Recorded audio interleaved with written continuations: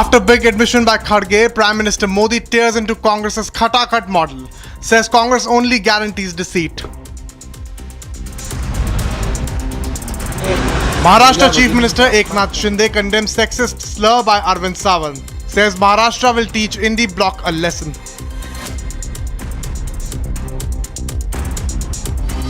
Targeted in Jammu and Kashmir's Budgam, injured workers shifted to hospital. Forces exchange fire with terrorists. Gunshots heard in Bandipora. Search operations underway. Bangladeshi Hindus to stage protest today. Protesters to put forth their 8-point demands.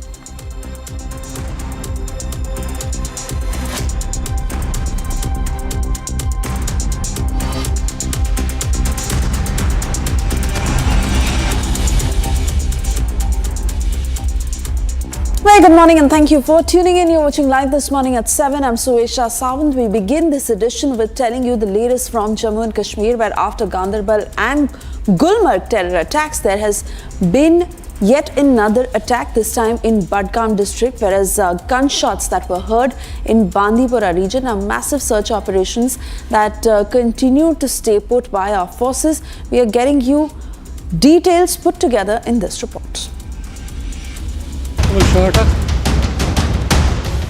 In yet another targeted attack, 2 non-local labourers were shot at by terrorists in Budgam.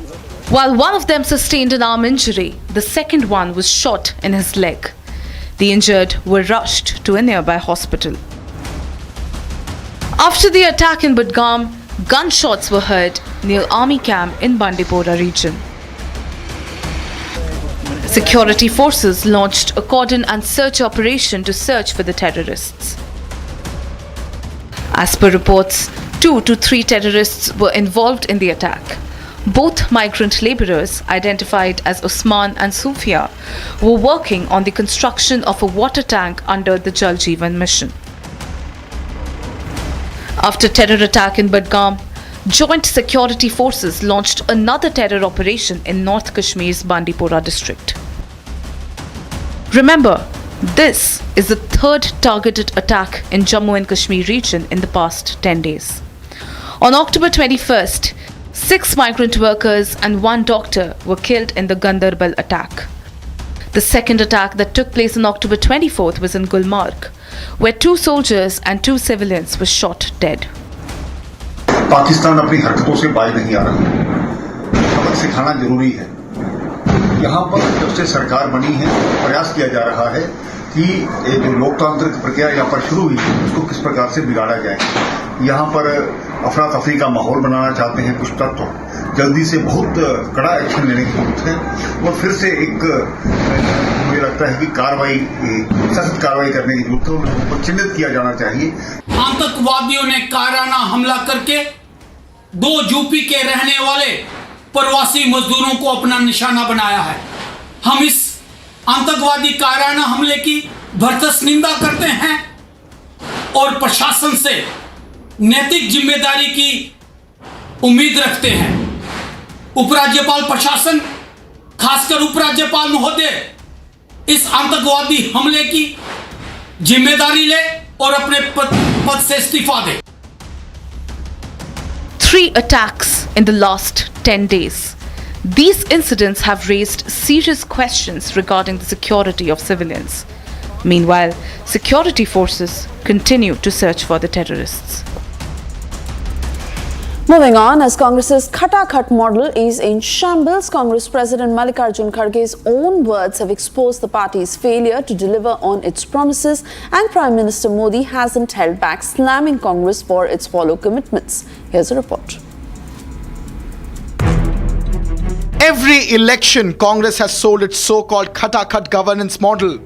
But now, it's that very model that's failing across states. And Congress Chief Mallikarjun Kharge just exposed his own party. Right on record, a clear admission of Congress's crumbling Khata-Khat strategy. ನಮಗೆ ಈಗ ನೀವು 5 guarantee ಕೊಟ್ಟಿದ್ರಿ, ಎಷ್ಟು ಕೊಟ್ಟಿದ್ರಿ? 5. ಈಗ ನಿಮ್ಮ 5 ನೋಡಿ ನಾನು 5 ಅಲ್ಲಿ ಹೇಳಿನಿ. ಈಗ ಮಹಾರಾಷ್ಟ್ರದ 5 ಗ್ಯಾರಂಟಿ ನೀ ಗ್ಯಾರಂಟಿ ಒಂದು ಕೈ ಬಿಡ್ತೀನಿ ಅಂತ ಹೇಳಿದಿ ಇವತ್ತು. ನೀವು ಓದ್ತಿಲ್ಲಪ್ಪ ಪೇಪರು, ನಾವು ಪೇಪರ್ನೇ ಬಂದಿದ್ದು ನೋಡ್ತೇವೆ. ಸೊ ಇರಲಿ ಅದಕ್ಕೆ ಬಂದಿದೆ ಇವತ್ತು ಪೇಪರ್ನಲ್ಲಿ. ಸೊ ಅದಕ್ಕಾಗಿ ಯಾವುದೇ ಹೇಳಿ ಅದನ್ನು ನಾವು ಮಾಡಿ. ಈಗ ನಾವು ನಿಮಗೆ ಅನುಕರಣೆ ಮಾಡ್ತೀವಿ. ಅಲ್ಲಿ ಮಹಾರಾಷ್ಟ್ರದಾಗ ಯಾವುದು ಮಾಡಬೇಕಂದ್ರೆ ನಾ ಹೇಳಿದೆ 5, 6, 10, 20 ಹೇಳಕ್ಕೆ ಹೋಗ್ಬೇಡಿ.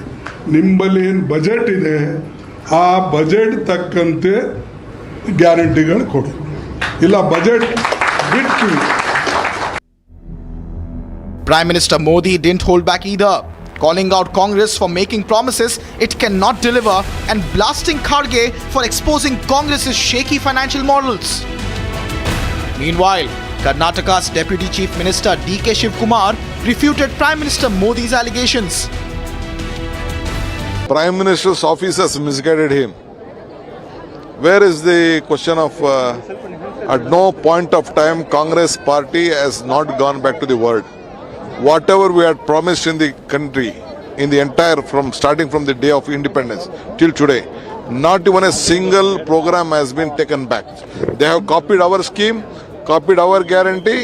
Our guarantee is for the people of this country. In Karnataka, yes, it is a challenge for us, but definitely we promised the people of Karnataka and we are implementing. We have made a provision in our budget, around 56,000 crores we have kept in the budget for these guarantees. What is the question? What is he talking about? Honorable Prime Minister must know that whatever we promised, we are delivering. This is nothing but a jealousy factor than anything else. Look at Congress's track record. In Himachal Pradesh, ministers were told to forego salaries. Even a toilet tax was slapped on the public as the state plunged into financial disaster. The BJP is making it clear Congress's promises are hitting rock bottom, leaving people to bear the cost of their khatakhat failures. Congress party has a legacy of making false promises, extracting votes and forgetting the voters. Garibi Hatao started in 1971, a disaster. I specifically mentioned all the schemes in Karnataka, all the schemes in Himachal Pradesh, Telangana, and now their president has to openly admonish them. And therefore I had to tell him today, have you told your leader Mr. Rahul Gandhi to stop the khatakhat politics? The first education is for Rahul Gandhi to have as to how these kind of reckless promises are being made. In Karnataka, the Muda scam has sent shockwaves and Congress is now backtracking on its free bus ride promise to women. Another Congress promise on the verge of biting the dust. With Congress's khatakhat approach crumbling state by state, BJP leaders have come out swinging, demanding an apology from Kharge for the empty promises and fiscal mismanagement. BJP's Ravi Shankar Prasad is leading the charge, calling out Kharge and Congress and insisting that they come clean to the public. As the khatakhat row erupts, when will Congress stop making empty promises that are bound to fail? With every broken commitment, Congress is digging a deeper hole. And while actress and singer Jennifer Lopez introduced Democratic presidential candidate Kamala Harris at a Las Vegas rally early Friday, Lopez, in emotional remark, talked about her background as a Puerto Rican and emphasized the importance of women for the Democratic nominee. Here's that report.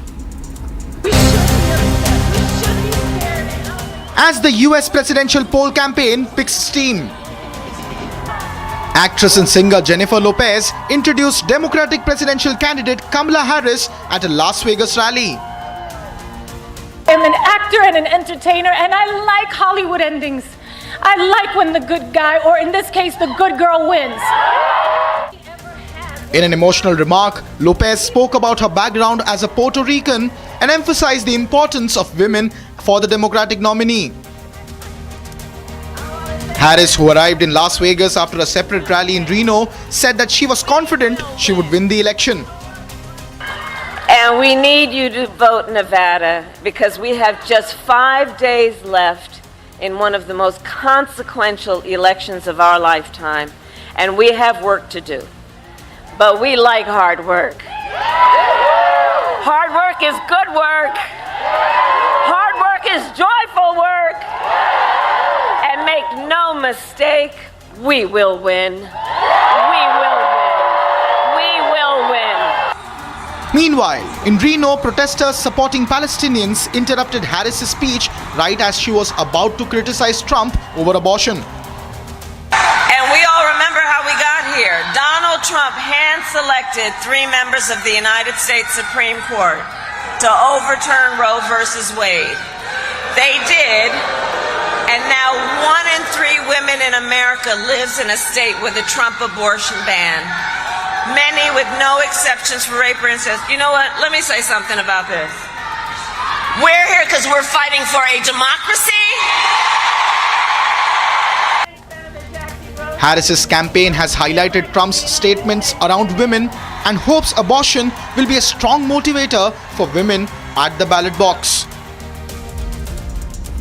And while former US President and Republican presidential candidate Donald Trump made a late-night campaign appearance in Glendale in Arizona, Trump was joined by conservative media host Tucker Carlson during the event, which was billed as a hurricane relief benefit.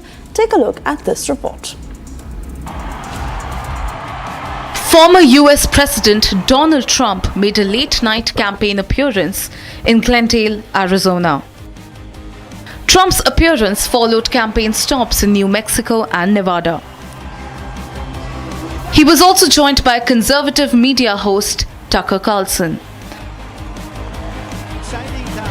Asserting confidence, here is what the former president had to say. And I said, we're going to do this thing, we're going to do it again, and we're doing well. I mean, now we're going to know in 4 days, but we're doing very well. I think we're leading by a lot. And if we can keep that cheating down, because they're a bunch of cheats, if we can keep that cheating down, we're going to have a tremendous victory. I think it'll go down as one of the greatest victories of all time. So we're going to have an exciting time. We're going to have an exciting time. Trump also launched an attack on former Representative Liz Cheney, calling the Republican former Wyoming Congresswoman a war hawk. Then, go a couple of years forward or go now. And I don't blame him for sticking with his daughter, but his daughter is a very dumb individual, very dumb. She's a radical war hawk. Cheney had vocally opposed Trump since the January 6, 2021 attack on the US Capitol. Trump said that his campaign was heading for one of the greatest victories of all time, and he called his opponents a quote-unquote bunch of cheats. This came with Trump's continued and false claims that the 2020 election, which he lost to Democratic President Joe Biden, was marred by widespread fraud.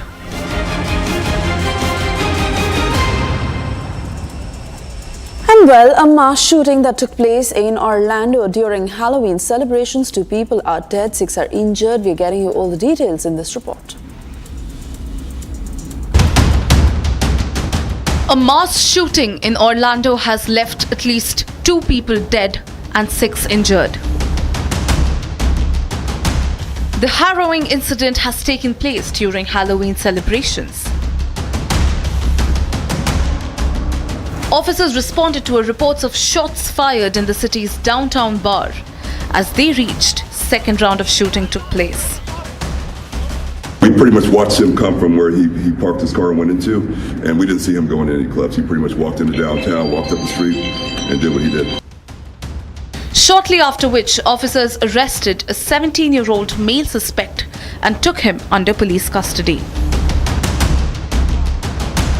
The 6 wounded people, who range in age from 19 to 39, were transported to a hospital for treatment. After the first round of shooting, police used security video to put out a description of the suspect, but later they were able to catch the suspect after the second round of shooting. And now we get you news from Lebanon, particularly from the southern suburbs of Beirut, where an Israeli strike hit several structures in the Hieh suburbs after a 4-day hiatus of strikes. Shocking visuals of devastation that emerged in the aftermath of the strikes. Take a look at this report. The barrage of Israeli missiles in Beirut continues. Fresh round of strikes have hit suburbs of Beirut overnight, which left a scene of devastation behind. Buildings destroyed, cars left on fire. This is what was left of Dahia, a southern suburb in Beirut, after overnight strikes by Israel. انك شايف عم نواجه صعوبات كثير لانه السيارات عم تولع، البنايات عم تنزل على السيارات وعم بيكون الحريق تحت هودي كلهم. بدك تشيل السيارات، بدك تشيل الردم، بدك 4-5 ساعات لتوصل لمصدر النيران، وصامدين الحمد لله. Several hours after the strike, smoke continues to rise from the rubble of the collapsed structures, while firefighters tried their best to battle the residual flames in the aftermath of the Israeli strikes. After the strikes, some of the residents came back to check on their homes or whatever was left of it. تبعين مش رح نترك الضاحية، هاي ضاحيتنا ومش رح نتركها، ما رح نترك الضاحية أبدا، هاي ضاحيتنا لعلنا. The strikes that hit Dahia were the first after a 4-day lull in the Israeli offensive in southern Lebanon. In recent days, Israel has intensified its airstrikes on the northeastern city of Baalbek and nearby villages, as well as different parts of southern Lebanon.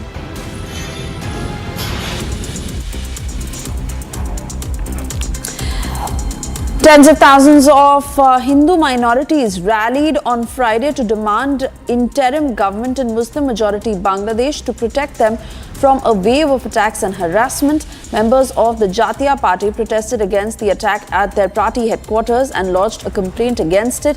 About 30,000 Hindus demonstrated a major intersection in the southeastern city of Chattogram, chanting slogans demanding their rights while police and soldiers guarded the area. Now, according to Hindu groups, thousands of attacks against Hindus have happened since early August when the secular government of Prime Minister Sheikh Hasina was overthrown.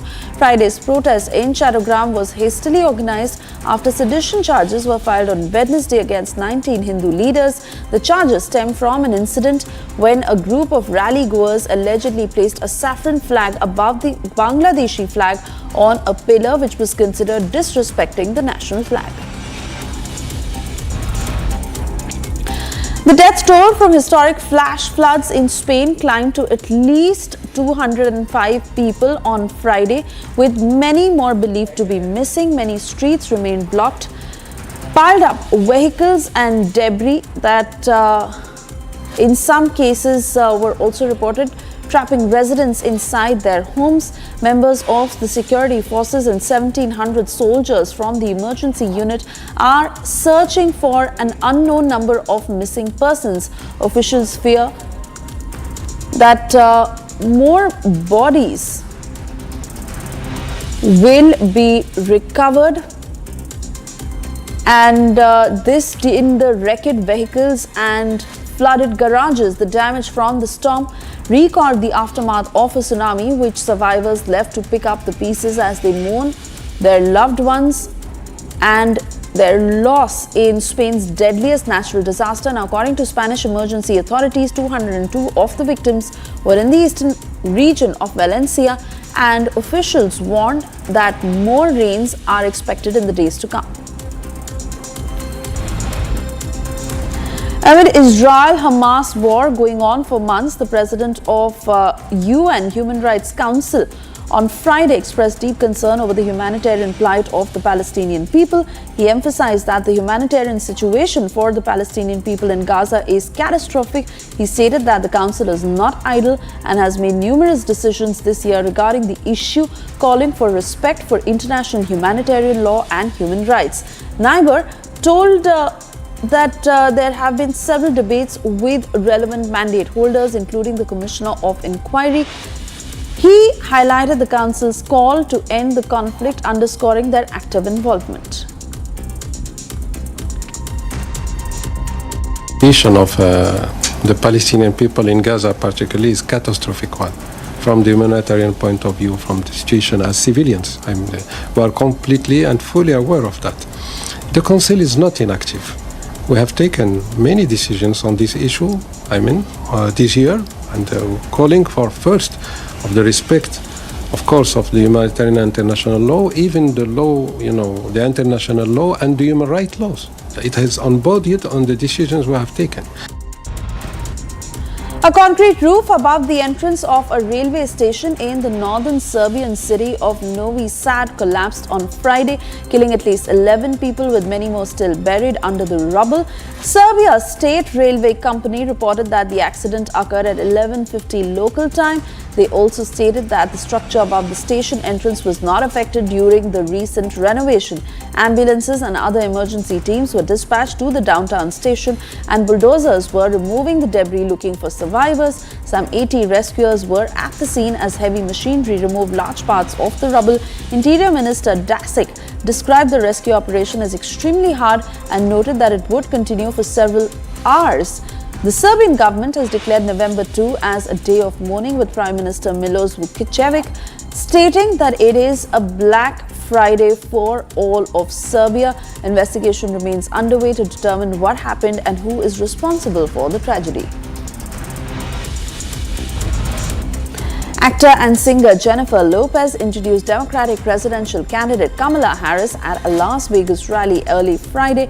Lopez, in an emotional remark, spoke about her background as a Puerto Rican and emphasized on the importance of women for the Democratic nominee. Kamala Harris, the Democratic presidential candidate, urged voters in Nevada to participate, highlighting the urgency of the upcoming election and the hard work involved. She expressed confidence in victory, stating that understanding one's values led to knowing what to fight for.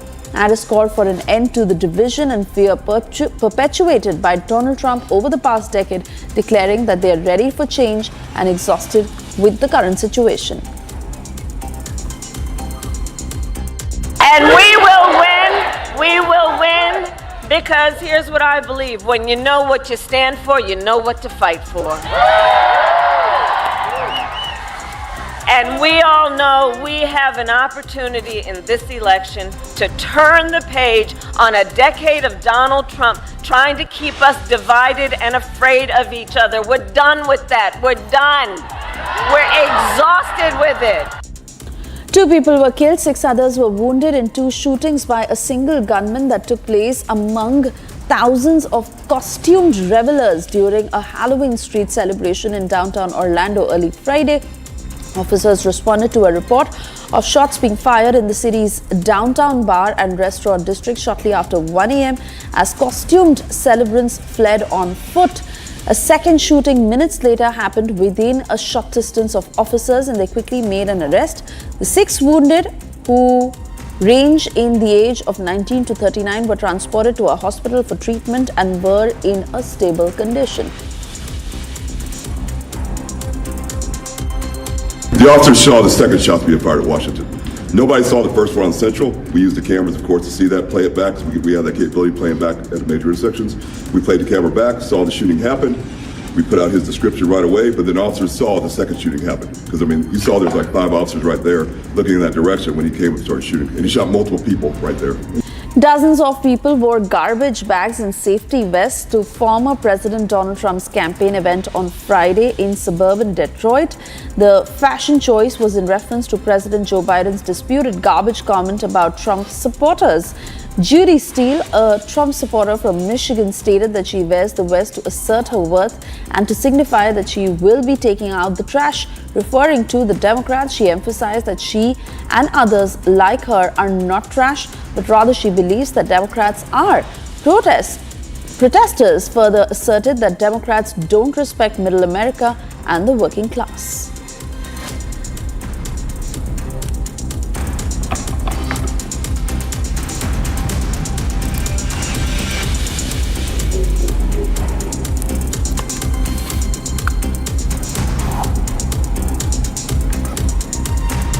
I am wearing the vest because I want everyone to know that I am not a piece of garbage. I will be taking out the trash, and that will be all the Democrats that we're not trash. I think they are.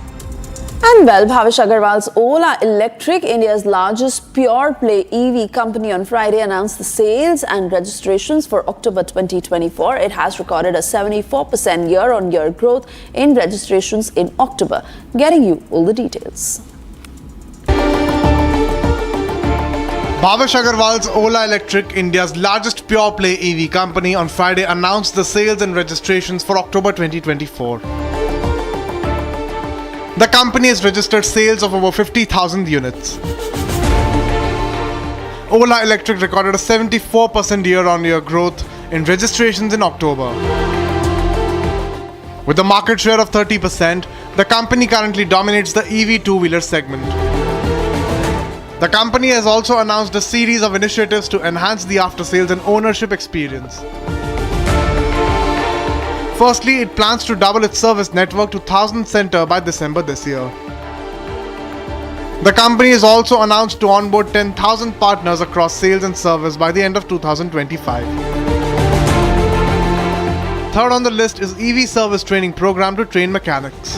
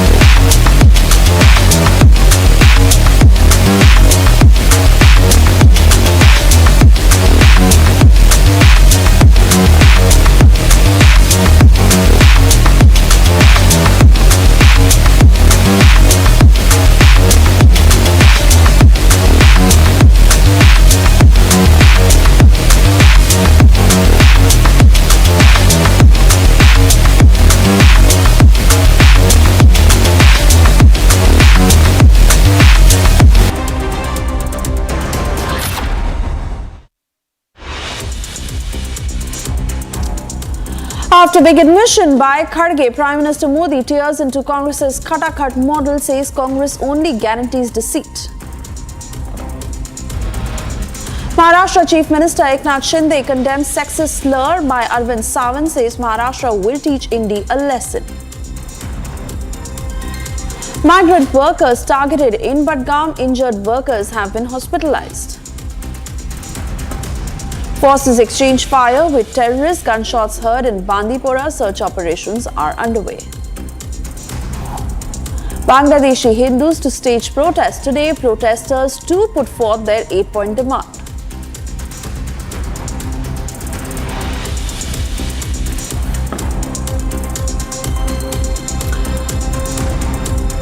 Thank you for staying with Republic, and we now get you more breaking news coming in. We are learning that 2 people from Uttar Pradesh were shot at by terrorists in Jammu and Kashmir's Budgam district on Friday evening. Notably, this is the 5th terrorist attack since the 18th of October. Political parties in the valley condemned the attack, with National Conference MP Aga Sayyid Ruhollah Mehdi asking why this sudden rise in such attacks immediately after the recent polls.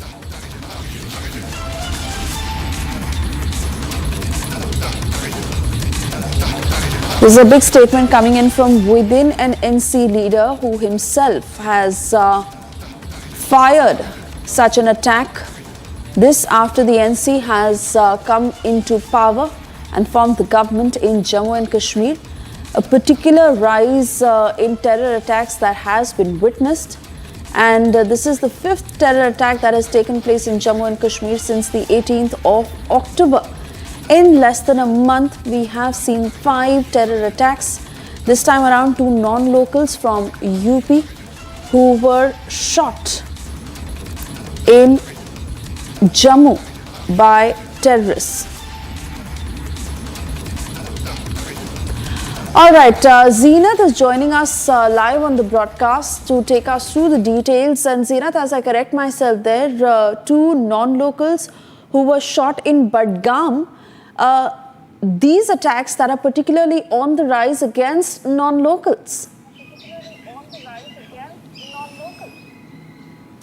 Suisha, we've been seeing that this is the 6th attack yesterday evening that took place in Budgam.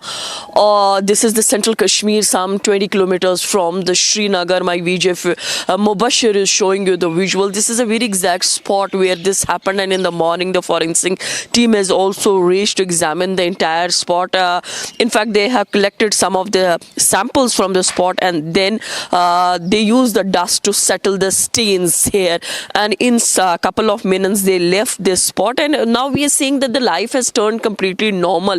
This is the area which is quite close to the highway also. Then you have the railway next to it, and the workers who have been shot at comes from they are the UP natives, and they were shot at after returning from the work. They were working on a construction of a water tank that comes under Jal Jeevan mission. So we see the non-locals are being targeted by the terror groups, though we are picking from sources that a small weapon was also used by the terrorists to target the non-locals. But what is important is that both the non-locals are stable, though they were first shifted to SDA Mazhama Sub-District Hospital Mazhama, and from there they were shifted to JVC Hospital, where the doctors declared their condition stable. We see yesterday evening that at multiple places the CASO, which is a coordinated search operation, was initiated by the J&K police along with the other joint forces. But as of now, the picture has turned completely normal, though these are the attacks which are worrisome for the forces on the ground. In the meantime, we see the MP from Srinagar, Aga Ruhullah, who's also, because he comes from the Budgam and has served in Budgam as a 3-time MLA, then has also raised the questions that why the attacks are increasing after the elected government came in power. Meanwhile, he has also paid his sympathy with those who were injured in this attack, although J&K police is maintaining that they are taking all the inputs, and also many of the people were detained yesterday for the questioning. As far as this terror attack was concerned, this CASO continued for around 2 in the morning, and now the life has resumed back. But this is going to be a worrisome situation and also a challenge for the forces on the ground. And if this kind of attacks continues, because this is the 6th attack that took place yesterday evening here in Mazhama of Central Kashmir's Budgam. All right, Zeenat, I request you to stay on with us as we have more breaking news coming in. Let's quickly put that out for our viewers of how gunshots were reported near 14 RR Army camp in Bandipora following this recent terror attack in Budgam. Now, in response, a massive cordon and search operation that has been launched in the area. A series of attacks that have raised serious concerns about security situation in North Kashmir, especially after the polls have taken place.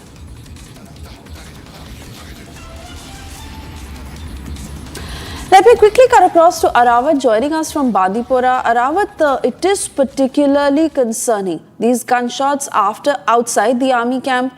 2 non-locals once again targeted by terrorists. The 6th attack that has happened since the 18th of October, and an NC leader himself who is questioning such terror attacks and the particular rise that has been seen, especially after the Omar government has come to power. Yeah, absolutely, Shaicha. As we have seen the terror attack that took place in the central Kashmir's Budgam, then after at the same time we have seen that the terror attack took place here in the Bandipora, and you can see here in the visuals in the background the army vehicles are still here and the cordon and search operation is going on. And if my Vijay can pan camera to this side, this is the exact spot and these are the forests where the operation is going on at this moment. We have learned from the sources that the 2 to 3 terrorists were involved in this gunshot that was heard yesterday late night. Then after the cordon and search operation is on in these Bandipora's dense forests that we have learned from the sources as the joint operation of the special operation group of the Bandipora police and the Indian Army's 14 RR are doing the operation there. It clearly indicates that there are the attempts by the terrorist organizations to create disturbance again in the Kashmir. Reason is that we have seen the makeup and the historic projects in the Kashmir Valley.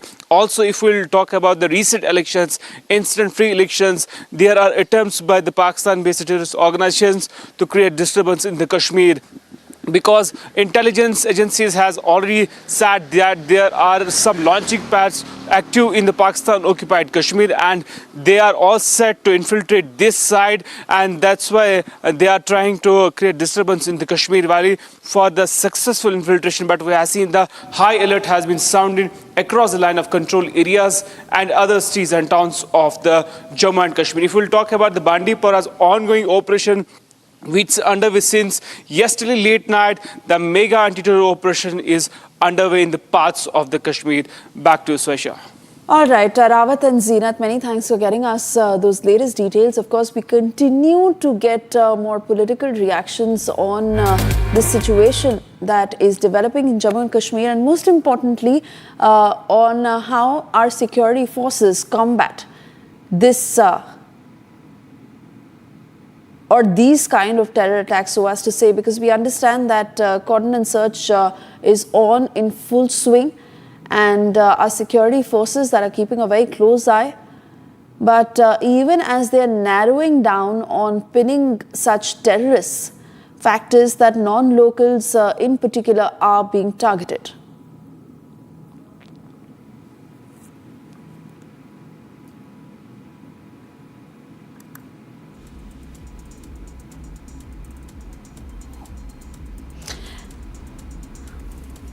And moving on to other news now, Congress's Khata-Khat model is in shambles. Congress President Mallikarjun Kharge's own words have exposed the party's failure to deliver on its promises, and Prime Minister Modi hasn't held back either. He slammed the Congress for its hollow commitments and false promises made only to win the election, but having no basis to how they will actually carry out such a commitment. Take a look at this report. Every election, Congress has sold its so-called Khata-Khat governance model. But now, it's that very model that's failing across states. And Congress Chief Mallikarjun Kharge just exposed his own party. Right on record, a clear admission of Congress's crumbling Khata-Khat strategy. ನಮಗೆ ಈಗ ನೀವು 5 guarantee ಕೊಟ್ಟಿದ್ರಿ, ಎಷ್ಟು ಕೊಟ್ಟಿದ್ರಿ? 5. ಈಗ ನಿಮ್ಮ 5 ನೋಡಿ ನಾನು 5 ಅಲ್ಲಿ ಹೇಳಿನಿ. ಈಗ ಮಹಾರಾಷ್ಟ್ರದ 5 ಗ್ಯಾರಂಟಿ, ನೀ ಗ್ಯಾರಂಟಿ ಒಂದು ಕೈ ಬಿಡ್ತೀನಿ ಅಂತ ಹೇಳಿದಿ ಇವತ್ತು.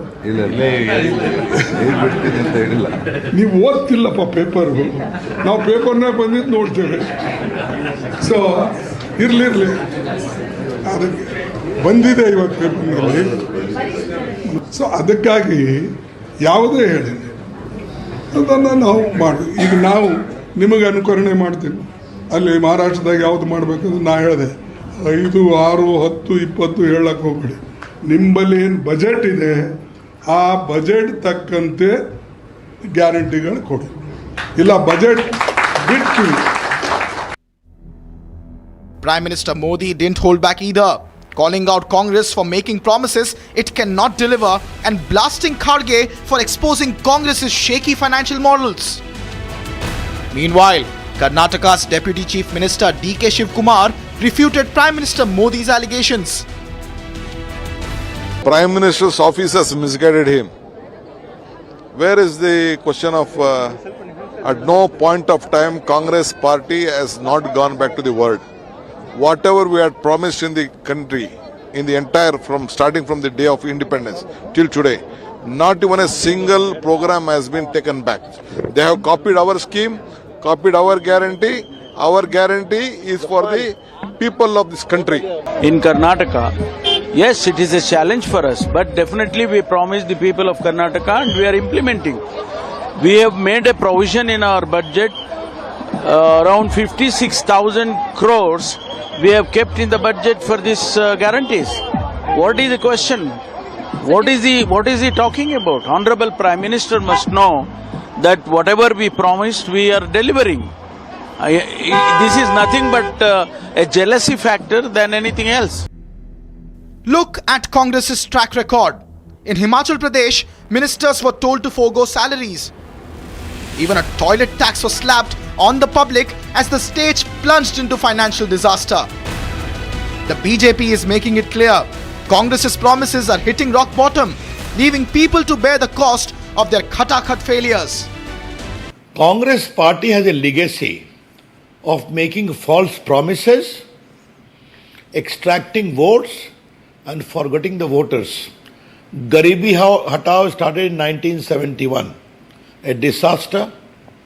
I specifically mentioned all the schemes in Karnataka, all the schemes in Himachal Pradesh, Telangana, and now their president has to openly admonish them.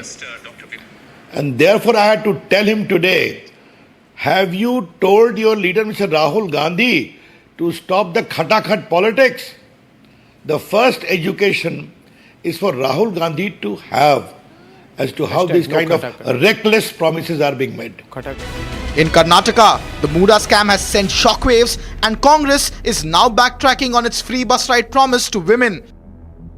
Another Congress promise on the verge of biting the dust. With Congress's khatakhat approach crumbling state by state, BJP leaders have come out swinging, demanding an apology from Kharge for the empty promises and fiscal mismanagement. BJP's Ravi Shankar Prasad is leading the charge, calling out Kharge and Congress and insisting that they come clean to the public. As the khatakhat row erupts, when will Congress stop making empty promises that are bound to fail?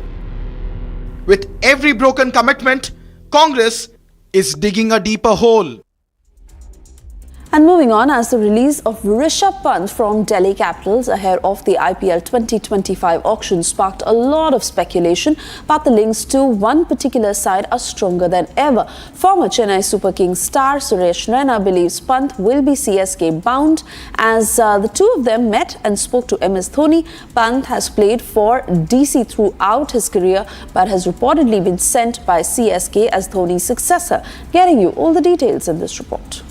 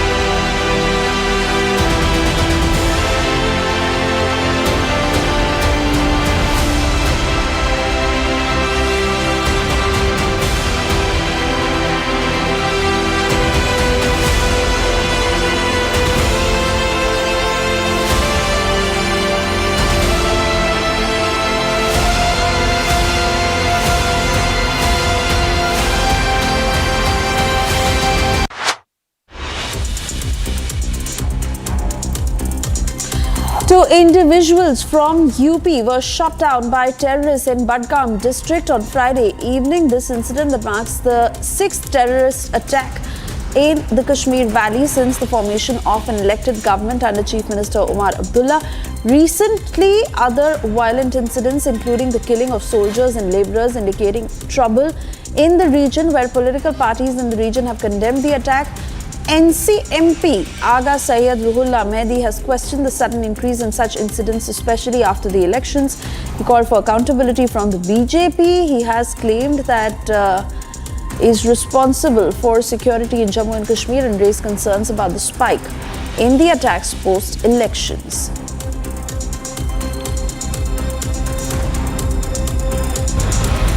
In a significant escalation of diplomatic tensions, Canadian government has officially designated India as a state adversary in its latest national cyber threat assessment. This report, released by the Canadian Centre for Cybersecurity, categorizes India alongside China, Russia, Iran, North Korea as a nation posing cyber threats to Canada. The assessment highlights the growing vulnerability of Canada to state-sponsored hacking and cyber espionage, driven in part by the ongoing diplomatic fallout following the assassination of Hardeep Singh Nijjar. The report identifies an urgent need for vigilance against these threats as Canada grapples with a complex global cyber landscape. Canadian Prime Minister Trudeau previously accused the Indian government of being involved in Nijjar's murder, a claim that has not been substantiated with public evidence.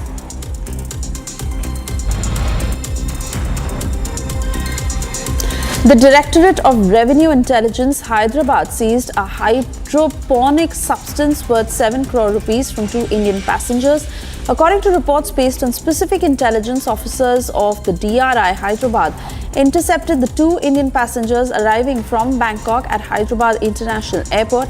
Upon systematic search of their check-in luggage, 13 vacuum-packed transport packets were found inside the pack of chocolates. The DRI noted that a greenish substance in lumpy form was recovered from all 13 packets. When tested, it indicated positive for marijuana. The packets have been seized and passengers have been arrested under the provisions of the NDPS Act 1985. Further investigation is underway. National Commission for Women Chairperson Vijaya Kishore Rahatkar on Friday termed Shiv Sena UBT MP Arvind Sawant's alleged remarks against Shiv Sena's Assembly poll candidate Shaina NC extremely inappropriate and called for action from the police and the Election Commission regarding the matter. In her appeal to all political parties, NCW chief emphasized on the importance of respecting and protecting women's dignity and honor. She expressed concerns about misogynistic statements made by leaders from various political parties, noting that such comments threaten the integrity of a strong democracy. An FIR was registered in Mumbai on Friday against Sawant for his remarks about Shaina NC. Sawant, the MP from Mumbai South, claimed that his remarks were being misinterpreted. Shaina NC, who is contesting from the Mumbai Devi Assembly seat, asserted that it reflected the mentality of the Uddhav Thackeray-led party.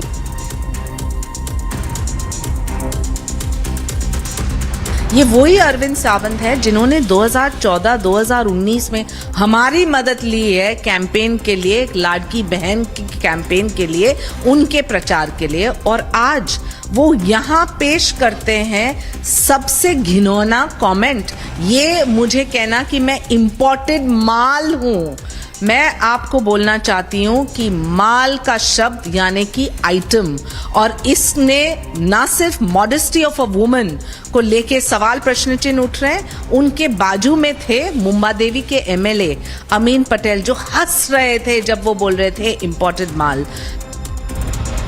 Railway Ministry has made special arrangements for passengers to ensure seamless travel during the festive season. The ministry has added special bogies to existing trains and will introduce additional special trains for the Kumbh Mela. The festive season witnesses a surge in passenger traffic. To cater to this demand, the railways have pressed into service approximately 7,435 special trains, exceeding last year's numbers. The special trains have already benefited over 51 lakh passengers. The Railway Ministry's proactive measures demonstrate its commitment to ensuring a smooth and enjoyable travel experience during the festive period. With the increased capacity, passengers can look forward to more convenient and accessible travel options. Noted designer Rohit Bal passed away on Friday at a South Delhi hospital following a heart attack. The designer was just 63. He suffered a heart ailment last year. Bal was regarded as a trendsetter in the Indian fashion scene with designs that challenged norms. He had returned to the fashion circuit a few weeks ago at the Lakme Fashion Week.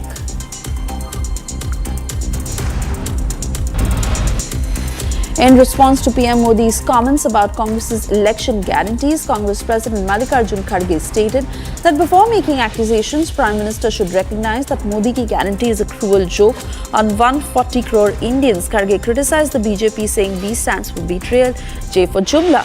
He described Modi's government using 5 adjectives: lies, deceit, fakery, looting and publicity, labeling the claim of a 100-day plan as a cheap PR stunt. Kharge questioned Modi's assertion that he consulted over 20 lakh people for a roadmap for 2047, noting that an RTI request to the PMO was denied, exposing Prime Minister's dishonesty.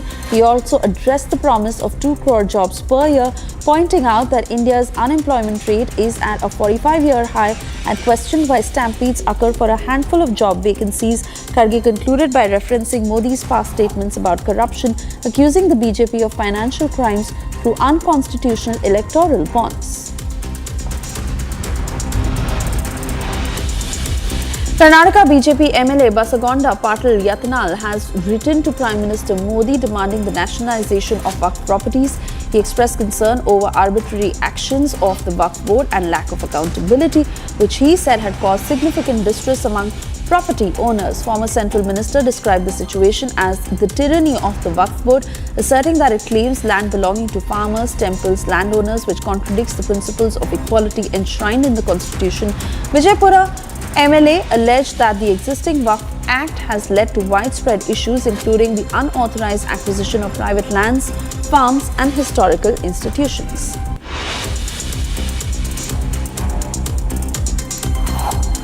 Time now for a short commercial break. A quick check of what's lined up on the other side. Yes, gunshots were reported near 14 RR Army camp in Bandipora following a recent terror attack in Budgam.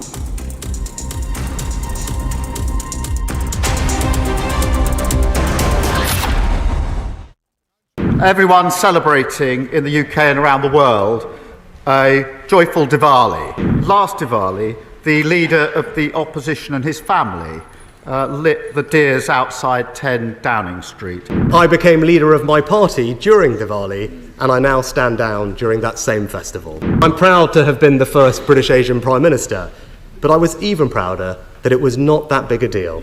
Judging by the speed with which his party goes through leaders, he may be back here before too long, but in the meantime, I'm sure he'll be a great champion for the people of Richmond. I wish everyone celebrating in the UK and around the world a joyful Diwali, a time to come together to celebrate and focus on a brighter future. Last Diwali, the leader of the opposition and his family lit the deers outside 10 Downing Street. It was a significant moment in our national story. The first British Asian Prime Minister is a reminder that this is a country where people of every background can fulfil their dreams, and it makes us all proud to be British. Leader of the Opposition, Rishi Sunak. Today is my last appearance at PMQs, and I'm happy to confirm reports that I will now be spending more time in the greatest place on earth, where the scenery is worthy.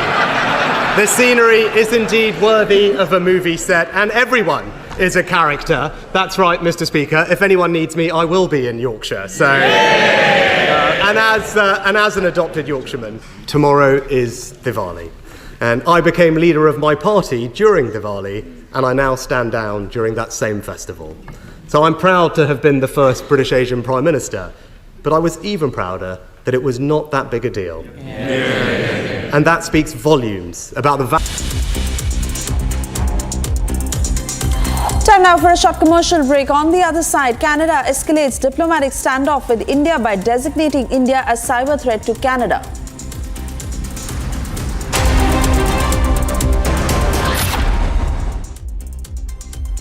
In the global employability rankings by Times Higher Education UK, only the following 6 institutions from India are ranked amongst the top 230 in the world for having the most employable graduates: IIT Delhi, IISc Bangalore, IIT Bombay, IIM Ahmedabad, IIT Kharagpur and Amity University.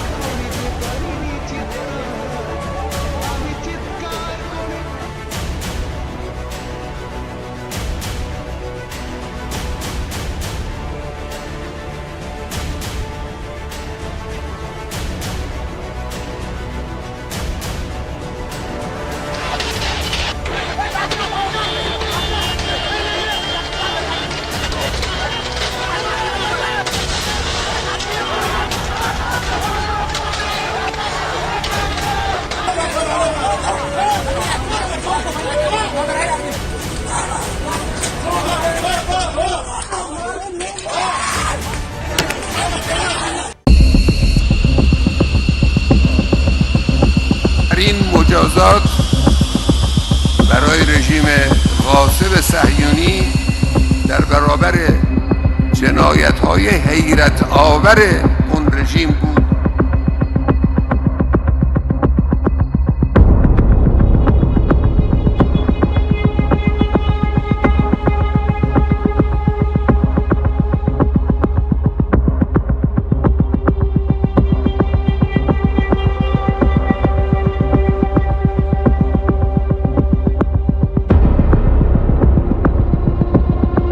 In the global employability rankings by Times Higher Education UK, only the following 6 institutions from India are ranked amongst the top 230 in the world for having the most employable graduates: IIT Delhi, IISc Bangalore, IIT Bombay, IIM Ahmedabad, IIT Kharagpur and Amity University.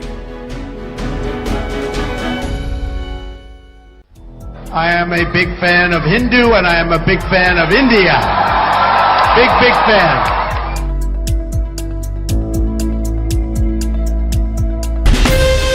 From Asia's largest news headquarters, setting the agenda for Bharat.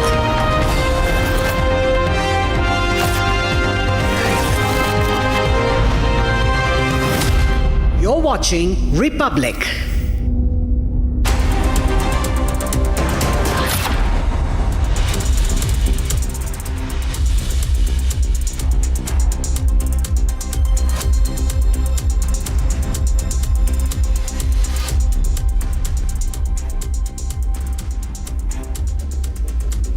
Well, a very good morning to all our viewers watching Republic TV. I'm Kriti Mehta. We're live this morning on Saturday. Now, viewers, our top focus, of course, remains on Prime Minister Modi, who's torn into the Congress with its Khata-Khat model, saying the party is only guaranteeing the seat and nothing else. We'll tell you about what exactly the Prime Minister said after a quick check of the headlines at 8.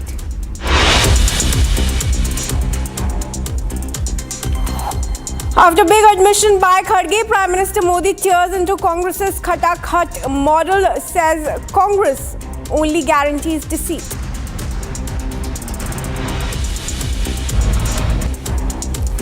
Maharashtra Chief Minister Eknath Shinde condemns sexist slur by Arvind Sawant, says Maharashtra will teach Indi a lesson. Migrant workers targeted in Budgam, injured workers hospitalized.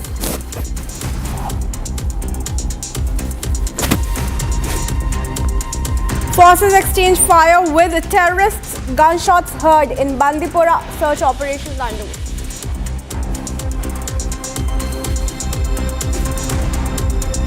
Bangladeshi Hindus to stage protest today. Protesters to put forth their 8-point demand.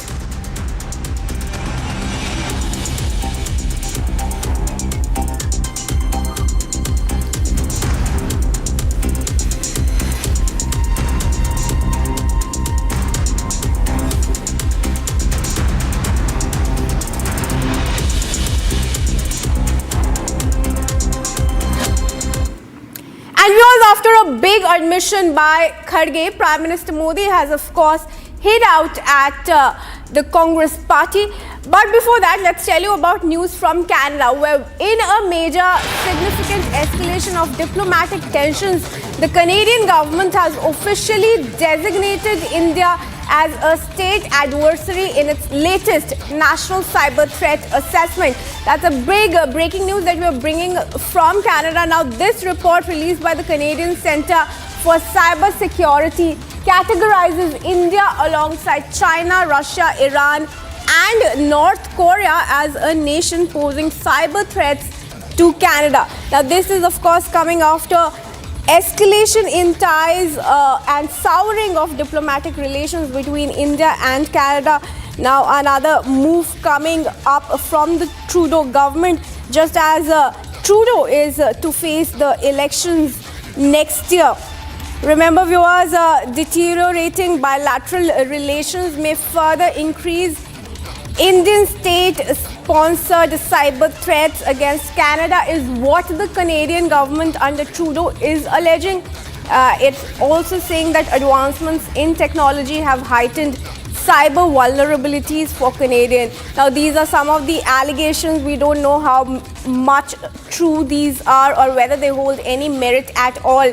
The report, in fact, also claims that India is developing cyber programs that threaten Canada and engages in cyber espionage against the Canadian government. Now, this is, of course, coming after relations between Canada and India have been increasingly tense due to accusations over the murder of Hardeep Singh Nijjar, a Canadian citizen, and a Khalistani terrorist. India, of course, recalled its diplomats from Canada in response to the allegations.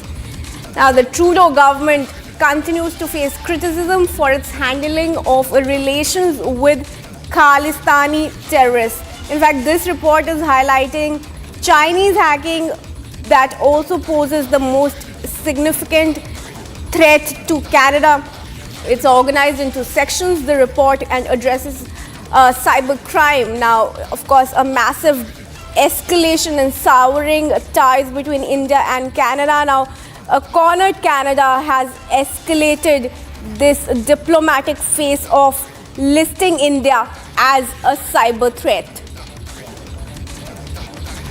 This report has also added China, Russia, Iran and North Korea as a state adversary.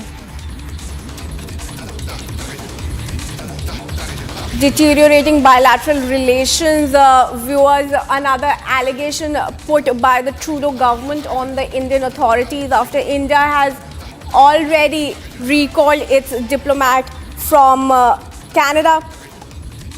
The Canadian government has officially designated India as a state adversary in its latest National Cyber Threat Assessment. And this report is released by the Canadian Centre for Cyber Security, and it is categorizing India, China, Russia, Iran as posing significant cyber threats to the Trudeau-led country. The assessment highlights the growing vulnerability of Canada to state-sponsored hacking and cyber espionage, driven in part by the ongoing diplomatic fallout following the assassination of Niger Khalistani terrorists and Canadian citizen in British Columbia. Canadian Prime Minister Trudeau has previously, viewers, accused the Indian government of being involved in Niger's government. This claim, of course, has not been substantiated by public evidence, and we did bring you that statement of Justin Trudeau to his home country, where he is clarifying that there are no hard facts to back his claim.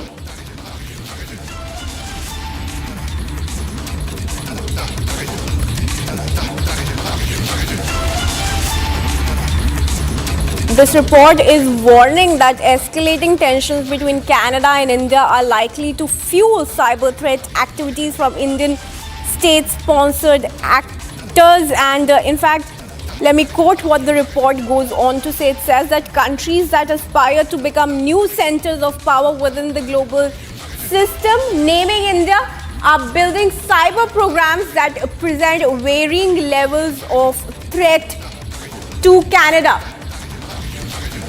The report, of course, once again has no substances to prove its claim and nothing substantiated mentioned that is putting these nations on this category of adversaries.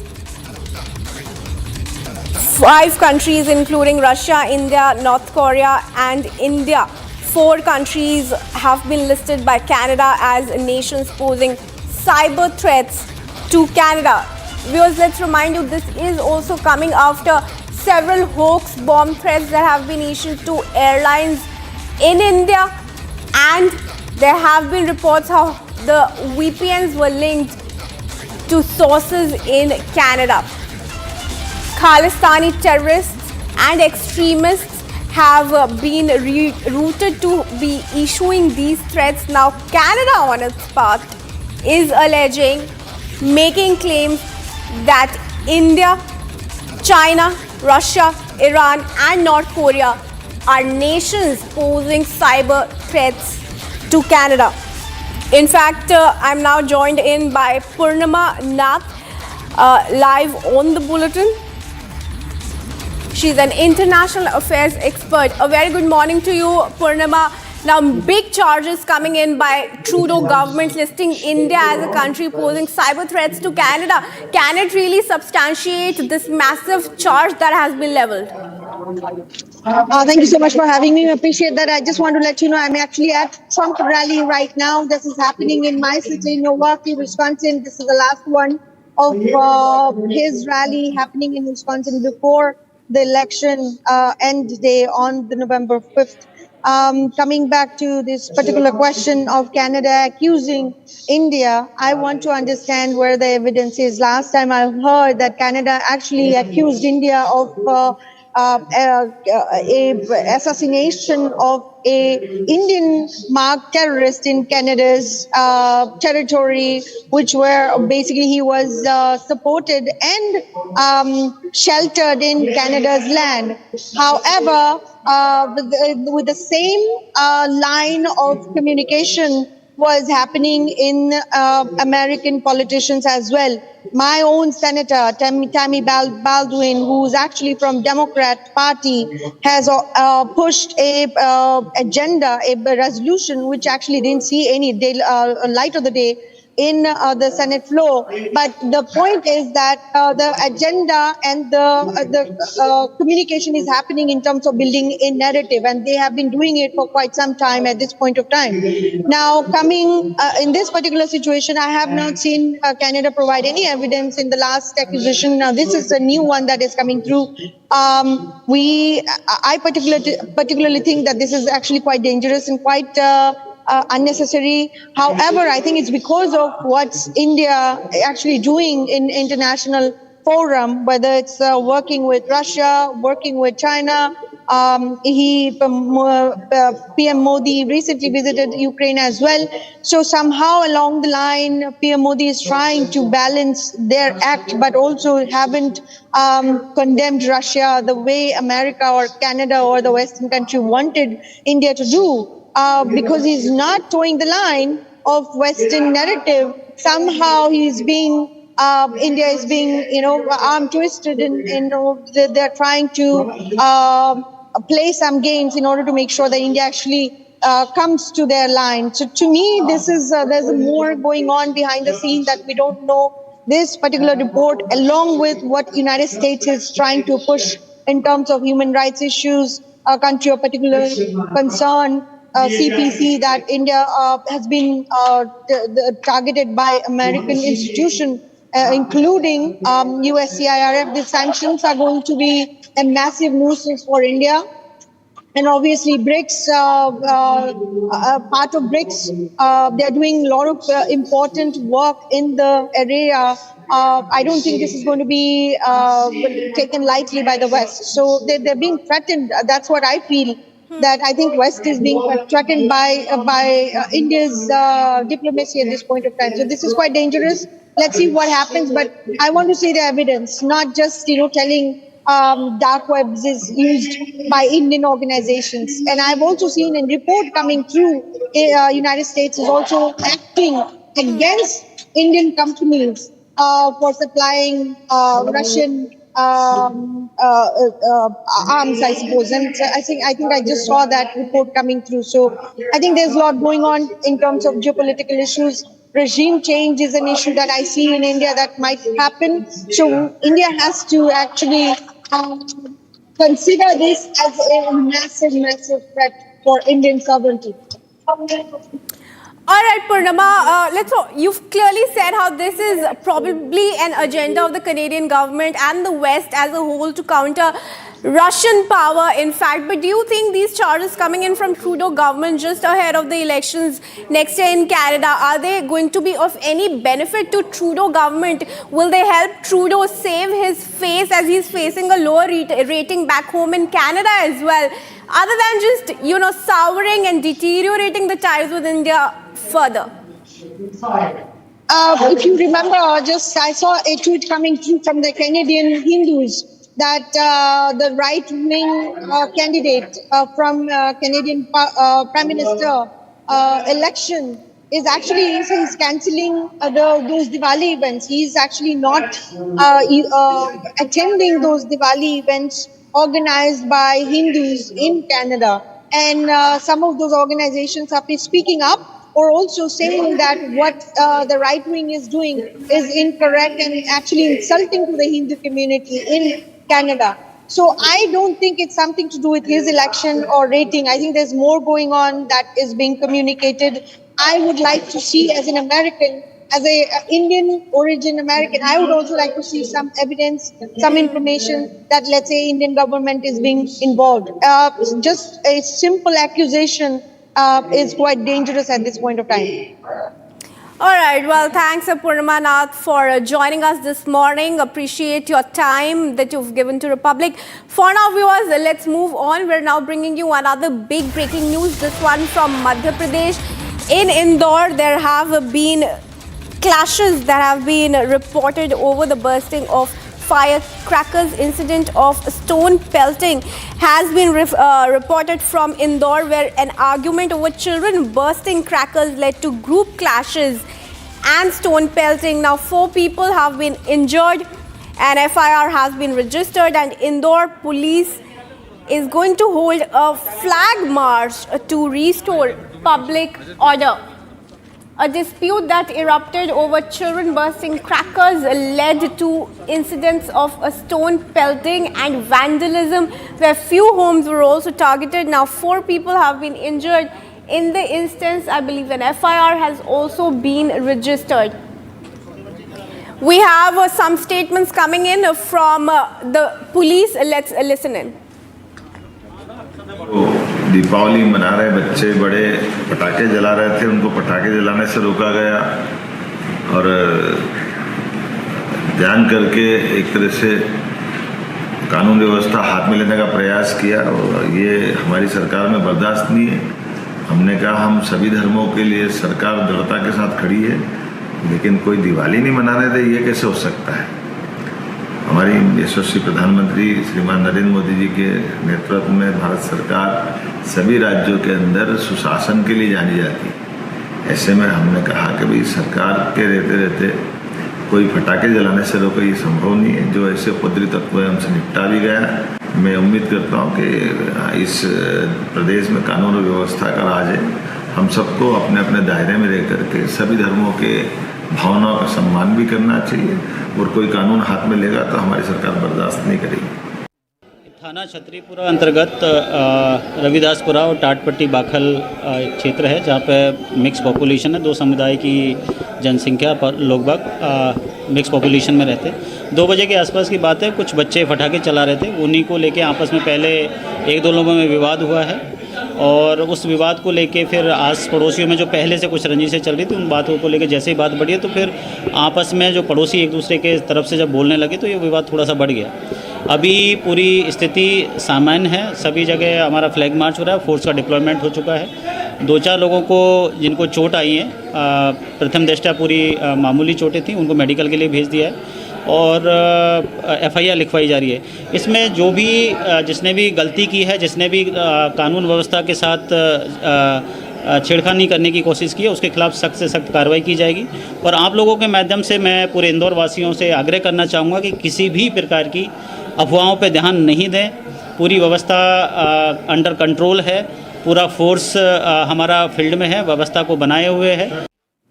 And my colleague Satya Vijay is joining us live to give us more details. Satya Vijay, a very good morning to you. Have these miscreants who are involved in clashes been identified so far? What measures are the police taking to nab them? जी देखिए, मध्य प्रदेश के इंदौर में ये पूरा बड़ा घटनाक्रम हुआ है, जहां पर कि एक 8 से 9 साल की बच्ची है जो हिंदू समुदाय से आती है, वो पटाखे फोड़ रही थी और उसे इसी का विरोध करते हुए दूसरे वर्ग के लोगों ने विवाद शुरू किया। बच्चों से ये जो विवाद था बड़ों में बदला, लोग एग्रेसिव हुए, गुस्से में हुए, और हिंदू संगठन के लोग के साथ साथ छतरीपुरा इलाके के जो तमाम लोग थे उन्होंने यहाँ पर तोड़फोड़ और पथराव की। क्योंकि दीपावली हिंदुओं का सबसे बड़ा त्योहार है, सनातनियों का सबसे बड़ा त्योहार है। ऐसे में किसी को भी पटाखे जलाने से नहीं रोका जा सकता है। इसी बात का गुस्सा वहां पर स्थानीय लोगों में था। और ये जो तस्वीरें हम दिखा रहे हैं, जिसमें कि छतरीपुरा इलाके की तस्वीरें हैं, जब ये पटाखे जलाने का विवाद बड़ों तक पहुंचा तो दोनों गुटों के लोग आपस में भिड़े, इनके बीच मारपीट हुई और इसके बाद एक वर्ग के लोग एकजुट हुए और उन्होंने गाड़ियों में तोड़फोड़ की, कुछ घरों में भी पथराव किया, जिसके बाद मौके पर पुलिस पहुंची और पूरी घटना को कंट्रोल में किया। फिलहाल वहां पर पुलिस अभी भी तैनात है। पुलिस अफसरों का साफ तौर पर कहना है कि किसी भी अफवाह पर कोई ध्यान ना दे। लॉ एंड ऑर्डर की स्थिति पूरी तरह से कंट्रोल में कर ली गई है। और इस सबसे बड़ी बात है कि इस मामले में मध्य प्रदेश के मुख्यमंत्री मोहन यादव ने भी संज्ञान लिया। उनका कहना है कि भारत में किसी को भी दूसरे धर्म के लोगों को उनकी अभिव्यक्ति से नहीं रोका जा सकता। अगर कोई पटाखा चलाना चाहता है तो उसे चलाने दिया जाएगा। इसमें जो भी आरोपी हैं उनके खिलाफ सख्ती से कार्रवाई की जाएगी। और पुलिस ने भी FIR दर्ज कर ली है और पुलिस का ये दावा है कि जो इस हिंसा में या इस मारपीट में जो लोग शामिल हैं उनमें से कुछ लोगों को राउंड अप किया है और आगे इस घटनाक्रम में जो स्थिति है, जो छतरीपुरा इलाका है, वहां पर CCTV फुटेज, आई विटनेस और तमाम लोगों के लोगों से बयान लेने के बाद जो भी आरोपी उनके खिलाफ सख्त कार्रवाई की जाएगी। जी सत्यव्रत जी, ये भी बताइए कि इनमें कोई कम्युनल टेंशंस का एंगल अभी सामने आया है क्या? ये मजहबी फाइट्स, क्लैशेस थे या फिर जिस पटाखों के वजह से ही इतना बड़ा विवाद हो गया? जी बिल्कुल, देखिए इंदौर के छत्तीपुरा इलाके में दो पड़ोसियों के बीच विवाद था। जो बच्ची पटाखे जला रही थी वो हिंदू समुदाय से आती है और पड़ोसी जो इसका विरोध कर रहे थे वो मुस्लिम वर्ग से आते हैं, और इसी बात से विवाद बढ़ा कि वो नहीं चाहते थे कि पड़ोस में जो हिंदू परिवार है वो पटाखे चलाएं। इस बात से ये मुद्दा या ये कहें विवाद भड़का। इसके बाद बच्चों से बड़ों तक पहुंचा, बड़ों में बहस हुई, मारपीट हुई, एक दूसरे पर उन लोगों ने मारपीट के बाद आरोप लगाए, जिसके बाद लोगों को और हिंदू संगठन के लोगों को ये जानकारी लगी, जिसके बाद थाने में हिंदू संगठन के तमाम लोग जुटे और मांग की कि ऐसे किसी को दीपावली के मौके पर पटाखे फोड़ने से कैसे रोका जा सकता है। इसी बात से इंदौर के लोगों में गुस्सा था और ये जो पूरा घटनाक्रम है जहां पर की तोड़फोड़ हुई, पथराव हुआ, मुख्यमंत्री ने भी संज्ञान लिया। अब पुलिस मौके पर तैनात है, आसपास से फोर्स भी बुलाया हुआ है। किसी भी तरह से पुलिस का यह दावा है कि वो स्थिति को अनियंत्रित नहीं होने देंगे और जो आरोपी हैं उनके खिलाफ कार्रवाई की जाएगी। जी सत्यविजय, धन्यवाद आपका जुड़ने के लिए हमारे साथ, जानकारी के साथ। With that viewers, we will shift our focus now. There's breaking news coming in from Jammu and Kashmir where gunshots were reported near 14 Rashtriya Rifles Army camp in Bandipora. This is following a recent terror attack in Budgam. Now in response, a massive search and cordon operation has been launched and the area has been cordoned off. The series of attacks certainly raising concerns about security in North Kashmir after the election of the National Conference government. Gunshots are now reported near 14 Rashtriya Rifles Army camp in Bandipora. This is after the recent terror attack in Budgam. Let's go across to Aravat, who's joining us live to give us more details. Aravat, who were these people who have fired the gunshots? Have we picked up any leads so far? Yeah, Kriti, absolutely. We are here at the ground where this terror incident took place late yesterday night. And if my VG can take you through these visuals, this is the exact spot where the ongoing operation is going on and the massive cordon and search operation is on, as we have learned from the official sources that the gunshots were heard yesterday late night at this actual spot. After that, the massive search operation have been launched. Also, if my VG can pan camera to this side, and you can see civilian movement have also stopped from this very spot because the ambushes are there of the Indian Army and other security agencies, and we have seen that the senior officers from the Indian Army have just left the spot and the massive searches are being carried out in the entire area, and this is the forest area where this ongoing operation is going on. This army cantonment is very next to the forest area, that's why the operation is taking time, and the combing operation are being done by the joint security forces, and we have seen back-to-back attacks are in Kashmir Valley after the National Conference formation government in the Jammu and Kashmir, and we have witnessed that the multiple attacks in the Kashmir Valley, whether we'll talk about the series of attacks, the non-locals were targeted, if we'll talk about the Gagangir deadly terror attack, then Gulmarg, and this time we have yesterday seen late night that the terror attack took place in the Budgam district. Then after at the same time, another terror attack took place at this spot where the officers of the Jammu and Kashmir police and other security agencies are probing all the facts, how this attack took place and what happened, what actually happened. All the things are being probed by the Jammu and Kashmir police and other security agencies. And we have learned from the sources that the multiple rounds were fired by the terrorists. At this spot, there were also reports of some injuries, but yes, officials have not confirmed as such injuries at this location.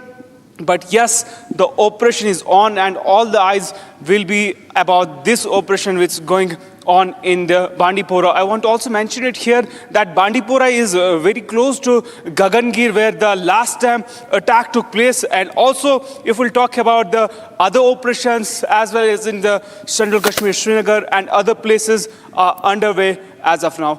Back to you, Kriti. Right, Aravat, now you did mention how the area is close to Gagangir where the attack took place the last time as well. This clearly implies that there are certain terrorists that are hiding in the area. Do we have any number to the terrorists that are there hiding in the forest area? Yeah, Kriti, as we have seen that the intelligence agencies have sounded alert after the deadly attack in the Gagangir and the Ganderbal. Also, they have told that there are attempts by the Pakistan-based terrorists from the multiple launching pads in the Pakistan-occupied Kashmir. And before the snowfall, they are trying to infiltrate this side. After that, we have seen that series of attacks are taking place. And if we'll talk about the yesterday's Budgam incident, and we have been told by the sources that the 2 to 3 terrorists involved in that operation, and also if we'll talk about this ongoing operation, we believe from the sources that there is possibility that 2 to 3 terrorists believed to be involved in the yesterday's incident here in the Bandipora district, but officials have not declared in the official channel as of now. But yes, the attack is on and the search are being carried out by the joint forces. Yes. All right, thank you, Rawat, for bringing us those reports and details from the ground. With that, viewers, we'll move on.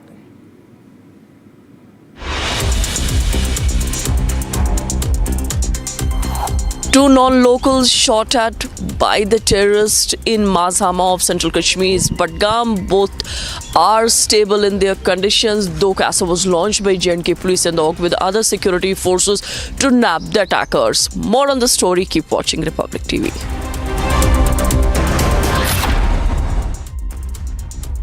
In the global employability rankings by Times Higher Education UK, only the following 6 institutions from India are ranked amongst the top 230 in the world for having the most employable graduates: IIT Delhi, IISc Bangalore, IIT Bombay, IIM Ahmedabad, IIT Kharagpur and Amity University. I am a big fan of Hindu and I am a big fan of India. Big fan.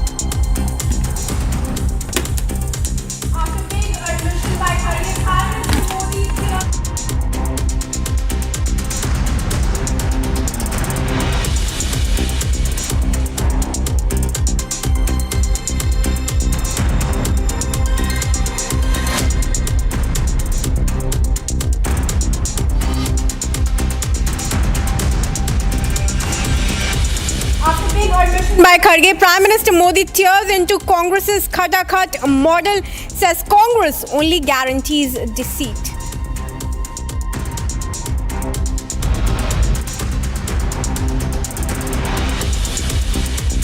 Chief Minister Eknath Shinde condemned sexist slur by Arvind Sawant, says Maharashtra will teach India a lesson.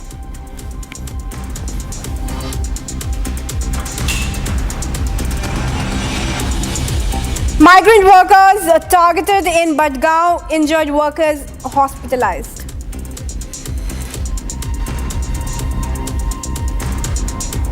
Forces exchange fire with the terrorists. Gunshots heard in Bandipora. Search operations underway. Bangladeshi Hindus to stage a protest today. Protesters to put forth their 8-point demand.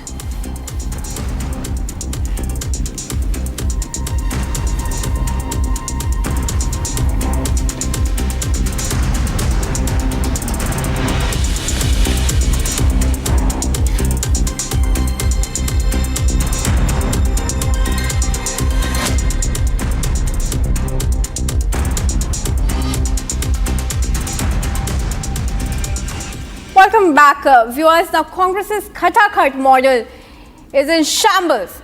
Congress President Mallikarjun Kharge's own words have exposed the party's failure to deliver on its promises, and now Prime Minister Modi hasn't held back, slamming Congress for its hollow commitments. Take a look at this report.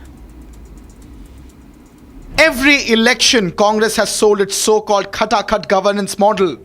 But now, it's that very model that's failing across states.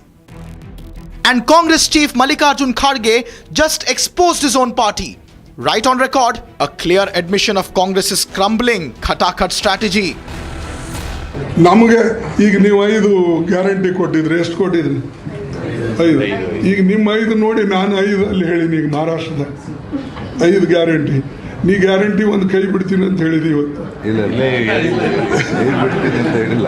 ನೀವು ಓದ್ತಿಲ್ಲಪ್ಪ paper, ನಾವು ಪೇಪರ್ನೇ ಬಂದಿದ್ದು ನೋಡ್ತೇವೆ.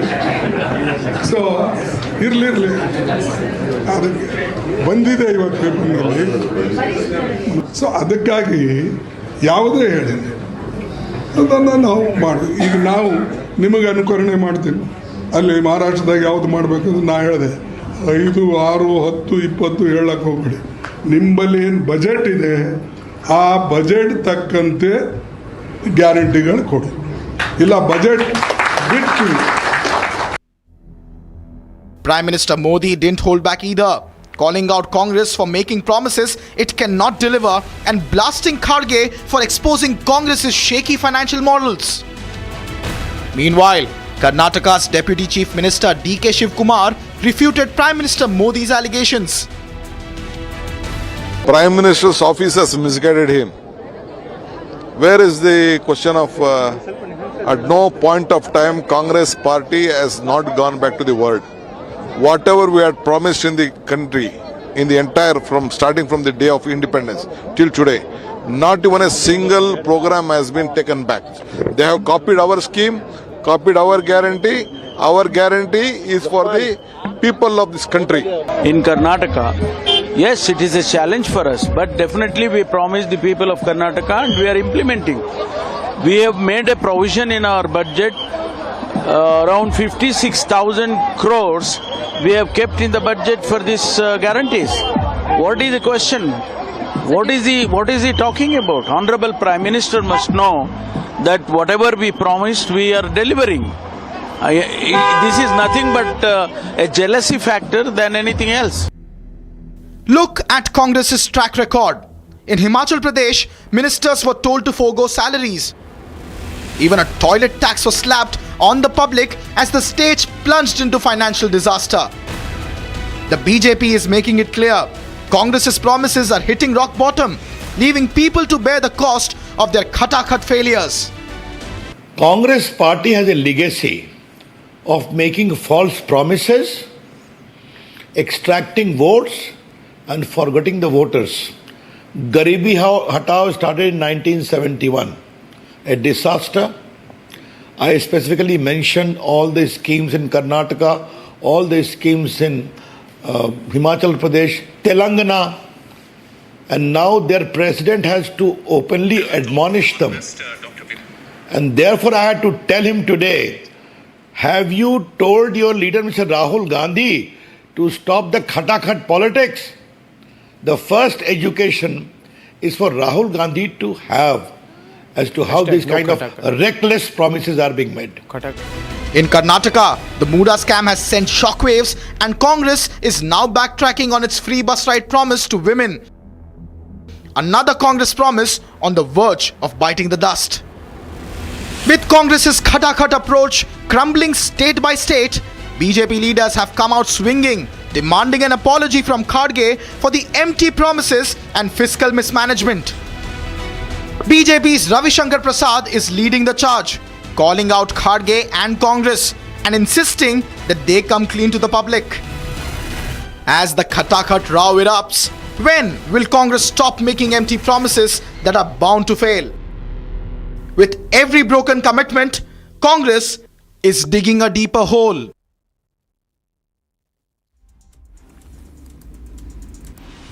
And viewers, moving on, former US President and Republican presidential candidate Donald Trump made a late-night campaign appearance in Glendale in Arizona. Now, Trump was joined with conservative media host Tucker Carlson during the event, which was billed as a hurricane relief benefit.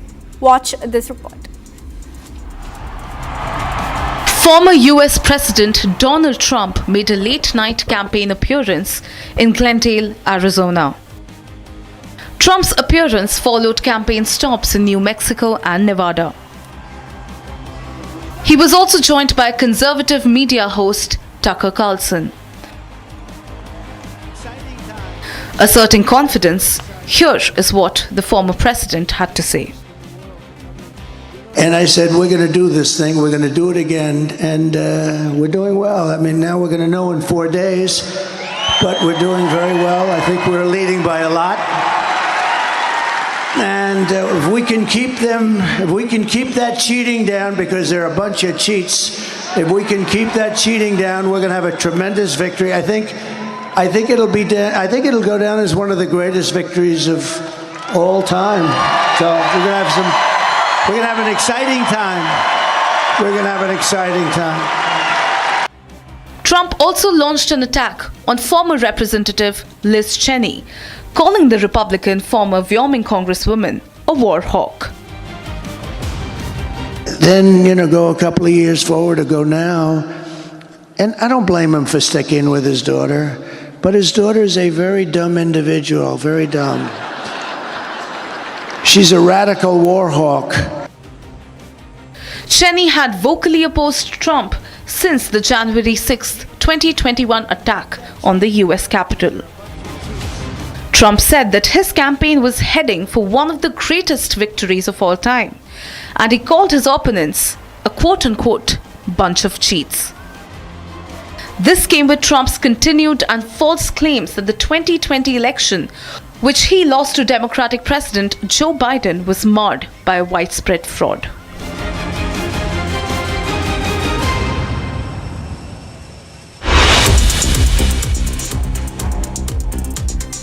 And let's take a look at some other international news stories that we're tracking for you. Viewers, tens of thousands of minority Hindus rallied Friday to demand that the interim government in Muslim-majority Bangladesh protect them from a wave of attacks and harassment. Members of Jatiya Party protested against the attack at their party headquarters and lodged a complaint against it. About 30,000 Hindus demonstrated at a major intersection in the southeastern city of Chattogram, chanting slogans demanding their rights while police and soldiers guarded the area. According to Hindu groups, thousands of attacks against Hindus have happened since early August when the secular government of Prime Minister Sheikh Hasina was overthrown. Friday's protest in Chattogram was hastily organized after sedition charges were filed on Wednesday against 19 Hindu leaders. The charges stem from an incident when a group of rally-goers allegedly placed a saffron flag above the Bangladesh flag on a pillar, which was considered disrespecting the national flag.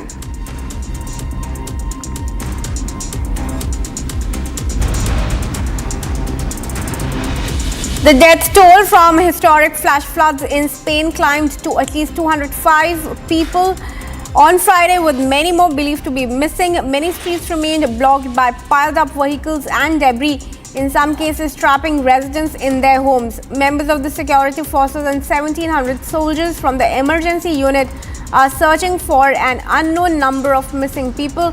Officials fear more bodies could be found in wrecked vehicles and flooded garages The damage from the storm recalled the aftermath of a tsunami, with survivors left to pick up the pieces as they mourn loved ones lost in Spain's deadliest natural disaster. According to Spanish emergency authorities, 202 of the victims were in the eastern region of Valencia, and officials warned that more rain is expected in the coming days. Amid Israel-Hamas war going on for months, the President of the United Nations Human Rights Council on Friday expressed deep concerns over the humanitarian plight of the Palestinian people. He emphasized that the humanitarian situation for the Palestinian people in Gaza is catastrophic. He stated that the Council is not idle and it has made numerous decisions this year regarding the issue, calling for respect for international humanitarian law and human rights. Naiba noted that there have been many debates with relevant mandate holders, including the Commission of Inquiry. He highlighted the Council's call to end the conflict, underscoring active involvement. The situation of the Palestinian people in Gaza particularly is a catastrophic one from the humanitarian point of view, from the situation as civilians. We are completely and fully aware of that. The Council is not inactive. We have taken many decisions on this issue, this year, and calling for first of the respect, of course, of the humanitarian international law, even the law, the international law and the human rights laws. It has embodied on the decisions we have taken. A concrete roof above the entrance of a railway station in northern Serbian city of Novi Sad collapsed Friday, killing at least 8 people, with many more still buried under the rubble. Serbia's state railway company reported that the accident occurred at 11:50 a.m. local time. They also stated that the structure above the station entrance was not affected during the recent renovation. Ambulances and other emergency teams were dispatched to the downtown station, and bulldozers were removing the debris looking for survivors. Some 80 rescuers were at the scene as heavy machinery removed large parts of the rubble. Interior Minister Desic described this rescue operation as extremely hard and noted that it would continue for several more hours. The Serbian government has declared November 2 a day of mourning, with Prime Minister Milos Vucevic stating that it is a Black Friday for all of Serbia. Investigation remains underway to determine what happened and who is responsible for the tragedy.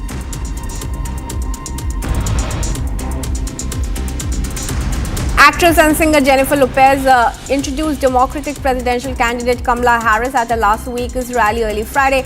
Lopez, in an emotional remark, talked about her background as a Puerto Rican and emphasized the importance of women for the Democratic nominee. Kamala Harris, the Democratic presidential candidate, urged voters in Nevada to participate, highlighting the urgency of the upcoming election and the hard work involved. She expressed confidence in victory, stating that understanding one's values leads to knowing what to fight for. Harris called for an end to the division and fear perpetuated by Donald Trump over the past decade, declaring that they are ready for change and exhausted by the current situation. And we will win. We will win, because here's what I believe. When you know what you stand for, you know what to fight for. And we all know we have an opportunity in this election to turn the page on a decade of Donald Trump trying to keep us divided and afraid of each other. We're done with that. We're done. We're exhausted with it. 2 people were killed and 6 others were wounded in 2 shootings by a single gunman that took place among thousands of costumed revelers during a Halloween street celebration in downtown Orlando early Friday. Officers responded to a report of shots fired in the city's downtown bar and restaurant district shortly after 1 a.m. as costumed celebrants fled on foot. A second shooting minutes later happened within a short distance of officers, and they quickly made an arrest. The 6 wounded, who range in age from 19 to 39, were transported to a hospital for treatment and were in a stable condition. The officers saw the second shot to be fired at Washington. Nobody saw the first one on Central. We used the cameras, of course, to see that, play it back. So we have that capability of playing back at major intersections. We played the camera back, saw the shooting happen. We put out his description right away, but then officers saw the second shooting happen. Because, I mean, you saw there's like 5 officers right there looking in that direction when he came and started shooting. And he shot multiple people right there.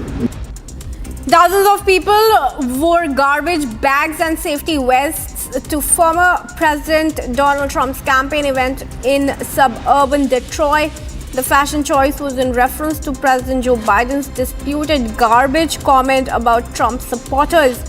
Judy Steele, a Trump supporter from Michigan, stated that she wears the vest to assert her worth and to signify that she will be taking out the trash, referring to the Democrats. She emphasized that she and others like her are not trash, but rather she believes the Democrats are. Protesters further asserted that Democrats don't respect middle America and working class.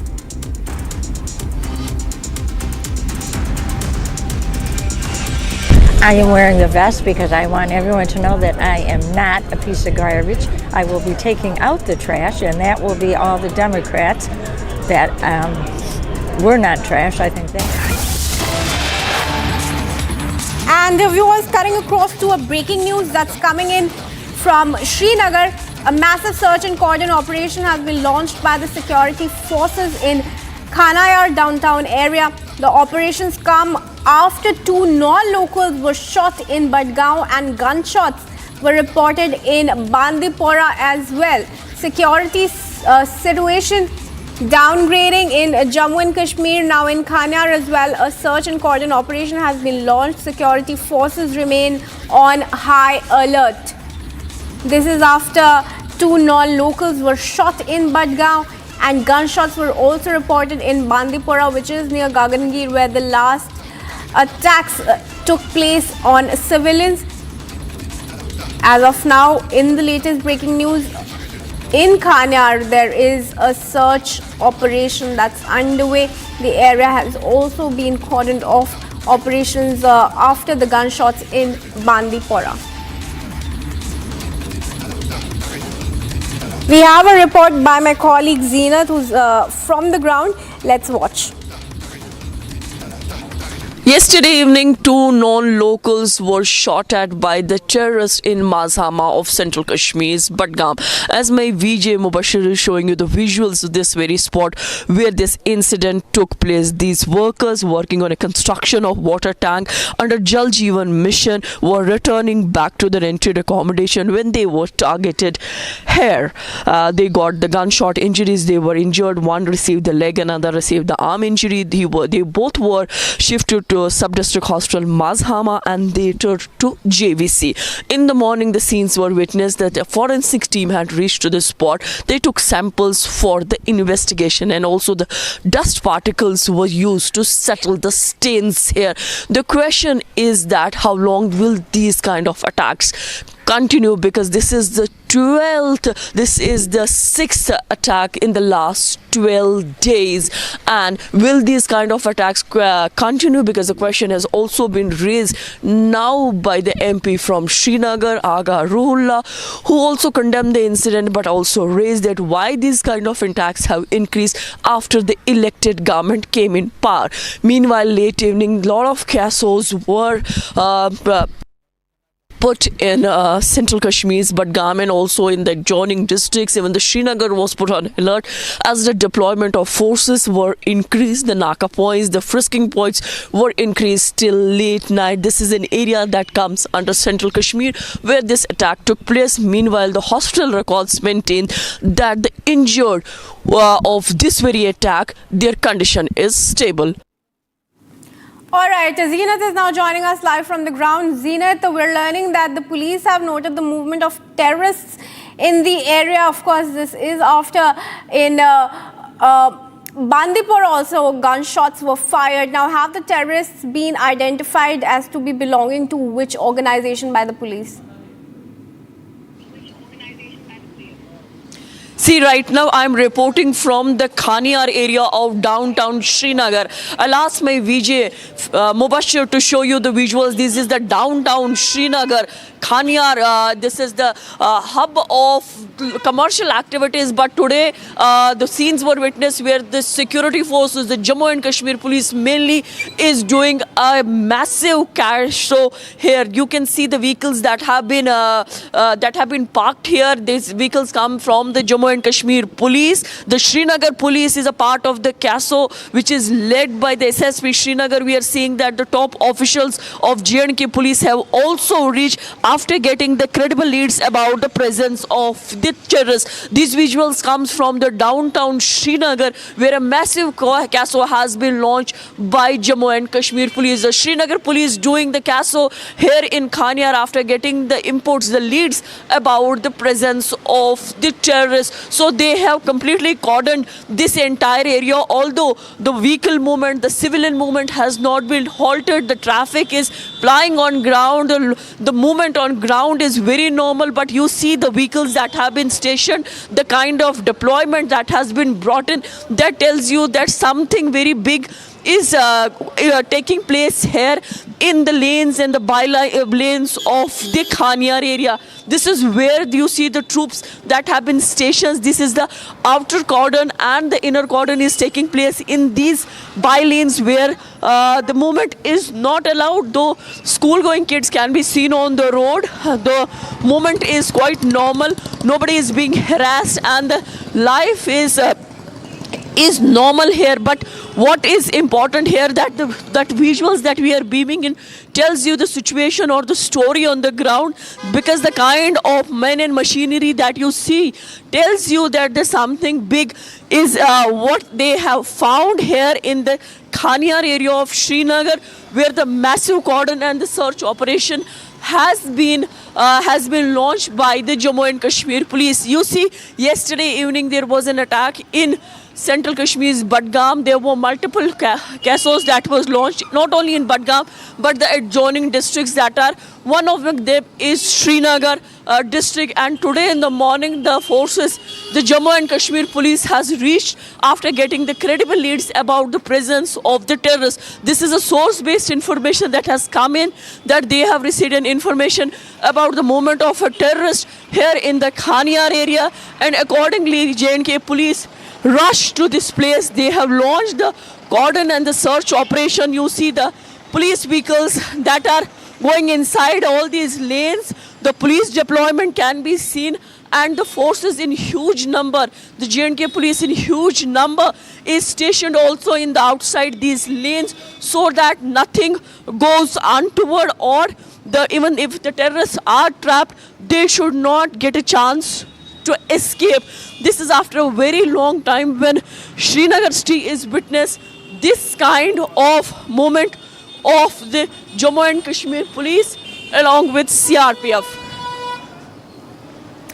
Zeenat, have there also been any instructions from the center to the police there in Jammu and Kashmir as to how to tackle the terrorists who are roaming around the area?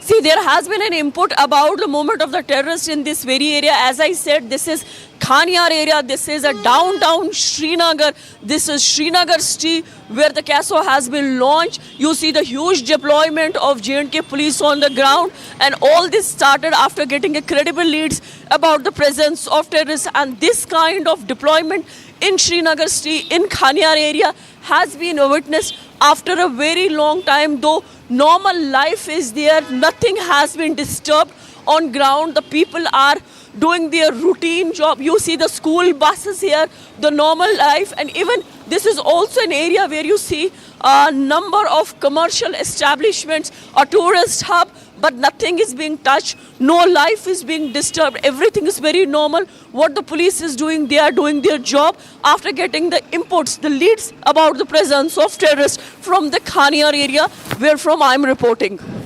All right, well, thank you, Zeenat, for joining us live this morning from the ground. We'll keep coming back to you to get the latest.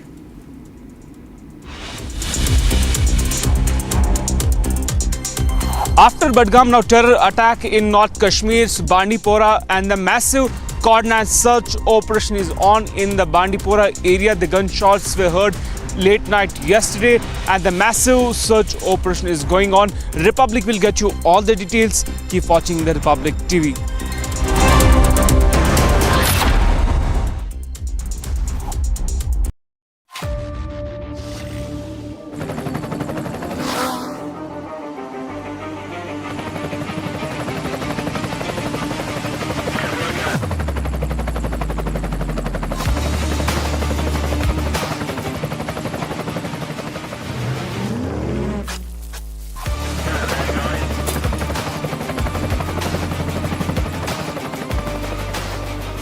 Director, the taste of success.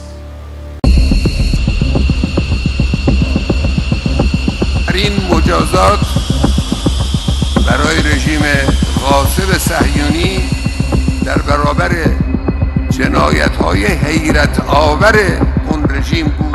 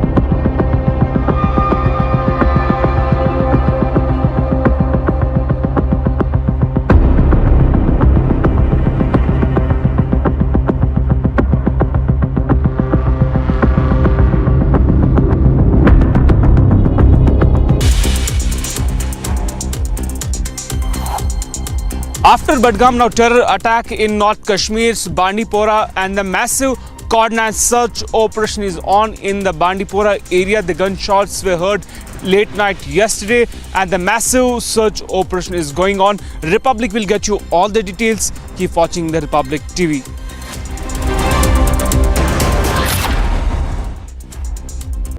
In the global employability rankings by Times Higher Education UK, only the following 6 institutions from India are ranked amongst the top 230 in the world for having the most employable graduates. IIT Delhi, IISc Bangalore, IIT Bombay, IIM Ahmedabad, IIT Kharagpur and Amity University.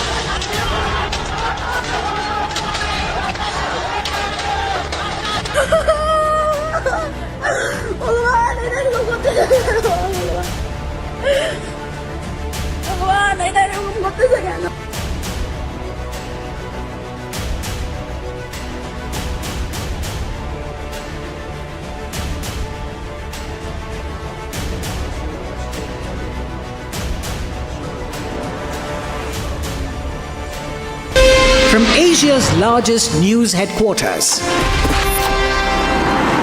setting the agenda for Bharat.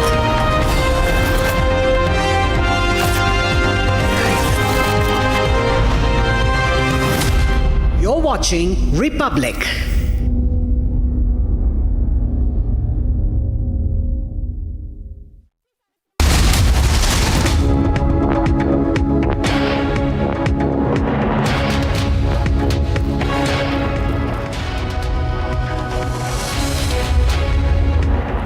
morning and thank you for tuning in. You're watching Live and Breaking at 9. I'm Suesha Sawant. Yes, the Khatakhat model of the Congress that stands completely exposed after Prime Minister Narendra Modi not just called out the Congress, but Mallikarjun Kharge himself has asked his party ahead of the Maharashtra polls to not spend beyond their budget or not promise freebies that they cannot fulfill at a later point.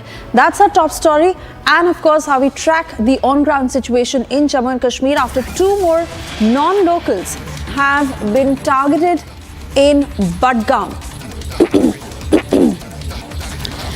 Terrorists who killed 2 more non-locals in Budgam.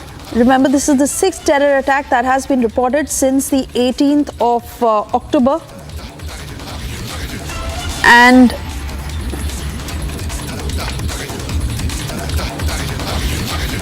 we get you this on-ground report of how cordon and search operation is on in full swing.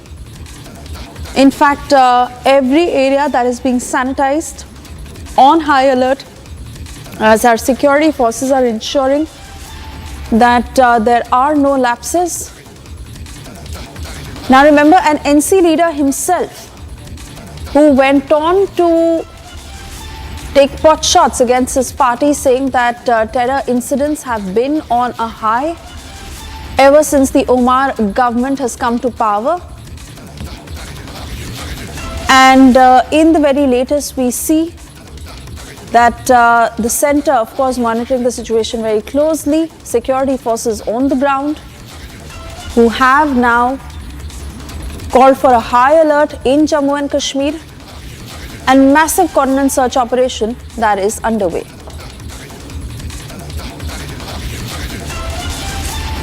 Zeenat will join us shortly to take us through the details of what's happening there. I believe she's already with us on the broadcast. Over to you, Zeenat.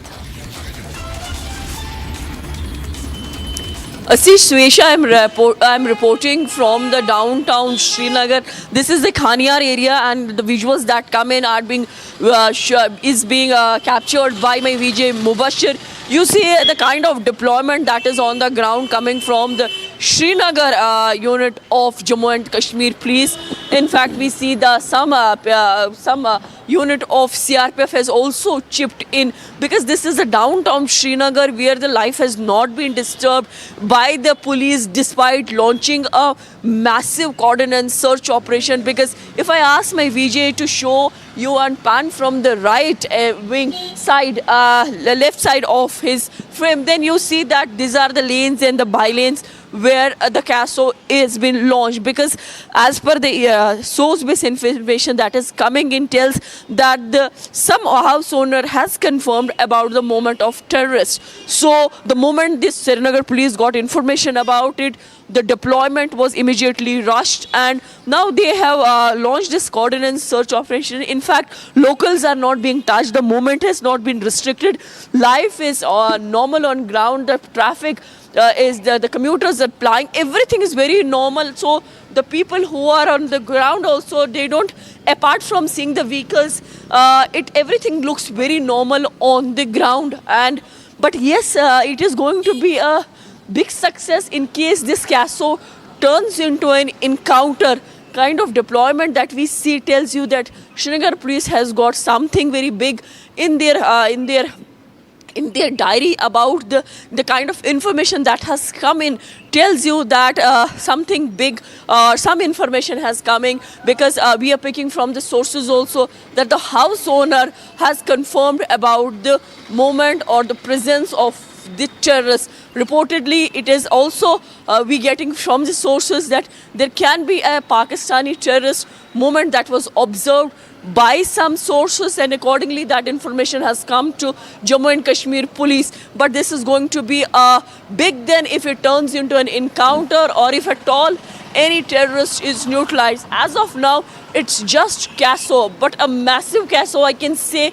Cordon and search operation launched by Srinagar police. This kind of deployment, this kind of movement of forces that we see on ground is being witnessed in Srinagar city after a very, very long time. Yesterday also, as I was mentioning while covering Budgam incident, that the alert has been sounded in Budgam and the adjoining districts. The adjoining district of Budgam is Srinagar. Srinagar district was also put on alert by the forces, and that alertness also now has culminated, or we can say they be generated an input about the presence of the terrorists in this Khaniar locality. Khaniar is from Srinagar's Lal Chowk, the main hub.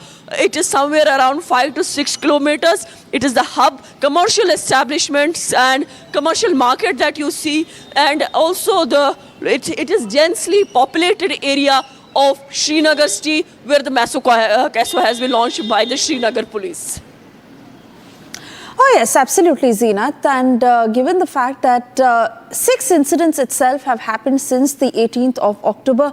Now, while this NC MP, who's gone on to say that there has been a particular rise in such terror incidents after the Omar government has come to power, he's also pointing fingers at the centre. Now, we understand that the centre is monitoring the situation very closely, but what exactly is the Omar government doing about it? See, as far as Aga Ruhullah, who's an MP from Srinagar, and he represents National Conference, yesterday while tweeting about the incident in Budgam, because Mazhama is in Central Kashmir's Budgam and he comes from Budgam, he has served there also as a 3-time MLA, and now he represents Srinagar and Budgam as MP. So he has tweeted about the incident, but also has raised questions about the kind of incidents that are taking place after elected government came in power. We have been seeing in the last 12 days some 6 attacks have been reported across Kashmir Valley, where casualties were also seen on ground and many injuries were reported. But then he has also condemned the incident, and we are seeing that apart from all this, the law agencies are directly with the Delhi, with the Home Ministry or with the LG administration, because Jammu and Kashmir is UT since 2019 and all the security agencies directly report to Delhi, and then in Jammu and Kashmir they directly report to LG administration. We have seen that LG also took meeting of the joint forces recently at the Raj Bhavan, where a clear-cut instruction had gone to joint forces on ground to neutralize the threats and solve all those cases that had taken place in the last more than 12 days now. So a lot of things are going on. Those security forces, we have been seeing whenever there is an attack, there is a proper drill, proper standard operation proceedings do take place, SOPs are followed, and this is one of such results where you see these kind of Cassos on the ground. Yesterday in Budgam also till 2 in the morning, the Casso was launched, the forensic teams reached in the morning, they took samples, they're investigating the case. Although these cases do take time, but we have seen in past also when these target killings were reported, most of the cases were solved then also by the Jammu and Kashmir police. Now this seems a fresh spree of attacks that are taking place in the Kashmir Valley, maybe to disrupt the situation on ground. But definitely the job of the security forces is to neutralize the threat, and for which they are doing the work. The Casso that has been launched today, this is only after the efforts, the inputs that were generated by the Srinagar police, by the forces after this Budgam attack took place, and since then the forces have been working round the clock to neutralize the threat, or even to neutralize or to nab those attackers who were behind yesterday's Mazhama attack. All right, Zina, do stay on with us. Let's get our viewers more information on how gunshots were reported near 14 RR Army camp in Bandipora following a recent terror attack in Budgam, as that Zina just told us about. Now, this is in response as a massive cordon and search operation has been launched in the area. The series of attacks that have particularly been on the rise ever since the Omar government has come to power, and that is something that was also pointed out by this NCMP. Like Zeenat mentioned to us, those are the pictures on your screens where are soldiers and non-locals who are particularly on the target of these terrorists. Cutting across to Arawat, joining us on the broadcast. Arawat, what had happened outside the army camp? Yeah, absolutely, Swansha. We are same at the location where the terror incident took place yesterday late night at the Bandipora's 14-hour army camp outside. And I will take you through these visuals. This is the exact spot where yesterday late night gunshots were heard. After that, the mega anti-terror operation is underway here as of now. And you can see here in the visuals the security forces deployed here outside the army camps in the 14-hour in the North Kashmir's Bandipora area. This attack comes after the terrorists targeted non-locals in the Budgam area, and the massive combing operation is underway. Operation is taking time because if I will request my VJ to take you through these visuals, these are the dense forest areas where the ongoing operation is going on. And we have seen the senior officials from the Indian Army and the Jammu and Kashmir Police also present at the spot for some time. And now the cordon and search operation is on here, as we have seen here in the operation in the Budgam. Also, other anti-terror operations also underway in the parts of the Kashmir Valley, as we have seen since the yesterday. The mega anti-terror operation is underway as intelligence agencies has sounded alert from the line of control areas to other cities and towns of the Kashmir Valley that there is possibility that terrorists may try to strike the army cantonments and the non-local population in the Kashmir Valley. For that, major security is on high alert in the parts of the Kashmir, and we have seen that the sensitive areas are being monitored closely by the joint security forces. After receiving the intelligence-based inputs, there are attempts by the Jaish and Lashkar terrorists to infiltrate this side, and we have seen for the precautionary measures, security has been heightened in the line of control areas, and massive anti-terror operation is on at this moment at North Kashmir's Central Kashmir's Srinagar, as well as North Kashmir's Bandipora district, where the terror attack took place in the 14-hour camp yesterday late night. All right, Arawat.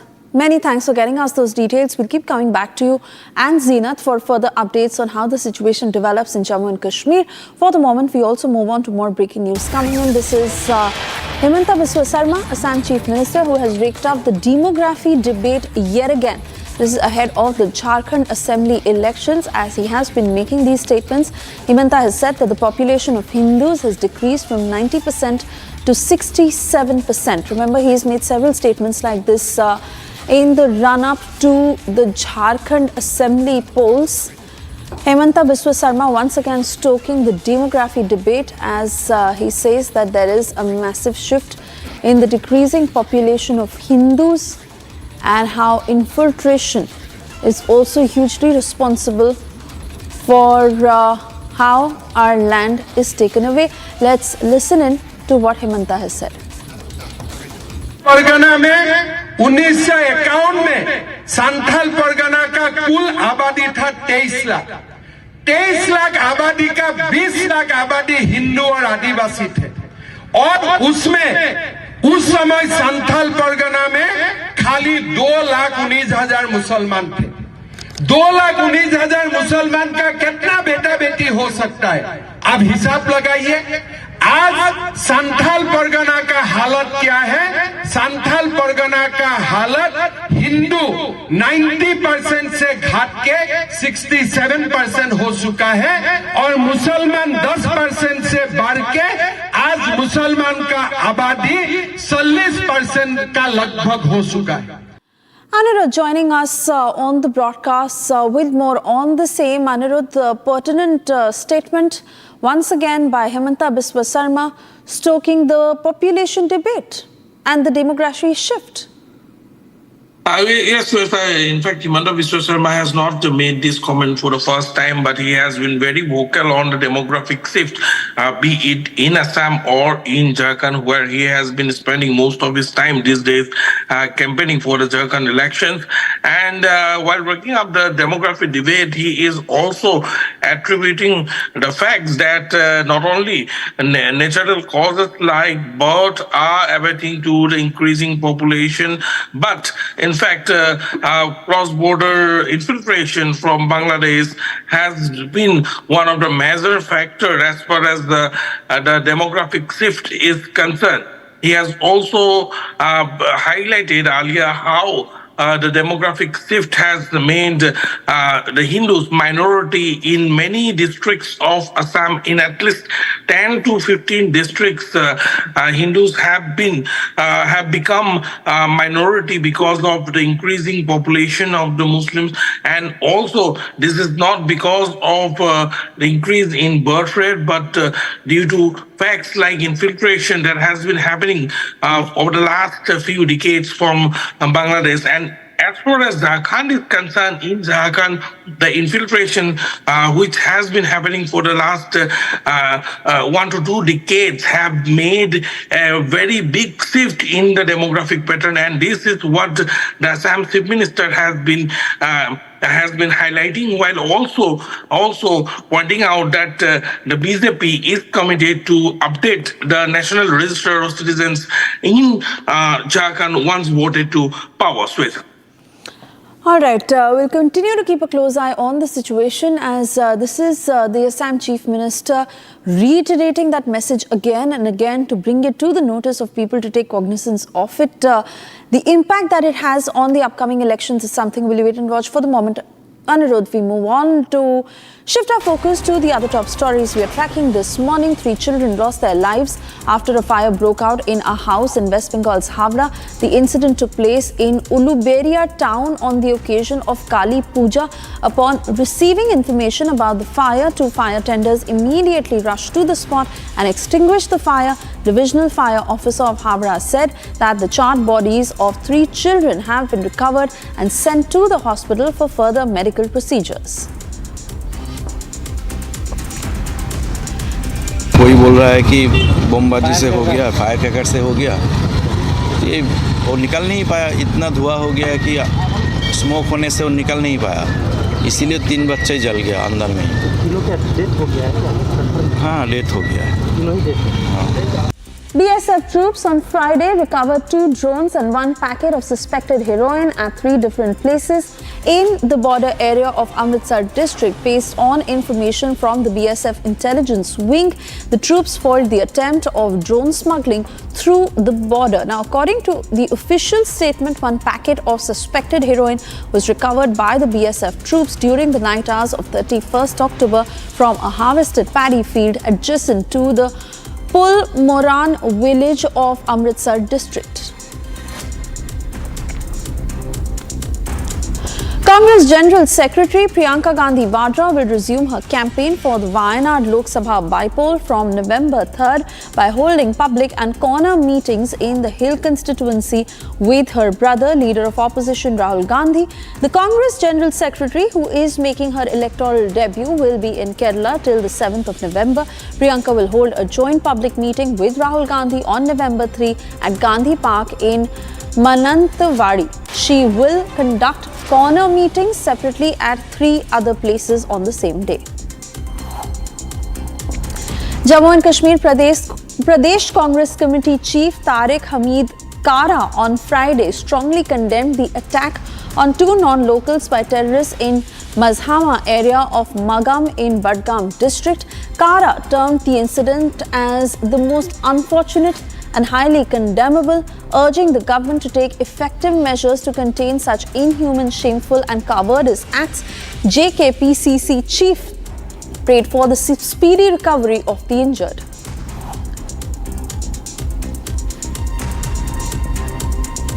Tripura police busted a drug menace and seized drugs worth 2 crore rupees from Ambassa. The police officials of Ambassa Police have seized 80,000 Yaba tablets worth 2 crore rupees after intercepting a vehicle. Tripura Chief Minister Manik Saha applauded the police for busting drug menace. The police received an information about the movement of the vehicle transporting the drugs. Acting on the information, the Ambassa police detained a vehicle and arrested the driver, resulting in the seizure of the Yaba tablets. CM said that a case has been registered under the NDPS Act and congratulated the police officials for their efforts. BJP accused AAP leaders on Friday of hurting Hindu sentiments by blaming Diwali firecrackers for the pollution in Delhi, pointing out that there was no significant change in the capital's air quality a day after the festival. BJP leaders claimed that Delhi's air quality has taken a hit due to the failure of the AAP government and its party supremo Arvind Kejriwal to repair the city's damaged roads by October 31st and knock the firecrackers that were burst on Diwali. Delhi BJP President Virendra Sachdeva said in 2022-2023, the AQI recorded in the morning after Diwali was lower than that of the previous day. Bihar Sampark Kranti Express train travelling from Darbhanga to New Delhi received a bomb threat on Friday evening, triggering panic among passengers and security personnel. Uttar Pradesh's Gonda Junction received a tip-off from Delhi control room over the bomb threat. The train was halted at Gonda Junction at 7:30 in the evening and thoroughly searched by a bomb disposal squad, but no suspicious objects that were found. The train was eventually allowed to proceed to its destination.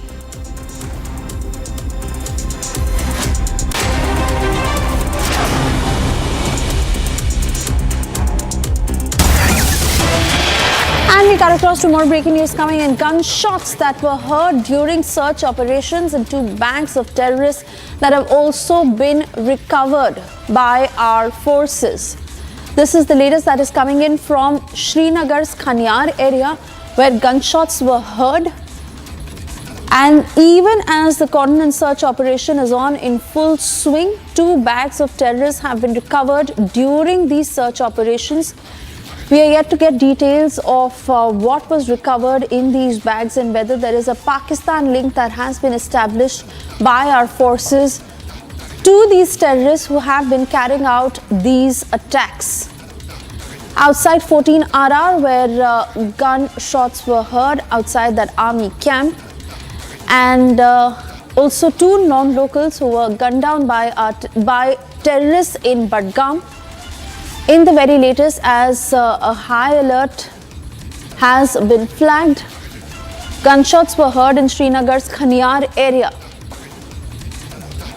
Deferred pictures on your screens, as we'll also have Zeenat and Gursimran join us shortly to take us through the details of this latest development. Remember, the centre is monitoring the situation very, very closely.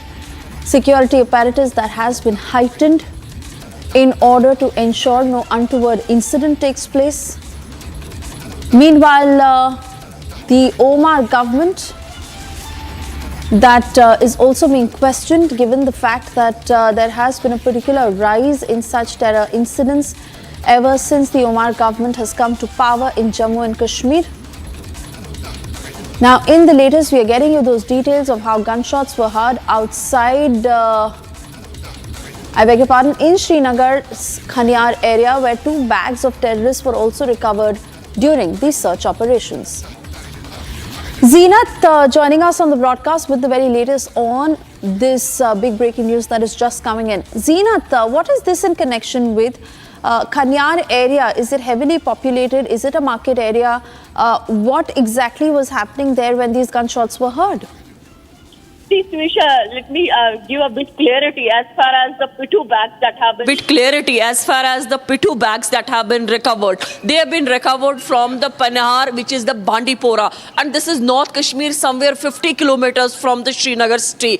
Bandipora incident took place yesterday evening when the gunshots were heard in Panhar, and those shots were fired by the terrorists towards the 14 RR camp. While the search operation was launched by the joint forces there, the two P2 bags were recovered. That in those bags, some ammunition have also been recovered. This is first part of the story. Now comes to your question of Khanyar in Srinagar. This is the Khanyar area where from I am reporting. This was the CASO that was launched by the J&K police. Srinagar district police has launched CASO, but now it seems that the CASO has turned into an encounter because the gunshots were just heard near this very spot where the presence of terrorists were received by the by the security forces. The Jammu and Kashmir police have received input. Yes, this is an encounter. One can hear the gunshots very clearly. The exchange of fire is taking place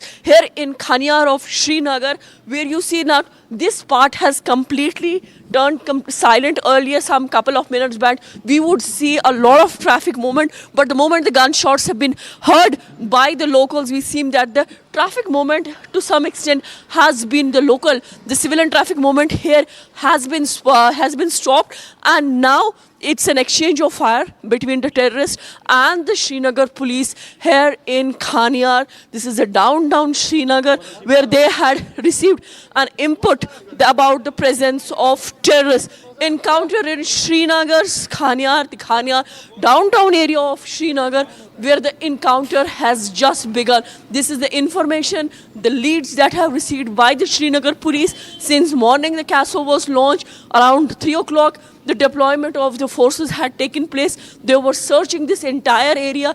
Even the house owner has confirmed to Jammu and Kashmir police about the presence of terrorists, and then the cordon was extended. Now the gunshots have been heard. The exchange of fire has been heard. This tells you that yes, the encounter has just begun. You see, a while back, if you remember, we did one live report some 10 to 15 minutes back from this very same area, from this very road, where you would see the entire traffic movement, the civilian movement. But now that movement has been halted just after the gunshots were heard. You see, in the external cordon, you see J&K police vehicles that have been put on standby. And from my right, my VJ Mubashir is showing you, this is the very area where the gunfight has begun. This is an encounter in Srinagar after more than a year or so, because last time the encounter that was witnessed was in Bishambar Nagar,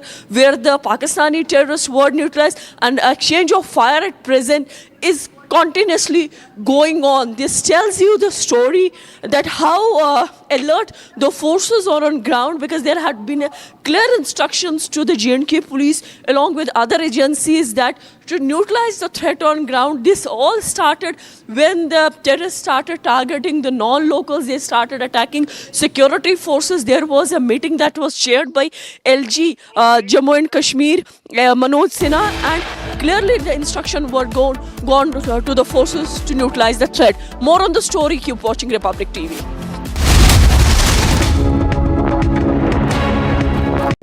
In the global employability rankings by Times Higher Education UK, only the following 6 institutions from India are ranked amongst the top 230 in the world for having the most employable graduates: IIT Delhi, IISc Bangalore, IIT Bombay, IIM Ahmedabad, IIT Kharagpur and Amity University.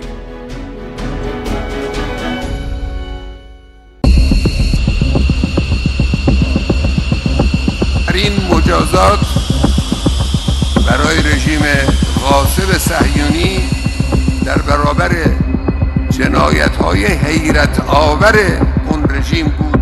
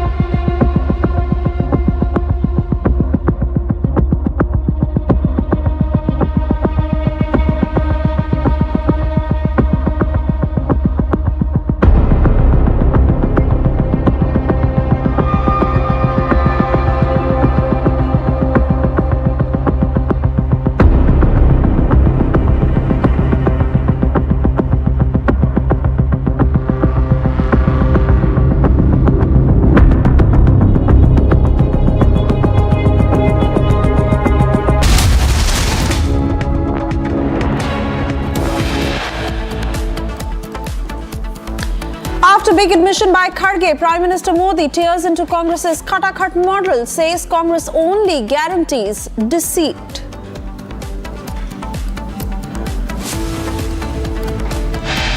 बहुत ही दुर्भाग्यपूर्ण बात है एक बहन के बारे में ऐसी बातें करना ये बहुत ही निंदाजनक है। ऐसे जो बहनों का अपमान करने वाले लोग हैं उनको सबक सिखाएंगे। Maharashtra Chief Minister Eknath Shinde condemns sexist slur by Arvind Sawant, says Maharashtra will teach Indi a lesson.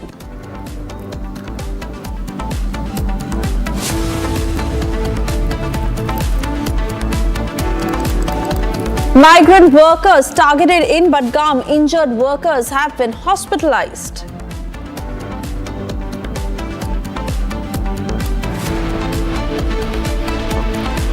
Forces exchange fire with terrorists, gunshots heard in Bandipora, search operations underway.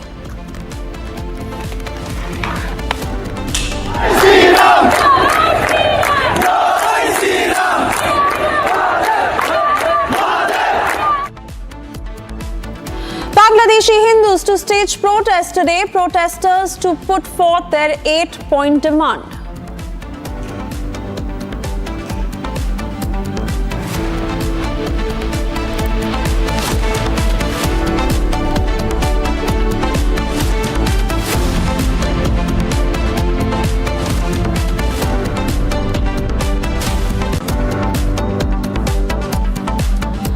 Thank you for staying with Republic. I'm Suesha Samant, and we get you big breaking news that is just coming in from West Bengal. Yes, junior doctors are all set to resume their protest over the RG rape and murder case on the 9th of November. This in the memory of Abhaya. On the 9th of November, 3 months will be completed to when the horrific crime that had taken place at the RG hospital, and to remind the entire system as they seek speedy justice for Abhaya's family. Doctors are all set to resume that strike on the 9th of November. That will mark 3 months to when Dr. Abhaya was raped and murdered at the RG Medical Hospital.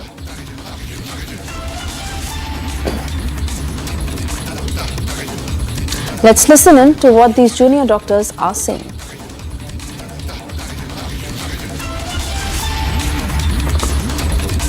আগামী 9ই November আরজিকরের যে নারকীয় ঘটনা তার 3 মাস পেরিয়ে যাবে। ঠিক 90 দিন সিবিআই এর হাতে থাকে তদন্তের চার্জশিট পেশ করার জন্য। বিচারের নামে প্রহসনের 90 দিন। 9ই নভেম্বর আমরা বিভিন্ন মেডিকেল কলেজগুলিতে অভয়ার স্মৃতিতে দ্রোহের গ্যালারি প্রদর্শনী করতে চলেছি, যেখানে এই চলমান আন্দোলনের বিভিন্ন মুহূর্তকে ও মূল সুরকে ধরে রাখার চেষ্টা করা হবে বিভিন্ন ছবি, পোস্টার, কবিতা, আর্ট ইনস্টলেশনের মাধ্যমে। ওই দিন আরজিকর হাসপাতালে রক্তদান শিবিরের আয়োজন হবে। ঠিক সেদিনই সিবিআই তদন্ত ও চলমান আন্দোলন সম্পর্কে জনতার মতামত নিতে বিকেল 3টে কলেজ স্কয়ার থেকে ধর্মতলা অবধি ন্যায় বিচারের দাবিতে আমরা নাগরিক মিছিলের ডাক দিচ্ছি। All right, that's the word coming in from the junior doctors as we also shift our focus back to the situation in Jammu and Kashmir, where gunshots were reported near 14 RR Army camp in Bandipora. This, of course, after that Budgam attack where 2 non-locals were targeted by terrorists, as they are now receiving treatment and they suffered grievous injuries. Massive cordon and search operation that is underway. In fact, my colleague Zina just got us details a short while ago of an encounter that is underway between terrorists and our forces. 2 bags of terrorists that have also been recovered by our forces. Let me cut across to Aravat, who's with us on the broadcast with the very latest, this ground report that he's filed. As we have seen the terror attack that took place in the central Kashmir's Budgam, then after at the same time we have seen that the terror attack took place here in the Bandipora, and you can see here in the visuals in the background the army vehicles are still here and the cordon and search operation is going on. And if my Vijay can pan camera to this side, this is the exact spot and these are the forests where the operation is going on at this moment. We have learned from the sources that the 2 to 3 terrorists were involved in this gunshot that were heard yesterday late night. Then after the cordon and search operation is on in these Bandipora's dense forests that we have learned from the sources as the joint operation of the special operation group of the Bandipora police and the Indian Army's 14th RR are doing the operation there. It clearly indicates that there are the attempts by the terrorist organizations to create disturbance again in the Kashmir. Reason is that we have seen the makeup and the historic projects in the Kashmir Valley. Also, if we'll talk about the recent elections, incident-free elections, there are attempts by the Pakistan-based terrorist organizations to create disturbance in the Kashmir. Because intelligence agencies has already said that there are some launching pads active in the Pakistan-occupied Kashmir, and they are all set to infiltrate this side, and that's why they are trying to create disturbance in the Kashmir Valley for the successful infiltration. But we have seen the high alert has been sounded across the line of control areas and other cities and towns of the Jammu and Kashmir. If we'll talk about the Bandipora's ongoing operation, which is underway since yesterday late night, the mega anti-terror operation is underway in the parts of the Kashmir. 3 children lost their lives after a fire broke out in a house in West Bengal's Howrah. The incident took place in Uluberia town on the occasion of Kali Puja. Upon receiving information about the fire, 2 fire tenders rushed to the spot and extinguished the fire. Divisional Fire Officer of Howrah said that the charred bodies of 3 children have been recovered and sent to the hospital for further medical procedure. वही बोल रहा है कि बमबाजी से हो गया, fire cracker से हो गया, ये वो निकल नहीं पाया, इतना धुआं हो गया कि स्मोक होने से वो निकल नहीं पाया, इसीलिए 3 बच्चे जल गया अंदर में। डेथ हो गया है? हाँ, डेथ हो गया है। BSF troops on Friday recovered 2 drones and 1 packet of suspected heroin at 3 different places in the border area of Amritsar district. Based on information from the BSF intelligence wing, troops foiled the attempt of drone smuggling through the border. According to an official statement, 1 packet of suspected heroin was recovered by BSF troops during the night hours of 31st October from a harvested paddy field adjacent to the Pulmoran village of Amritsar district.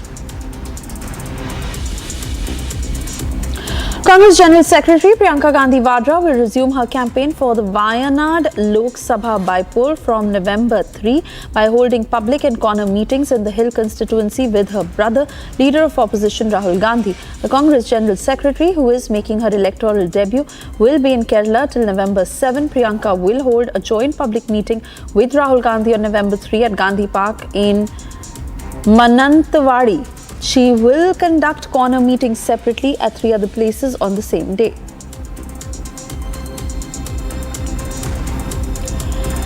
JKPC Committee Chief Tariq Hamid Kara on Friday strongly condemned the attack on 2 non-locals by terrorists in Mazhama area of Magam in Budgam district. Kara termed the incident as the most unfortunate and highly condemnable, urging the government to take effective measures to contain such inhuman, shameful and cowardice acts. JKPCC chief prayed for speedy recovery of the injured.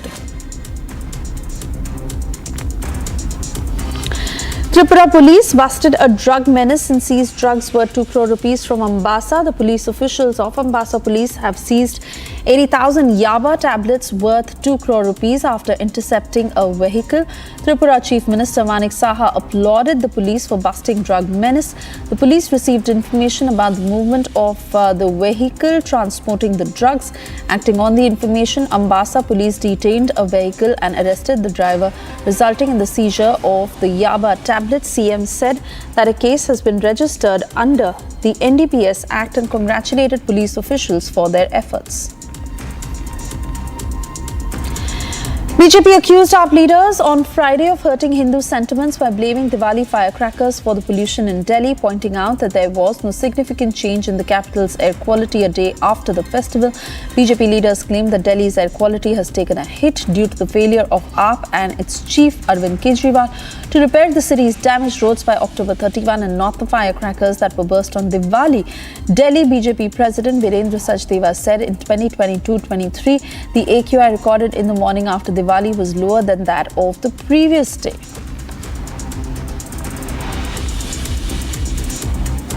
Bihar Sampark Kranti Express train travelling from Darbhanga to New Delhi received a bomb threat on Friday evening, triggering panic among passengers and security personnel. Uttar Pradesh's Gonda Junction received a tip-off from Delhi control room over the bomb threat. The train was halted at Gonda Junction at 7:30 p.m. and thoroughly searched by a bomb disposal squad. When no suspicious objects were found, the train was eventually allowed to proceed to its destination.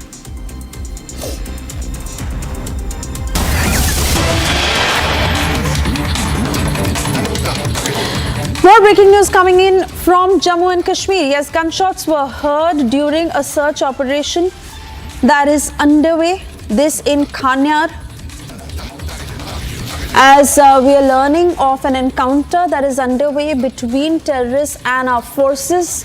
A massive search operation that has been enforced on the ground to nab these terrorists as they continue to target our forces, our soldiers, and more non-locals living in Jammu and Kashmir. Let me go back to Zeenath, who's reporting from the ground, getting us the latest. Zeenath, in Kanyar, you said that an encounter is underway and forces trying to nab those terrorists.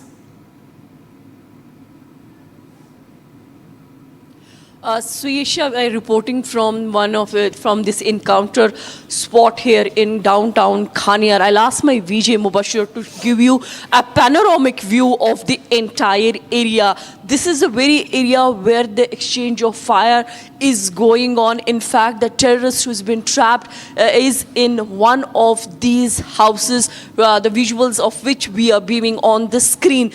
This tells you how densely the populated this very area is. This is Kanyar, downtown Srinagar, where the exchange of fire is going on. It's a commercial hub, the residential hub, and very hustle and bustle you usually see on this very tract. In fact, you see the forces, Jammu and Kashmir police leading from the front for this encounter because they had received an input about the presence of terrorists in the very area. We are picking that one Pakistani terrorist had been trapped. In fact, the house owner has also confirmed the presence of a terrorist to the forces, and accordingly the CASO was launched somewhere around 3 in the morning when the CASO started in this, and finally a couple of minutes back only the exchange of fire took place. We are picking and learning from the sources. It's one terrorist who has been trapped, and Srinagar city is witnessing an encounter between terrorists and the J&K police after a long time, after decades. So this is one of the important areas, highly densely populated area, downtown. You see the downtown area of Srinagar where this encounter is taking place. It is a residential as well as the commercial hub where this exchange of fire is going on. So all the precautions, the SOPs are being followed so that there is no collateral damage. Very clear instructions from the LBG administration to neutralize the threat, to neutralize those people, nab those people who have been behind these attacks. In the last 12 days, we have seen the 6th attack yesterday in Mazhama of Central Kashmir's Budgam. Today, J&K police swung into an action in Srinagar city when they launched CASO, and that CASO turned into an encounter. We picking from the sources that it's one terrorist who has been trapped in a residential house. So forces, the Jammu and Kashmir police is leading, the Srinagar police is leading in this encounter, although they are being assisted in this operation by the CRPF of Srinagar sector. Zeenath, do stay on with us. Extremely crucial junction at which this operation stands, and we'll keep coming back to you for further updates. We're also picking up that 2 bags of these terrorists have been seized by our forces. And what exactly has been recovered in these bags is something we are yet to know. I believe Arawat is with us to take us through the details of what happened in Bandipora, where these 2 bags were recovered. What was found, Arawat?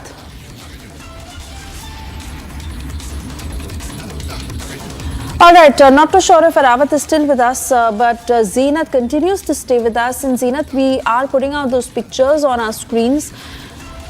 You would, of course, be able to give us the specifics of what was recovered as a part of this seizure and these bags that were taken by our forces. Even in the past, Zeenath, a lot of these food items and money that has been recovered has eventually led to a Pakistan link. Is it the same this time, Zeenath? See, Suisha, the P2 bags, the 2 in number that have been recovered in the belt in Paniar area, because that is very close to the army camp of the 14 IR, where the terrorists fired upon they fired gunshots towards this very camp. And since yesterday late night, the CASO was launched by 14 IR along with the Bandipora police. 2 P2 bags were recovered from this Paniar area, and in these P2 bags, they have found the eatables, the dry fruits, the gloves, some clothes and other things have been recovered that has been put on display by the army along with Jammu and Kashmir police. Although the search continues in the area, but as of now the recovery that has come in shows that the eatables, because eatables in the form of dry fruits are very important, because it keeps you with energy for a long time. Then you have the gloves, because nowadays we have winter in Srinagar, it's chilly atmosphere, so to keep the hands warm, you see the gloves that have been recovered, and some jackets and other clothes have also been recovered from these 2 P2 bags that were left by the terrorists in the Panihar area in Bandipora in North Kashmir. The search have been going on there since yesterday evening after the attack took place. So simultaneously the 2 stories are there from the Jammu and Kashmir, from the Kashmir Valley. One is coming from Srinagar, where the encounter is on in Khania, downtown Srinagar, and another is Bandipora, where the search operation continues after recovering the 2 P2 bags of terrorists by the joint forces in Bandipora. Zeenath, do stay on with us as we put out deferred pictures of that operation that is underway in Khaniar, that you said that gunshots were heard as an encounter is underway between forces and terrorists.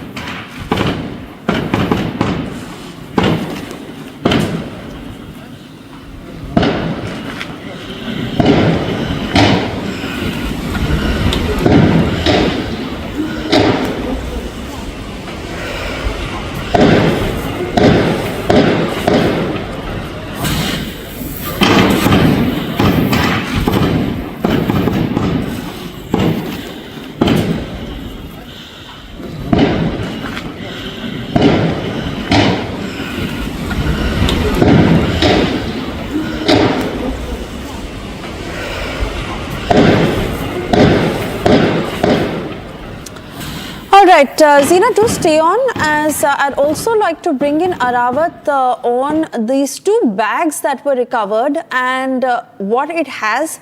Most importantly, Arawat, how our forces have been able to understand more as far as the identity of these terrorists are concerned, where they've come from and what they found.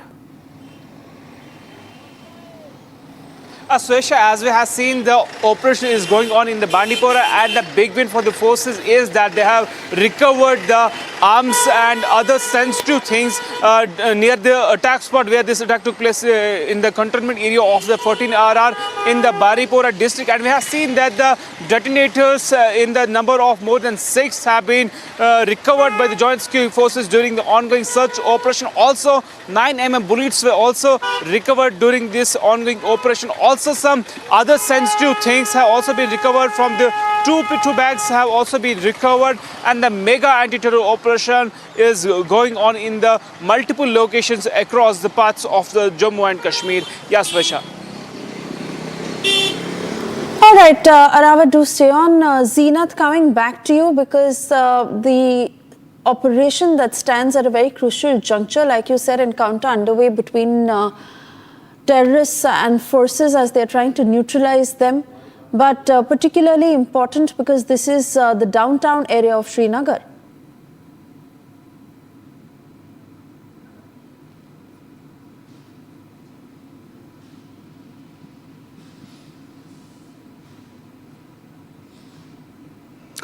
All right, not too sure if Zeenath is still connected with us, and Arawat also getting us those details of 2 bags that have been recovered.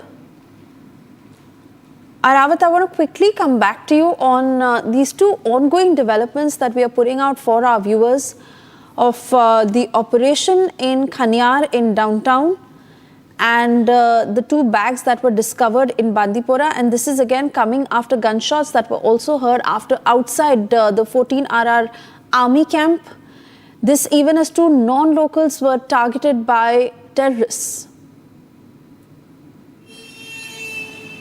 Absolutely, Saisha. As we have seen, the back-to-back terror incidents are taking place in the Kashmir Valley. After that, we have seen that the intelligence-based inputs were received by the security agencies that there is possibility that terrorists is planning to carry attacks in the Srinagar city. After that, we have seen the coordinated search operation were launched during the night hours in the Kanyar area of Srinagar, where the exchange of fire have been started, and the officials from the Jammu and Kashmir police and Indian Army has confirmed to the Republic that the terrorists fired on the search party of the forests, and the exchange of fire is on as of now. And another anti-terror operation is also underway in the North Kashmir's Bandipora, where the operation is going on, and we have seen that the forces have recovered the arms and other sensitive items in the Bandipora, where we have been told that the 9mm bullets and other detonators and other sensitive things have been recovered during this joint operation. Also, the mega anti-terror operation is on at the various locations of the Jammu and Kashmir. Back to you, Suesha. All right, Arawat and Zeenat live on the ground. Arawat getting us details of the 2 bags that were recovered of terrorists in Bandipora, and Zeenat at the same time putting out information on the ongoing operation, the encounter rather, that is underway. This is in the very populated Kanyar area that is in downtown Srinagar, and all in all, as a high alert has been flagged, security forces trying to neutralize terrorists.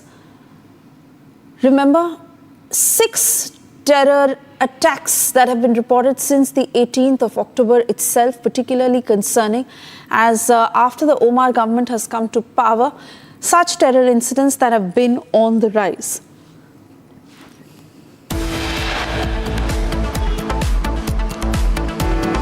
We have seen that the mega anti-terror operations are underway in the multiple locations across the Kashmir, and Republic will get you all the details. Keep watching the Republic TV.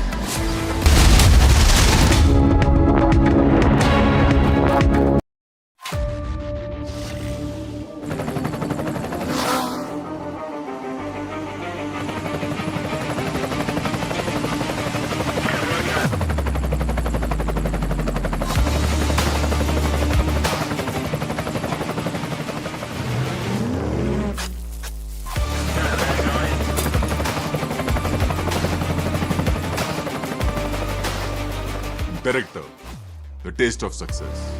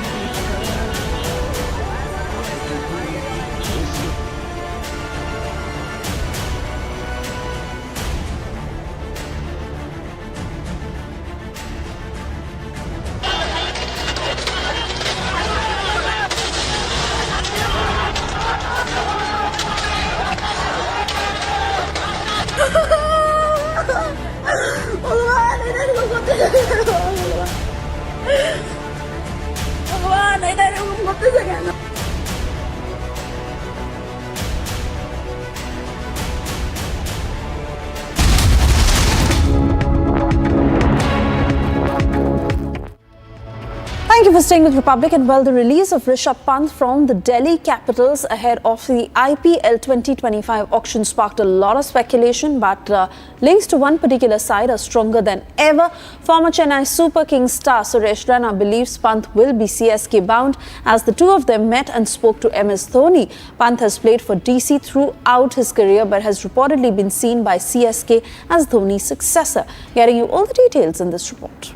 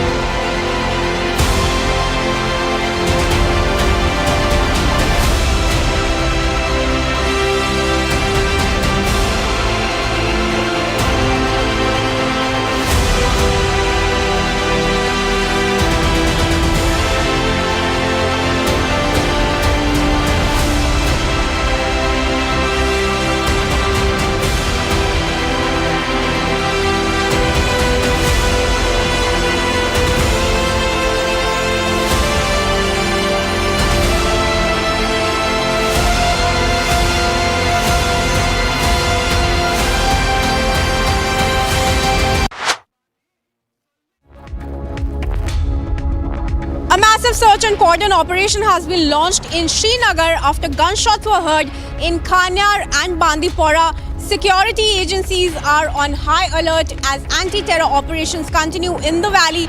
Stay tuned to Republic for more details.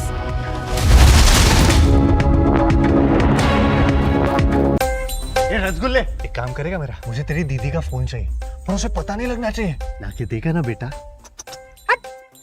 शाही को ना मार, इसमें वफादारी भरी हुई है। 20 रुपए दूंगा। डन।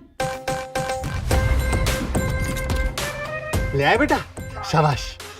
पासवर्ड 20 रुपए और लगेंगे। ठूस ले समोसे। 1 2 3 4।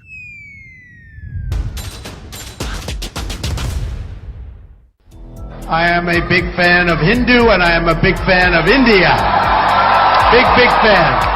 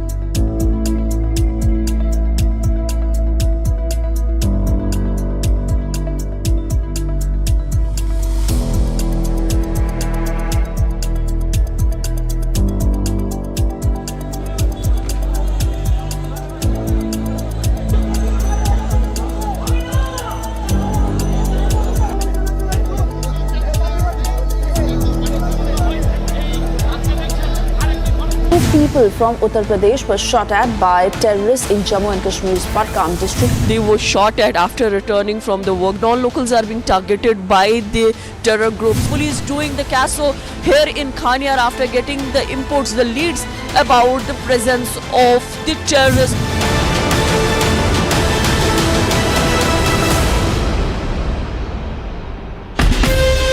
From Asia's largest news headquarters, setting the agenda for Bharat.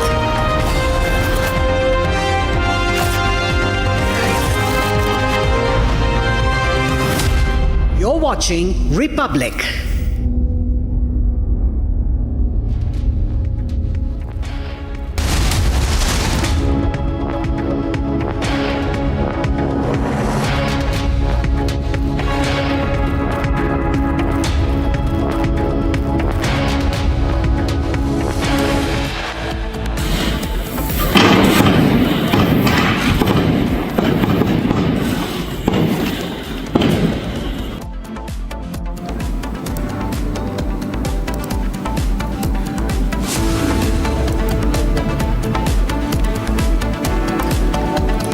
Gunshots heard in Khanyar and Bandipora in Srinagar. Bags of terrorists recovered.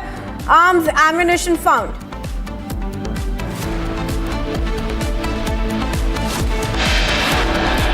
आज संथाल परगना का हालत क्या है? संथाल परगना का हालत हिंदू 90% से घट के 67% हो चुका है और मुसलमान 10% से बढ़ के आज मुसलमान का आबादी 40% का लगभग हो चुका है.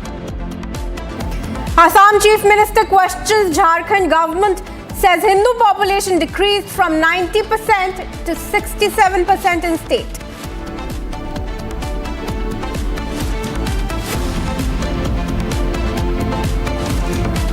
After big admission by Kharge, now Prime Minister Modi tears into Congress's Khata-Khat model, says Congress only guarantees deceit.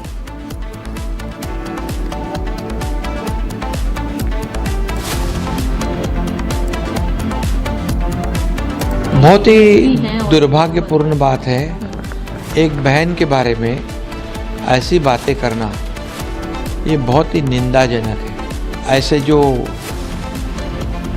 बहनों का अपमान करने वाले लोग हैं उनको सबक सिखाएंगे. Maharashtra Chief Minister Eknath Shinde condemns sexist slur by Arvind Sawant, says Maharashtra will teach Hindi a lesson.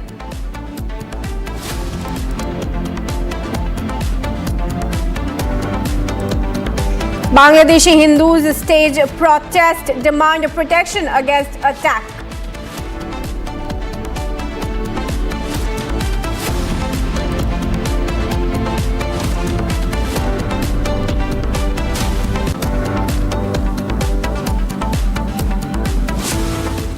Very good morning, viewers. You're watching Republic TV live and breaking. I'm Kriti Mehta. Now in Bangladesh, the Hindus have hit the streets. Tens of thousands of Hindus have come to the streets of Bangladesh in protest. Their demand is protection from attacks against the minority community. Let's tell you, viewers, over 2,000 attacks have been leveled against the Hindus in Bangladesh as per the Hindu group there. About 30,000 Hindus have demonstrated at a major intersection in the southeastern city of Chattogram. Slogans they were chanting demanded their rights while police and soldiers guarded the areas. Dramatic visuals of those protests on your screens, viewers. About 30,000 Hindus there gathered in solidarity against the protests that have been taking place against the minority in Bangladesh since August after the downfall of the Sheikh Hasina government. And we're now joined in by Prashanta Kumar Shil. He's a political analyst from Bangladesh. Very good afternoon to you, Mr. Shil, and thanks for speaking to us here on Republic. Now, the Hindus have put across 8-point demands to the Muhammad Yunus government. Do you think the government is likely to concede to their demands? Okay, you know that there is a case against from 19 persons from Hindu leaders, and is including that is in Sadhu, Shant, and they are not from a political identity or ideology maintained. So some people, actually extremist people, they can case file. It's very pathetically to say this an disloyal of country's case. Actually, it's very margin to know. Actually, it's a very the sadhus and shantos. They are not from politically do their activities. They are only for race bias for the Hindu minority who are in attacking from several districts in Bangladesh after 5th August government change, and also the this is a pattern not to hear from still 5th August. This is continue from 1947, 1971. The scenario is the same. You know that the once upon a time, 1971, the Hindus in Bangladesh is almost 24 or 25%. Now the scenario is 2024 is almost 7%. Can you imagine? So the message is clear that the Hindus are decreasing here because of that some sort of political, some attacking issue, mob violence issues there. So lots of the political is one of the things, but the radically extremist people are behind the issues. So the present government, we see that there is no real activity to show what the Hindus minorities are actively do there here, because they are very from safety problem. They argues lots of time they haven't feeling safety issue from their lives risk safety. So it's essential to call the immediately to focus on the people's safety, because people's safety is the main issues for the state and the government. So I think it's a real time. It's a real time to show the government in the step in properly. But we unfortunately we not to see the legal issues and legal action also, and that's why the some extremist people they have in very advancedly, very simultaneously they can targeting the Hindu leader who can talk about the Hindu minorities suffering, who are the talking about the Hindu minorities attacking issues, when they can talk about in front on camera, in front on ground level, they are just destroying some calculated way. They are just stopping their eagerness, some sort of their pressures and everything. So I think it's not a good practice for a moderated country such like it's in Bangladesh. And people, all the solidarity of people who talk about in Hindu mythology, believe in mythology, and they have a very solidarity fund, and they have to each other relations to continue what the real ground story in Bangladesh faces, and what it is faced from some extremist people. I think it's a talk about the story and hold the people, the solidarity, talk about the Hindus and Hindus minorities, safety, security issues, and moreover their rights issues, fundamental rights issues. I think it's a high time to talk about to everyone's. Well, absolutely, and this is also after Prime Minister Modi and Yunus spoke after Yunus took charge as the interim leader of Bangladesh, and he did reassure that he will work for the upliftment of the Hindu community and against the attacks that have been leveled across them. Now, according to reports, at least 2,000 attacks have been made against the Hindus in Bangladesh, but Yunus continues to deny and says these numbers may as well be exaggerated. This has raised a huge UN cry. The United Nations has also stepped in. The human rights of the Hindus in Bangladesh are in doldrums. What kind of measures can we expect if the Yunus government does not put its act together from the international community? Okay, you know that there is some condemning issues from the government. Government say that the minorities Hindu are not attacking, but you see that the ground story. You can just go to village, start to city. They're interrogating the simultaneously one by one. They can targeting the Hindu leaders. They can targeting the Hindu vulnerable women. So can you imagine? Can you talk about they are not in attacking? It's very actually laughing game, nothing else. So first of all, you can just agree that, and all the international community, not from the Hindu minority, all the there's lots of sophisticated community from United Nations. They haven't announced that there isn't some happening already. Dr. Mohammad Yunus government, when the government is reformed, they can already mention there is something happened after the regime change, 5th August, the attack from the Hindus. He is already mentioned, but some people that isn't take a narrative. There is no attacking from Hindus. That's the issues. You know that when the people are facing in the village, when they're facing in the extreme root level from the Hindus attacking, they are not count from the media. Media cannot show that kind of incident. So that is an agenda basically. They can set all are calculated agenda based. So that's the issues. Hindu are the hopeless at this the moment. If they cannot express their freedom of expression, if they are not to take their rights, if they are severely attacking in mob violence, some of the social media issues, nothing issues. The issues very much almost are nothing, but they can targeting, severely targeting. So government, the government is interim government. Some people say that the government have no power about the military and the legal action, but he cannot deny that kind of attacking issues because he's a government. He should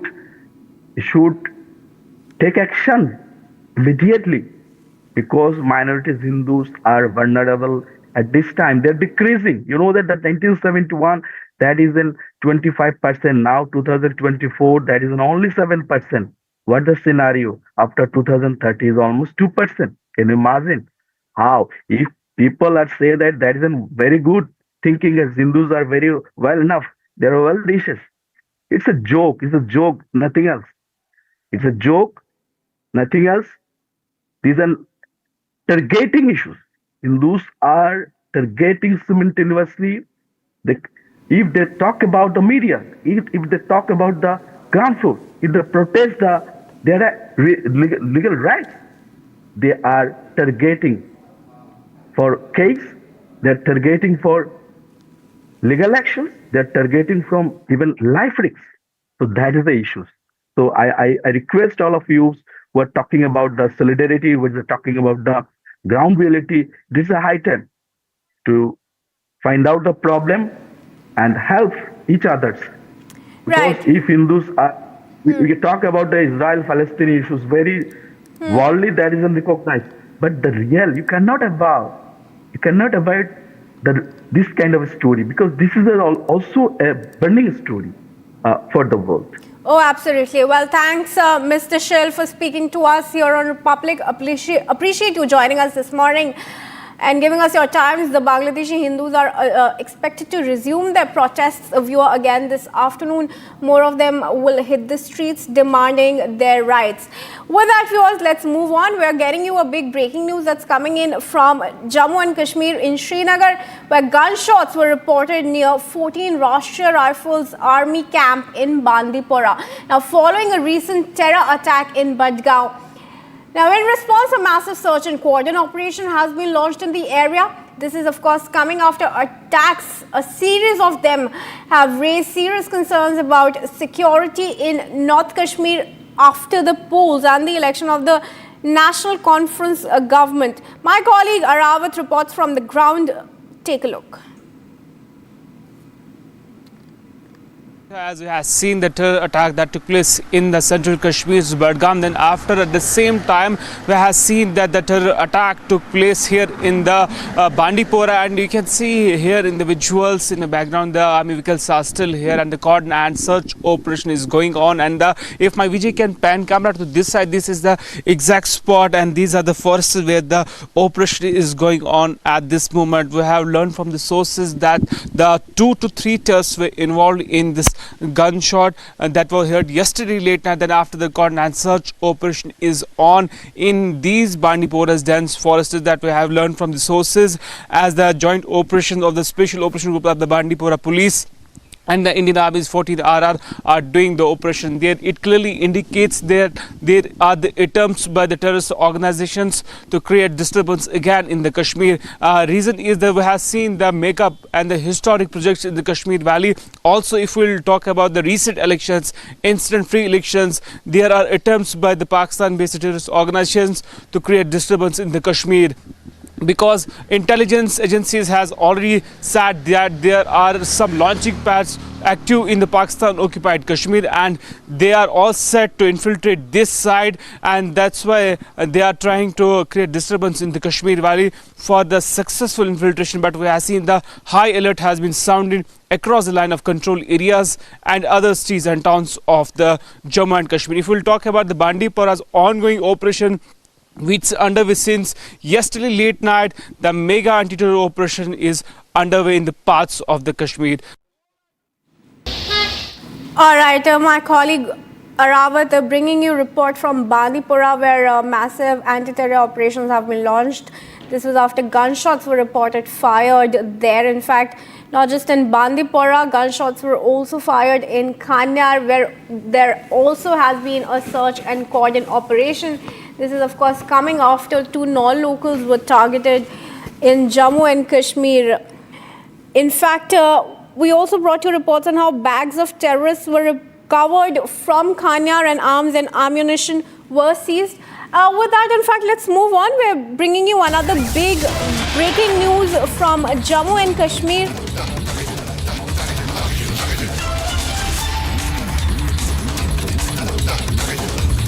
Anti-terror operations have been launched at over 30 locations in Jammu. The Indian Armed Forces, along with the Jammu and Kashmir Police, have launched massive operations in the Jammu region as well.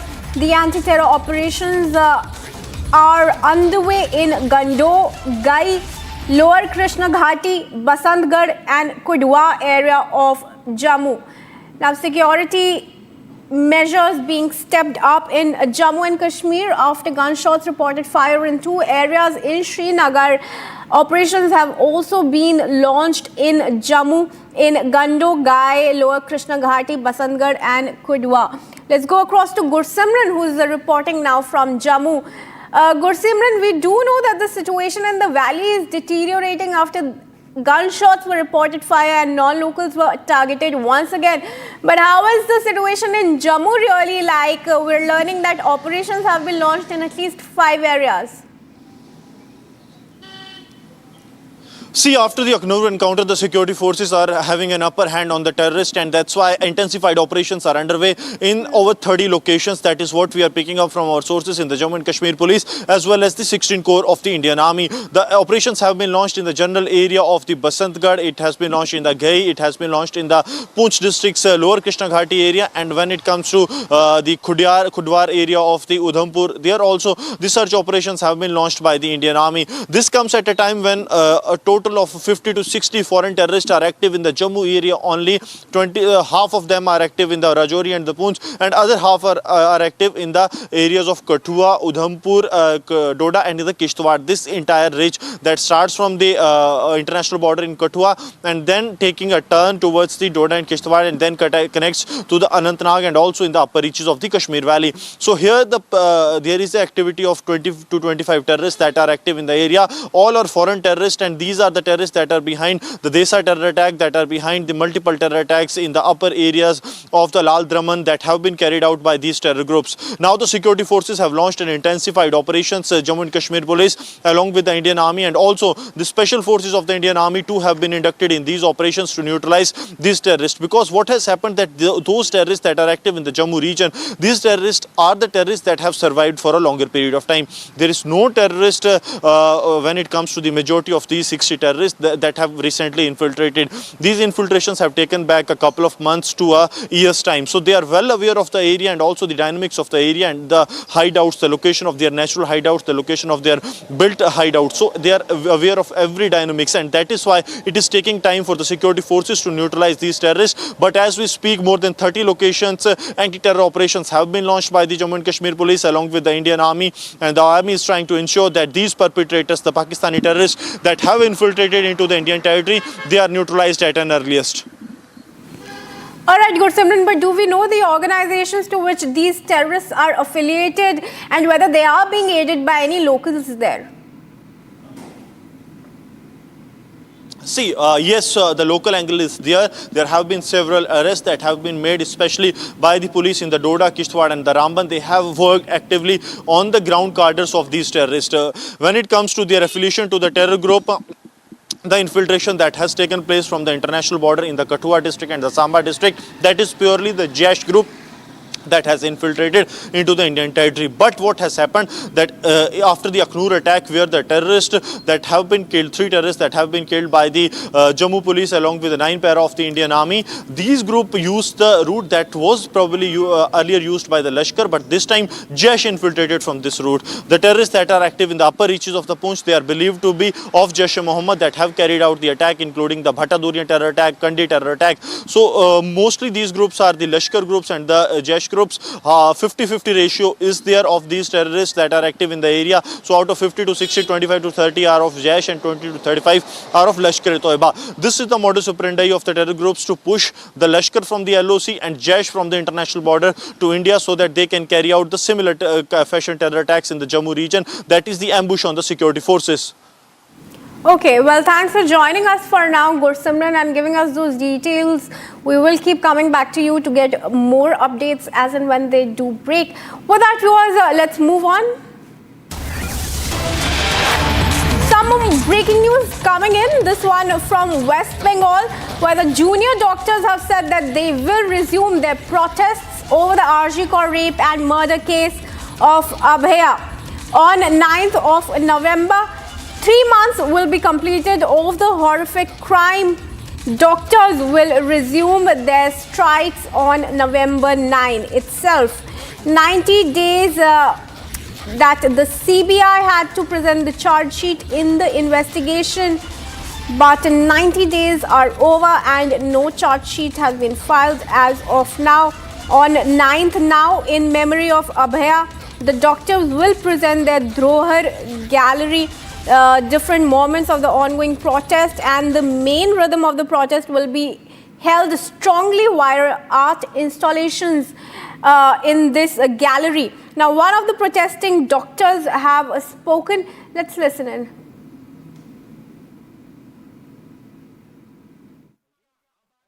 আগামী 9ই November আরজিকরের যে নারকীয় ঘটনা তার 3 মাস পেরিয়ে যাবে। ঠিক 90 দিন সিবিআই এর হাতে থাকে তদন্তের চার্জশিট পেশ করার জন্য। বিচারের নামে প্রহসনের 90 দিন। 9ই নভেম্বর আমরা বিভিন্ন মেডিকেল কলেজগুলিতে অভয়ার স্মৃতিতে দ্রোহের গ্যালারি প্রদর্শনী করতে চলেছি, যেখানে এই চলমান আন্দোলনের বিভিন্ন মুহূর্তকে ও মূল সুরকে ধরে রাখার চেষ্টা করা হবে বিভিন্ন ছবি, পোস্টার, কবিতা, আর্ট ইনস্টলেশনের মাধ্যমে। ওই দিন আরজিকর হাসপাতালে রক্তদান শিবিরের আয়োজন হবে। ঠিক সেদিনই সিবিআই তদন্ত ও চলমান আন্দোলন সম্পর্কে জনতার মতামত নিতে বিকেল 3টে কলেজ স্কোয়ার থেকে ধর্মতলা অবধি ন্যায় বিচারের দাবিতে আমরা নাগরিক মিছিলের ডাক দিচ্ছি। আগামী 9ই নভেম্বর আরজিকরের যে নারকীয় ঘটনা তার 3 মাস পেরিয়ে যাবে। ঠিক 90 দিন সিবিআই এর হাতে থাকে তদন্তের চার্জশিট পেশ করার জন্য। বিচারের নামে প্রহসনের 90 দিন। 9ই নভেম্বর আমরা বিভিন্ন মেডিকেল কলেজগুলিতে অভয়ার স্মৃতিতে দ্রোহের গ্যালারি প্রদর্শনী করতে চলেছি, যেখানে এই চলমান আন্দোলনের বিভিন্ন মুহূর্তকে ও মূল সুরকে ধরে রাখার চেষ্টা করা হবে বিভিন্ন ছবি, পোস্টার, কবিতা, আর্ট ইনস্টলেশনের মাধ্যমে। ওই দিন আরজিকর হাসপাতালে রক্তদান শিবিরের আয়োজন হবে। ঠিক সেদিনই সিবিআই তদন্ত ও চলমান আন্দোলন সম্পর্কে জনতার মতামত নিতে বিকেল 3টে কলেজ স্কোয়ার থেকে ধর্মতলা অবধি ন্যায় বিচারের দাবিতে আমরা নাগরিক মিছিলের ডাক দিচ্ছি। And I'm joined in by Ridhita, my colleague from Republic Bangla. Ridhita, very good morning to you. Now, the doctors are clearly unhappy with the CBI probe into the case. It's been 3 months, but no big breakthrough has been made in connection to the case. How are the CBI investigation proceeding, and how are the doctors expected to resume their protests this time around on 9th of November? Absolutely right, Kriti. Very good morning to you from our Bangla newsroom. So as we get to know after yesterday's PC that was held by the Junior Doctors Front, that Debashish Halda, in speaking in behalf of all the junior doctors, have come out and said that they are not happy with how CBI is investigating into the process of Arjikar Abhaya's murder, because for CBI to come up and produce the report, it takes 90 days, and they feel that the probe into the action has not been taken properly. The investigation is not happening in the same pace that it should be happening in, because they are saying that they also feel that Sandeep Ghosh, who has been the only arrest made in the case, is also not interrogated properly. So they are saying that if CBI does not come up in a speedy investigation, if the process is not seen in a better pace, they on 9th of November, which is again the marking date of the third month that the case is going to step onto. So they have asked the civilians to come up and join them in the rally, and they said that they will only be holding the rally if they do not find any betterment into the process of investigation. Also on the 4th of November that we are getting to know that they are going to hold a candle march again in protest of the entire Abhaya murder and rape case.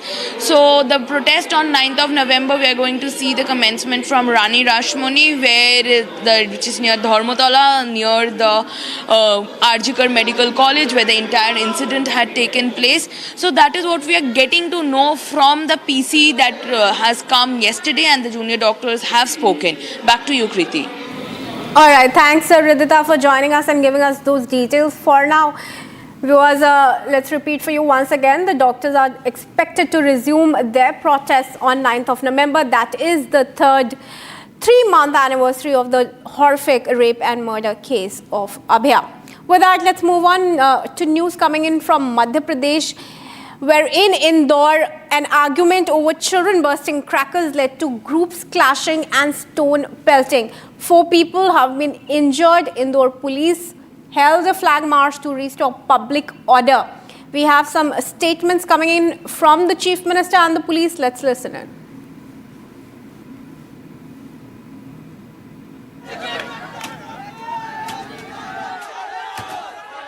जो दीपावली मना रहे बच्चे बड़े पटाखे जला रहे थे, उनको पटाखे जलाने से रोका गया और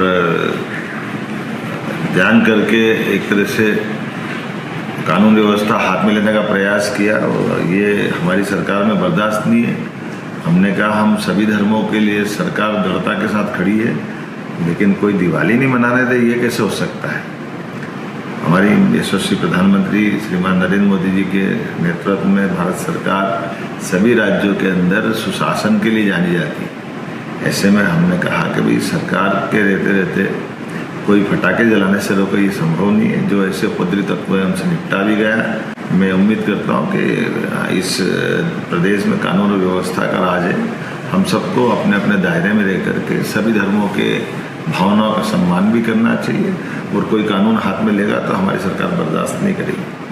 थाना छतरीपुरा अंतर्गत रविदासपुरा और टाटपट्टी बाखल क्षेत्र है, जहाँ पे मिक्स पॉपुलेशन है। 2 समुदाय की जनसंख्या पर लगभग मिक्स पॉपुलेशन में रहते।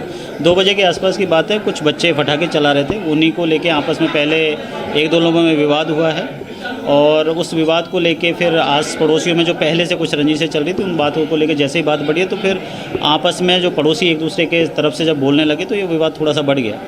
अभी पूरी स्थिति सामान्य है। सभी जगह हमारा फ्लैग मार्च हो रहा है, फोर्स का डिप्लॉयमेंट हो चुका है। 2-4 लोगों को जिनको चोट आई है, प्रथम दृष्टया पूरी मामूली चोटें थी, उनको मेडिकल के लिए भेज दिया है और FIR लिखवाई जा रही है।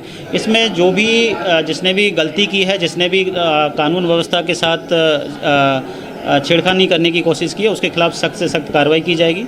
और आप लोगों के माध्यम से मैं पूरे इंदौर वासियों से आग्रह करना चाहूँगा कि किसी भी प्रकार की अफवाहों पर ध्यान नहीं दें। पूरी व्यवस्था अंडर कंट्रोल है, पूरा फोर्स हमारा फील्ड में है, व्यवस्था को बनाए हुए है।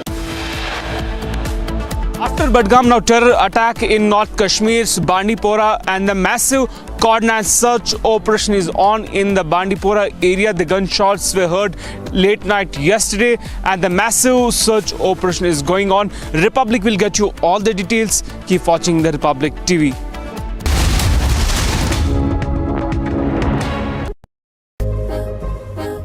Attention passengers, there's some turbulence in the air. Do not miss the beautiful view up in the sky. For a better view, you may recline your seats. Enjoy best-in-class features with the MG Windsor EV. Live business class.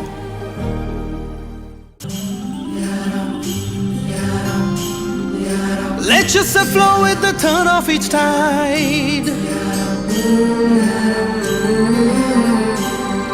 Salty winds, you sweeten your ride. Maharashtra is the hit. Maharashtra tourism. Yeah, Ajay, look at your dad. Will we be the same at his age? Absolutely yes, if we plan our future like him. How? My father had invested in LIC's Jeevan Akshay, which gives immediate and guaranteed annuity at regular intervals, that too for life. Wow. But do we have to wait until his age? Absolutely not. We recently invested in LIC's new Jeevan Shanti, which gives deferred annuity, which means regular income after some years. I see. LIC. LIC's annuity plans give 10 annuity options and flexibility in receiving regular income. LIC, हर पल आपके साथ. Heart on fire, I desire thunder, thunder riding. The Harley Davidson X440. Find your freedom.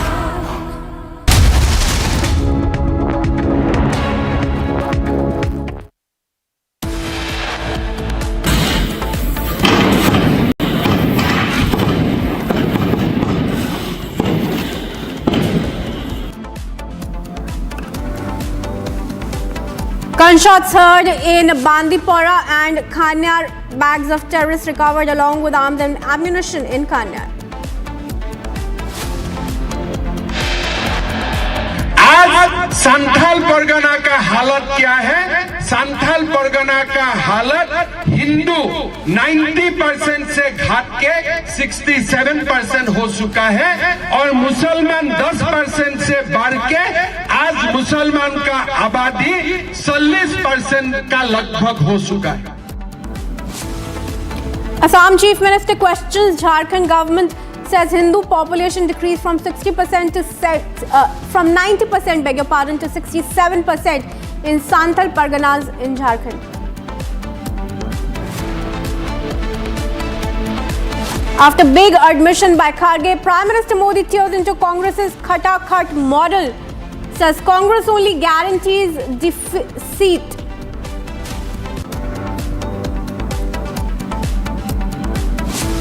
बहुत ही दुर्भाग्यपूर्ण बात है एक बहन के बारे में ऐसी बातें करना, ये बहुत ही निंदाजनक है. ऐसे जो बहनों का अपमान करने वाले लोग हैं उनको सबक सिखाएंगे. Maharashtra Chief Minister Eknath Shinde condemns sexist slur by Arvind Sawant, says Maharashtra will teach the Hindi a lesson.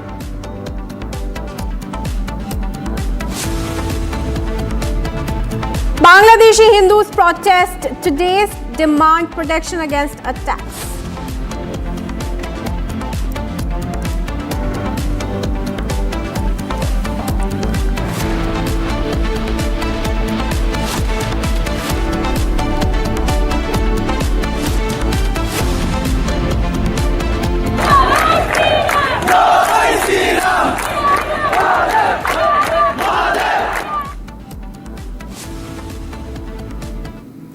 Welcome back, viewers. Now, politics continues over Mallikarjun Kharge's warnings over freebies.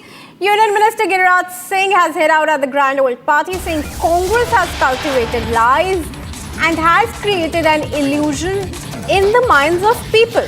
He further said that Rahul Gandhi and Mallikarjun Kharge should apologize to the people of Maharashtra, Himachal, Karnataka and the country. Union Minister Giriraj Singh now slamming the Congress president, saying Kharge and Rahul should apologize to the nation.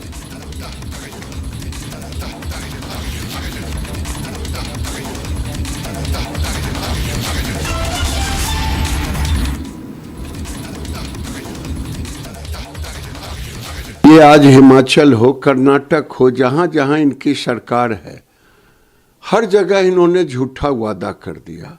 इसीलिए मैंने कहा कि ये गाना नहीं था, तेरे झूठे वादे पे मारे गए, तो वही इनके झूठे वादे पर हिमाचल की जनता, कर्नाटक की जनता, अब झारखंड और महाराष्ट्र की जनता या तो राहुल गांधी, खड़गे माफी मांगे महाराष्ट्र की जनता से, हिमाचल की जनता से, कर्नाटक की जनता से, देश से, झारखंड की जनता से, कि ना मैं कोई वादा करूंगा, जो वादा किया नहीं पूरा तो माफी मांगता। इन्हें माफी मांगना चाहिए। ये आज हिमाचल हो, कर्नाटक हो, जहां जहां इनकी सरकार है, हर जगह इन्होंने झूठा वादा कर दिया। इसीलिए मैंने कहा कि ये गाना नहीं था, तेरे झूठे वादे पे मारे गए, तो वही इनके झूठे वादे पर हिमाचल की जनता, कर्नाटक की जनता, अब झारखंड और महाराष्ट्र की जनता या तो राहुल गांधी, खड़गे माफी मांगे महाराष्ट्र की जनता से, हिमाचल की जनता से, कर्नाटक की जनता से, देश से, झारखंड की जनता से, कि ना मैं कोई वादा करूंगा, जो वादा किया नहीं पूरा तो माफी मांगता। इन्हें माफी मांगना चाहिए।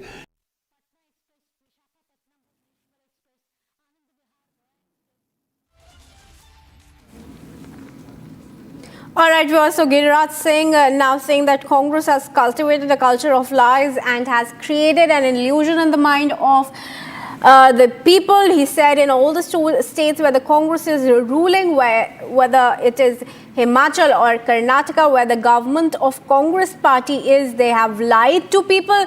And for that, Rahul Gandhi and Mallikarjun Kharge should apologize to the people of Congress-ruled states. Let's bring in Riyanka, my colleague, on this story. Riyanka, now Giriraj Singh has slammed the Congress party over its budget realization.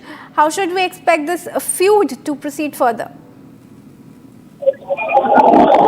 Yes, Kriti, at this point in time, what we are seeing, I beg your pardon, is a war of words that is underway regarding Mallikarjun Kharge's remarks for the party units in several states, claiming that there should be, scrutiny regarding a budget before announcing the freebies. And as per the latest, what we have seen is Giriraj Singh, after Prime Minister Narendra Modi had responded to Kharge's statement, we are seeing Giriraj Singh now coming out and saying that the Congress party is just cultivating lies and they are going ahead and fooling people. And Mallikarjun Kharge's comments is being condemned by Giriraj Singh. He also says that Kharge should apologize to the people of Maharashtra, Himachal. Of Maharashtra, Himachal and Karnataka in the country. Remember, such poll freebies during the campaigning, but when it comes... All right, some audio issue with my colleague Riyanka, who joined us on the phone line. But with that, viewers, we will now move on and take a look at some of the other top stories from across the nation in 2 minutes.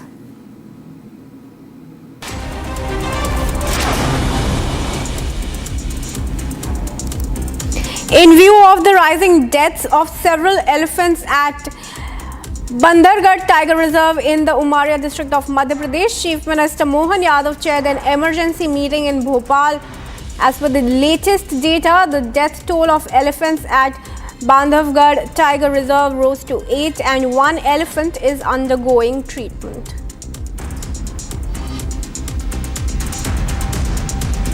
Two non-locals were injured after terrorists fired upon them in Jammu and Kashmir's Budgam district on Friday. According to officials, both the injured were immediately taken to a nearby hospital for treatment. Their condition was said to be stable. The incident took place at Mazamma village near Magam area of the district. Following the attack, security forces cordoned off the area and launched a search operation to nab the assailants.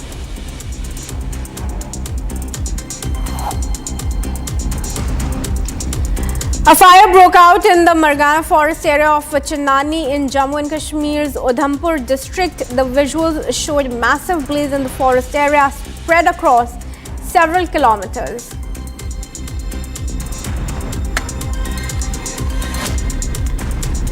Bihar Sampark Kranti Express train travelling from Darbhanga to New Delhi received a bomb threat Friday evening, triggering panic among passengers and security personnel. UP's Gonda Junction received a tip-off from Delhi control room over the bomb threat. The train was halted at Gonda station at 7:30 p.m. and thoroughly searched by a bomb disposal squad, but no suspicious objects were found. The train was eventually allowed to proceed to its destination.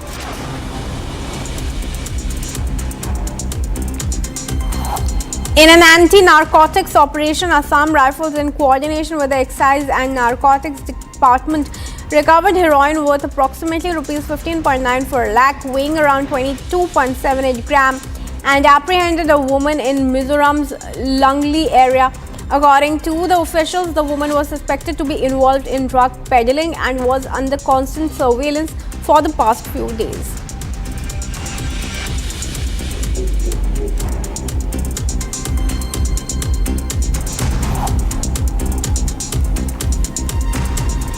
And viewers, cutting across now to a breaking news that's coming in. We're learning that Pak terrorists have been trapped in Srinagar encounter. Now, the terrorist code named Usman is being trapped by forces. This is as per the sources that have confirmed to Republic TV. The terrorist trapped in the encounter is part of the group which has been behind the targeted killings in Kashmir. This group of Lashkar has been active in central and north Kashmir. Terrorist code named Usman trapped by forces. That's what we are learning from our sources. Let's go across to Zeenat, who's joining us to give us more details on this. Srinagar, Zeenat, Pakistani terrorist named Usman has been trapped. That's what we're learning. What confirmation do you have on that?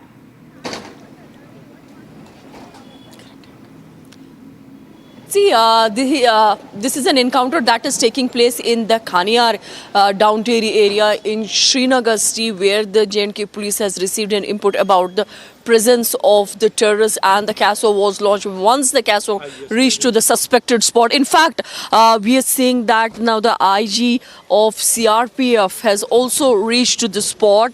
Mr. Jain, would you like to throw some light on it? Please. Sir, would you like to throw some light? I'll talk to you later. Anything on the incident? Sir, please. So they're not ready to speak about the incident as of now, but yes, the one terrorist is trapped in this. The presence of terrorists was confirmed by the owner of that very house in which the terrorist was taking his shelter. This is an impression of Srinagar police, who's been leading along with the cargo unit of J&K police leading this operation. In fact, they are being assisted by the CRPF. We are seeing the CRPF IG also reached to this very spot to monitor the situation. Meanwhile, the gunshots and the exchange of fire continues in the Khaniar area, where the report suggests that one terrorist is trapped who reportedly is Pakistani. That can only be confirmed once he is neutralized or he is identified by the Jammu and Kashmir police. But as of now, we are seeing the deployment and is more and more reinforcement is being rushed to the spot where the encounter is on. All right, Zeenat, the bags that were recovered that we showed to our viewers a short while ago, were they also related to the terrorists that are trapped there? See, as far as the terrorists that are the one who's trapped, we are picking from the sources that it's one terrorist who's been trapped in the residential house here in Kanyar. See, we are only putting out the information which has been confirmed or which has some credibility. We are not putting out the unconfirmed reports because a lot of news is being circulated about the identity of the terrorists. So we refrain from mentioning about the details. Please wait, let this operation gets concluded because this is a highly sensitive operation that is going on here in Srinagar city. In fact, Srinagar city is witnessing operation since the last operation was reported in Srinagar city. That was in 2022 in April when the two terrorists, the Pakistani terrorists, were neutralized. Then in fact, this is the lane that leads you to the operation site. We are seeing the IG CRPF now visiting that very spot. So last time I was talking about the encounter that happened in 2022 in April where the two terrorists, the Pakistani terrorists, were neutralized. Then also the operation was carried by the Srinagar police. The operation then was also launched after the credible int was generated by Srinagar police. Now we are again picking up from the sources that this is an operation of Srinagar police along with the cargo unit. They specialize in these kind of encounters in generating the ints about the movement of the terrorists. See, as far as this Kanyar area is concerned, this is a commercial as well as the residential area, a downtown area, highly where you see more hustle and bustle, and also a very congested area where you see the lanes and by lanes usually choked because of the number or the footfall of the locals or the non-locals. So forces have completely cordoned this area. The external cordon is intact. We are seeing more and more reinforcement, and also the cargo unit and the specialized force is the part of this very operation which is taking place here in the downtown area of Srinagar. We are showing you the moment, the ground visuals, the ground situation, the ground scenes that are taking place here in Kanyar area, the downtown Srinagar, where the encounter is on. In fact, the first gunshot was reported somewhere around, the exchange of fire started around 8:30, and Republic was, I remember, was the first one to break the situation, break this import, about the news of an encounter taking place. But we refrain from putting out any unconfirmed report. As of now, the encounter is on. We are only learning from the credible sources that one terrorist has been trapped in this residential house where the encounter is taking place, and it's an operation of Srinagar police here in Kanyar area of Srinagar. All right, thank you, Zeenat, for sharing those details and also for exercising restraint in sharing any unconfirmed information. Massive operation by the forces underway there in the Kanyar area of Srinagar, viewers, where we are learning that a terrorist has been trapped in a residential building. Pakistani terrorist codenamed Usman trapped there. With that, we will now shift our focus. Some international news coming in, viewers. A mass shooting has taken place in Orlando during Halloween celebrations. 2 people died, 6 are injured. We have a report on that. Let's take a look. A mass shooting in Orlando has left at least 2 people dead and 6 injured. The harrowing incident has taken place during Halloween celebrations. Officers responded to reports of shots fired in the city's downtown bar. As they reached, second round of shooting took place. We pretty much watched him come from where he parked his car and went into, and we didn't see him going to any clubs. He pretty much walked into downtown, walked up the street, and did what he did. Shortly after which, officers arrested a 17-year-old male suspect and took him under police custody. The 6 wounded people, who range in age from 19 to 39, were transported to a hospital for treatment. After the first round of shooting, police used security video to put out a description of the suspect, but later they were able to catch the suspect after the second round of shooting.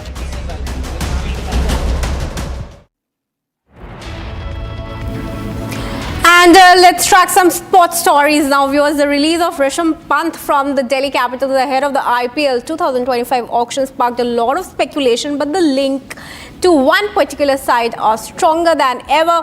Former CSK star Suresh Raina believes Pant will be CSK bound, as two of them spoke and met with MS Dhoni. Pant has played for DC throughout his career, but has reportedly been seen by CSK as Dhoni's successor. Take a look at this report.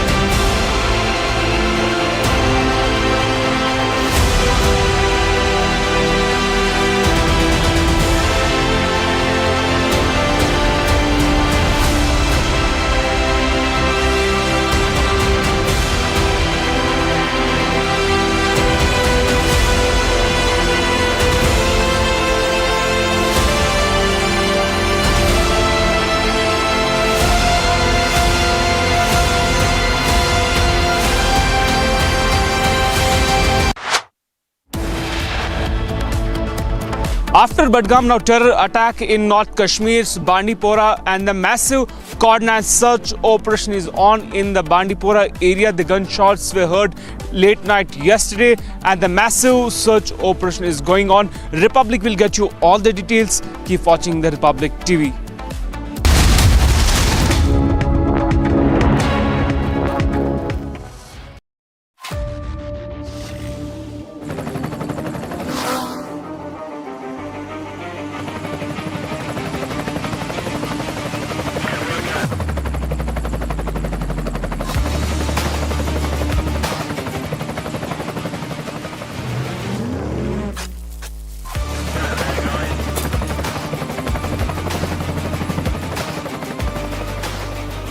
Director, the taste of success.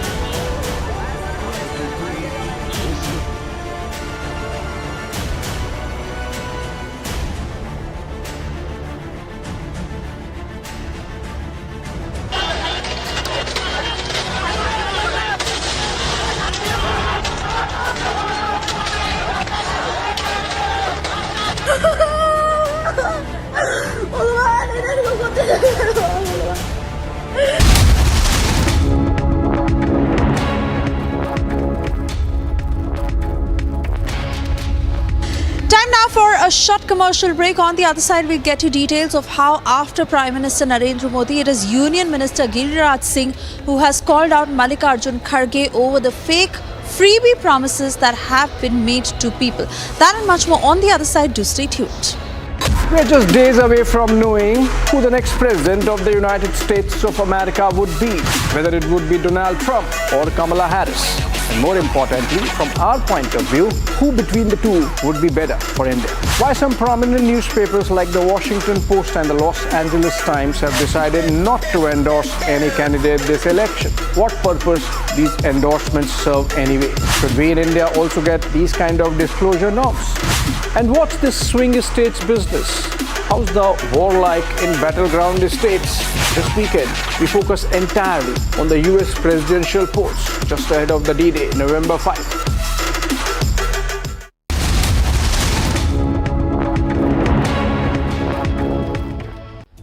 I am a big fan of Hindu and I am a big fan of India. Big fan.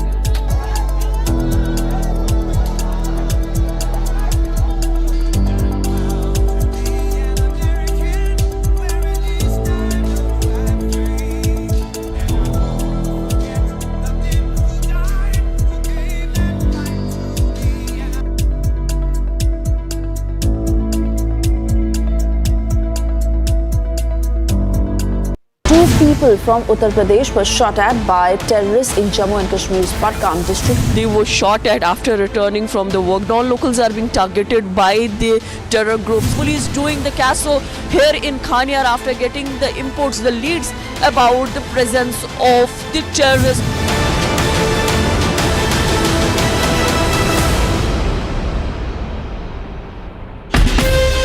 From Asia's largest news headquarters,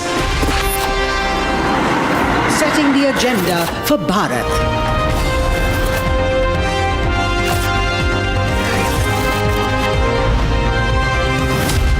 You're watching Republic.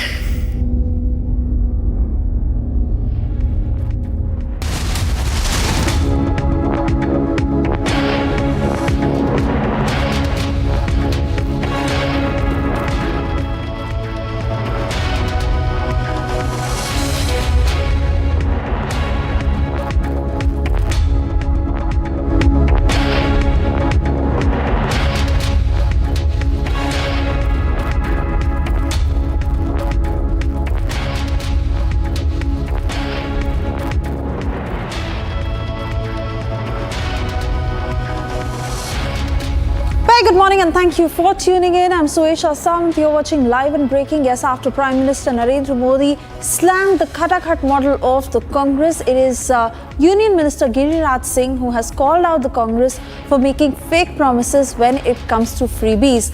That story is getting bigger as we also get you details on the other top stories we are tracking for you this morning. First, a quick check of the headlines.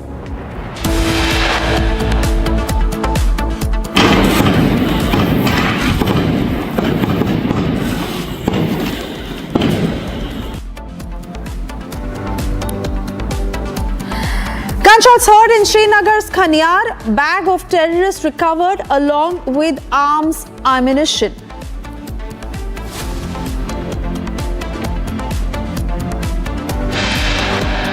आज संथाल परगना का हालत क्या है?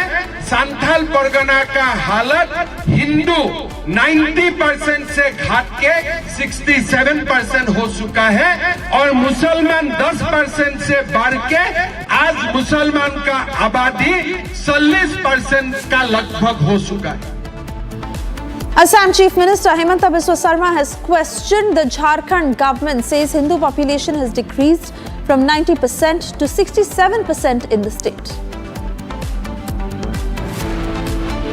After big admission by Mallikarjun Kharge, Prime Minister Modi teared into Congress's Khatakhat model, says Congress only guarantees deceit. बहुत ही दुर्भाग्यपूर्ण बात है एक बहन के बारे में ऐसी बातें करना, ये बहुत ही निंदाजनक है. ऐसे जो बहनों का अपमान करने वाले लोग हैं उनको सबक सिखाएंगे. Maharashtra Chief Minister Eknath Shinde condemns sexist slur by Arvind Sawant, says Maharashtra will teach Indi a lesson. Bangladeshi Hindus protest today, demand protection against attacks.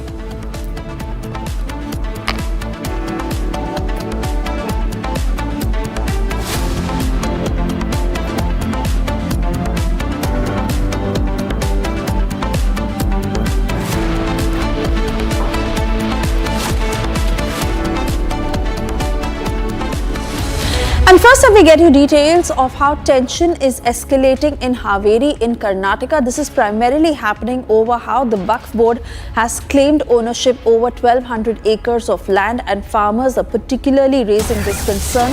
Now, in the latest, we are learning that in Haveri, stones were pelted on the homes of Muslim leaders in the fear that their land could also be taken, and there could be mutation in the name of Waqf. Tensions simmering in Haveri's Karkol village, where villagers fear that their land would be taken over by the Waqf. Hence, they hurled stones at houses of Muslim leaders. The Haveri police also took suo motu cognizance of the issue, and now an FIR has been registered.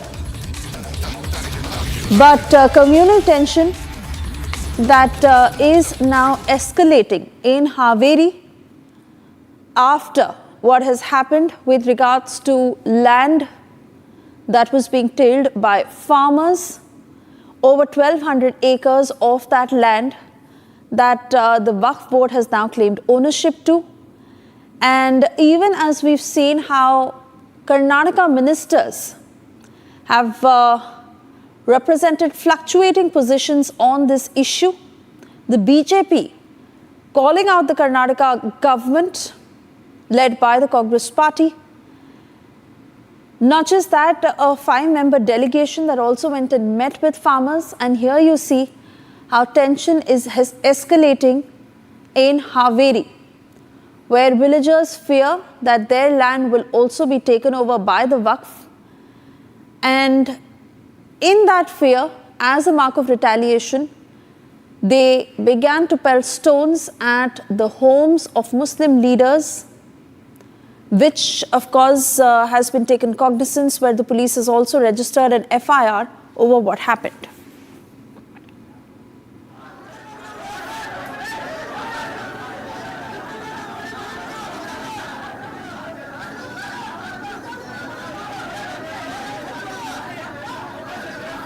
My colleague will join us from the Kannada newsroom to take us through these latest details as we put out those pictures on our screens.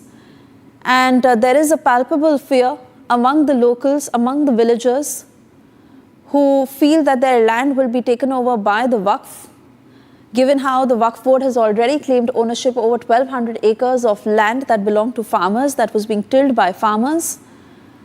And out of nowhere, as what is being seen in a desperate move by the Waqf board ahead of the amendments that could be made to it, to the Waqf bill, where they are now claiming ownership over several land chunks pan-India. All right, we'll try and get you further details on this story at a later point, as we are now shifting our focus to gunshots that were heard in Bandipora. This happened outside the 14 RR Army camp. Remember, this happened in Bandipora while two non-locals were targeted in Kashmir. And right now, as we talk, an encounter that is underway where one terrorist is trapped as our forces are trying to neutralize those Pak terrorists. Two bags that have also been recovered in Bandipora, where there is a clear link to how these terrorists are from Pakistan and the Lashkar group that has been active in central Kashmir and southern Kashmir in order to ensure the tension prevails. We are now getting you details of these back-to-back developments that have happened in Jammu and Kashmir. My colleague Aravat filing this report. Let's take a look.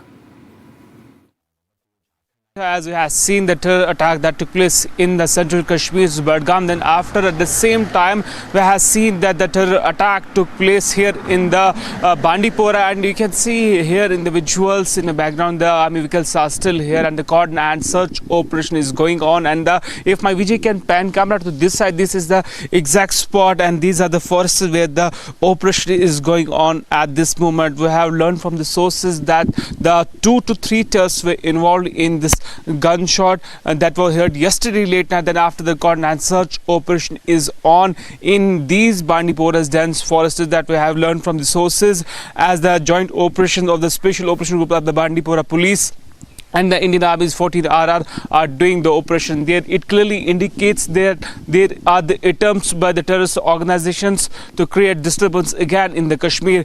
Reason is that we have seen the makeup and the historic projects in the Kashmir Valley. Also, if we'll talk about the recent elections, incident-free elections, there are attempts by the Pakistan-based terrorist organizations to create disturbance in the Kashmir, because intelligence agencies has already said that there are some launching pads active in the Pakistan occupied Kashmir and they are all set to infiltrate this side, and that's why they are trying to create disturbance in the Kashmir Valley for the successful infiltration. But we have seen the high alert has been sounded across the line of control areas and other cities and towns of the Jammu and Kashmir. If we'll talk about the Bandipora's ongoing operation, which is underway since yesterday late night, the mega anti-terror operation is underway in the parts of the Kashmir.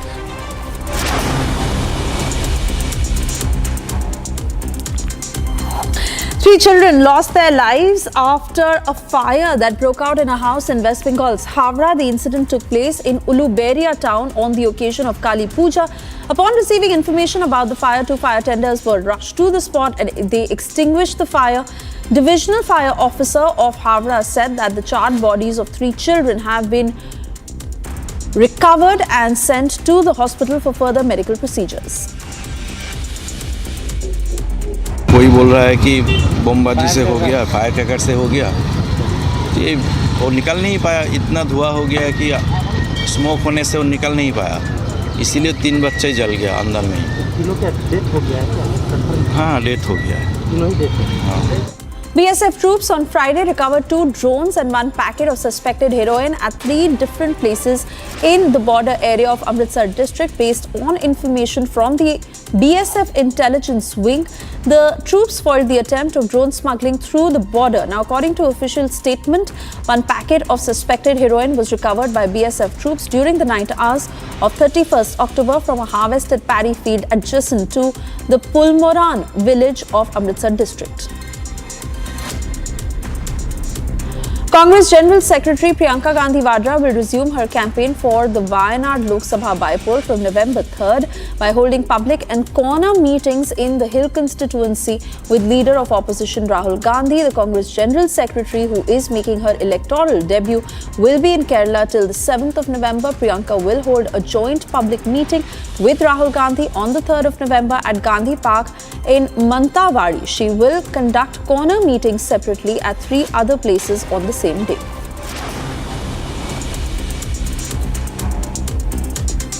Jammu and Kashmir Pradesh Congress Committee Chief Tariq Hamid Kara on Friday strongly condemned the attack on two non-locals by terrorists in Mazama area of Magam in Budgam district. Kara termed the incident as the most unfortunate and highly condemnable, urging the government to take effective measures to contain such inhuman, shameful and cowardice acts.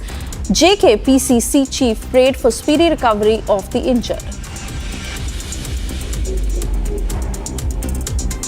Tripura police busted a drug menace and seized drugs worth 2 crore rupees from Ambassa.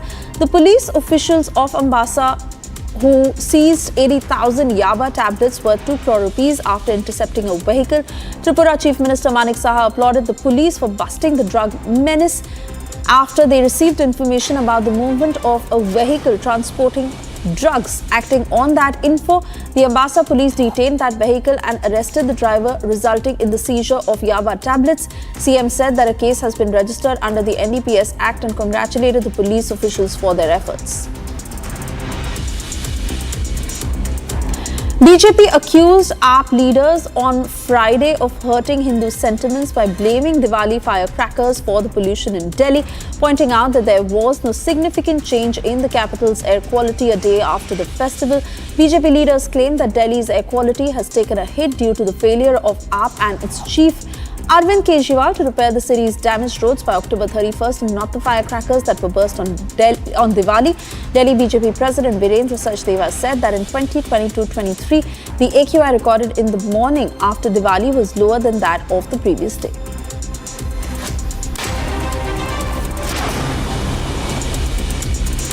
Bihar Sampark Kranti Express train travelling from Darbhanga to New Delhi received a bomb threat on Friday evening, triggering panic among passengers and security personnel. Uttar Pradesh's Gonda Junction received a tip-off from Delhi control room over the bomb threat. The train halted at Gonda Junction at 7:30 p.m. and thoroughly searched by a bomb disposal squad, but no suspicious objects were found. The train was eventually allowed to proceed to its destination.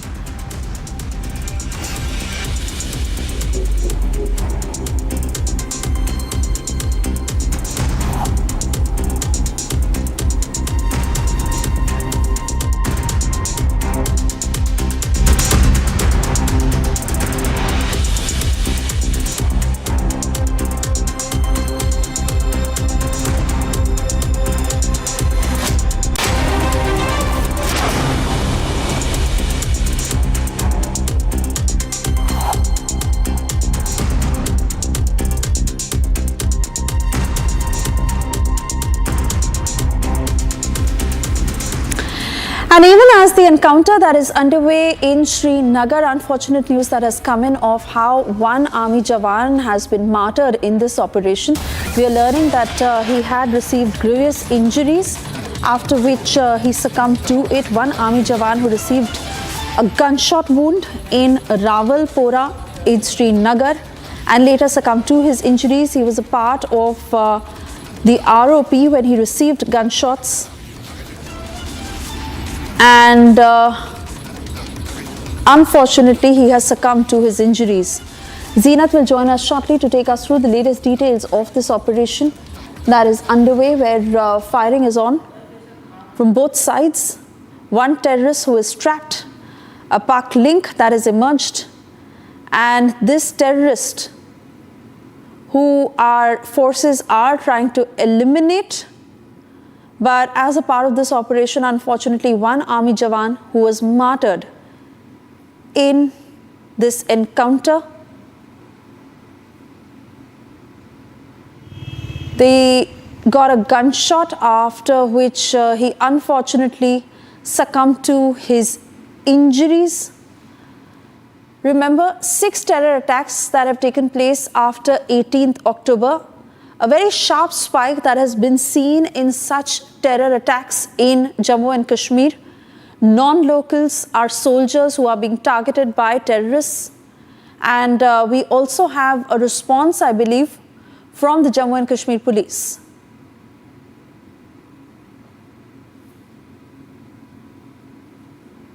All right, not too sure if that response is in yet. We'll try and play that out later. But for the moment, you're seeing how migrant laborers, non-locals Hindu minorities and forces that are being targeted by terrorists who are from Pakistan, a Pak link that has emerged, and this is primarily the Lashkar group that is active in central and south Kashmir. A sharp spike that has been seen in such terror attacks. In fact, 18th October onwards, 6 terror attacks that have already happened. Yesterday, 2 non-locals who were targeted by terrorists, after which they were admitted to a hospital. And currently, an encounter that is underway in downtown Kashmir, in downtown Srinagar to be precise, from where Zeenat is also joining us, tracking every detail. Zeenat, just unfortunate that the army jawan who was martyred in this operation. Do take us through the details.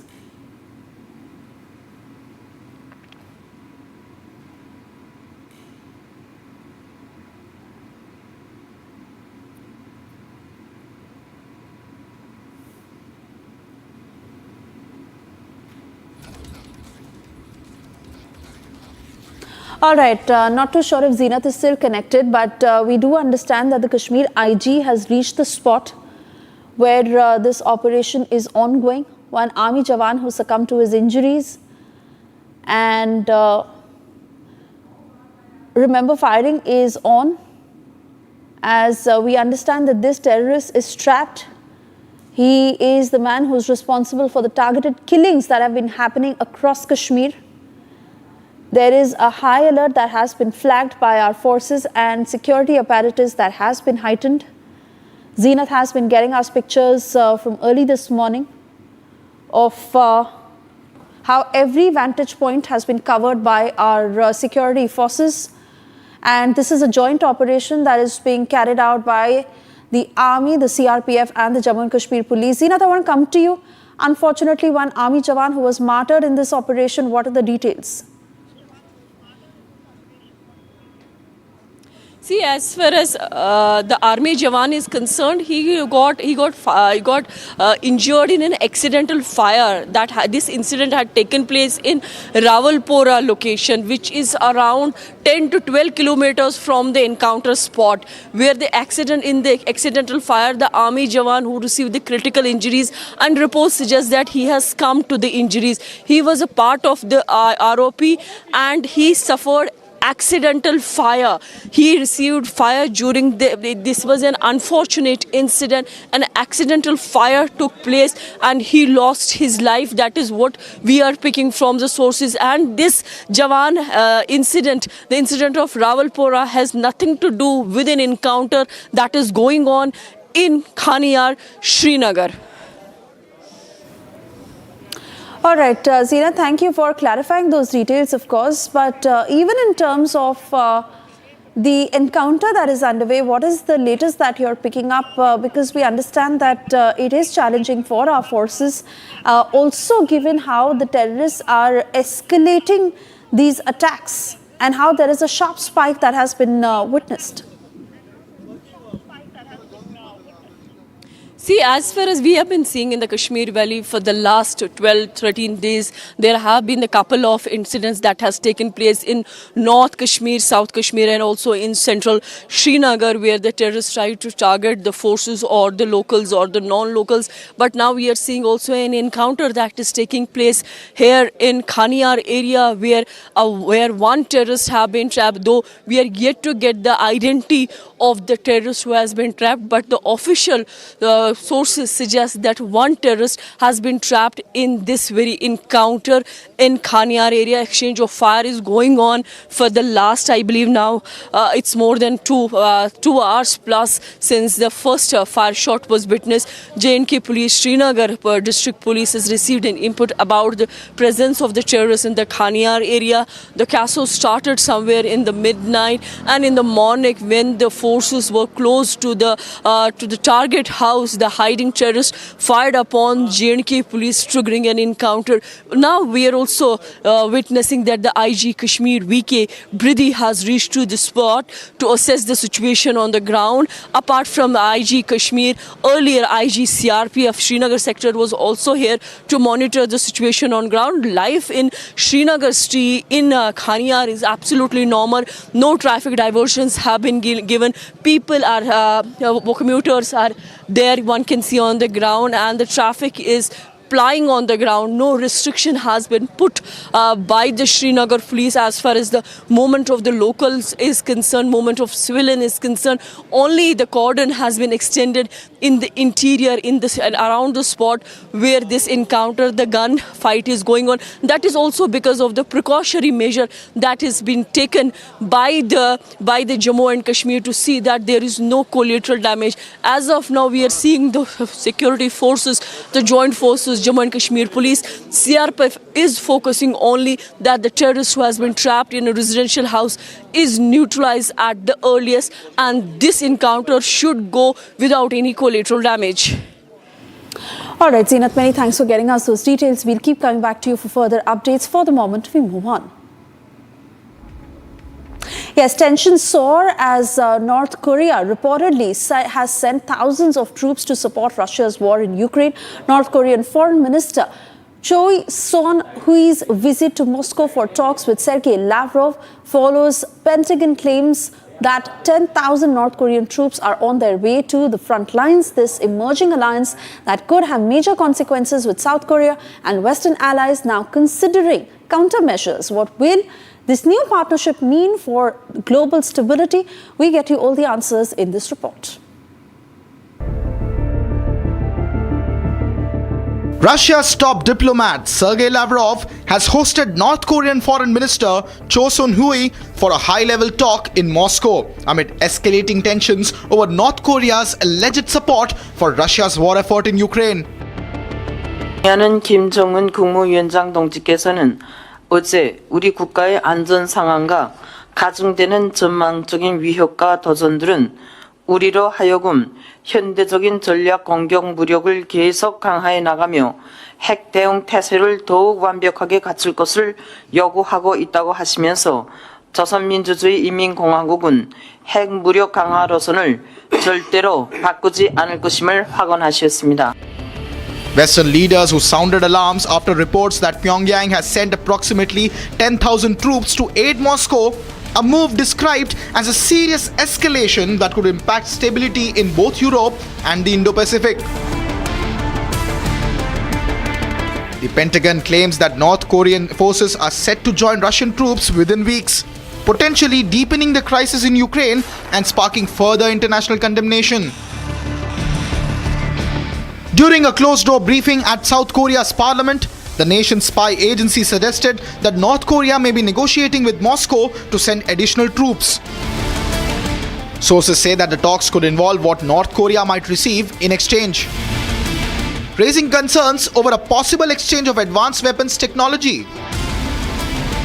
미안한 김정은 국무위원장 동지께서는 대우크라이나 특수군사작전이 개시된 첫 시기부터 군국의 눈치도 보지 않고 나라의 주권적 권리와 안전이익을 소화하기 위한 러시아 군대와 이민희 정의 성전을 일관하게 강력히 지지 성원하도록 지시하셨습니다. Lavrov praised the strengthening ties between Moscow and Pyongyang, calling the partnership unprecedented and proposing discussions on implementing a strategic agreement aimed at stabilizing the Northeastern Asian region. Двусторонние отношения между нашими странами за последние несколько лет достигли беспрецедентно высокого уровня благодаря особому вниманию, которое уделяется этим отношениям со стороны президента Путина и председателя государственных дел Ким Чен Ын. North Korean Foreign Minister Cho reiterated her country's support for Russia's actions in Ukraine, describing it as a just fight to protect Russia's sovereignty. She also stated that the discussions would cover political, foreign policy, and defense issues requiring joint efforts. Western officials have previously accused North Korea of supplying Russia with artillery and other military equipment. However, Both Moscow and Pyongyang maintain that their cooperation is legal and within international boundaries, sidestepping direct confirmation of North Korean troop presence in Russia. 경야는 김정은 국무위원장 동지께서는 있지도 않은 그 누구의 위협을 억제한다는 망령에 사로잡혀 한미 동맹을 핵에 기반한 동맹으로 변이시키고 무력 증강에 열을 올리면서 광적으로 벌려놓는 미국과 한국의 전쟁 서동과 도발적 행태는 언제든 조선반도에서 힘의 균형이 깨질 수 있다는 위험성을 내포하고 있다고 말씀하셨습니다. South Korean President Yoon Suk-yeol has hinted at possibly providing weapons to Ukraine if North Korea's military support to Russia intensifies. So far, South Korea has only supplied humanitarian aid and joined economic sanctions, but it could ramp up its response based on future developments. Efforts to sanction North Korea further have been blocked at the United Nations, with Russia and China vetoing measures intended to curb Pyongyang's weapons program. Russia has also removed UN oversight on sanctions against North Korea, creating an open door for continued military cooperation between the two nations. В целом двусторонняя повестка весьма и весьма насыщена. Международная и региональная проблематика также требует регулярной сверки часов. Поэтому я очень ценю сегодняшнюю возможность поговорить откровенно, по-товарищески, по всем этим вопросам и выработать общее понимание о том, как наши внешнеполитические ведомства будут содействовать реализации договоренностей, заключенных в договоре о всеобъемлющем стратегическом партнерстве. As Russia and North Korea deepen their partnership, the international community watches with mounting concern, with Seoul contemplating a strategic shift.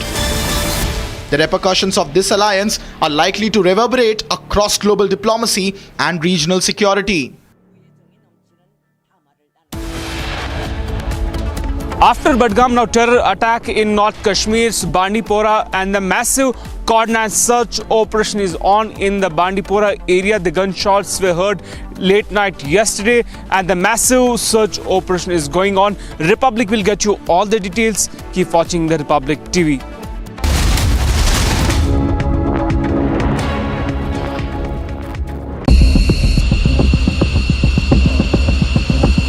این مجازات برای رژیم غاصب صهیونی در برابر جنایت‌های حیرت آور اون رژیم بود.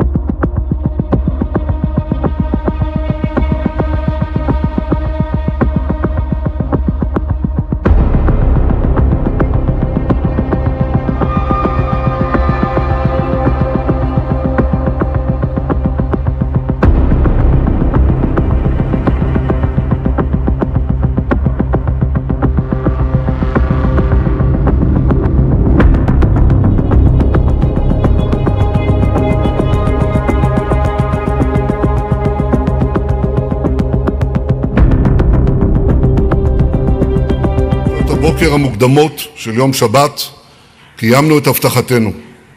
חיל האוויר תקף ברחבי איראן. פגענו קשות ביכולת ההגנה של איראן וביכולתה לייצר טילים שמכוונים כלפינו. כל זה בא אחרי שבחודשים האחרונים פעלנו באופן שיטתי, על פי תוכנית סדורה, לקצץ את זרועות התמנון של איראן, חיזבאללה וחמאס. שלשום פגענו בראש התמנון, המשטר האיראני. מי שפוגע בנו, אנחנו... Just days away from knowing who the next president of the United States of America would be, whether it would be Donald Trump or Kamala Harris. And more importantly, from our point of view, who between the two would be better for India. Why some prominent newspapers like the Washington Post and the Los Angeles Times have decided not to endorse any candidate this election. What purpose these endorsements serve anyway? Should we in India also get these kind of disclosure norms? And what's this swing states business? How's the war like in battleground states? This weekend, we focus entirely on the US presidential polls just ahead of the D-Day, November 5.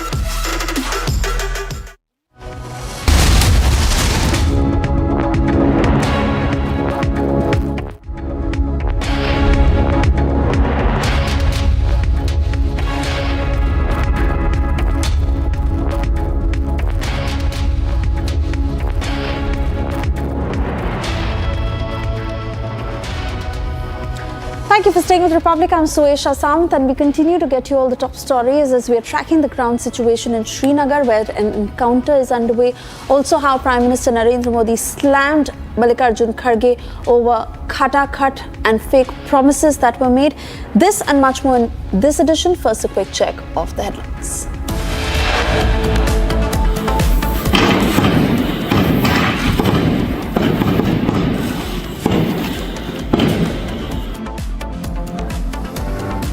Gunshots heard in Srinagar's Khanyar. Bags of terrorists recovered along with arms, ammunition.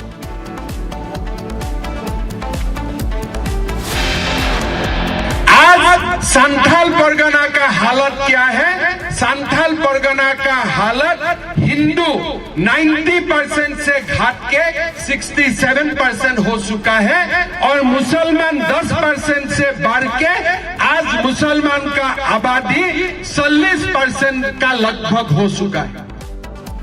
Assam Chief Minister questions Jharkhand government, says Hindu population decreased from 90% to 67% in the state.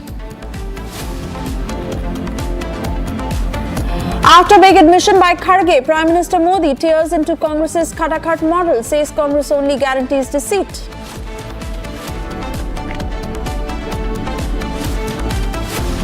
बहुत ही दुर्भाग्यपूर्ण बात है एक बहन के बारे में ऐसी बातें करना, ये बहुत ही निंदाजनक है. ऐसे जो बहनों का अपमान करने वाले लोग हैं उनको सबक सिखाएंगे. Maharashtra Chief Minister Eknath Shinde condemned sexist slur by Arvind Sawant, says Maharashtra will teach Indy a lesson.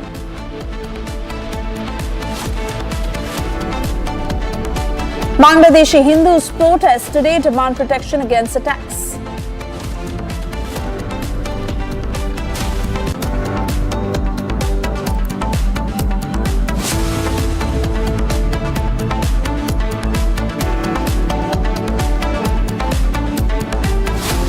And first up, we get you details coming in from Indore, where an argument broke out over children bursting crackers. This led to group clashes and eventually stone pelting. 4 people were injured as a part of these clashes. In fact, the Indore police held a flag march to restore public order. Here's what happened.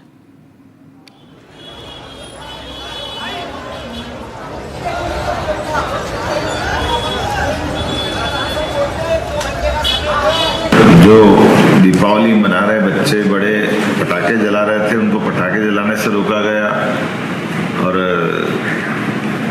ध्यान करके एक तरह से कानून व्यवस्था हाथ में लेने का प्रयास किया और ये हमारी सरकार में बर्दाश्त नहीं है. हमने कहा हम सभी धर्मों के लिए सरकार दृढ़ता के साथ खड़ी है, लेकिन कोई दिवाली नहीं मनाने दे, ये कैसे हो सकता है. हमारी यशस्वी प्रधानमंत्री श्रीमान नरेंद्र मोदी जी के नेतृत्व में भारत सरकार सभी राज्यों के अंदर सुशासन के लिए जानी जाती है. ऐसे में हमने कहा कि भाई सरकार के रहते रहते कोई पटाखे जलाने से रोके, ये संभव नहीं है. जो ऐसे उपद्रवी तत्व है हमसे निपटा भी गया. मैं उम्मीद करता हूँ कि इस प्रदेश में कानून और व्यवस्था का राज है. हम सबको अपने अपने दायरे में रह करके सभी धर्मों के भावनाओं का सम्मान भी करना चाहिए और कोई कानून हाथ में लेगा तो हमारी सरकार बर्दाश्त नहीं करेगी.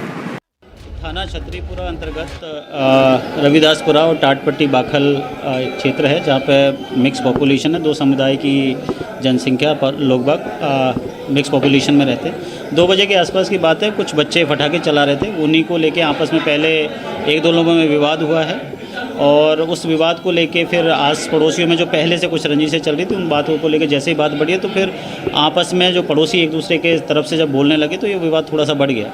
अभी पूरी स्थिति सामान्य है, सभी जगह हमारा फ्लैग मार्च हो रहा है, फोर्स का डिप्लॉयमेंट हो चुका है। 2-4 लोगों को जिनको चोट आई है, प्रथम दृष्टया पूरी मामूली चोटें थी, उनको मेडिकल के लिए भेज दिया है और FIR लिखवाई जा रही है। इसमें जो भी जिसने भी गलती की है, जिसने भी कानून व्यवस्था के साथ छेड़खानी करने की कोशिश की है, उसके खिलाफ सख्त से सख्त कार्रवाई की जाएगी। और आप लोगों के माध्यम से मैं पूरे इंदौर वासियों से आग्रह करना चाहूँगा कि किसी भी प्रकार की अफवाहों पर ध्यान नहीं दें। पूरी व्यवस्था अंडर कंट्रोल है, पूरा फोर्स हमारा फील्ड में है, व्यवस्था को बनाए हुए है। Three children lost their lives after a fire broke out in a house in West Bengal's Havra. The incident that took place in Uluberia town on the occasion of Kali Puja. Upon receiving information about the fire, 2 fire tenders immediately rushed to the spot and extinguished the fire. Divisional Fire Officer of Havra said that the charred bodies of the 3 children have been recovered, sent to the hospital for further medical procedures. कोई बोल रहा है कि बमबाजी से हो गया, fire cracker से हो गया, तो ये वो निकल नहीं पाया। इतना धुआं हो गया कि स्मोक होने से वो निकल नहीं पाया, इसीलिए 3 बच्चे जल गया अंदर में। तीनों का डेथ हो गया है? हाँ, डेथ हो गया है। तीनों ही डेथ हो गया। हाँ। The BSF troops on Friday recovered 2 drones and 1 packet of suspected heroin at 3 different places in the border area of Amritsar district. Based on information from the BSF intelligence wing, troops foiled the attempt of drone smuggling through the border. According to the official statement, 1 packet of suspected heroin was recovered by BSF troops during the night hours of 31st October from a harvested paddy field adjacent to the Pulmoran village of Amritsar district. Congress General Secretary Priyanka Gandhi Vadra will resume her campaign for the Wayanad Lok Sabha bypoll from November 3rd by holding public and corner meetings in the Hill constituency with leader of opposition Rahul Gandhi. The Congress General Secretary, who is making her electoral debut, will be in Kerala till November 7. Priyanka will hold a joint public meeting with Rahul Gandhi on November 3rd at Gandhi Park in Manantawadi. She will conduct these corner meetings separately at 3 other places on the same day.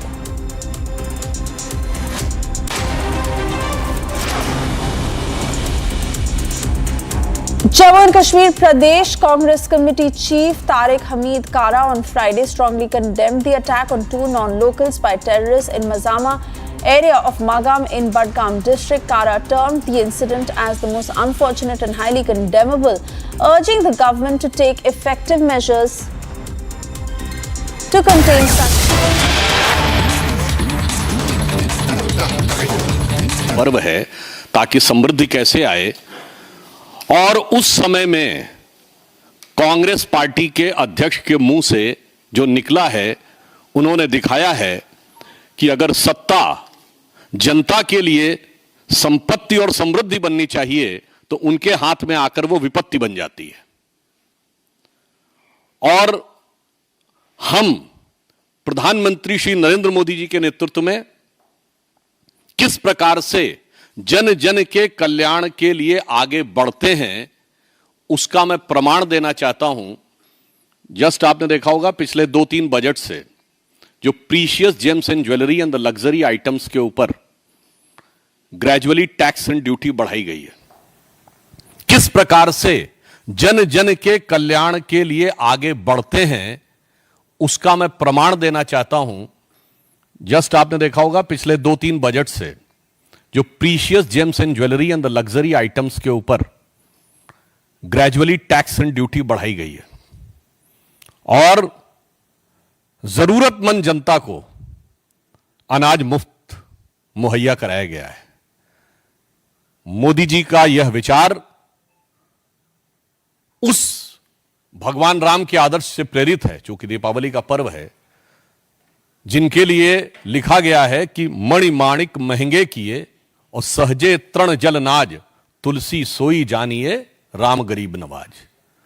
तो luxurious items के ऊपर tax और गरीब व्यक्ति के लिए अनाज की उपलब्धता। मगर अफसोस की बात यह है, कुछ लोग ऐसे होते हैं जिसमें कांग्रेस पार्टी और विपक्षी दल प्रमुख हैं, जिनके दिमाग इतने खाली होते हैं कि सत्ता में आने पर खजाना खाली कर देते हैं।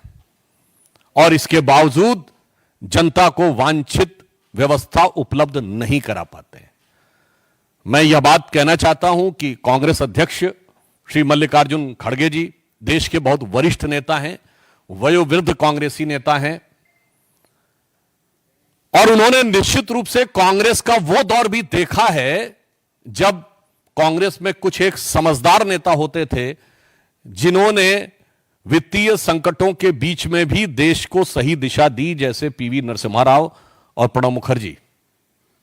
तो हो सकता है आज के इस राहुल गांधी के एरा में, कभी कभी कहा जाता ना कि जिह्वा पर सरस्वती विराजमान हो जाती हैं, तो उनके मुंह से वह सत्य स्वतः निकल गया, या यूं कहें जो हकीकत थी वो जुबान पर खुद ब खुद आ गई। अब उसके बाद मैं कहना चाहता हूं कि एक गांधी की कांग्रेस थी और वहां से जो राहुल गांधी की कांग्रेस, यानी एक राष्ट्र के विचार से प्रेरित कांग्रेस और एक अर्बन नक्सल विचार से प्रेरित कांग्रेस के बीच की यात्रा खड़गे जी ने देखी होगी तो वही उनके दिल से कहीं ना कहीं निकला होगा। अब उनसे दबाव डलवाकर जो कुछ भी कहलवाया जा रहा हो, अब वो चाहे 7 गिनाएं या 17 गिनाएं, उनके लिए मैं कहना चाहता हूं कांग्रेस पार्टी से कि अब जो होना था वो हो गया। बिगड़ी बात बने नहीं, लाख करो किन कोय, रहीमन बिगड़े दूध को मथे न माखन होए। अब जो होना था वो हो गया है। अब मैं इस विषय का आपको तथ्यात्मक जवाब देना चाहता हूं। कांग्रेस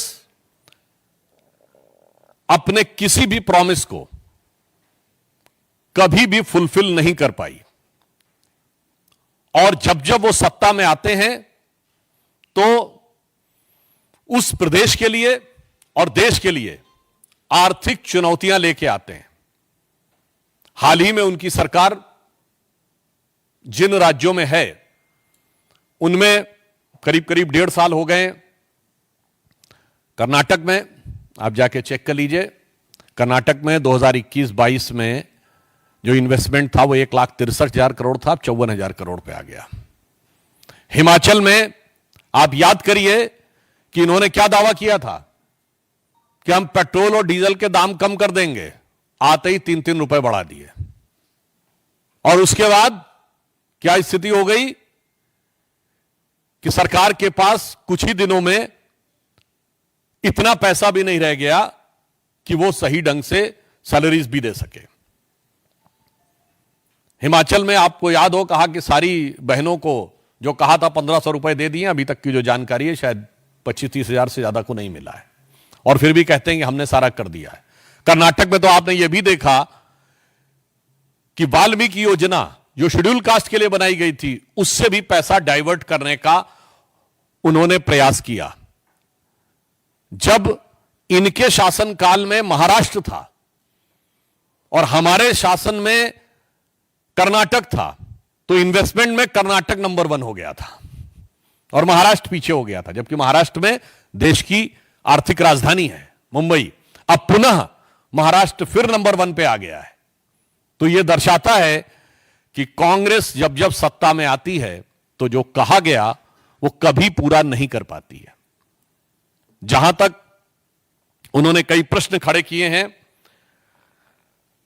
आदरणीय खड़गे जी ने, तो मैं कहना चाहता हूं, रोजगार की आप बात करते हैं तो रोजगार के लिए सबसे प्रामाणिक जो डाटा होता है वो होता है ईपीएफओ, एम्प्लॉय प्रोविडेंट फंड, यानी कर्मचारी भविष्य निधि खाता। जब कोई कर्मचारी बनेगा तभी उसके खाते में से पैसा कटकर उसमें जाएगा, और सिर्फ कर्मचारी का खाता नहीं जाता, उसमें जो उसका नियोक्ता है यानी एम्प्लॉयर, वो भी अपना कंट्रीब्यूशन देता है। तो जब तक कोई किसी को नौकरी नहीं मिली होगी और उसका कोई एम्प्लॉयर नहीं होगा, तब तक ईपीएफओ अकाउंट ऑपरेटिव नहीं होगा। और हमारी सरकार आने से पहले 11 करोड़ ईपीएफओ अकाउंट थे और 2024 में आते आते 25 कुछ करोड़ ईपीएफओ अकाउंट्स थे। EPFO accounts, employ provident fund accounts में सबसे बड़ी छलांग जुलाई के महीने में 22 लाख नए कर्मचारी भविष्य निधि खाते खुले। कांग्रेस वालों को खुली आंखों से यह आंकड़ा देखना चाहिए।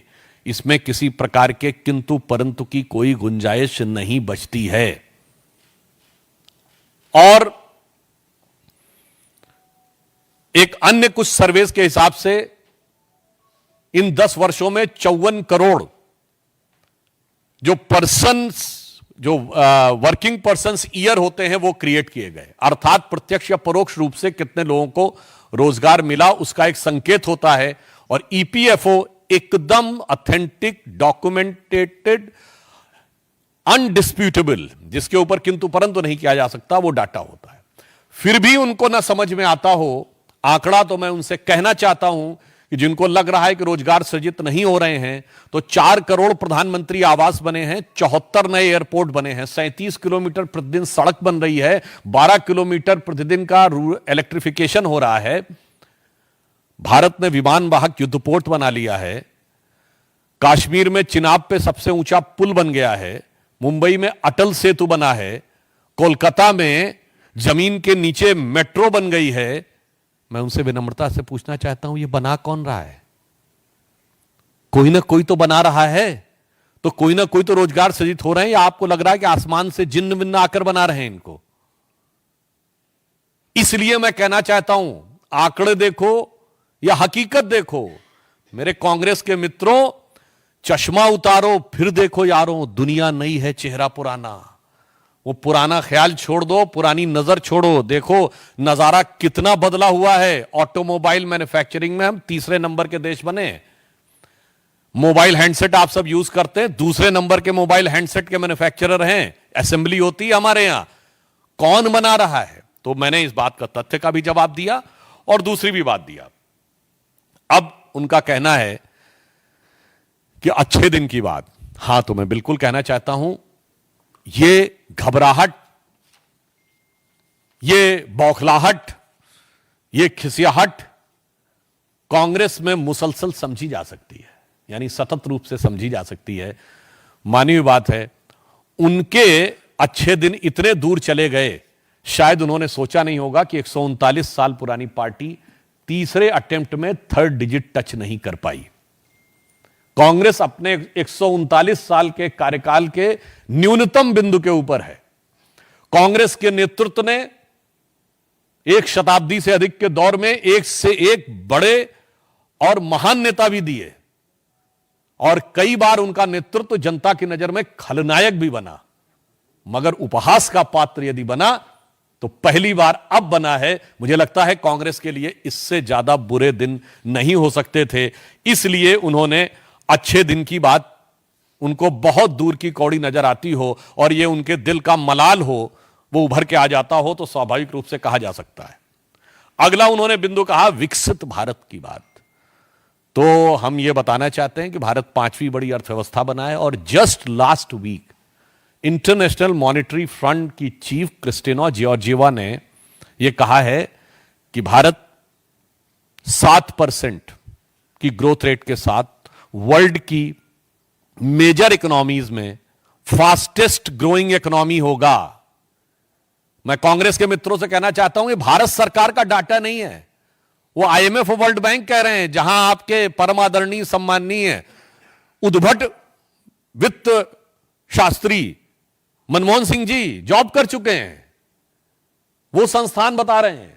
और उसके साथ एक और बात है, भारत 7% पे है with a distant to China का 4.8, यानी 2.25% का अंतर है।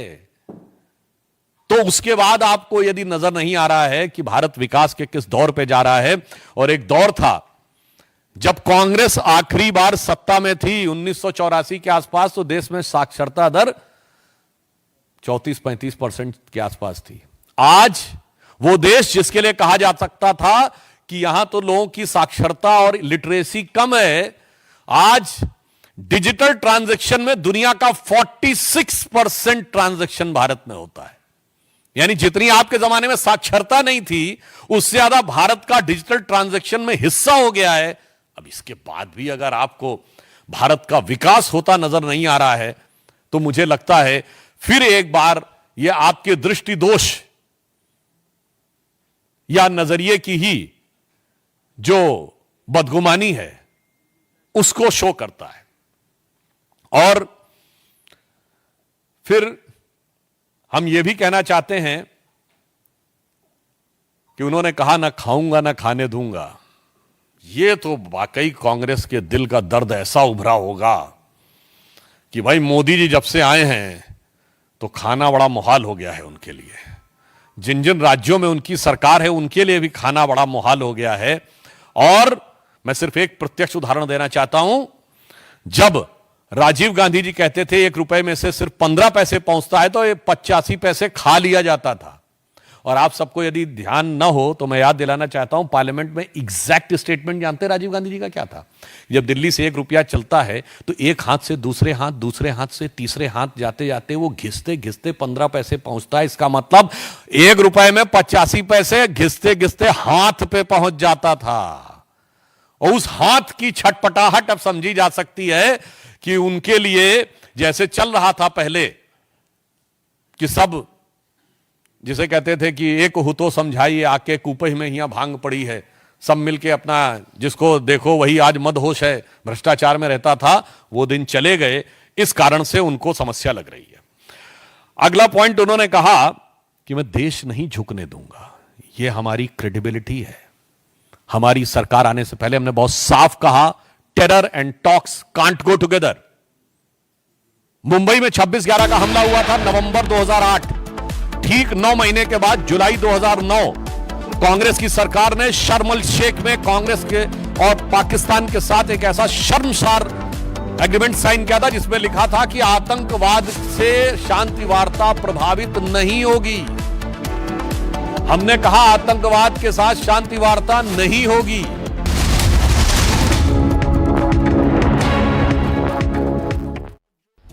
I am a big fan of Hindu and I am a big fan of India. Big fan.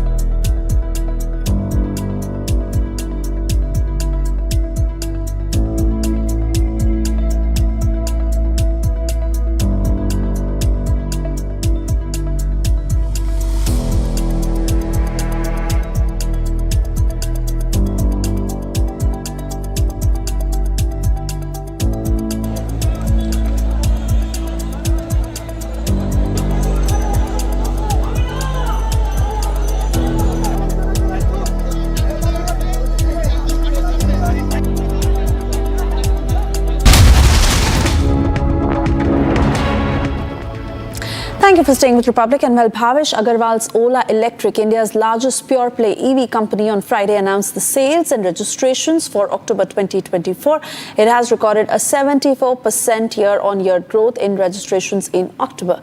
Here's that report. Bhavish Agarwal's Ola Electric, India's largest pure-play EV company, on Friday announced the sales and registrations for October 2024. The company has registered sales of over 50,000 units. Ola Electric recorded a 74% year-on-year growth in registrations in October. With a market share of 30%, the company currently dominates the EV two-wheeler segment. The company has also announced a series of initiatives to enhance the after-sales and ownership experience.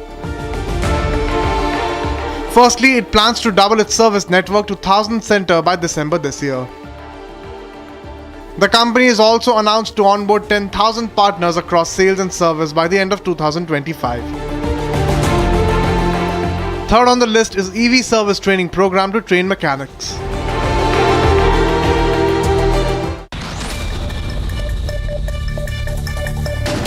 A concrete roof of a railway station in the northern Serbia city collapsed on Friday, killing at least 13 people, with many more still buried under the rubble. Interior Minister said that 3 other people were rescued and hospitalized with serious injuries, while more are feared dead. Ambulances and other emergency teams were dispatched to the downtown station, and bulldozers were removing the debris looking for survivors. Some 80 rescuers were at the scene as heavy machinery removed large parts of the rubble. Spain reels from its deadliest natural disaster in decades as catastrophic floods claim more than 200 lives, with Valencia bearing the brunt of the devastation. The storm has claimed at least 205 lives, with 202 fatalities reported in the hardest hit region of the Valencia. Sri Lankan President Anura Kumara and Indian High Commissioner Santosh Jha held a meeting on Friday, during which they emphasized on the importance of a long-term solution to the ongoing fishing disputes between the two nations. The discussion that also highlighted areas of strengthening Indo-Sri Lankan relations, including a review of India-assisted projects in the island nation and potential collaborations in power, energy and digitization. आपने जो जो कहा वो नहीं कर पाए और अभी हाल के वर्षों में आ जाइए।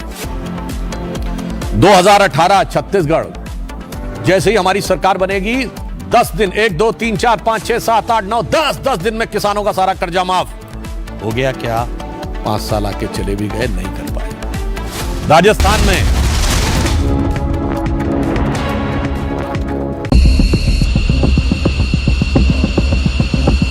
این مجازات برای رژیم غاصب صهیونی در برابر جنایت‌های حیرت آور اون رژیم بود.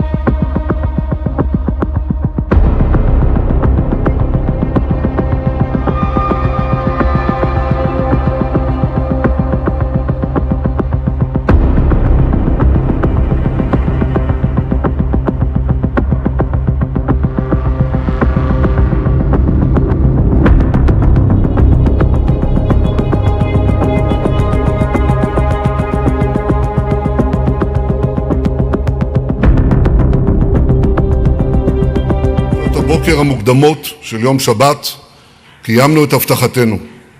חיל האוויר תקף ברחבי איראן. פגענו קשות ביכולת ההגנה של איראן וביכולתה לייצר טילים שמכוונים כלפינו. כל זה בא אחרי שבחודשים האחרונים פעלנו באופן שיטתי על פי תוכנית סדורה, לקצץ את זרועות התמנון של איראן, חיזבאללה וחמאס. שלשום פגענו בראש התמנון, המשטר האיראני. מי שפוגע בנו, אנחנו פוגעים בו. זהו העיקרון שהנחה אותנו עד היום, וזה העיקרון שינחה אותנו גם בהמשך הדרך. התקיפה באיראן הייתה מדויקת ועוצמתית, והשיגה את כל מטרותיה.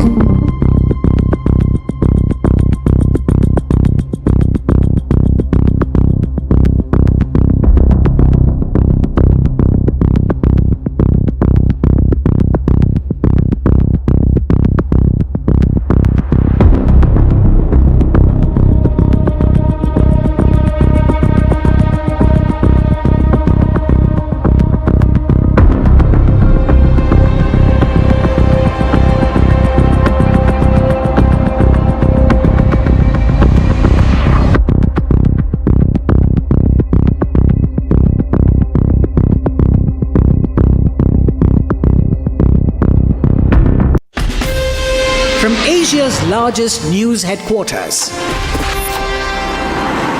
setting the agenda for Bharat.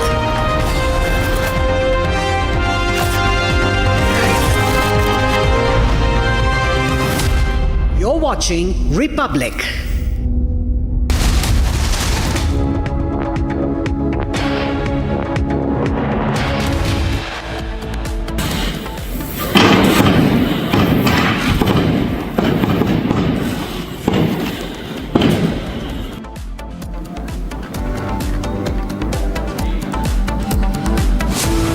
Gunshots heard in Srinagar's Khanyar, bags of terrorists recovered with arms and ammunition. Gunshots also heard in Bandipora.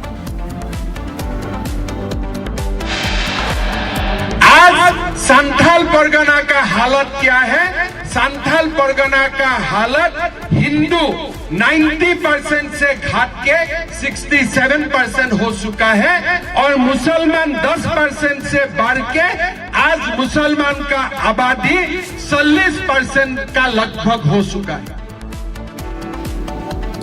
Assam Chief Minister questions Jharkhand government, says Hindu population decreased from 90% to 67% in Santhal Parganas. After big admission by Kharge, Prime Minister Modi tears into Congress's Khadakhat model, says Congress only guarantees deceit.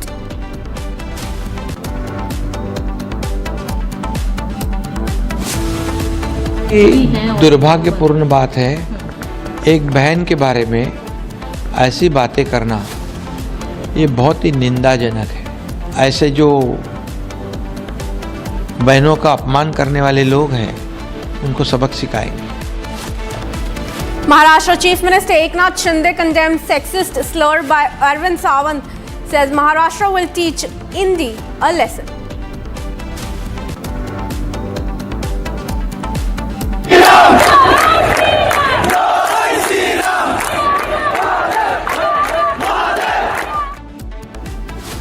Bangladeshi Hindus protest, demand protection against attacks.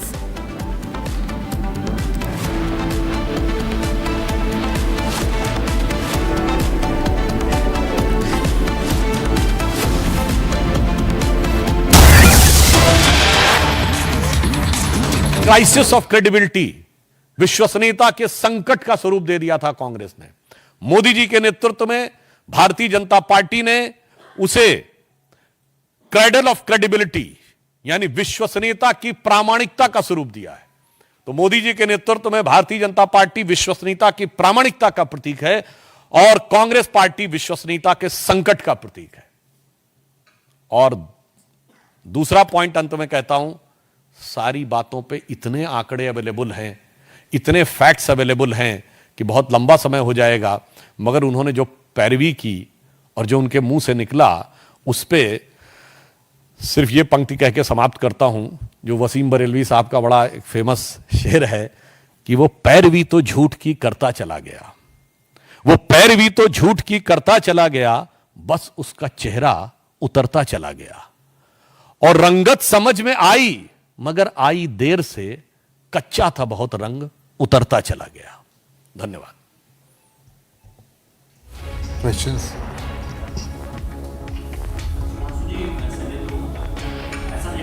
Karnataka को लेकर जिस तरह से जो वादा किया था Congress party ने सत्ता में आने के लिए चुनाव के दौरान, उसमें अधिकांश वादे पूरे नहीं हुए, लेकिन वक्त को लेकर ऐसी हालात दिख रही है कि जो जमीन दावा हो रहा है वो सारी ऑर्डर कर दी जा रही है। इसको किस तरह से देख रहे हैं? नहीं, वो बात आप बिल्कुल सही है। गरीबों के लिए, जन कल्याण के कार्य के लिए, वादा पूरे करने के लिए ना उनकी इच्छा शक्ति है, ना उनको खजाने में पैसा नजर आता है। मगर वक्त तो छोड़िए, मीडिया में यह समाचार आया था कि कर्नाटक के चिकमंगलूर जिले में आंगनबाड़ी वर्कर से यह कहा गया है कि उन्हें कन्नड़ के साथ साथ उर्दू भाषा भी सीखनी पड़ेगी, क्योंकि वह क्षेत्र प्रीडोमिनेंटली मुस्लिम बाहुल्य क्षेत्र है। तो मैं पूछना चाहता हूं कि जो लोग वहां की अस्मिता का विषय उठाते थे, ये सारे निर्णय करने के लिए उनका प्रॉमिस एकदम ठीक है। वक्फ बोर्ड के ऊपर मुस्लिम आरक्षण देने के लिए, और जो मैंने एक मीडिया में रिपोर्ट के आधार पर कहा है कि इस ढंग का समाचार था कि चिकमंगलूर जिले में आंगनवाड़ी वर्कर्स को यह कहा गया है कि कन्नड़ के साथ साथ आपको उर्दू भाषा का ज्ञान होना चाहिए, क्योंकि जो बच्चे आ रहे हैं वो मुस्लिम समाज से आ रहे हैं, तो उन बच्चों को समझाने के लिए चाहिए। तो ये है खाने के दांत और ये है दिखाने के दांत। आमोद भाई, जो फ्रीबी की कल्चर शुरुआत हुई है दक्षिण भारत से शुरू होकर नॉर्थ में पहुंच चुका है, कांग्रेस ज़्यादा इसमें आगे चली गई और कांग्रेस पूरा नहीं कर पा रही है, खुद उनके अध्यक्ष कह रहे हैं। लेकिन इसका अंत क्या है? अभी बीजेपी भी झारखंड में देखिए तो गोगो दीदी योजना शुरू करने जा रही है, जबकि ऑलरेडी वादा कर रही है, जबकि ऑलरेडी वहाँ पे हेमंत सरकार जो है इसी तरह की योजना माता योजना चला रही है। तो इसका अंत कब होगा? आपने बहुत वाजिब सवाल किया, ये मैं अपने मुख्य वक्तव्य में कहना चाहता था परंतु स्लिप हो गया। भारतीय जनता पार्टी का सोच, जो प्रधानमंत्री मोदी जी का सोच है, वो ये है कि क्रमशः पहले आप सरकार की आर्थिक क्षमता बढ़ाइए और उसी के अनुपात में समाज के गरीब वर्ग को उस तक उसका लाभ पहुंचाइए। जैसे हमने 5-6 साल पहले जब किसान सम्मान निधि शुरू की तो क्या कहा? 6,000 रुपया देंगे। अब इस वर्ष से कहा 12,000 देंगे। जब हम 5वीं बड़ी अर्थव्यवस्था बन गए तो हमने कहा 12,000 देंगे। मुद्रा योजना में हमने पहले स्कीम बनाई 10 लाख तक देने की। अब जब हम 5वीं बड़ी अर्थव्यवस्था बन गए, फॉरेन एक्सचेंज रिजर्व $650 बिलियन हो गया, 7% की ग्रोथ नजर आ रही, हमने कहा जब 20 लाख देंगे। पहले हमने रेवड़ी, ये होता है कि आपने कोई दिमाग इस्तेमाल नहीं किया, आपने कहा जी सबको दे देंगे। हमने कहा नहीं, आयुष्मान भारत योजना के तहत स्वास्थ्य का कवर 50 करोड़ लोगों को देंगे। अब जब भारत की अर्थव्यवस्था सुदृढ़ हुई, हमने कहा अब 70 साल से ऊपर के सभी लोगों को देंगे जब उन्हें हेल्थ के कंसर्न्स अधिक होने लगते हैं।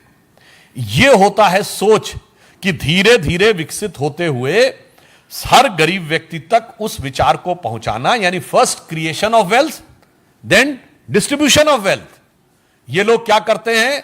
Creation of corruption and destruction of wealth. तो इनकी सोच और हमारी सोच में यह फंडामेंटल अंतर है। यस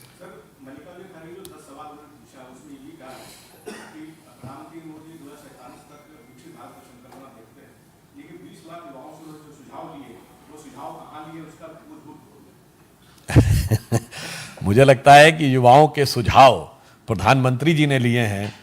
अब मतलब ऑन द लाइटर नोट कहना चाहूंगा, खड़गे जी अभी सच बोल रहे हैं, 24 घंटे पहले सच बोल रहे थे। मतलब तारीख बदली और तकरीर बदल गई।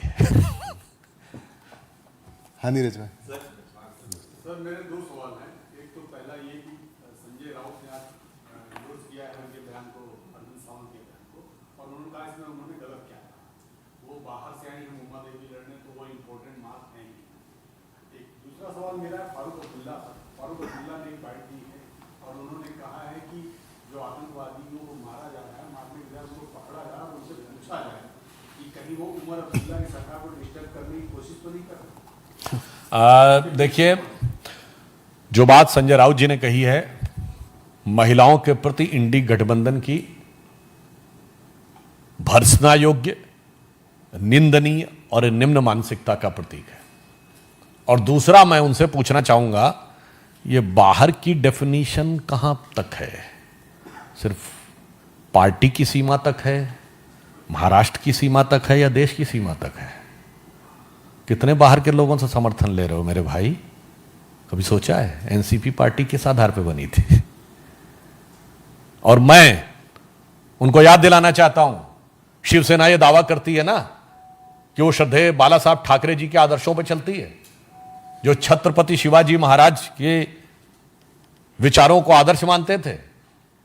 छत्रपति शिवाजी महाराज के विचारों को तो आज हम अपने आचरण में लागू कर रहे हैं। मैं संजय राउत जी को याद दिलाना चाहता हूं, शिवाजी के लिए उनके राजकवि भूषण ने लिखा था, राखी हिंदुवानी हिंदुवान का तिलक राख्यो, स्मृति पुराण राखो वेद धुनु सुनी में, और शाही के सपूत शिवराज शमशीर तेरी, दिल्ली दल दाब के दीवाल राख्यो दूनी में। जिन्होंने दिल्ली को दबा के रखा था, दिल्ली दल को दबा के आज इटली दल से दब गए। अब क्या पूछें? फारूक अब्दुल्ला साहब ने जो कहा है, मुझे लगता है कि यह इस बात का प्रमाण है कि अब उनको सत्ता में आके यह एहसास हो रहा है कि राष्ट्र विरोधी शक्तियों को किस गंभीरता और किस दृढ़ता के साथ डील करना चाहिए। यानी बहुत साफ है कि सत्ता के बाहर रह के बयान देना, उनके कई बयान बहुत आलोचना योग्य, गैर जिम्मेदाराना और राष्ट्र हित के विरुद्ध थे। मुझे लगता है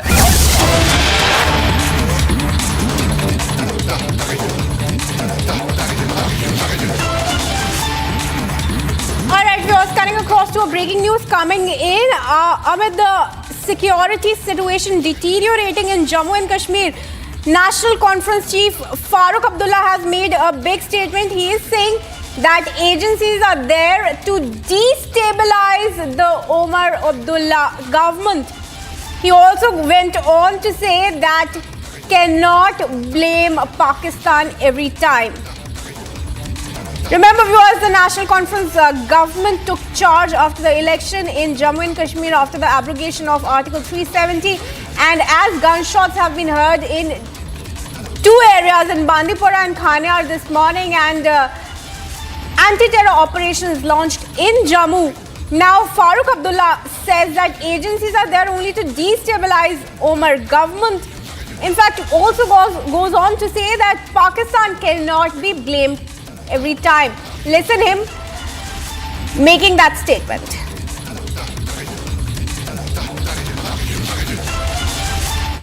अगर वो पकड़े गए ना जो ये कर रहे हैं, पता लगेगा कौन कर रहा है।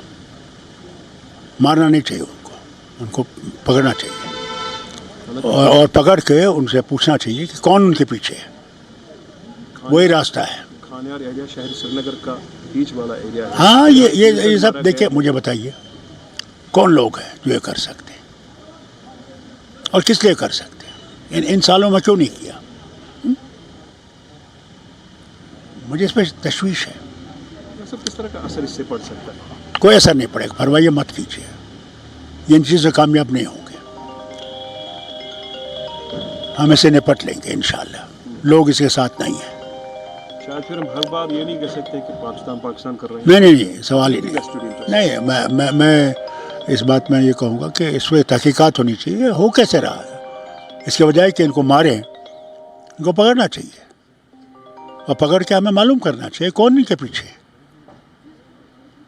कोई ऐसी एजेंसी तो पीछे नहीं है जो उमर अब्दुल्ला को डिस्टेबलाइज करना चाहती है। And going across to Gursimran, who is live from Jammu. Gursimran, why would Farooq Abdullah back with terrorists and raise doubts on our agencies once again when anti-terror operations are underway, not just in Srinagar but also in Jammu? This is clearly demoralizing the forces. See, certainly, and that's what we have been maintaining from the day one, that Farooq Abdullah's statements cannot be trusted when he was saying that this is being done by the adversary, because he can make flip any moment, and now he has done so. Because right now saying this, that we cannot blame every time Pakistan, and there must be some agencies that are trying to destabilize the Omar Abdullah government. This is a serious charge, and this is going to destabilize the forces that are operating in the Kashmir Valley. Because see, the terrorists are from Pakistan, that is very clear, because whenever the terrorists are caught, they have the the proofs of the Pakistan. And when Farooq is saying that the terrorists should not be killed but should be caught alive, this has to be seen that under work circumstances the forces operate on ground. The terrorists are trying every possible way to neutralize the security forces, to kill the forces, as many as force personnel as they can. This means that the forces, they try their level best to nab the terrorists alive, but there are scenarios when the terrorists cannot be trapped. They will not only be threat to the lives of the security force personnel but also to the common people of Jammu and Kashmir, because you cannot afford to have collateral damage in the operation, so as in a bid to nab these terrorists that are heavily armed, that are carrying the IDs with them, that are carrying the sophisticated weapons with them. And that is why the operations are of such nature. And now Farooq Abdullah giving the lectures to the security forces that you should be focusing more on the nabbing the terrorists. Yes, the terrorists have been caught alive. They have been caught alive not in the hinterland but also on the line of control, but also on the international border. But it happens in the certain conditions when the security forces are sure that there will not be collateral damage, because the first and the foremost priority of the forces is to ensure that there is no collateral damage in any of the operations they conduct. For saving the collateral damage, many a times we have seen forces laying down, making the supreme sacrifice in Jammu and Kashmir so that the awam of Jammu and Kashmir is not hurt. But now these kind of statements that are coming from the Farooq Abdullah clearly shows that he is just trying to please the other side, nothing else, because few of his statements that have come prior to this, they were actually against what he says that we should be speaking to the Pakistan. But now he is once again back to his line, stating that we cannot blame Pakistan for every attack that is taking place. But one thing is very clear, that this statement of Farooq Abdullah is going to demoralize the forces that are operating on ground, because a party president whose party is in power in Jammu and Kashmir stating that forces should not kill but rather nab the attackers, and there must be, he's hinting that there is some agency that is behind this to destabilize the Umar Abdullah government. That is something that should have been avoided, but now we have to see that what the Umar Abdullah reacts to it, because this has come from the Farooq. What the government's official stand is, this has to be seen. Oh, absolutely. That flip-flop from Farooq Abdullah, not very unexpected, Gursimran. But the BJP has now also reacted on the matter. Let's listen into BJP statement. Farooq Abdullah साहब ने जो कहा है, मुझे लगता है कि यह इस बात का प्रमाण है कि अब उनको सत्ता में आके यह एहसास हो रहा है कि राष्ट्र विरोधी शक्तियों को किस गंभीरता और किस दृढ़ता के साथ डील करना चाहिए। यानी बहुत साफ है कि सत्ता के बाहर रह के बयान देना, उनके कई बयान बहुत आलोचना योग्य, गैर जिम्मेदाराना और राष्ट्र हित के विरुद्ध थे। मुझे लगता है अब पावर में आने के बाद उन्हें हो सकता है इस बात का एहसास हो रहा हो, तो यह उनके बदलते हुए नजरिए का प्रतीक है कि देश विरोधी शक्तियां किस प्रकार से काम कर रही हैं। तो मैं यह भी अपेक्षा करूंगा कि अब उमर अब्दुल्ला की सरकार उसी दृढ़ता के साथ उन विदेशी शक्तियों को जो भारत और कश्मीर के विरुद्ध षड्यंत्र करना चाहती हैं, उनका दमन करने में, उनका शमन करने में मोदी सरकार का सहयोग करें।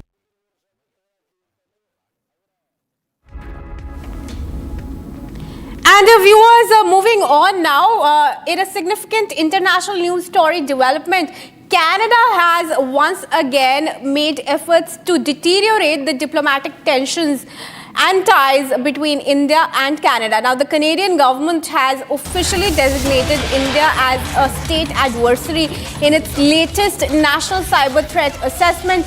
This report is released by the Canadian Centre for Cybersecurity, and it categorizes India alongside China, Russia, Iran and North Korea as nations posing cyber threats to Canada.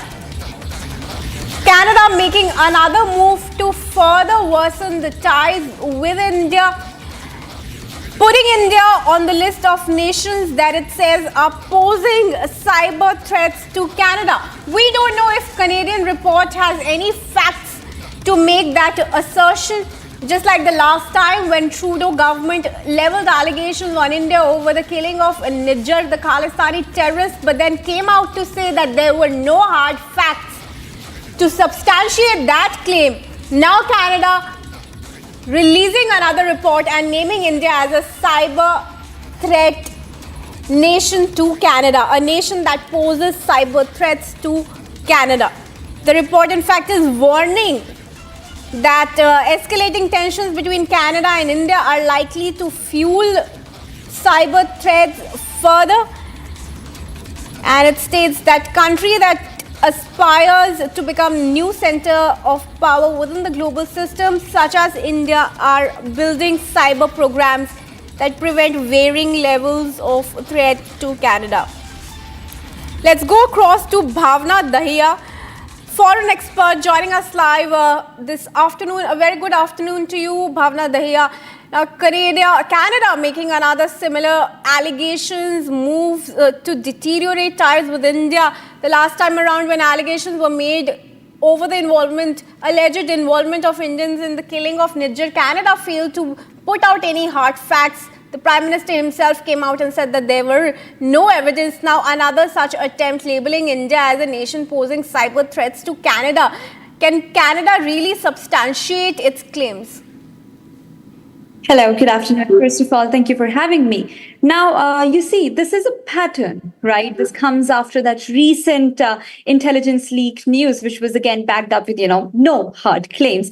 And again, India categorically rejects this unwarranted classification. Our cyber capabilities, you see, they're very defensive, they're very transparent, and they're aligned with international norms. So again, in this scenario, we invite Canadian authorities to engage in constructive dialogue rather than resort to just what? Unfounded allegations. Canada's inclusion of India in their cyber threat assessment alongside nations like China, like North Korea and Russia, Iran, it's quite frankly both perplexing and problematic as well. It is, dare I say, extraordinarily injudicious of our Canadian counterparts to conflate India's cyber capabilities, which is a manifestation of our digital renaissance, with the nefarious machinations of certain nation states whose cyber artillery has been historically deployed for less than savory purposes. This categorization is not merely misleading, it is monumentally myopic. While Canada perceives shadows where there are merely reflections of progress, India stands ready to engage in a dialogue that transcends accusation and denial. Our cyber capabilities are not weapons of war. Of course, they're instruments of protection, much like our ancient concept of kavach. It's a shield, not a sword, right? India's cyber infrastructure is a testament to our commitment to digital democracy. From, let's say, our quantum computing initiatives, we have blockchain-based governance systems. We have the technological sophistication, and it is balanced with ethical responsibility. I must also emphasize that while Canada's assessment is deemed fortunate, it presents an opportunity for India to demonstrate our cyber maturity. First, also, I think it's also very important to observe this timing pattern because we've been labeled alongside China, North Korea, Iran, and Russia. Now, cyber threat assessments, they're mysterious, and they tend to resurface again during periods of bilateral tension, which is now seen in the case of India and Canada. There are high rising bilateral tensions between both of the countries. And again, most of them are based on intelligence leaks, like we saw the recent Morrison claim about India's sensitive information being leaked to the Washington Post. Now, again, it was similarly seen during the peak of US-China tensions. We saw the similar classifications, again, during Russia and West confrontations. Again, cyber allegations peaked. Now, I think, again, during India and Canada's diplomatic strain, we see a very, very similar classification. Now, this isn't a coincidence. This is a very calculated correlation. This also comes amidst highly already strained bilateral relations. But I think most fascinating is that while political temperatures here are rising on the front of intelligence, our economic engagement totally tells a different story. This is the most peculiar diplomatic development where Canada, in what appears to be a moment of remarkable mischaracterization, has chosen to place India, the world's largest democracy, in the same bracket as those other countries. This irony cannot be missed. Here stands India, which powers the digital transformation of a third of humanity, being equated with nations whose cyber footprints are shall we say, less benevolent? The trajectory of India-Canada relations is itself very interesting at the moment. It's not clear. But of course, it's not a moment of crisis, but I think it's a moment of recalibration. Well, absolutely, Bhavna Dhaya. Thanks for joining us and speaking to us here on Republic. Appreciate you giving us your time. Viewers, let's remind you how this move is also coming just ahead of the elections in Canada the next year. Trudeau moving to deteriorate ties with India further. With that, let's shift our focus to news coming in from Jammu and Kashmir, where now we're learning that 2 terrorists have been killed in Anantnag. One of these is a Pakistan terrorist, another one local, gunned down by the police amidst anti-terror operations. So big win for forces coming in as the security situation continues to deteriorate. Now, forces have been able to eliminate 2 terrorists in Anantnag. Let's go to Zeenath to give us more details. Zeenath, a very good afternoon to you. What do we know about these terrorists that were gunned down by the forces?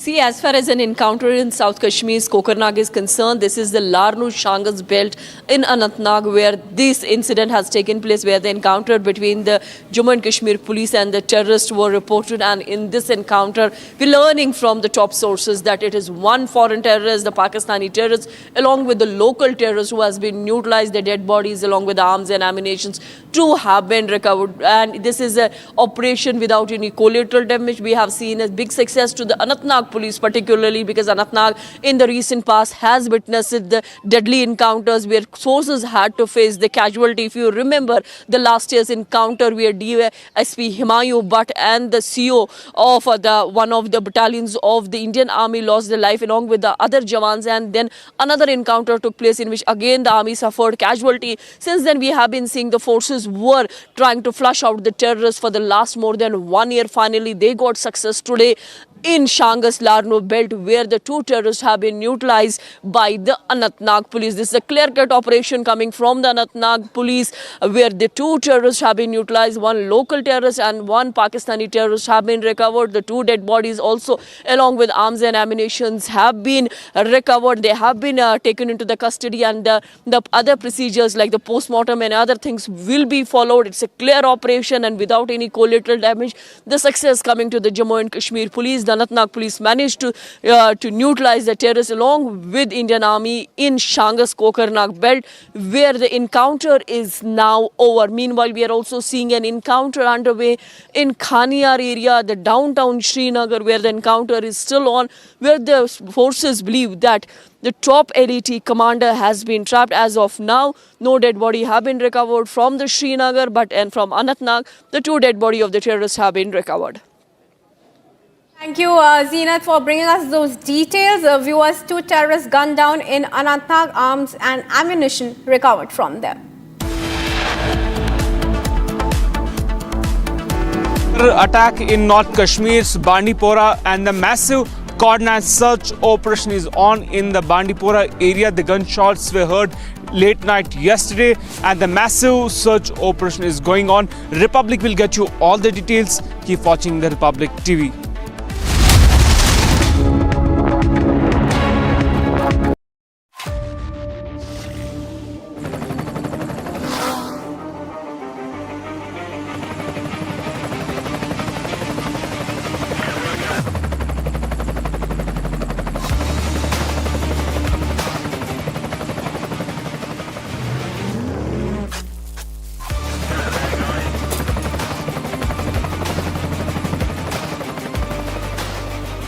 Director, the taste of success.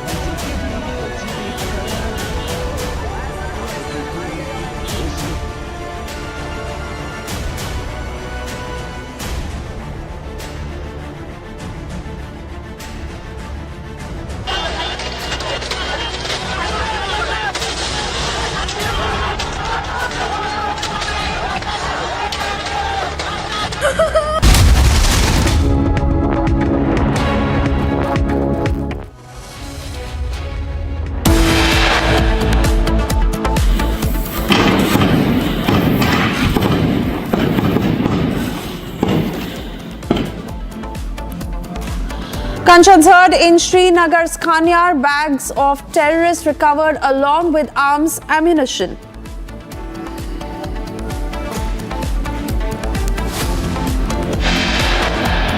आज संथाल परगना का हालत क्या है? संथाल परगना का हालत हिंदू 90% से घट के 67% हो चुका है और मुसलमान 10% से बढ़ के आज मुसलमान का आबादी 40% का लगभग हो चुका है.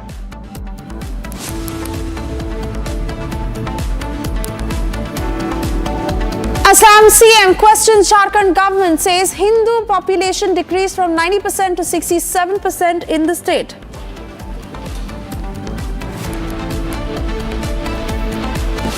After big admission by Kharge, Prime Minister Modi tears into Congress's Khatakhat model, says Congress only guarantees deceit.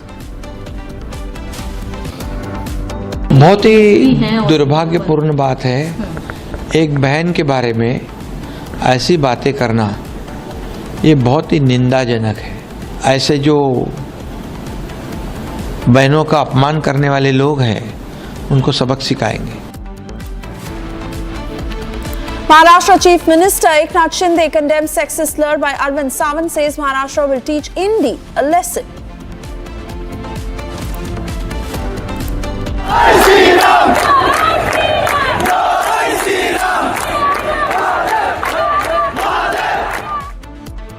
Bangladeshi Hindus protest today, demand protection against attacks.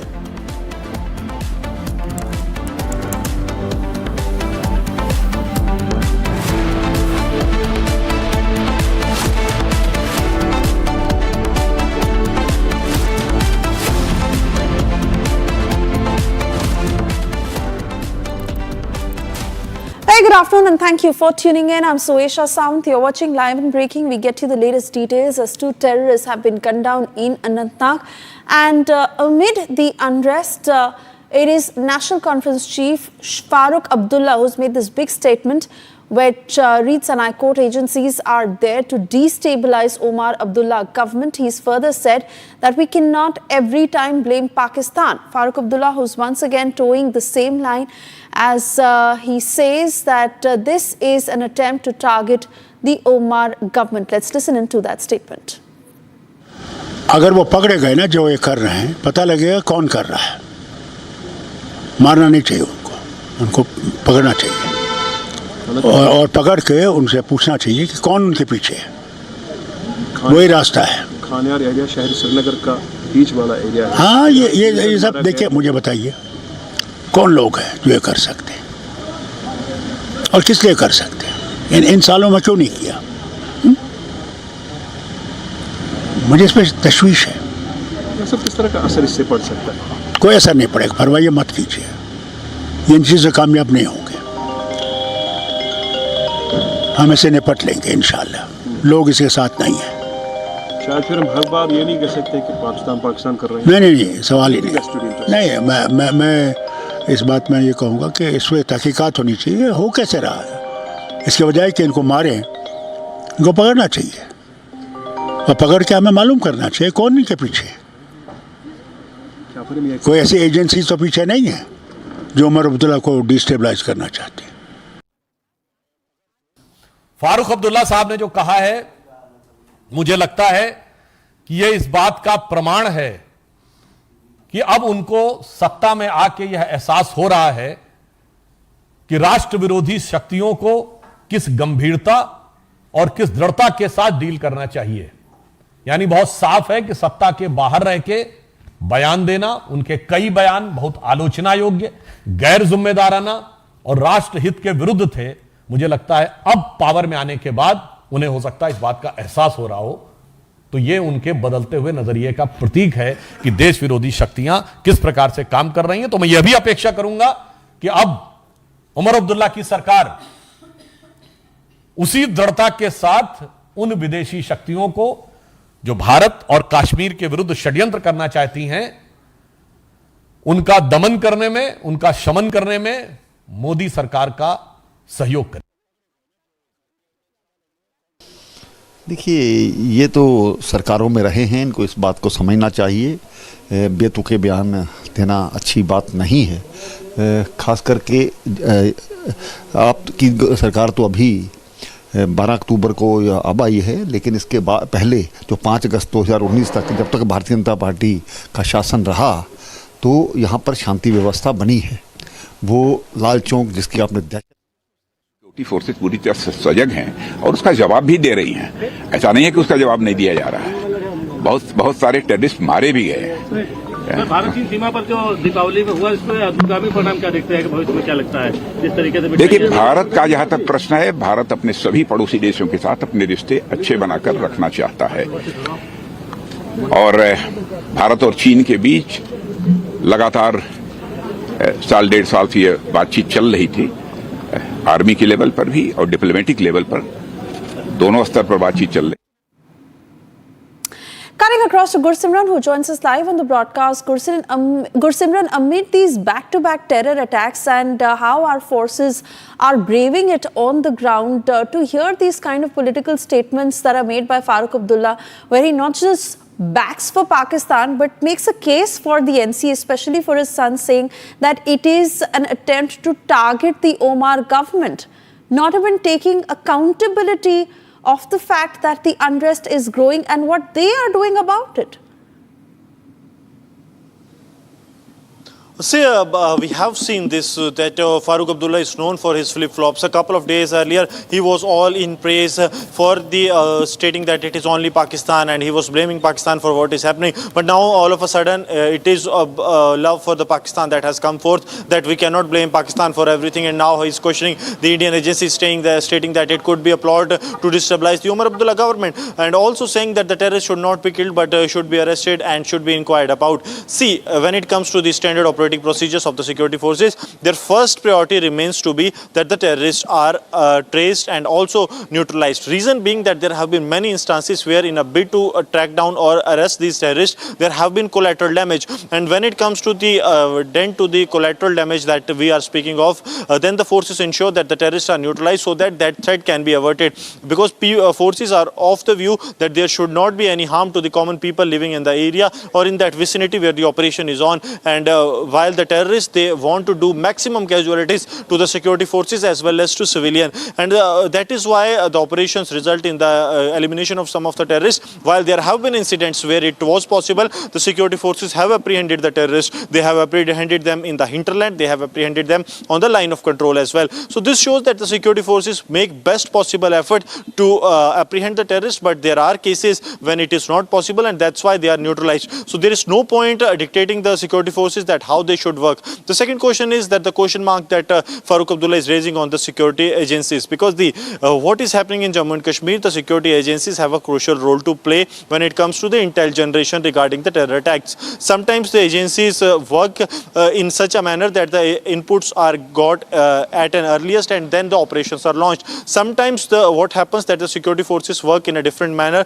so that the inputs can be generated in a general area and then operations are launched. So Farooq Abdullah trying to say that agencies trying to destabilize Omar Abdullah government is far from the reality, because it is because of the security forces and the intelligence agencies that in the last 5 years we have seen a steep decline in the number of terror activities. Though at the time when we are speaking, there are 3 to 4 operations that have been launched, but on the whole, if you see that these are the successful operations, because 2 terrorists have been neutralized already in the upper reaches of the Shangas forest, wherein one is a foreign terrorist and one is a local. That shows that the security forces are having an upper hand. The terrorists are trying to do incidents, they are trying to have an impact on ground, but the security forces are ensuring that the terrorists are neutralized, and such statements by the political leaders who have been at the helm of affairs in Jammu and Kashmir for a longer period of time should have been avoided for now. Oh yes, absolutely. And as proud as we are of our security forces, such political statements must really be weighed before they are said in public domain. But most importantly, how the NC is also going on to put the blame on the centre instead of taking accountability for what's happening in Jammu and Kashmir. You also spoke to Ravinder Raina to get a sense of how the BJP is reacting. Let's play that out. देखिए, ये तो सरकारों में रहे हैं, इनको इस बात को समझना चाहिए। बेतुके बयान देना अच्छी बात नहीं है। खास करके आपकी सरकार तो अभी 12 अक्टूबर को अब आई है, लेकिन इसके बाद पहले जो 5 अगस्त 2019 तक जब तक भारतीय जनता पार्टी का शासन रहा तो यहाँ पर शांति व्यवस्था बनी है। वो लाल चौक जिसकी आपने दहशत फैला करके रखी थी, वहाँ पर आज कल दिवाली मनाई गई है। आप मिलिटेंट्स के प्रति इतना प्रेम रखोगे तो फिर ऐसा संभव नहीं है। भारत की एजेंसियाँ जिस प्रकार से काम कर रही हैं उन पर विश्वास है, हमें अपने सुरक्षा बलों पर विश्वास है, तभी ये जो आज वातावरण बना है बेहतर हुआ है, उन्हीं की एक मेहनत लगन का परिणाम है। And yes, that was Gursimran in conversation with Kavinder Gupta. As we also move on to tell you what has been happening in the valley. Yes, gunshots that were reportedly heard outside 14 Rashtriya Rifles Army camp in Bandipora. This following that recent terror attack in Budgam where 2 non-locals were targeted, and a massive cordon and search operation that is underway. Like we've been telling you that while this operation has been extremely challenging, we laud our forces for how they have been leading from the front a series of terror attacks that have raised several questions about the security in North Kashmir after the polls.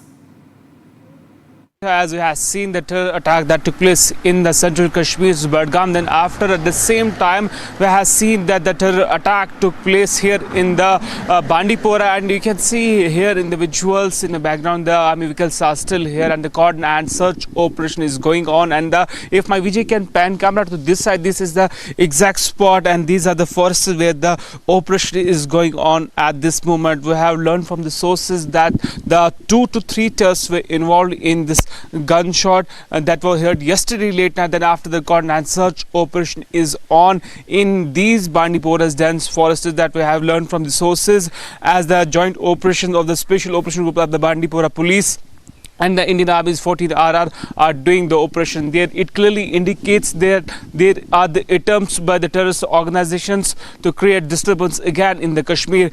Reason is that we have seen the makeup and the historic projects in the Kashmir Valley. Also, if we'll talk about the recent elections, incident-free elections, there are attempts by the Pakistan-based terrorist organizations to create disturbance in the Kashmir, because intelligence agencies has already said that there are some launching pads active in the Pakistan occupied Kashmir and they are all set to infiltrate this side, and that's why they are trying to create disturbance in the Kashmir Valley for the successful infiltration. But we have seen the high alert has been sounded across the line of control areas and other cities and towns of the Jammu and Kashmir. If we'll talk about the Bandipora's ongoing operation, which underway since yesterday late night, the mega anti-terror operation is underway in the parts of the Kashmir.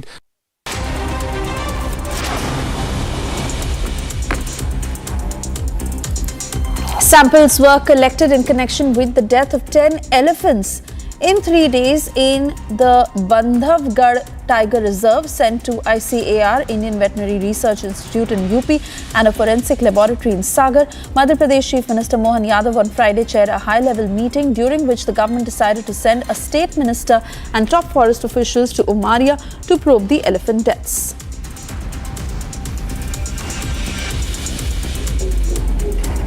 A massive fire in Assam's Jorhat gutted 3 shops this morning. Now, according to the Jorhat police, properties worth crores of rupees were gutted out in the fire. No casualties or injuries reported.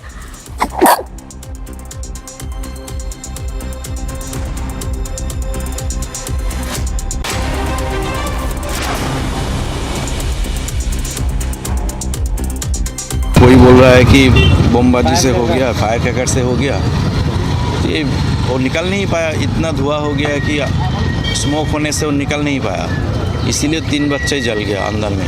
तीनों का death हो गया है? हाँ, death हो गया है। तीनों ही डेथ? हाँ। A fire broke out in a textile factory on Friday in Burhanpur district of Madhya Pradesh. Several fire tenders rushed to the spot and engaged in the firefighting operation. Municipal Corporation Commissioner of Burhanpur said that some houses have been evacuated for safety measures. A 16-year-old sustained minor injuries after an object he picked up from the ground burst while he was playing with it This happened at Milar Mutt in West Bengal's Purba Bardhaman district. Now, upon inspection, pieces of caps, threads, gunpowder and black rubber-like material were found. The investigation is ongoing. Bomb disposal team had visited the site of blast forensic unit has also been requisitioned.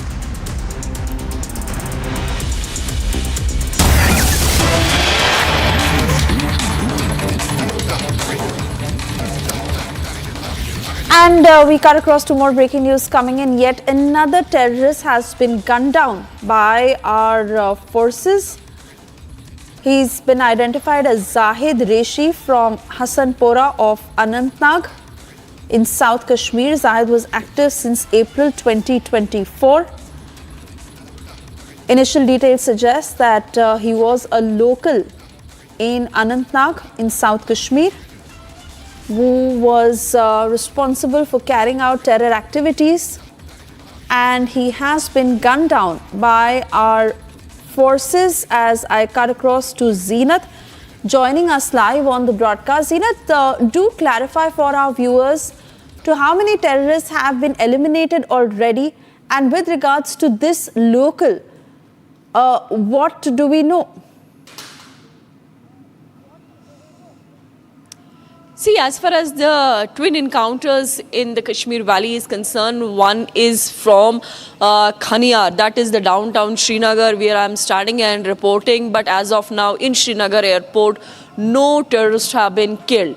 The terrorists that have been killed, two in Anantnag. This is Shangas Larno area in Anantnag of South Kashmir, where the two terrorists have been killed. One is a local terrorist who is identified as Zahid Rishi. He belongs to Hasanpora of Anantnag, a local terrorist. He was active in the field for the since April this year, and he has been involved in the anti-terror activities and other things.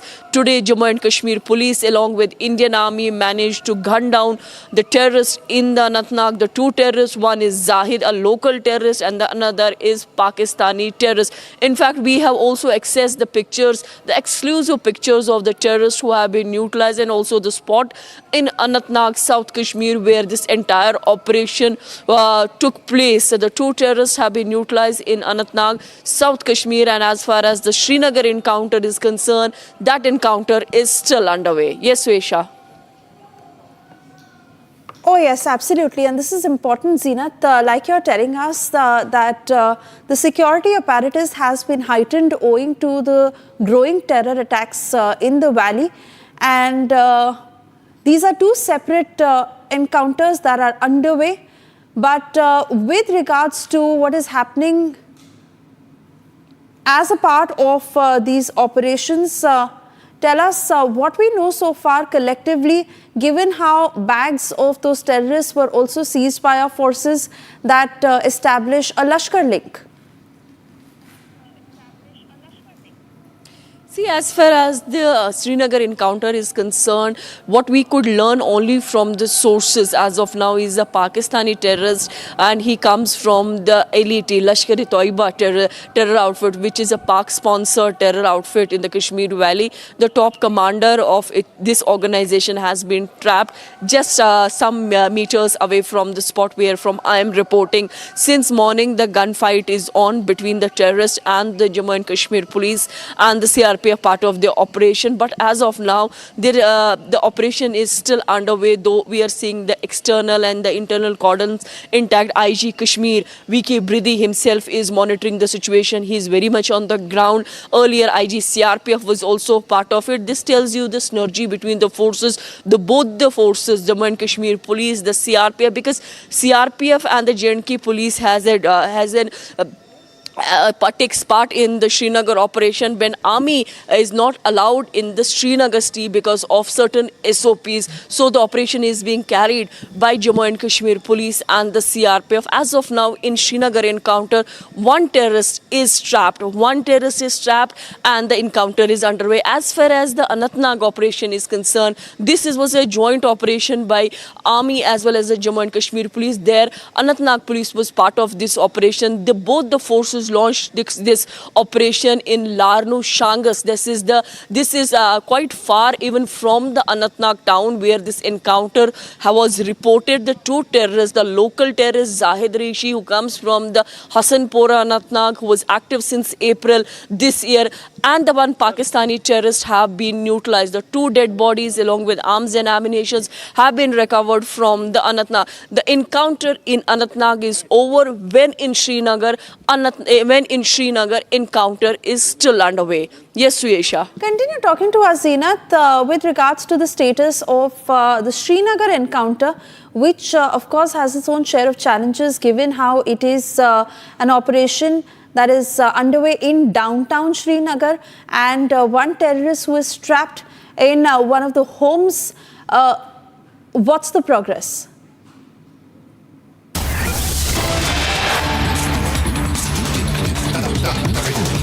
All right, so like Zeenat just told us, 4 mega anti-terror operations that are underway in Jammu and Kashmir, 2 terrorists who were neutralized in Anantnag, whereas one terrorist who's trapped in central Kashmir's Kanyar.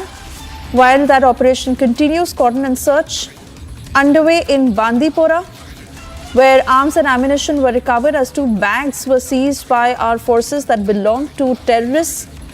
A search operation that is underway at Poonch. So all in all, it is a mega anti-terror operation that is underway with 4 searches, 4 different cordon and search operations that have been launched. One in Srinagar, one in Anantnag, one in Bandipora, and one at Poonch. We also have a reaction from Defence Minister Rajnath Singh. Let's listen in.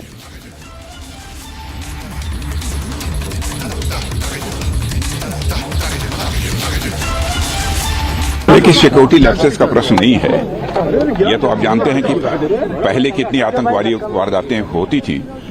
अब तो बहुत ये कहा जाए कि अब पहले के कंपैरिजन में बहुत ही नगण्य हुई हैं और हमारी सिक्योरिटी फोर्सेस पूरी तरह से सजग हैं और ऐसी परिस्थितियां वहां पर पैदा होंगी कि फिर आतंकवादी वारदातें पूरी तरह से वहां से समाप्त होंगी और जम्मू कश्मीर का तेजी से डेवलपमेंट भी होगा। नहीं, देखो, ऐसा ये नहीं कह सकते कि बहुत बढ़े हुए हैं, लेकिन जो भी हुए हैं इधर 1, 2, 3, 4 घटनाएं हुई हैं वो निश्चित रूप से दुर्भाग्यपूर्ण हैं और हमारी सिक्योरिटी फोर्सेस पूरी तरह से सजग हैं और उसका जवाब भी दे रही हैं।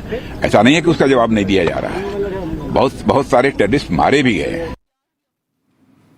Zeenat, I want to come back to you. That's a statement by Defence Minister Rajnath Singh assuring that they will certainly crack down heavily on the terror attacks that are happening as our security forces are on high alert.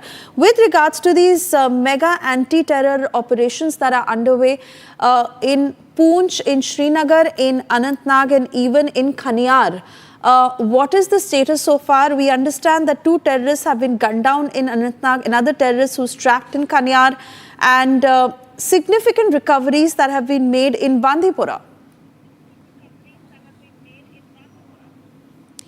See, these are the results of the coming from this joint security forces, because the kind of the killings, the cycle of violence that has started somewhere 13 days before, and then we have also seen the meetings being chaired by LG of Jammu and Kashmir Police after getting the instructions from the Ministry of Home. So we see that the joint forces went into an action. There were many CASOs that were launched to flush out the terrorists. Many intelligence meetings were held, and also lot of human resource was generated to get the more and more inputs about the terrorist movement. And finally the results on ground is that one from the Anantnag, where now the 2 terrorists have been neutralized. This is an effort of Indian Army and Jammu and Kashmir Police, and in Srinagar the encounter is underway.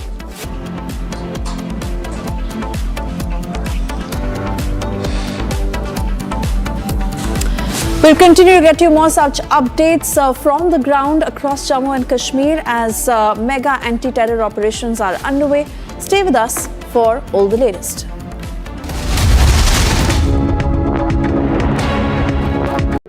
In the global employability rankings by Times Higher Education UK, only only the following 6 institutions from India are ranked amongst the top 230 in the world for having the most employable graduates. IIT Delhi, IISc Bangalore, IIT Bombay, IIM Ahmedabad, IIT Kharagpur and Amity University.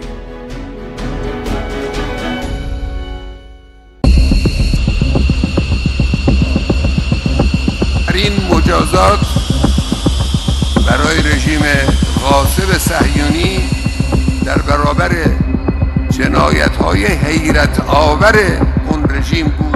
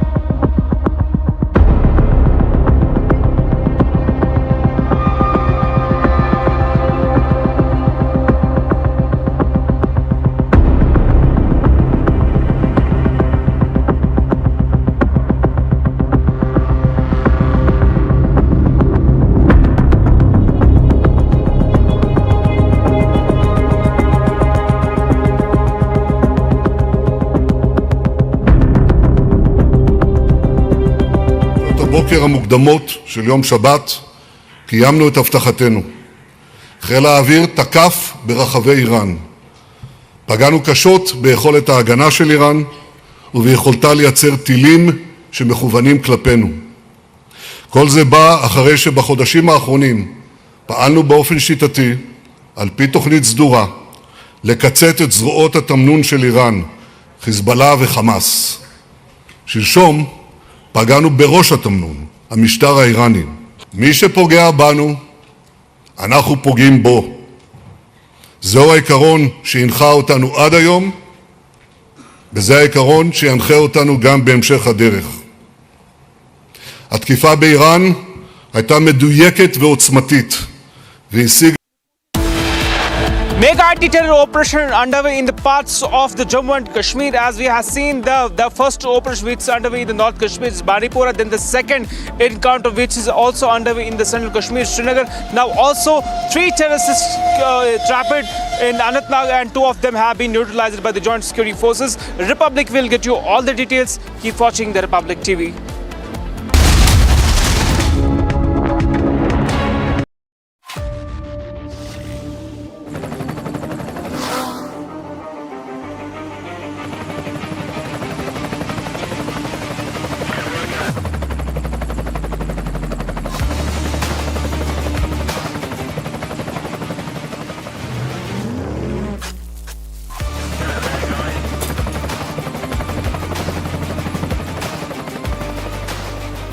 Director, The Taste of Success. I am a big fan of Hindu and I am a big fan of India. Big fan.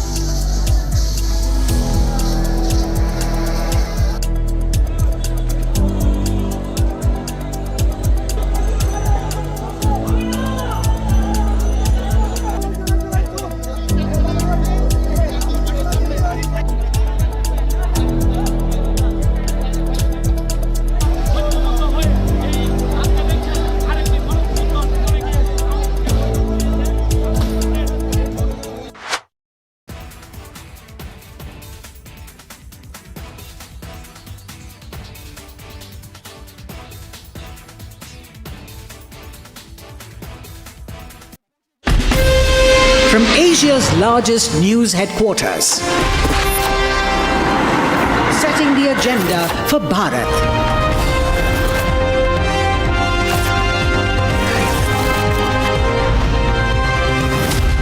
You're watching Republic.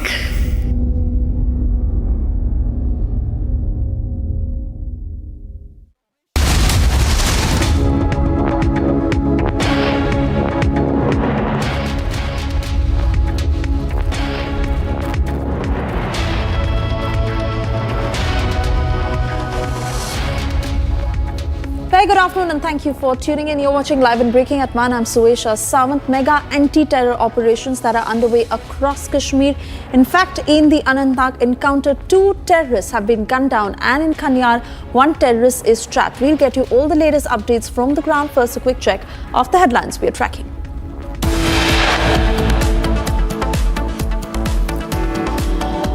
2 terrorists gunned down in Anantnag encounter. Bag of terrorists recovered along with arms and ammunition. Farooq flip-flops again, says Pakistan cannot be blamed every time for attacks. Agencies involved to destabilize the Omar government.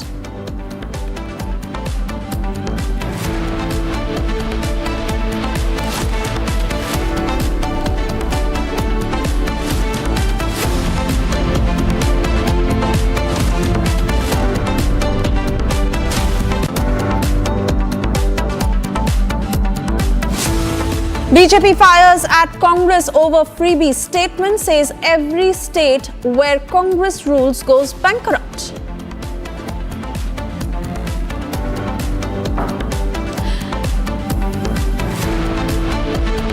आज संथाल परगना का हालत क्या है? संथाल परगना का हालत हिंदू 90% से घट के 67% हो चुका है और मुसलमान 10% से बढ़ के आज मुसलमान का आबादी 40% का लगभग हो चुका है.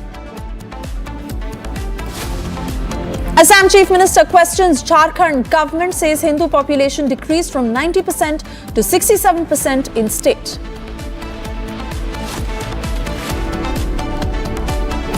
Bangladeshi Hindus stage protest, demand protection against attacks.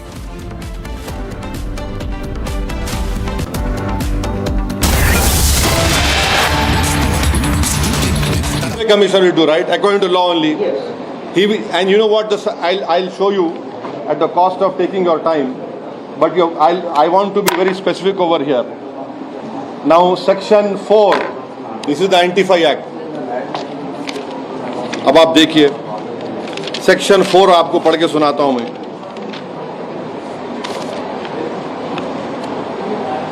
Section 4 subsection 1 पढ़िए. सबसेक्शन 4 सबसेक्शन 3 में क्या लिखा हुआ है? The survey commissioner shall, after making such inquiry as he may consider necessary, submit his report in respect of awqaf existing at the date of commencement of this act in the state and any part thereof the state government, containing the following particulars, namely number of awqaf in the state showing Shia or Sunni Waqf board, nature and objects of each waqf, gross income, amount of land, revenue, cess rates, expenses incurred, such other particular relating such waqf as may be prescribed. Acha, and now this is important for you. Section 4, subsection 4.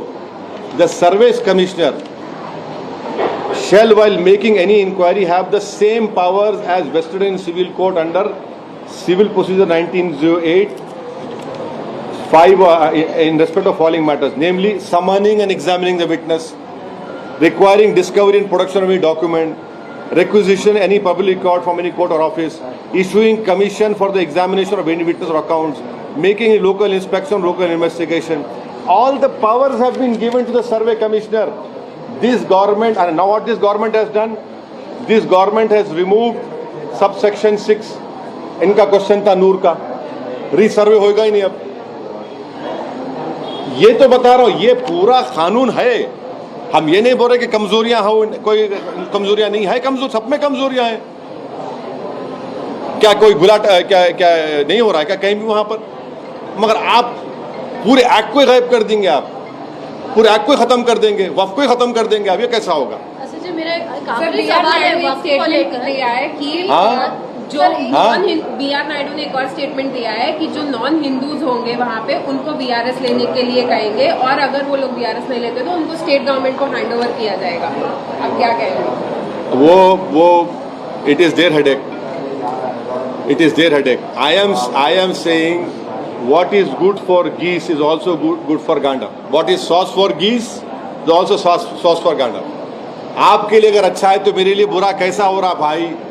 अगर आपके पूरे TTD के trustees Hindu हो सकते तो state वक्फ board में, central वक्फ council में मुसलमान मेंबर क्यों नहीं बना रहे मोदी जी? वहां पर एक भी आप नॉन हिंदू को मेंबर नहीं बना सकते आपके एक्ट के तहत। बहुत अच्छा है, very good, I welcome it. But why are you doing the opposite in your propose bill? आप वो क्यों कर रहे हैं? जब आपके लिए अच्छा है तो मेरे लिए भी अच्छा होना चाहिए ना। हमारा वो क्वेश्चन है, जब आप हिंदू धर्म के मामलात में हिंदू ही डिसाइड करेगा तो मुस्लिम धर्म के मामले में मुस्लिम डिसाइड करेगा ना, उसके रनिंग में, उसके मैनेजमेंट में। अच्छा जी, एक सवाल मेरा ये, जैसे आप वक्त पे यूजर बोल रहे हैं, कई जगह ऐसे हैं जो सालों से 1950 से रह रहे हैं, उनके पास डॉक्यूमेंट्स है बोल रहे हैं, तो वो भी तो यूजर ही हुए जिनके पास जमीन है और वो सालों से 2-3 पीढ़ियों से वहां पर उस जमीन में खेती। वो एग्जाम्पल दीजिए आप। जैसे हम लोग जहीराबाद की बात, हाँ जहीराबाद से सुनिए, जहीराबाद सुनिए आप।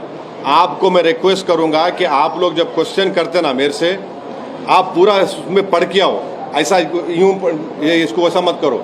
1995 में उस वक्त के आंध्र प्रदेश में चंद्रबाबू नायडू सीएम थे और एक असेंबली की हाउस कमेटी बनी थी वक्फ बोर्ड के ऊपर, वक्फ प्रॉपर्टी, उसका मेंबर मैं था।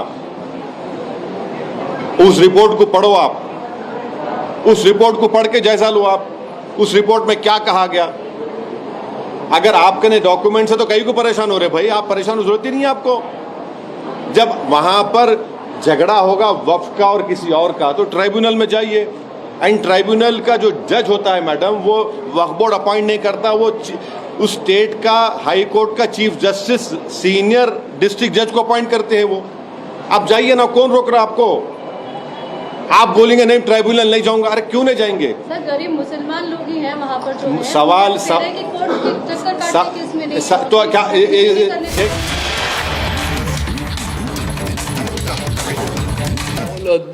भारतवर्ष में मचाया जा रहा है कि अरविंद सावंत जी ने किसी महिलाओं का अवमान किया। जिंदगी में नहीं किया, 55 साल राजनीति में हूं, अगर हुआ तो मैं उल्टा अग्रणी रहा हूं उनको सम्मानित करने में। उसके मैं उदाहरण बहुत कुछ दे सकता हूं कैसे मैं अग्रणी रहा हूं। लेकिन दूसरी तरफ मैं इतना ही कह सकता हूं, जिस तरह से जो वक्तव्य हुआ, वो वक्तव्य को उसका अलग अर्थ लगाकर जानबूझकर मुझे टारगेट किया जा रहा है, वो मुझे खेद लगता है, दुख लगता है। लेकिन फिर भी मेरे वक्तव्य से किसी को मन को ठेस पहुंची होगी तो मैं दिलगिरी व्यक्त करता हूं, मैं उनका सम्मान करता हूं। और मैंने कभी पिछले मेरे 55 साल में अवमान नहीं किया, आज भी नहीं करूंगा, कल भी नहीं करूंगा। और दूसरी बात, लेकिन जब मैं कर रहा हूं, मेरे ऊपर गुनाह भी दाखिल हुआ, तो मैं अपेक्षा करता हूं कि देश में महिलाओं के सम्मान में पार्टी वाइज नहीं देखा जा सकता। अगर है तो शूर्पणखा किसने कहा था महिला को? जर्सी गाय किसने कहा था महिला को? रेवन्ना रेड्डी जैसे उधर जो कुछ हुआ, उसके बाद में प्रचार में जाकर जिसने सम्मानित किया, तो क्या वो सारे महिलाओं के सम्मान थे? मणिपुर में जो हुआ उसमें महिलाओं का सम्मान हुआ क्या देश में? इसके बावजूद जो वक्तव्य जो हमारे माननीय हमारी महापौर मेयर मुंबई की किशोरी पेडनेकर के बारे में आशीष शेलार जी ने किया, उसके ऊपर कौन सा गुना दाखिल हुआ? वामन मात्रे हमारी पत्रकार भगिनी को जिस तरह से उस दिन बोला, उसके ऊपर कौन सा गुना दाखिल हुआ? हाल ही में ठाणे में महिला पर फिर ये इनके पार्टी के ही पदाधिकारी ने अत्याचार किया, आंदोलन हुआ ठाणा में, कौन सा गुना दाखिल हुआ? हमारे यहाँ जो पूर्व सांसद है उन्होंने जो कुछ किया, उसके ऊपर कौन सा गुना दाखिल हुआ? राम कदम जी जो विधायक है, उन्होंने जो कुछ बोला, उसके ऊपर कौन सा गुना दाखिल हुआ? अगर आपको महिलाओं के सम्मान के प्रति इतनी अगर आपकी संवेदना है, तो ये सारे लोग जिन्होंने जो वक्तव्य किया और जो महिलाओं को अवमानित किया, उनके ऊपर भी कार्रवाई होनी चाहिए, ये मेरी मांग है। और वो जाकर पूछ लीजिए, आपसे प्रार्थना है, भैया आपने ये बोला था, आपके ऊपर गुना। अब्दुल सत्तार, उन्होंने सुप्रिया सुले ताई के बारे में क्या कहा था? तो उनका क्या हुआ? उसके ऊपर कार्रवाई हुई? कौन सी कार्रवाई की बताओ तो मुझे। अगर महिलाओं के सम्मान की बात जो पार्टी कर रही, जिस पार्टी के मंत्री अब्दुल सत्तार हो, संजय राठौड़ हो, जिनके ऊपर हमारी चित्राबाग जैसे भगिनी ने बहुत बड़े आरोप के लगाए, आंदोलन किया, देवेंद्र फडणवीस जी आंदोलन किया, क्या हुआ? उनके ऊपर कौन सी कार्रवाई हुई? तो बस एक राजनीतिक लाभ उठाने के लिए चुनाव है, राजनीतिक लाभ उठाओ।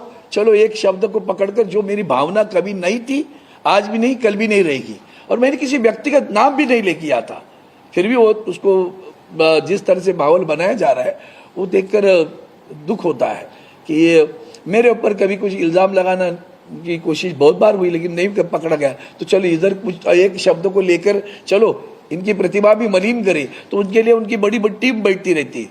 29 तारीख को मेरा वक्तव्य हुआ, 1 तारीख को जब उस दिन भी पूछा गया था, उस दिन कुछ नहीं बोली हमारी बहन, लेकिन 1 तारीख को उसे याद आया। किसने याद दिलाया, किसने सारा कंस्पायर किया, करने दो, वो पाप उनके पास रहेगा। लेकिन मैंने जो कुछ बोला अभी, ये जो वक्तव्य हुए हैं सारे, वो वक्तव्य करने में कौन है उतना देख लेना, उनके ऊपर भी वही कार्रवाई होनी चाहिए। उसी तरह महिलाओं का सम्मान वहां भी होना चाहिए। पार्टी के लोग कुछ भी बोले और उसके लिए कुछ नहीं, हम बोले तो बात का पतंगड़ बना देते हो, उसका ये दुर्भाग्यपूर्ण बात है। लेकिन फिर दोबारा कहता हूँ, मैंने किसी की भावना अगर मेरे वक्तव्य से ठेस पहुंची हो तो मैं संवेदना जताता हूँ। धन्यवाद।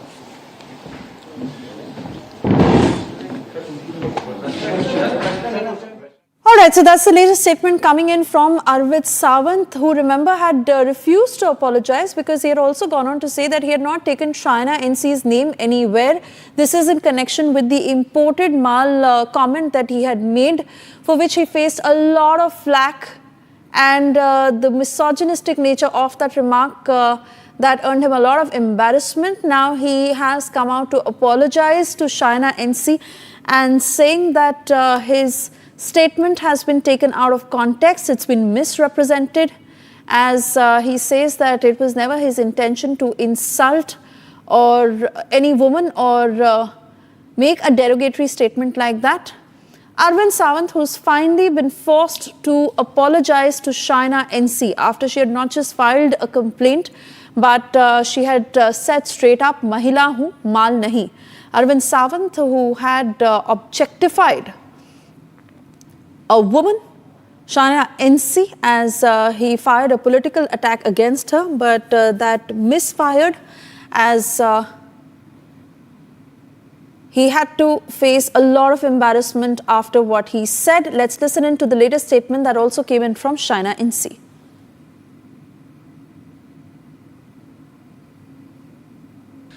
एफआईआर दर्ज हुआ है नागपाड़ा पुलिस स्टेशन में सेक्शन 79 और section 356(2) outraging the modesty of a woman. Election commission और महिला आयोग ने भी कॉग्निसेंस लिया है। ये एक जंग है महिलाओं के सम्मान के लिए, और जब उन्होंने ये बयान दिया कि मैं इंपोर्टेड माल हूं, वहां उनके बगल में मुंबा देवी के आमदार अमीन पटेल जी हंस हंस के देख रहे थे। मैं पूछना चाहती हूं, जब कोई भी व्यक्ति, महिला हो या पुरुष, काम के आधार पर चर्चा करना चाहती है, तब आप चर्चा नहीं करेंगे, आप डिबेट नहीं करेंगे, लेकिन व्यक्तिगत टिप्पणी करना, objectification of a woman, outraging the modesty of a woman, ये कोई छोटी समस्या नहीं है। और हम टीवी डिबेट्स पे जाते हैं, चर्चा करते हैं, घर आते हैं। मैंने ठान लिया कि नागपाड़ा पुलिस स्टेशन में ये एफआईआर दर्ज होगा और सच्चाई सबके सामने उस वीडियो में है, लेकिन ये मनस्थिति और विकृत मानसिकता देखने मिलती है।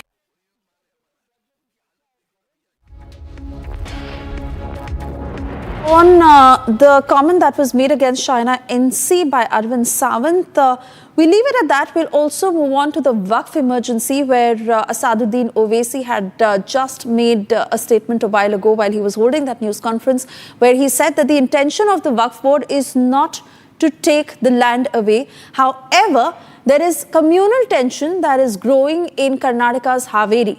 Villagers who went on to pelt stones at the homes of Muslim leaders. Why? Because they fear that their land might be taken away from them by the Waqf board, and there could be mutations in Waqf's name.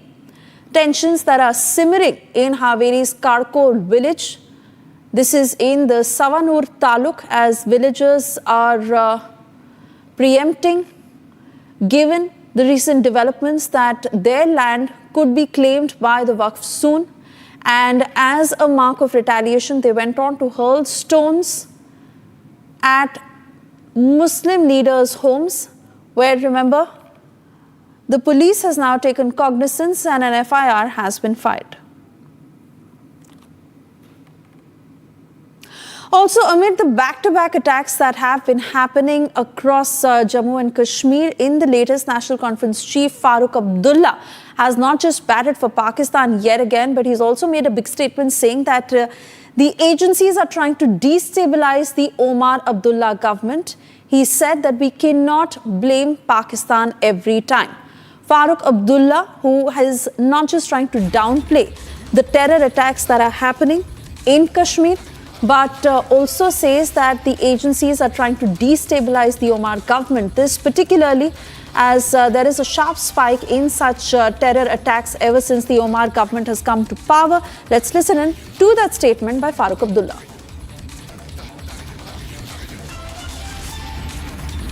गए ना जो ये कर रहे हैं, पता लगेगा कौन कर रहा है.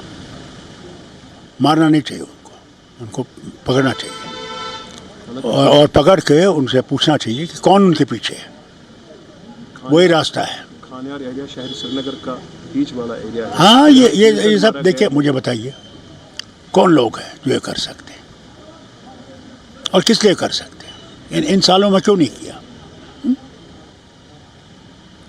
मुझे इस पर तशवीश है. सब किस तरह का असर इससे पड़ सकता है. कोई असर नहीं पड़ेगा. परवाह मत कीजिए, ये इन चीज़ों से कामयाब नहीं होंगे. हम इसे निपट लेंगे इंशाल्लाह. लोग इसके साथ नहीं हैं. शायद फिर हम हर बार ये नहीं कह सकते कि पाकिस्तान कर रहे हैं. नहीं, सवाल ही नहीं. मैं इस बात में ये कहूँगा कि इस पर तहकीकात होनी चाहिए. हो कैसे रहा है, इसके बजाय कि इनको मारें, इनको पकड़ना चाहिए और पकड़ के हमें मालूम करना चाहिए कौन इनके पीछे. कोई ऐसी एजेंसी तो पीछे नहीं है जो उमर अब्दुल्ला को डिस्टेबलाइज करना चाहती है.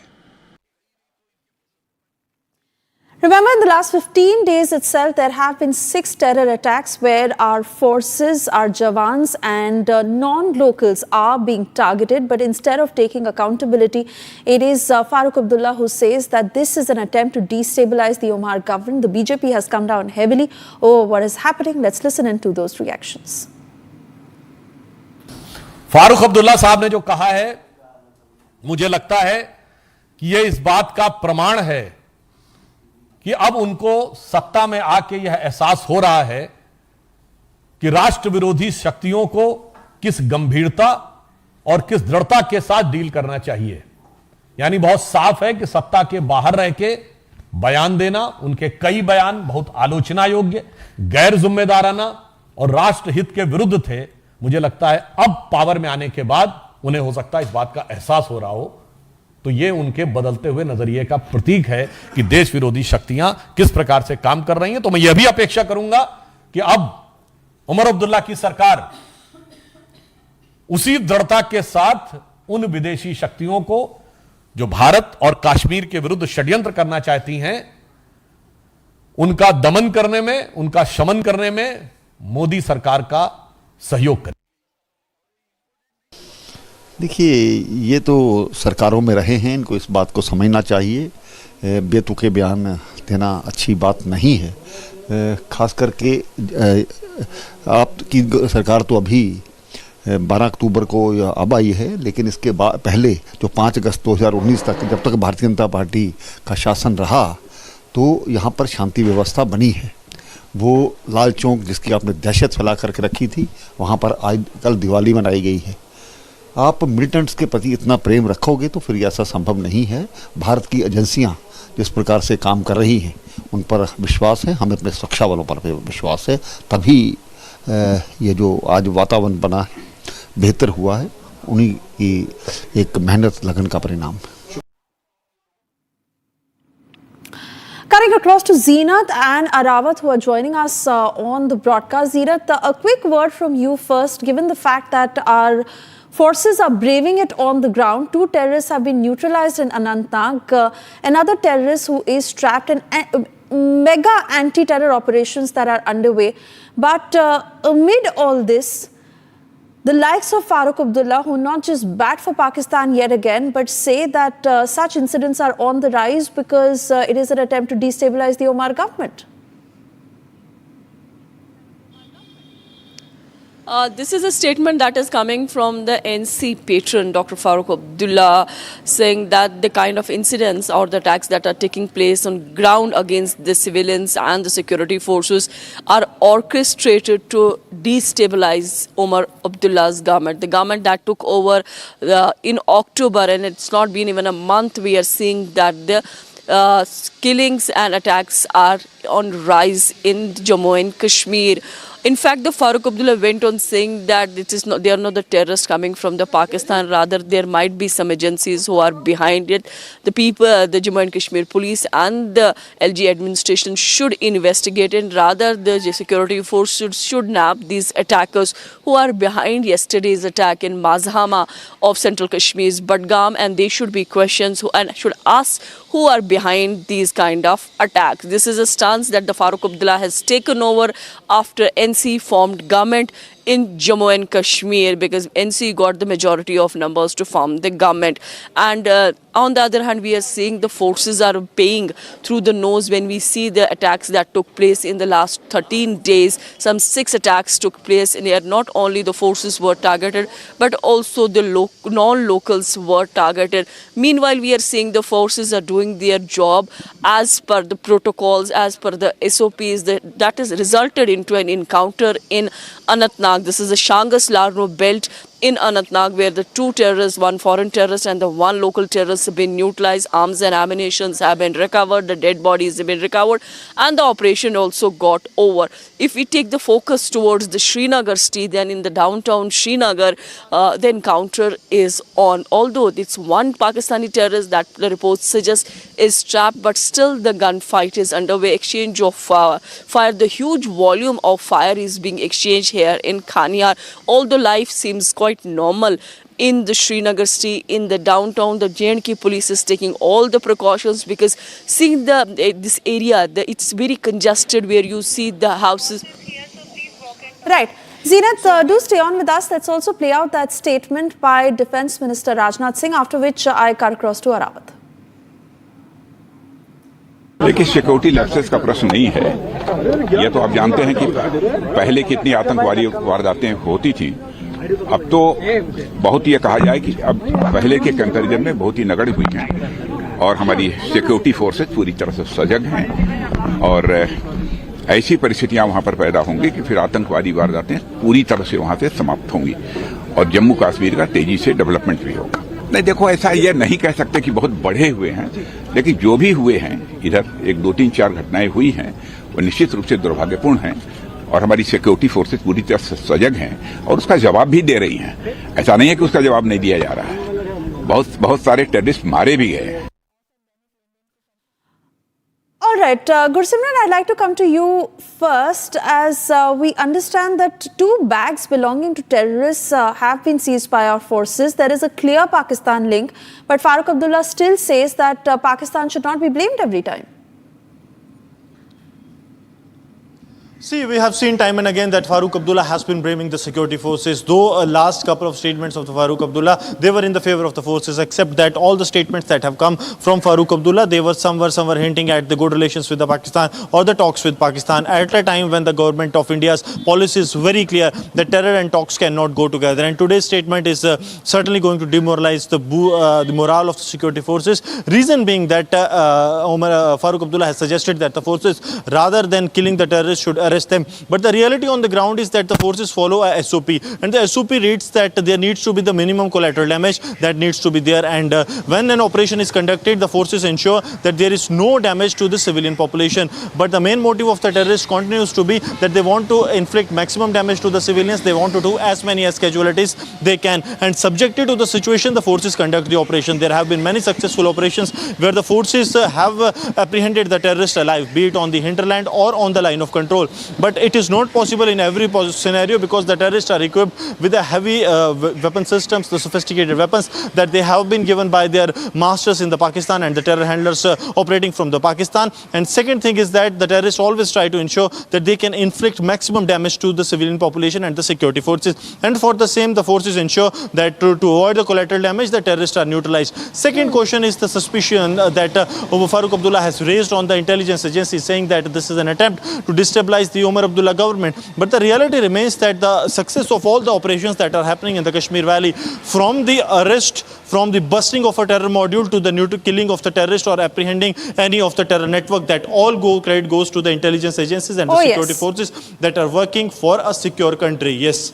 Absolutely good, Simran, and which is why I quickly take an update from Arawat. Arawat, 4 operations that are currently underway in Hanyal, in Anantnag, in Poonch and in Bandipora. While we understand that 2 terrorists have been gunned down in Anantnag and in Hanyal, 1 terrorist is trapped. What is the progress so far? Yeah, absolutely, Swesha. As we have seen that the 4 mega anti-terror operations are underway in the parts of the Jammu and Kashmir. If we'll talk about the first operation, we started yesterday late night in the Bandipora when terrorists came and fired some shots on the security forces camps in the Bandipora district. And we have seen the mega anti-terror operations also underway in the Bandipora. And after that, we have seen another anti-terror operation which is underway in the Central Kashmir's Kanyar area, where we believe that the sources have told that the top Lashkar terrorists have been trapped in that gunfight. Also, the 2 terrorists have been neutralized in the ongoing operation in the Kashmir's Anantnag district. And Republic will get you all the details. Keep watching the Republic TV.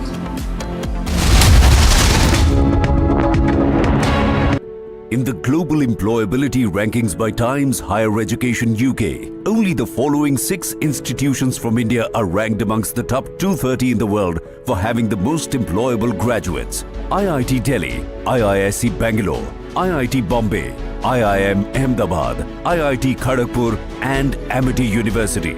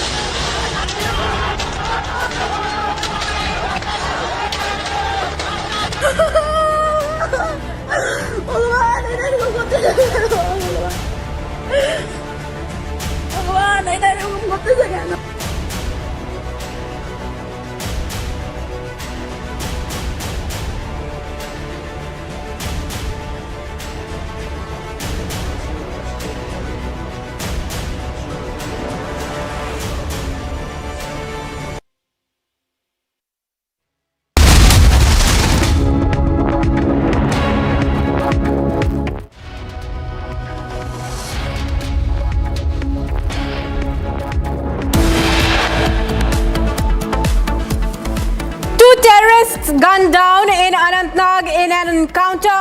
Bags of terrorists also recovered along with arms and ammunition in Kanyar.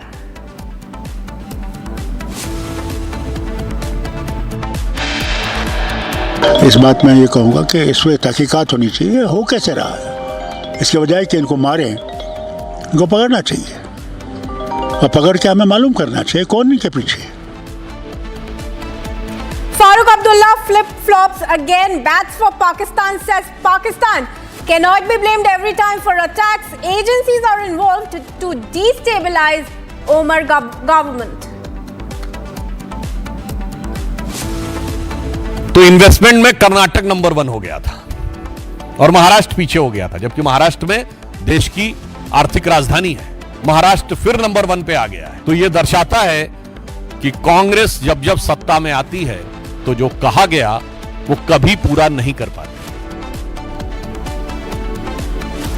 BJP fires at the Congress over freebie statement, says every state where the Congress rules goes bankrupt.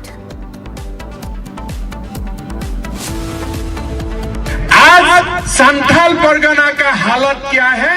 Santhal Pargana का हालत हिंदू 90% से घट के 67% हो चुका है और मुसलमान 10% से बढ़ के आज मुसलमान का आबादी 40% का लगभग हो चुका है। Assam Chief Minister questions Jharkhand government, says Hindu population decreased from 90% to 67% in Santhal Parganas.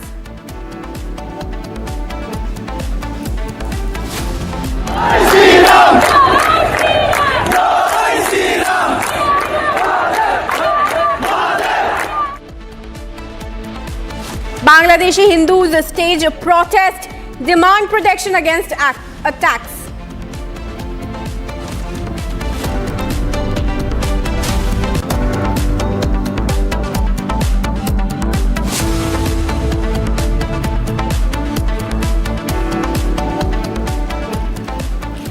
And the viewers are starting this bulletin with the breaking news coming in. Ammunition cartridge was found in an Air India flight AI916 going from Dubai to Delhi.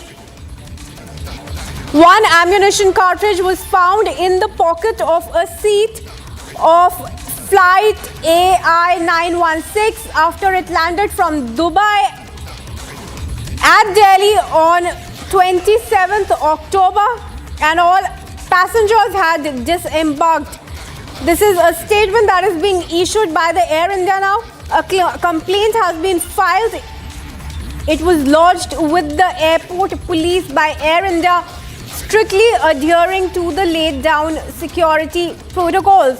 Well, that's a statement coming in from Air India after an ammunition was found in its flight on October 27. The airline coming out to issue a statement only now. It says complaint was immediately lodged with the airport police by Air India, and protocols and security protocols were strictly adhered to. This is in connection to the AI916 Dubai to Delhi flight on October 27, where in the pocket of a seat of the flight, one ammunition cartridge was found. Air India now coming out and issuing a statement. Let's go across to Piyush, who's joining us live to give us more details. Piyush, Air India has only come to issue a statement now over this incident that has been reported from October 27. Why that delay in issuing the statement?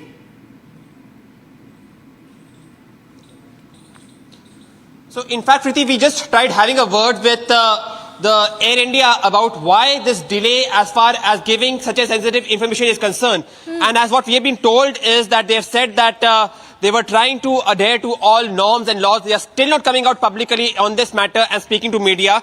Rather, they have just issued a public statement.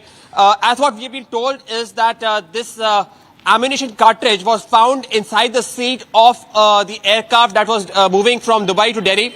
And thereby, with this retrieval of the ammunition cartridge, the Air India management has filed a police complaint with the airport police, and we now hope that following the complaint that has been registered, the investigation in this case is going to speed up, and the culprit which has undertaken this very dangerous mischief, he or she will be arrested. Back in the studio. All right, well, thanks for giving us those details. I'm also joined in by Suesha from the newsroom. I request you as well to stay with us, Piyush. Suesha, now this is coming after back-to-back hoax bomb threats were issued to several airlines, and about 40 Air India flights themselves have received these threats, and now it's gone beyond that. And ammunition cartridge has been recovered from the flight, one of Air India flights, and the airline has come out to issue a statement only now. Oh yes, absolutely irresponsible and sheer negligence, if one can call it, or whether this is deliberate is the big question when it comes to Air India. Because, Kriti, let's tell our viewers that Republic had questioned Air India CEO Wilson Campbell on the ignore it message that was written on their message group that the top bosses share, where bomb threats that were there, but it was deliberately hidden, not put out on social media. There was no public statement issued, and their own top boss had written ignore it, which was a decision that was defended by their own of those who are at top positions in Air India. And now this can't get worse, because on a flight that was flying on the 27th of October 2024, Air India is releasing a statement saying that one ammunition cartridge was found in the pocket of the seat of flight AI916 and it landed from Dubai to Delhi. All the passengers safely disembarked, but you cannot let this go lightly. I mean, this is something that is very serious. God forbid had something happened, Air India is certainly on the back foot, and as an airline carrier, they need to react a lot more responsibly when the airline carrier is in charge of so many lives that are embarked on the plane, and they are on that flight. Now, Air India in the statement has also said that a complaint was immediately lodged with the airport police by Air India, strictly adhering to laid down security protocols. But is this really protocol that was followed with due diligence? Air India may be saying this in their statements every time, but that does not defend the fact that time and again there have been lapses when it comes to actually following the security protocols, when it comes to actually informing the public, and when it is about something as serious as these bomb threats. We do understand that the hoax bomb threat menace that has been on the rise, but that doesn't mean that you start taking this lightly or not inform the public, because here Air India has faltered again. Whether deliberate or not is something Air India must clarify. Oh, absolutely. And let me bring Piyush on that point. Piyush, of course, Air India is negligent of not issuing a public statement over this menace, but how far has the investigation proceeded as far as the ammunition that was recovered from its flight? So yes, Kriti, what I can tell you is that there are several difficult questions that Air India management needs to answer regarding its conduct, and we will continue to ask them questions about it. Having said that, as what we have been now told is that the Air India management has registered a complaint with the airport police, and so far the airport police is not divulging much of detail into what the way its investigation is going, which gives you an idea that perhaps this is a preliminary stage in which the investigation is going, and perhaps there is no major headway which has been made by the airport police so far as this case is concerned. So we now hope that with now several days now having passed by, there would be some headway, there would be some lead, and more importantly, there would be some arrest that would take place of this very dangerous mischief which has taken place inside an prominent airline, because it is also important to note that this very dangerous mischief has also come in the back of several prominent airlines receiving bomb hoax messages, the investigation of which is also going underway. So we now hope that following the complaint which the Air India management claims that it has registered with the airport police, there is going to be a thorough investigation in this case, and more importantly, there is going to be someone who is going to be arrested and booked as per the law. Back to the studio. All right. Well, thanks Piyush and Suesha for joining us and sharing those details with our viewers. With our viewers, let's move on. We're now bringing you a breaking news. Now, a day after TDD chairman announced only Hindus to be members of the board, a massive war of words has broken out. Asaduddin Owaisi, the AIMIM chief, has questioned the centre over TDD board's announcement. Owaisi asks why Hindus are members of the Waqf board. Owaisi firing a fresh salvo over TDD announcement. Let's listen into that statement. by the AIMM chief. जो TTD के chairman ने कहा है हम उसके मुखालिफ नहीं हैं, बल्कि उसके ट्रस्टीज तो जो 24 ट्रस्टीज बनाई गई है उसमें देख लीजिए, उसमें किसका नाम है, उसमें किसी नॉन हिंदू का नाम है नहीं है उसमें। इसीलिए हम एक ऑब्जेक्शन हमारा ये है कि प्रपोज बिल में नरेंद्र मोदी हिंदू धर्म के लिए जो चीजें हैं वहां पर प्रोटेक्ट कर रहे हैं, जो मुस्लिम धर्म की जो चीजें हैं वहां पर आप नॉन हिंदूज को ला रहे हैं। क्यों ला रहे हैं बता रहा हूं, इसलिए ला रहे हैं कि वक्फ बोर्ड के एक्ट में 5 साल का डायरेक्ट मैनेजमेंट का प्रोविजन है। तो नरेंद्र मोदी एक तो कलेक्टर को पावर्स दे रहे हैं, दूसरा सीईओ जो होगा वो मुसलमान नहीं होगा, वो भी बिल में है। 5 साल का डायरेक्ट मैनेजमेंट लेकर आप पूरे वक्फ बोर्ड को बर्बाद करना चाहते हैं। आप मुसलमानों की मस्जिदों को, मुसलमानों की दरगाहों को, खानखाहों को, उस ज़मीनों को हासिल करना चाह रहे हैं। तो वक्फ जो बिल लाया नरेंद्र मोदी ने लाया है वो वक्फ को बचाने के लिए नहीं लाया है, वक्फ को बचाने के लिए नहीं बल्कि वक्फ को लूटने के लिए लाए हैं। जिस जमीन का मालिक अल्लाह है, नरेंद्र मोदी कह रहे कि नहीं उसका मालिक मैं हूंगा और कलेक्टर मेरा नायब होगा वहां पर। इसीलिए हम ये कह रहे हैं कि जो टीटीडी के चेयरमैन ने कहा है बहुत अच्छा है वो, मगर आप वहां पर अगर अच्छा है तो हमारे लिए अच्छा क्यों नहीं हो रहा है फिर वो, ये हमारा आपत्ति है। And while Owaisi has raised this big question, my colleague Aneri spoke to the TTD chairman. Let's listen into that conversation.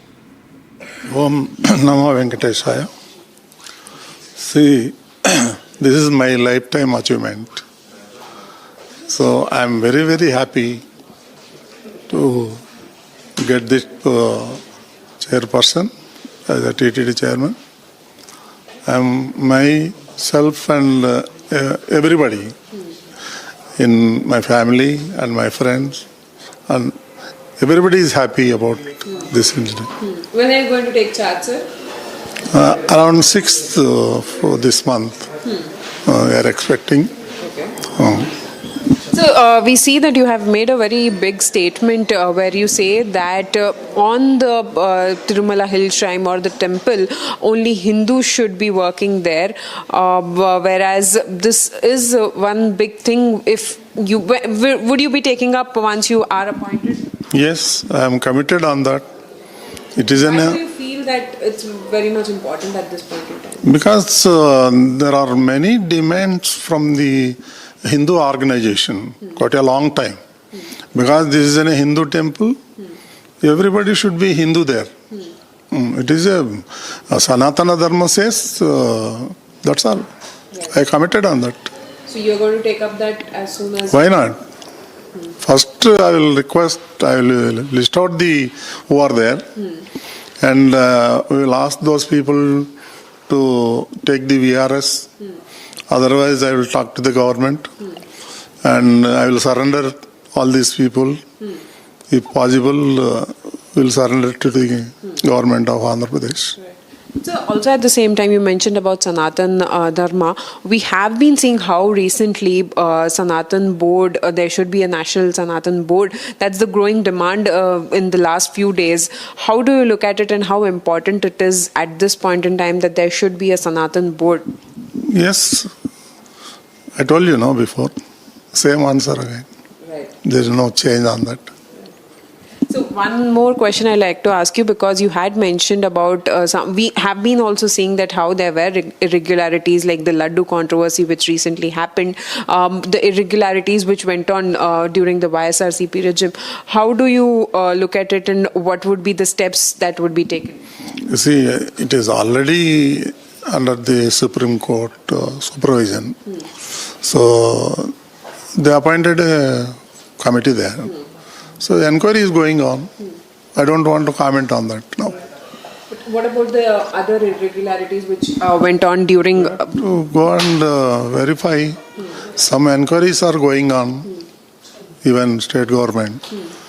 And after report, we'll take appropriate action. One last question. Because you also have been mentioning this, what would be the steps that would be taken up in the future course of action to maintain the sanctity and safeguard the sanctity of the Tirumala temple? Because lakhs of devotees visit the temple on daily basis there. Yeah, well, I will plan. I have some plans in my mind how to give the good service to the devotees. And all these things we will discuss in the board. The board decision is the final. So after that we will implement and we will inform to the government also. All right, viewers, Owaisi making a big statement questioning why Hindus in the Waqf board, if only Hindus are allowed in the TTD board. This is of course coming after many demands coming in from BJP leaders for the constitution of a Sanatan board after incidents of vandalism of Hindu idols, Hindu deities, idols of Hindu deities. In fact, let's listen into that statement of Owaisi once again. जो TTD के chairman ने कहा है हम उसके मुखालिफ नहीं हैं, बल्कि उसके ट्रस्टीज तो जो 24 ट्रस्टीज बनाई गई है उसमें देख लीजिए, उसमें किसका नाम है, उसमें किसी नॉन हिंदू का नाम है नहीं है उसमें। इसीलिए हम एक ऑब्जेक्शन हमारा ये है कि प्रपोज बिल में नरेंद्र मोदी हिंदू धर्म के लिए जो चीज़ें हैं वहाँ पर प्रोटेक्ट कर रहे हैं, जो मुस्लिम धर्म की जो चीज़ें हैं वहाँ पर आप नॉन हिंदूज को ला रहे हैं। क्यों ला रहे हैं बता रहा हूँ, इसलिए ला रहे हैं कि वक्फ बोर्ड के एक्ट में 5 साल का डायरेक्ट मैनेजमेंट का प्रोविजन है। तो नरेंद्र मोदी एक तो कलेक्टर को पावर्स दे रहे हैं, दूसरा सीईओ जो होगा मुसलमान नहीं होगा वो भी बिल में है। 5 साल का डायरेक्ट मैनेजमेंट लेकर आप पूरे वक्फ बोर्ड को बर्बाद करना चाहते हैं। आप मुसलमानों की मस्जिदों को, मुसलमानों की दरगाहों को, खानखाहों को, उस ज़मीनों को हासिल करना चाह रहे हैं। तो वक्फ पर जो बिल लाया नरेंद्र मोदी ने लाया है वो वक्फ को बचाने के लिए नहीं लाया है, वक्फ को बचाने के लिए नहीं बल्कि वक्फ को लूटने के लिए लाए हैं। जिस जमीन का मालिक अल्लाह है, नरेंद्र मोदी कह रहे कि नहीं उसका मालिक मैं होऊंगा और कलेक्टर मेरा नायब होगा वहां पर। इसीलिए हम ये कह रहे हैं कि जो टीटीडी के चेयरमैन ने कहा है बहुत अच्छा है वो, मगर आप वहां पर अगर अच्छा है तो हमारे लिए अच्छा क्यों नहीं हो रहा है फिर वो, ये हमारा आपत्ति है।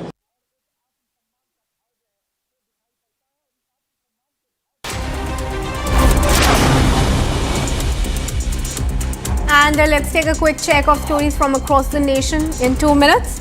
Samples are collected in connection with the death of 10 elephants in 3 days in Bandhavgarh Tiger Reserve sent to ICAR, Indian Veterinary Research Institute in UP and a forensic lab in Sagar, MP. Chief Minister Mohan Yadav on Friday chaired a high-level meeting during which the government decided to send a state minister and top forest officials to Umaria to probe the elephant deaths. A massive fire in Assam's Jorhat gutted 3 shops this morning. According to Jorhat police, properties worth crores were gutted in the fire. No casualties or injury to anyone has been reported so far. Efforts to douse the flames are underway.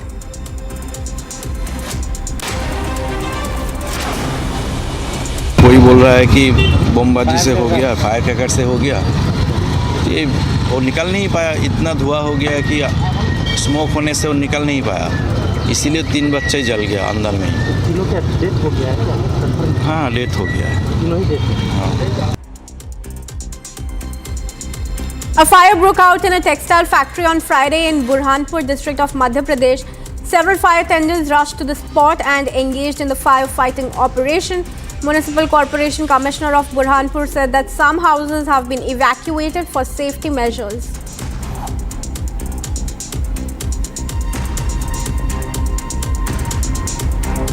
A 16-year-old sustained minor injury after an object he picked up from the ground burst while he was playing with it at Melar Math in West Bengal's Purba Bardhaman district.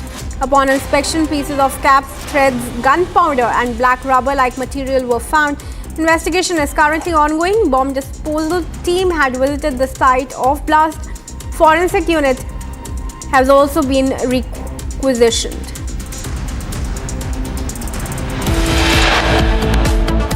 After Budgam, now terror attack in North Kashmir's Bandipora, and the massive coordinated search operation is on in the Bandipora area. The gunshots were heard late night yesterday, and the massive search operation is going on. Republic will get you all the details. Keep watching the Republic TV.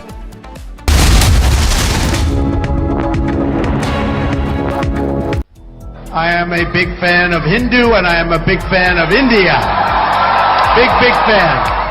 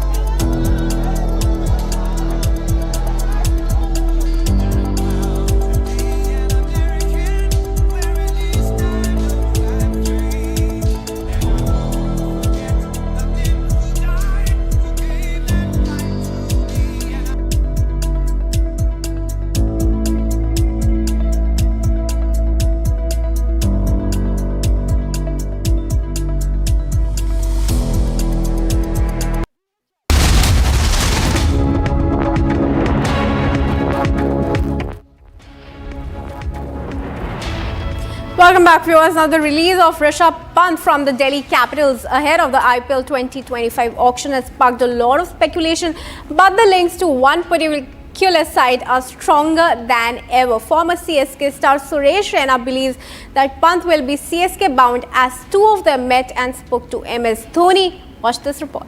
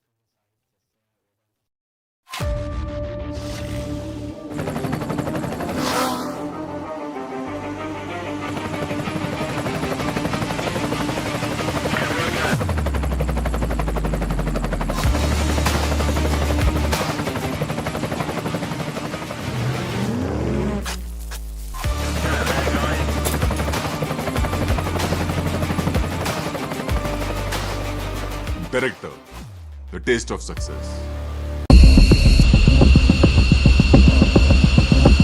این مجازات برای رژیم غاصب صهیونی در برابر جنایت‌های حیرت آور اون رژیم بود.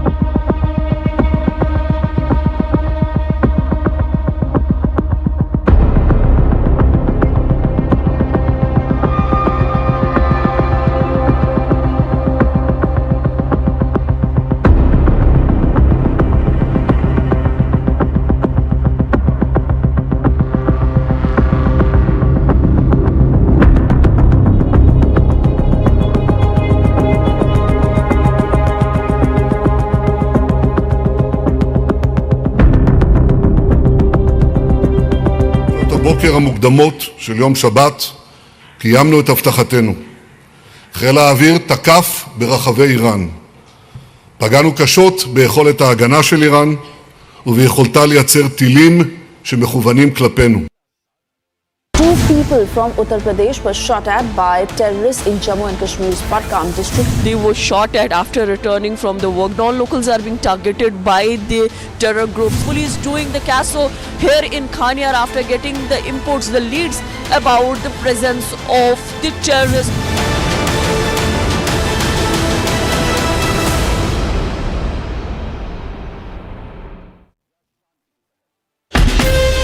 From Asia's largest news headquarters,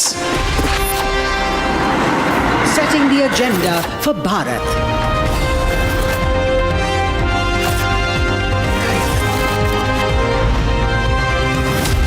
You're watching Republic.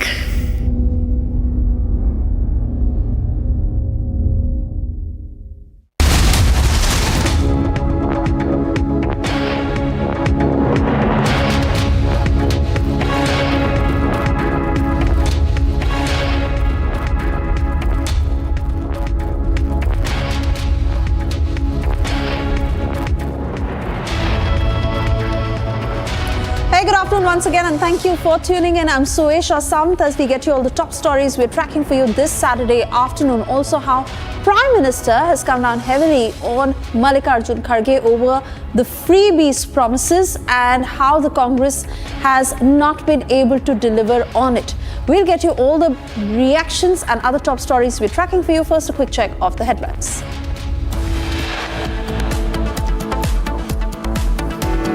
Two terrorists gunned down in Anantnag encounter. Bags of terrorists recovered along with arms and ammunition.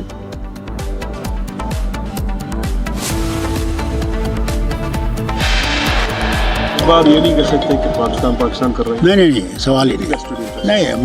मैं इस बात में ये कहूँगा कि इस पर तहकीकात होनी चाहिए। हो कैसे रहा है, इसके बजाय कि इनको मारें, इनको पकड़ना चाहिए और पकड़ के हमें मालूम करना चाहिए कौन इनके पीछे। कोई ऐसी एजेंसी तो पीछे नहीं है जो उमर अब्दुल्ला को डिस्टेबलाइज करना चाहती है। Farooq flip-flops again, says Pakistan cannot be blamed every time for any attack. Agencies involved to destabilize Omar government.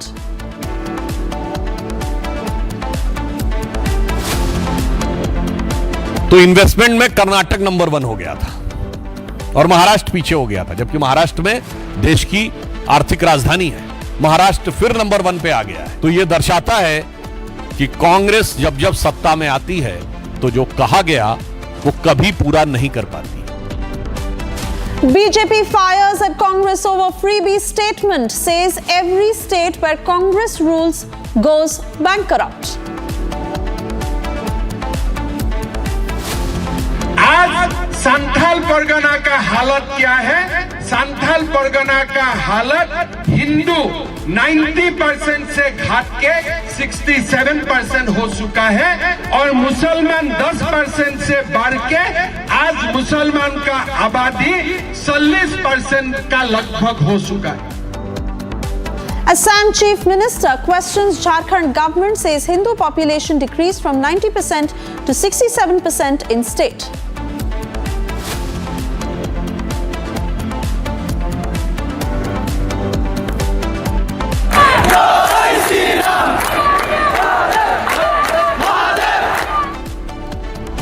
Bangladeshi Hindus stage protest, demand protection against increasing attacks.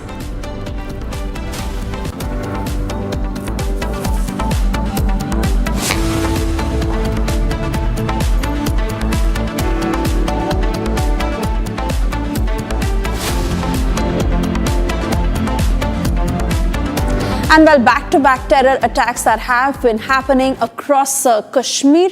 In fact, in the last 15 days, 6 attacks that have already been reported. And amid all of this, it is NC Supremo Farooq Abdullah who's not just batted for Pakistan. He said that Pakistan cannot be blamed for every attack, but he's also gone on to say that this is an attempt by the agencies to destabilize the Omar government. Listen in to what he said. अगर वो पकड़े गए ना जो ये कर रहे हैं, पता लगेगा कौन कर रहा है। मारना नहीं चाहिए उनको पकड़ना चाहिए और पकड़ के उनसे पूछना चाहिए कि कौन उनके पीछे है। वही रास्ता है। खानियार एरिया शहर श्रीनगर का बीच वाला एरिया है। हाँ, ये सब देखिए, मुझे बताइए कौन लोग हैं जो ये कर सकते हैं और किस लिए कर सकते हैं। इन सालों में क्यों नहीं किया? मुझे इस पर तशवीश है। सब किस तरह का असर इससे पड़ सकता है? कोई असर नहीं पड़ेगा, परवाह मत कीजिए, ये इन चीज़ों से कामयाब नहीं होंगे। हम इसे निपट लेंगे इंशाल्लाह, लोग इसके साथ नहीं हैं। शायद फिर हम हर बार ये नहीं कह सकते कि पाकिस्तान कर रहे हैं। नहीं, सवाल ही नहीं। मैं इस बात में ये कहूँगा कि इस पर तहकीकात होनी चाहिए। हो कैसे रहा है, इसके बजाय कि इनको मारें, इनको पकड़ना चाहिए और पकड़ के हमें मालूम करना चाहिए कौन इनके पीछे है। कोई ऐसी एजेंसी तो पीछे नहीं है जो उमर अब्दुल्ला को डिस्टेबलाइज करना चाहती है। In fact, the BJP also held a news conference questioning Farooq Abdullah on this statement. Listen in to what was said. Farooq Abdullah साहब ने जो कहा है, मुझे लगता है कि यह इस बात का प्रमाण है कि अब उनको सत्ता में आके यह एहसास हो रहा है कि राष्ट्र विरोधी शक्तियों को किस गंभीरता और किस दृढ़ता के साथ डील करना चाहिए। यानी बहुत साफ है कि सत्ता के बाहर रह के बयान देना, उनके कई बयान बहुत आलोचना योग्य, गैर जिम्मेदाराना और राष्ट्र हित के विरुद्ध थे। मुझे लगता है अब पावर में आने के बाद उन्हें हो सकता है इस बात का एहसास हो रहा हो, तो यह उनके बदलते हुए नजरिए का प्रतीक है कि देश विरोधी शक्तियां किस प्रकार से काम कर रही हैं। तो मैं यह भी अपेक्षा करूंगा कि अब उमर अब्दुल्ला की सरकार उसी दृढ़ता के साथ उन विदेशी शक्तियों को जो भारत और कश्मीर के विरुद्ध षड्यंत्र करना चाहती हैं, उनका दमन करने में, उनका शमन करने में मोदी सरकार का सहयोग करें। देखिए, ये तो सरकारों में रहे हैं, इनको इस बात को समझना चाहिए। बेतुके बयान देना अच्छी बात नहीं है। खास करके आपकी सरकार तो अभी 12 अक्टूबर को अब आई है, लेकिन इसके बाद पहले जो 5 अगस्त 2019 तक जब तक भारतीय जनता पार्टी का शासन रहा, तो यहाँ पर शांति व्यवस्था बनी है। वो लाल चौक जिसकी आपने दहशत फैला करके रखी थी, वहाँ पर आज कल दिवाली मनाई गई है। आप मिलिटेंट्स के प्रति इतना प्रेम रखोगे तो फिर ऐसा संभव नहीं है। भारत की एजेंसियां जिस प्रकार से काम कर रही हैं, उन पर विश्वास है, हमें अपने सुरक्षा बलों पर विश्वास है। तभी ये जो आज वातावरण बना है, बेहतर हुआ है, उन्हीं की एक मेहनत लगन का परिणाम। छोटी लैप्सेस का प्रश्न नहीं है। यह तो आप जानते हैं कि पहले कितनी आतंकवादी वारदातें होती थी अब तो बहुत ये कहा जाए कि अब पहले के कंपैरिजन में बहुत ही नगण्य हुई हैं और हमारी सिक्योरिटी फोर्सेस पूरी तरह से सजग हैं और ऐसी परिस्थितियां वहां पर पैदा होंगी कि फिर आतंकवादी वारदातें पूरी तरह से वहां से समाप्त होंगी और जम्मू कश्मीर का तेजी से डेवलपमेंट भी होगा। नहीं देखो, ऐसा ये नहीं कह सकते कि बहुत बढ़े हुए हैं, लेकिन जो भी हुए हैं इधर 1, 2, 3, 4 घटनाएं हुई हैं वो निश्चित रूप से दुर्भाग्यपूर्ण हैं और हमारी सिक्योरिटी फोर्सेस पूरी तरह से सजग हैं और उसका जवाब भी दे रही हैं। ऐसा नहीं है कि उसका जवाब नहीं दिया जा रहा है। बहुत सारे टेररिस्ट मारे भी गए हैं। डॉक्टर फारूक अब्दुल्ला साहब को कोई विवादास्पद बयानबाजी नहीं करनी चाहिए। सारी दुनिया जानती है कि जम्मू कश्मीर में जो आतंकवाद फैला है, जो जम्मू कश्मीर के अंदर बम, बंदूक, पिस्तौल, गोलियों का जो खूनी खेल यहाँ खेला जा रहा है, इसमें पाकिस्तान, ISI और पाकिस्तान की सेना शामिल है।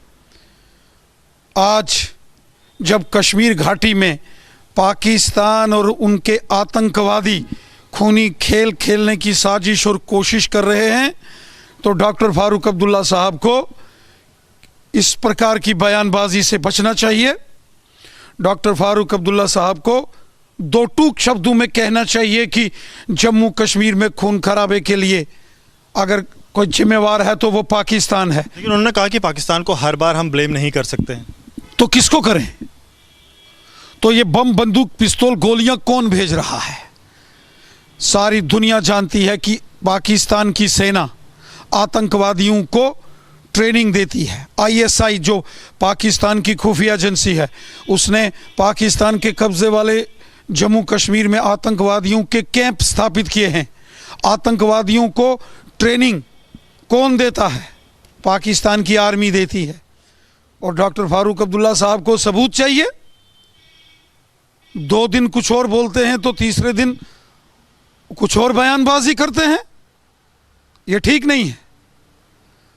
ये जो जम्मू कश्मीर में खूनी खेल खेला जा रहा है, ये पाकिस्तान की साजिश है और हम सबको मिलकर भारतीय सेना, जम्मू कश्मीर पुलिस और पैरामिलिट्री फोर्सेस के जवानों का सहयोग करना चाहिए। हम सबको मिलकर आतंकवाद से लड़ाई लड़नी होगी, वरना दुश्मन बेगुनाह लोगों का कत्ल करेगा।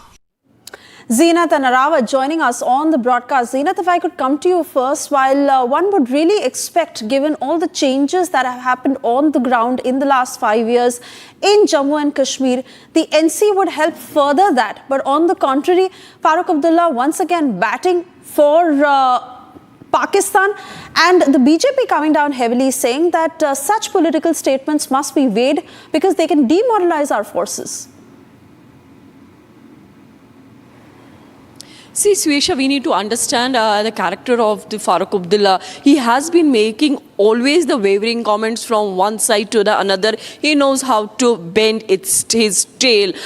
This time, since the Umar government is in power, his son is holding the reins of power in Jammu and Kashmir. So we're seeing a complete reversal of statement coming from Dr. Farooq Abdullah, who's the NC patron, saying that rather we should arrest, we should not neutralize them, we should question the terrorists who have been behind the attack. Is it that the Umar's government is being destabilized by someone who is behind it, should be investigated? Instead of naming Pakistan, naming and shaming Pakistan openly, this time the Farooq Abdullah has made a complete U-turn, saying it's not only the Pakistan, we cannot blame Pakistan every time, but now we see the BJP in question asking Farooq Abdullah, if not Pakistan, then who else? Because the recoveries or the identities that are coming on fort for the attacks or the recoveries that are made during the encounter spot, that tells you that how the Pakistan is pushing terrorism on the soil of Jammu and Kashmir. So BJP has questioned Farooq Abdullah's statement, and meanwhile we are seeing the defense minister of the country, Rajnath Singh, also saying that there has never been a lapse. Rather, the security forces are giving a befitting reply to the terror activities and terrorists, and this is the result where you see the Anantnag, where the two terrorists, in fact in Anantnag also a Pakistani terrorist has been neutralized with the arms and ammunitions that have been recovered. That also shows you the marks of the Pakistan. And then in Srinagar itself, where from we are reporting since morning, the Pakistani terrorists have been trapped, who, as per the sources within the security forces do tell that the terrorist trapped in Srinagar encounter is the top LET chief, who again is a Pakistani. Can Farooq Abdullah deny the role of Pakistan in Kashmir Valley for the terror activities? Because these are the proofs today only when he made the statement. The proofs are coming not only from the Anantnag but also from the Srinagar itself, where a Pakistani terrorist is trapped. So we are seeing a complete U-turn of Dr. Farooq Abdullah on the terror attack in Budgam, where he said that instead of killing, or rather the attackers should be arrested, they should be questioned, their investigation should be done to see why the agencies or whoever is behind it are trying to destabilize the government that has been headed by Omar Abdullah at present. Though the government, the elected government, was taken an oath recently, it is not even a 1 month government, but we are seeing almost the 6 attacks in less than 13 days. Yes, Suesha. Oh yes, absolutely, Zeenat, and I thank you for getting us all those details and of course putting that into perspective. Let's also quickly tell our viewers how gunshots were reported near 14 RR Army camp. This is also coming in the backdrop of how 2 non-locals were targeted by terrorists and anti-mega terror operations that are underway across Kashmir. We'll take a look at this report filed by my colleague Arawat. As we have seen the terror attack that took place in the central Kashmir's Budgam, then after at the same time we have seen that the terror attack took place here in the Bandipora, and you can see here in the visuals in the background the army vehicles are still here and the cordon and search operation is going on. And if my Vijay can pan camera to this side, this is the exact spot and these are the forests where the operation is going on at this moment. We have learned from the sources that the 2 to 3 terrorists were involved in this gunshot that were heard yesterday late night. Then after the cordon and search operation is on in these Bandipora's dense forests that we have learned from the sources, as the joint operation of the special operation group of the Bandipora police and the Indian Army's 14th RR are doing the operation there. It clearly indicates that there are the attempts by the terrorist organizations to create disturbance again in the Kashmir. Reason is that we have seen the makeup and the historic projects in the Kashmir Valley. Also, if we'll talk about the recent elections, incident-free elections, there are attempts by the Pakistan-based terrorist organizations to create disturbance in the Kashmir, because intelligence agencies has already said that there are some launching pads active in the Pakistan occupied Kashmir and they are all set to infiltrate this side, and that's why they are trying to create disturbance in the Kashmir Valley for the successful infiltration. But we have seen the high alert has been sounded across the line of control areas and other cities and towns of the Jammu and Kashmir. If we'll talk about the Bandipora's ongoing operation, which is underway since yesterday late night, the mega anti-terror operation is underway in the parts of the Kashmir. Arawat, I want to come to you because Defence Minister Rajnath Singh has assured massive crackdown against terror. Now, with regards to these mega anti-terror operations that are underway in Anantnag, in Bandipora and even in Poonch, do take us through the latest of how far it has progressed and what next?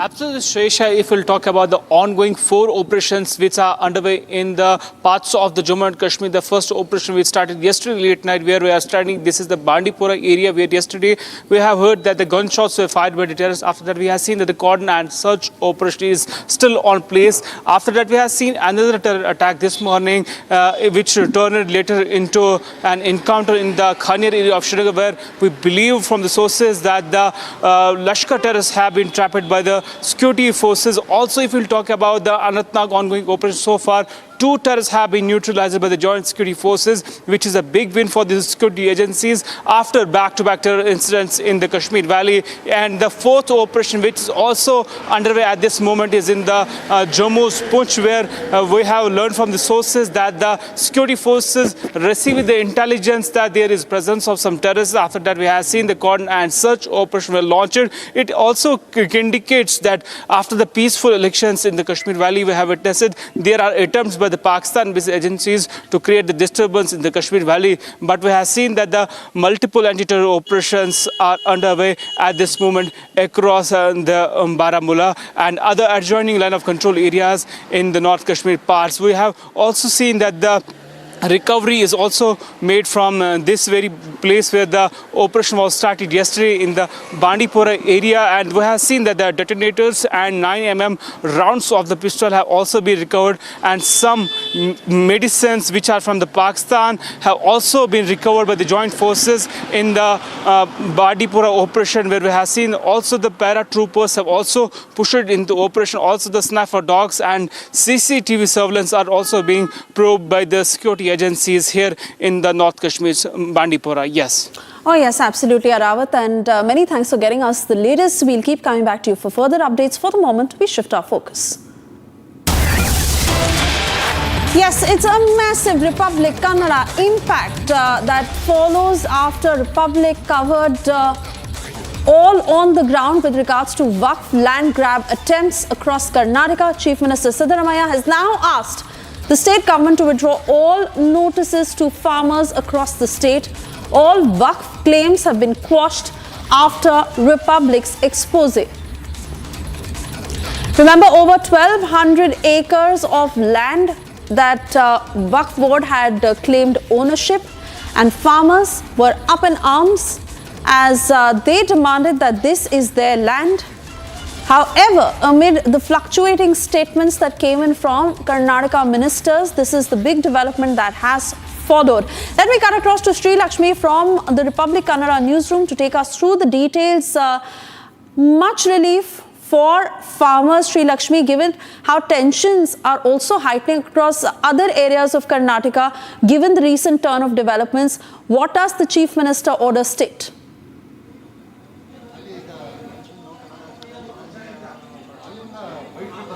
Well, Suesha, the Chief Minister Siddaramaiah held a long meeting today with the senior officials of the Revenue and Minority Welfare Department and Waqf Board as well. He expressed his unhappiness over whatever is happening regarding Waqf Board issue now.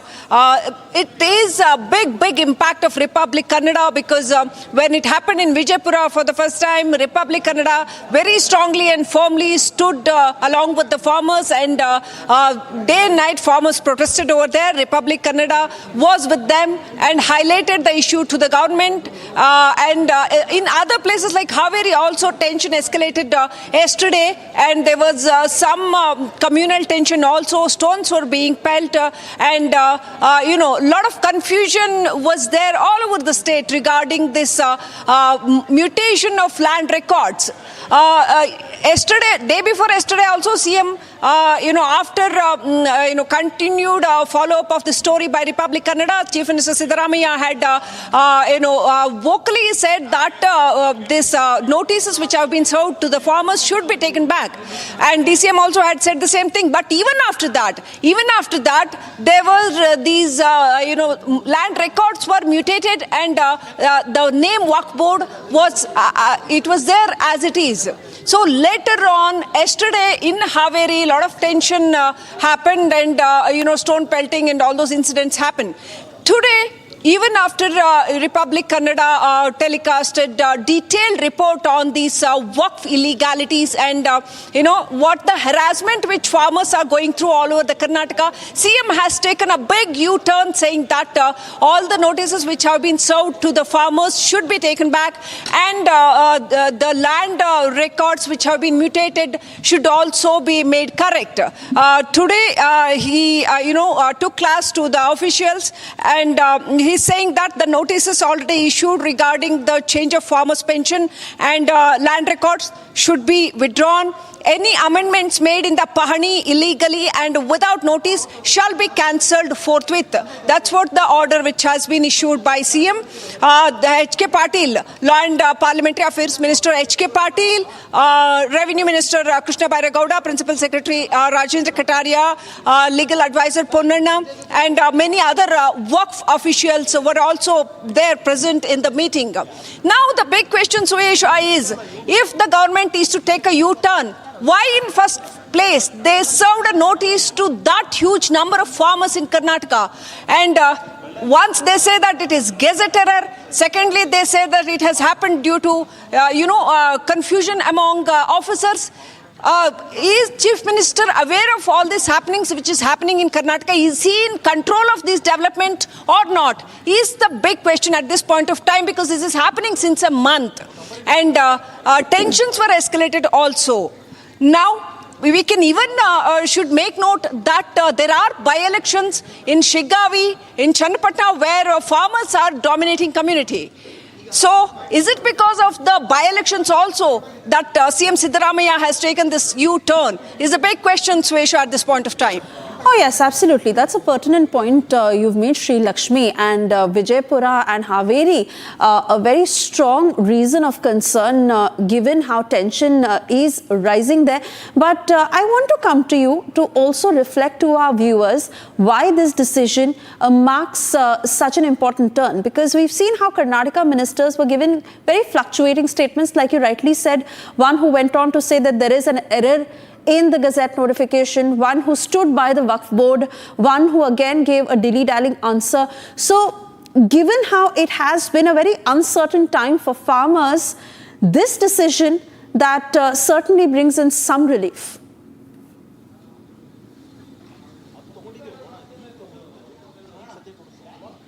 Yes, this clearly shows that the state has not have a clear-cut policy regarding Waqf board. Things are not actually clear at Waqf, and at document level, Waqf is interfering in every other district, saying that some or the other land belongs to Waqf. This is happening since quite long, but now after the central government taking the Waqf amendment bill, we can see that this issue is escalating here in Karnataka, and this mutation of land records is happening very frequently and in a large number.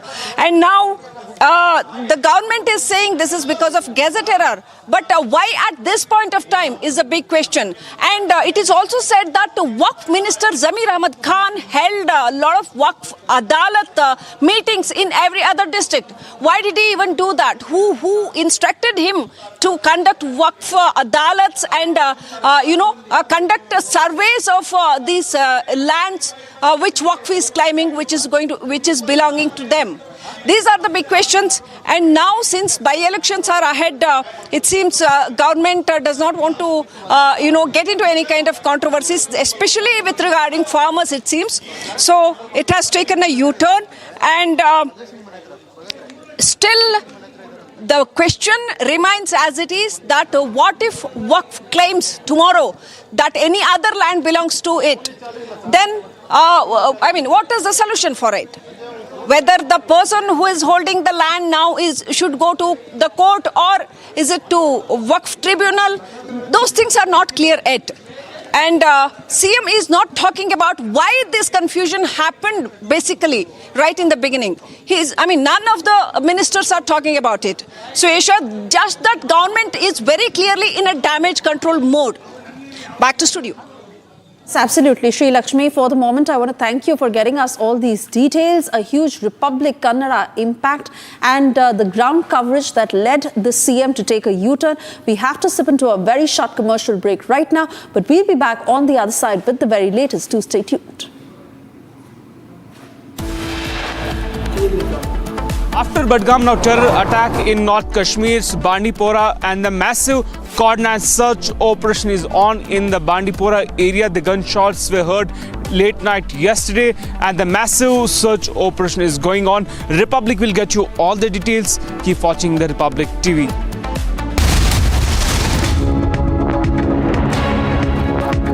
In the global employability rankings by Times Higher Education UK, only the following 6 institutions from India are ranked amongst the top 230 in the world for having the most employable graduates: IIT Delhi, IISc Bangalore, IIT Bombay, IIM Ahmedabad, IIT Kharagpur and Amity University. I am a big fan of Hindu and I am a big fan of India. Big fan.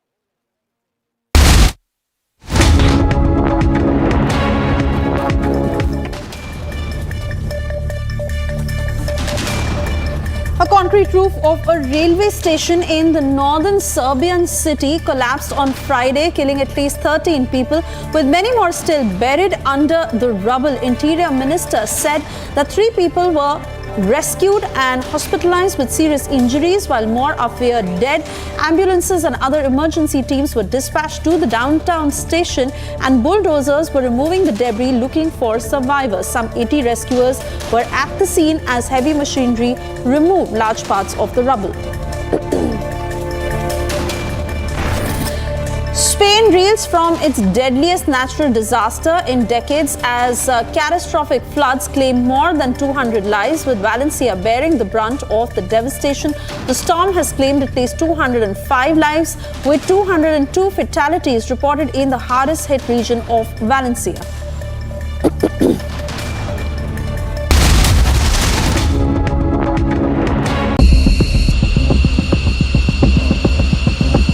این مجازات برای رژیم غاصب صهیونی در برابر جنایت‌های حیرت آور اون رژیم بود.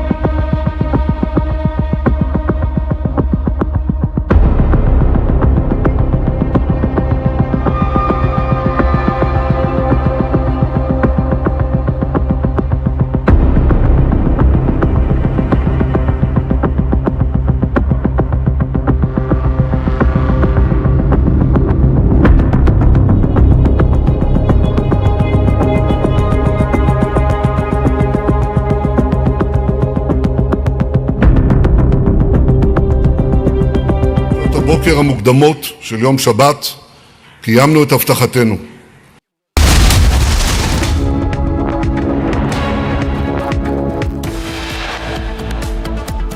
Massive Republic Kannada impact. Chief Minister Siddaramaiah asked state government to withdraw all notices issued to farmers across the state.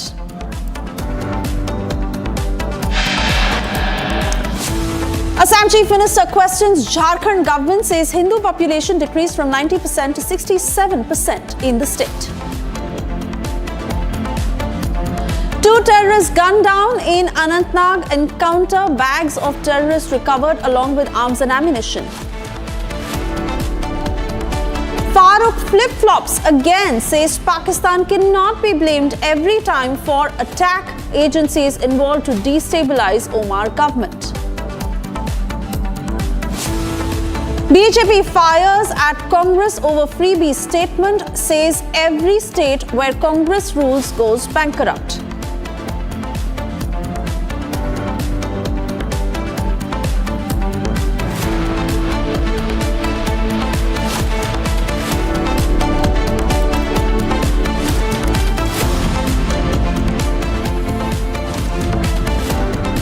Good afternoon and thank you for staying tuned. I'm Suesha Sawant and we begin this edition. You would remember how Uddhav Sena leader Arvind Sawant had publicly objectified and later apologized for the sexist remark that he had made against Shaina NC.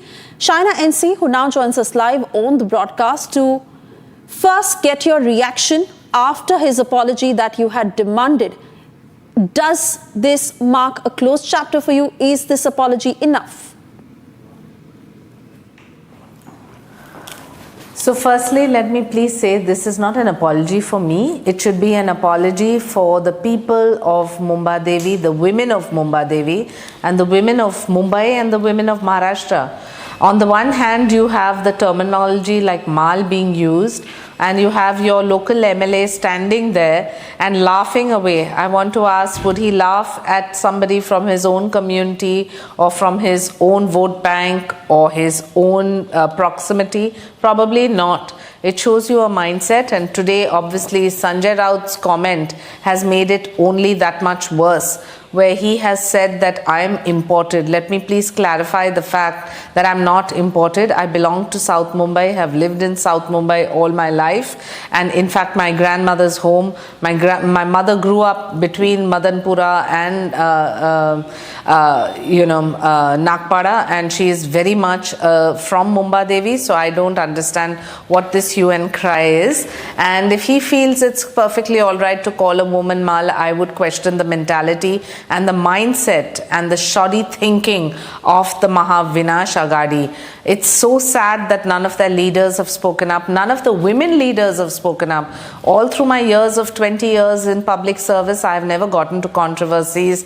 I have never registered an FIR. I have never been, targeted by anyone. And I have always believed in the cause of women. And I have spoken up for all those women sitting on the opposite side when any nasty comment or any kind of, atrocity against them. So I do think it's time to write to all of them and ask them to speak up for the cause of women in public life. Oh yes, absolutely. And it is important for every man and every politician to understand that they can't just get away by making a remark like that. In fact, even Arvind Sawant, who first refused to apologize and for the longest time kept saying that he was being taken out of context, most importantly, in his defense, he said that he had not named you.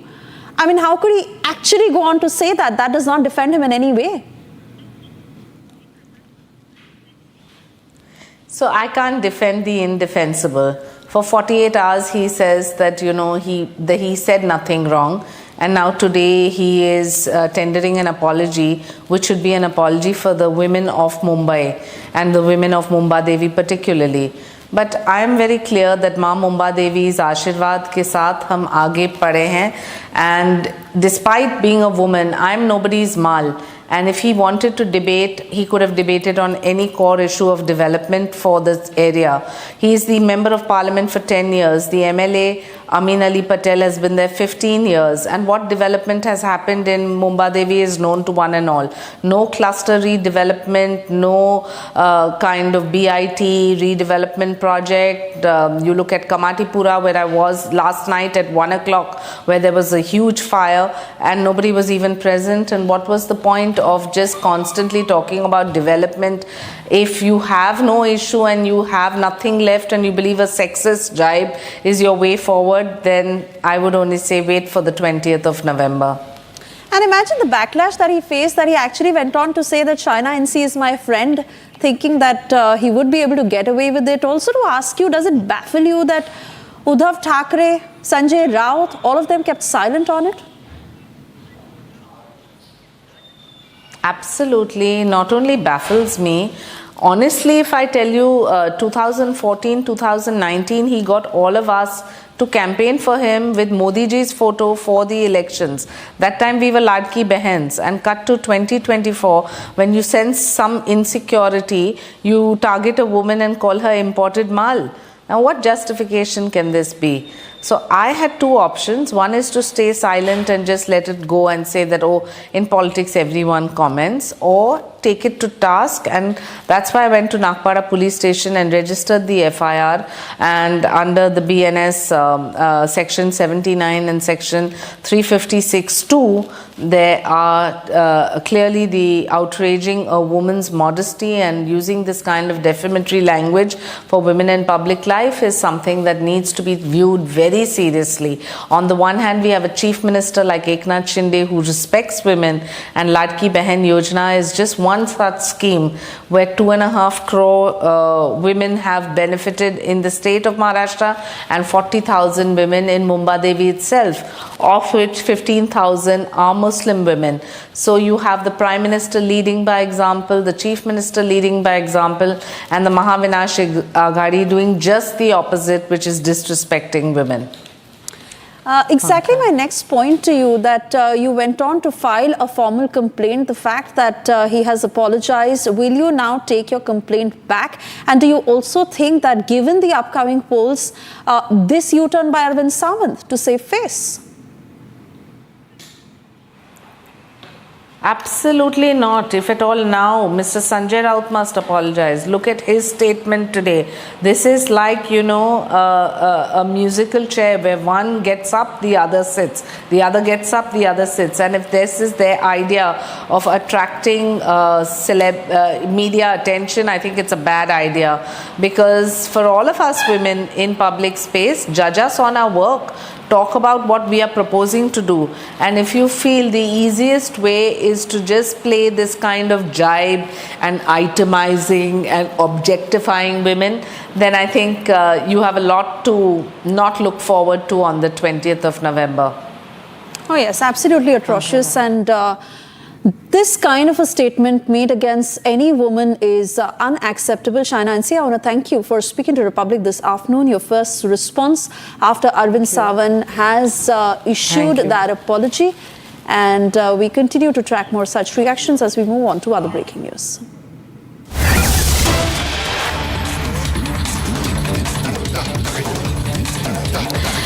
Yes, shifting our focus back to Kashmir, there is an update on the Khaniyar encounter. 4 are injured in this ongoing operation. 2 CRPF officers and 2 officers from the Jammu and Kashmir police have received injuries.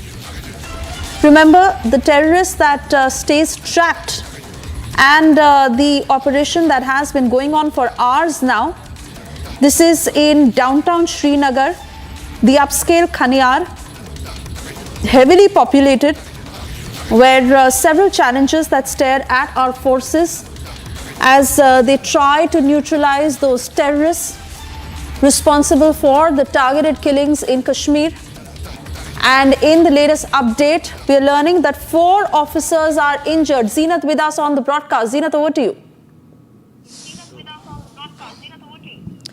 Suisha, 4 Jawans have been injured in an ongoing operation in Khaniyar. 2 are the CRPF Jawans and 2 come from SOG of Jammu and Kashmir Police, the Srinagar unit, part of this operation, where the 4 Jawans have sustained injuries in an ongoing operation that is taking place here in downtown Srinagar. This operation started somewhere around early 8:30 in the morning, and since then the exchange of fire is continuously going on. Reports suggest that the one terrorist has been trapped in this encounter in a residential house, and since then the joint forces, J&K police along with CRPF, are trying the best to neutralize the terrorists. This is a highly dense, congested locality, so all the precautions are being taken by the joint forces so that there is no collateral damage. In fact, the IED will not be used to get the house to turn into a rumbles. It's not possible. So they are trying to just to neutralize the terrorists so that they are able to conclude the operation. Seeing the locality, seeing the lanes and the by-lanes, this is a very challenging operation because it's a highly congested locality where the encounter is on. So they are taking every step cautiously. Every step is being followed. Every SOP is being followed so that there is no collateral damage. Although the houses that surround the very target house, the inmates have been asked to leave their places so that they have completely cleared this entire patch. There is no civilian population at present there. But meanwhile, we see that as of now, the encounter is still continuing in Khaniyar. As of now, 4 injuries have come to the joint forces from J&K police, the 2 SOG personals, and from the CRPF, the 2 QAT boys, the Valley QAT boys, have suffered injuries, and all these 4 have been evacuated from here and they are being referred to the military base hospital in Badami Bagh, Srinagar. Needless to say, Zeenat, that it is not an easy operation to carry out. Like you said, that owing to the circumstances, several challenges that our forces face, and 4 officers who are injured. We are hoping that they recover at the earliest. But with regard to the mega anti-terror operations that are underway across various parts of Kashmir, in Khaniyar, of course, in Poonch, and even in Anantnag, where our forces managed to gun down 2 of those terrorists, it has been a success so far. Oh, of course, it's a success to the security forces, the army and the J&K police. The perpetrators will not be spared. In fact, the perpetrators will not be spared, and every killing or the attack will be avenged by the army and the Jammu and Kashmir police. We have seen the results in Anantnag, where the 2 terrorists were neutralized. 1 Pakistani terrorist has been neutralized, along with 1 local terrorist who comes from Anantnag itself. The arms and ammunition too were recovered from this Shangas in Anantnag, where the operation was carried by the joint forces. The army, along with Jammu and Kashmir police, was the part of the operation that took place, that were reported from the Anantnag, where the 2 terrorists, 1 Pakistani and 1 local terrorist, have been neutralized. So all success has come to the joint security forces in Anantnag, where the 2 terrorists were neutralized without any collateral damage. As far as the Srinagar operation is concerned, it is still underway.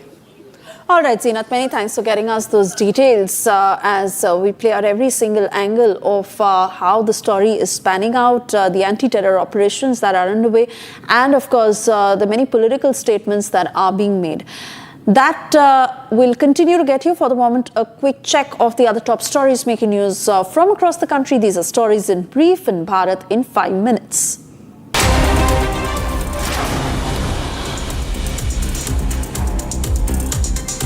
Prime Minister Narendra Modi and his Greek counterpart have appreciated the momentum in bilateral ties following recent high-level exchanges.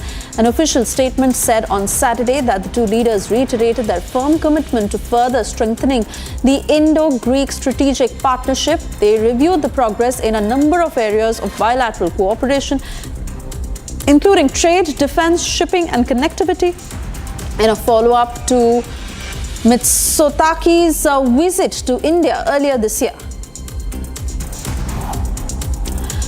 6 people were killed and 5 others were injured after a vehicle in which they were travelling rammed into a truck in Odisha's Sundargarh district this morning.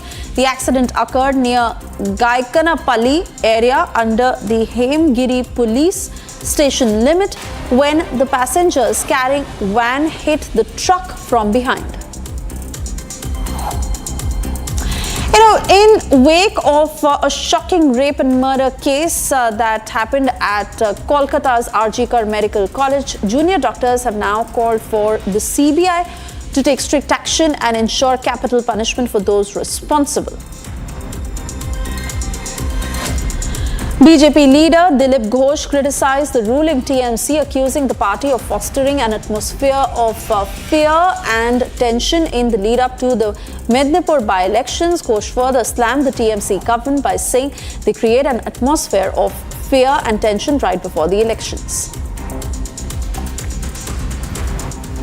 By-election यहाँ TMC कराता है, जिसको चाहे कौन vote देगा कौन नहीं देगा वो लोग तय करते हैं और पूरा भय का वातावरण बना करके लूटते हैं। तो चुनाव आते ही इस प्रकार टेंशन क्रिएट करते हैं। उसी प्रकार बीजेपी पार्टी ऑफिस में हमला, तोड़फोड़, आग लगाना ये शुरू कर दिया उन लोगों ने, एक भय के वातावरण बना करके, और चुनाव जीतने की प्रयास करेगी TMC.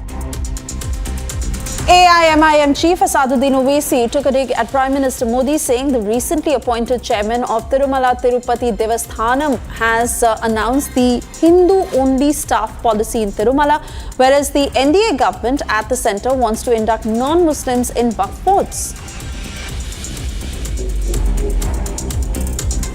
The National Eligibility Cum Entrance Test, that is NET, is an irregularity Tamil Nadu's ruling DMK has alleged on Saturday and wondered how such a test could be conducted without defects. The Dravidian Party's official newspaper, Murasoli, in an editorial argued yet again against the test and referred to news reports that a high-level committee of experts had submitted a report to the centre to hold the national test online to prevent irregularities.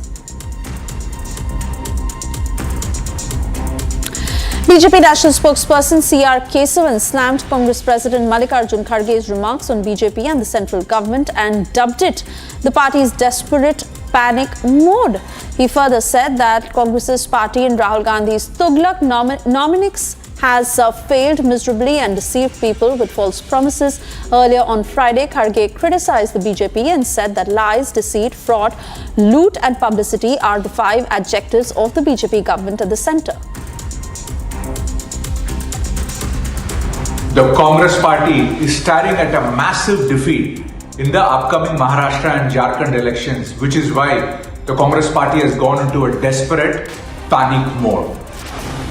Former Jammu and Kashmir Deputy Chief Minister and BJP leader Kavinder Gupta on Saturday condemned the Budgam terror attack, describing it as a cowardly act occurring on a festive occasion. He added that there was an urgent need to identify those responsible for such attacks. देखिए, आज भी पाकिस्तान परस्त कुछ लोग हैं यहाँ पर जो पाकिस्तान के इशारे पर काम करते हैं, कायरतापूर्ण हरकत की है और विशेष करके त्योहार के दिन ये गलत है। काफ़ी शांति व्यवस्था को ठीक करने का प्रयास किया गया है, लेकिन उसके बावजूद भी जब इस प्रकार की घटना होती है तो चिंता होना स्वाभाविक बात है। एक ज़रूरत है अभी भी कुछ लोगों को आइडेंटिफाई करने की जो कि समय समय पर ऐसी घटनाओं को अंजाम देते हैं। Moving on, as Hindu minorities in Bangladesh rally to demand that the interim government in Muslim-majority Bangladesh protect them from a wave of attacks and harassment and drop sedition cases against Hindu community leaders. About 30,000 Hindus demonstrated at a major intersection in the southeastern city of Chattogram, chanting slogans demanding their rights while police and soldiers guarded the area. Here's a report.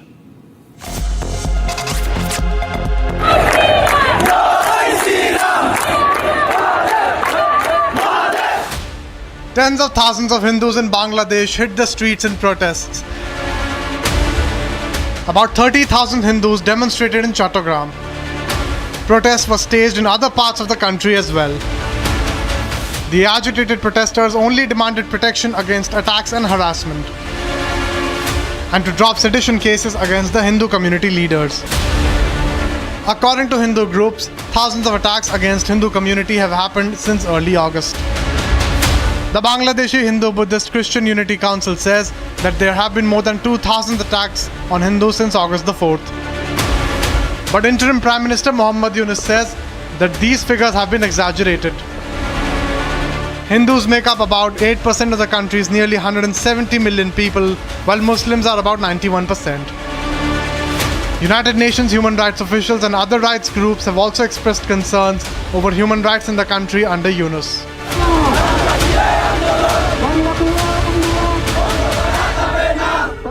And we now get to details of a massive fire that broke out in Jammu as Diwali was being celebrated. This happened last evening and fire tenders rushed to the spot to douse off that fire. Here's what happened.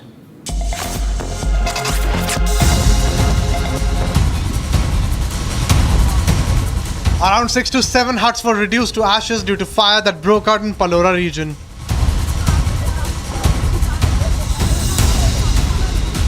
The fire broke out during the Diwali celebrations due to the fireworks.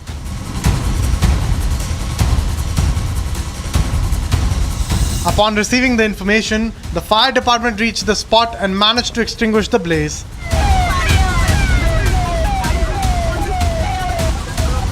On the same day, a massive fire broke out at Jamia Mosque in Anantnag, engulfing several nearby residential houses and caused damage.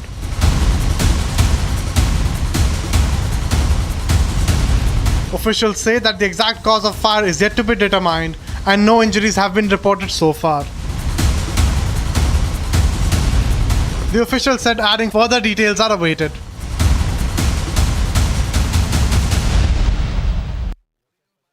And well, Nihang Sikhs who demonstrated horse riding skills and martial art on the occasion of Diwali. Take a look.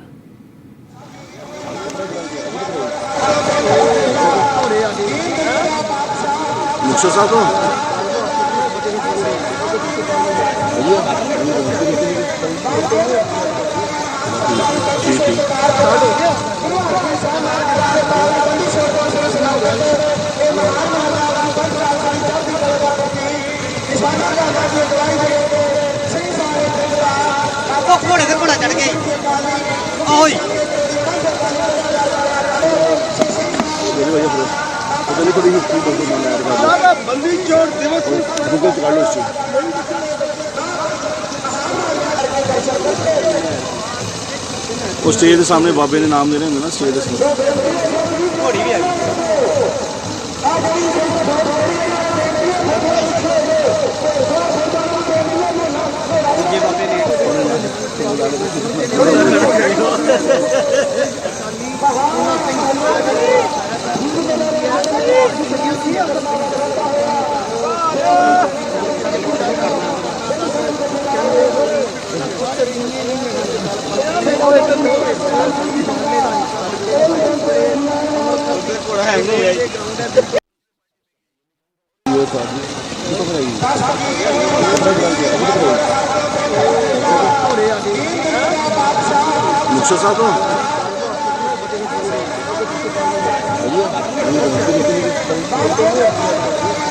And well, the release of Rishabh Pant from the Delhi Capitals ahead of the IPL 2025 auction that has sparked massive speculation.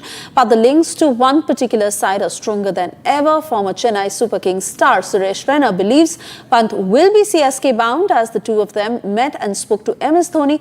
Pant has played for DC throughout his career but has reportedly been seen by CSK as Dhoni's successor. Take a look at this report.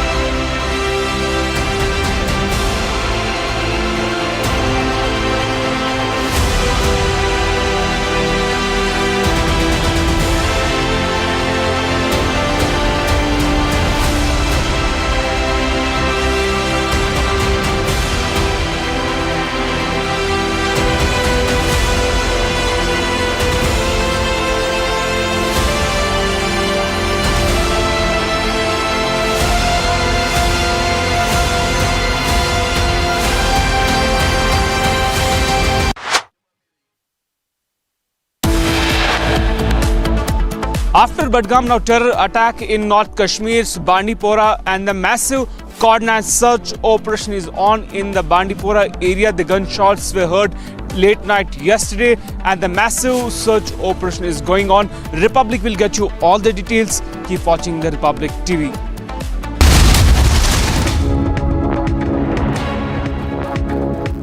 In the global employability rankings by Times Higher Education UK, only the following 6 institutions from India are ranked amongst the top 230 in the world for having the most employable graduates. IIT Delhi, IISc Bangalore, IIT Bombay, IIM Ahmedabad, IIT Kharagpur and Amity University.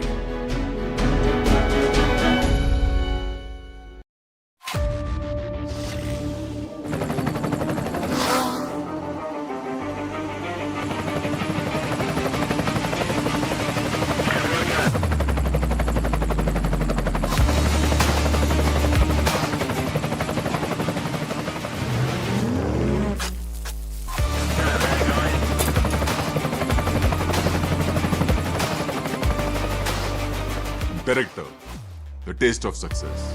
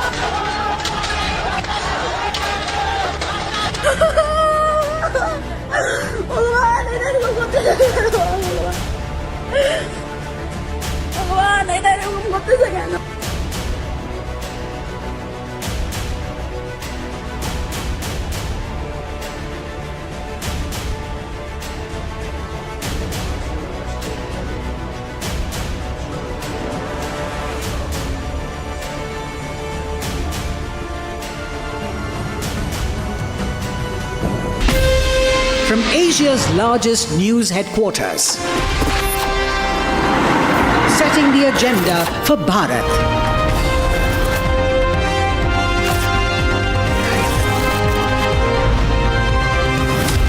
You're watching Republic.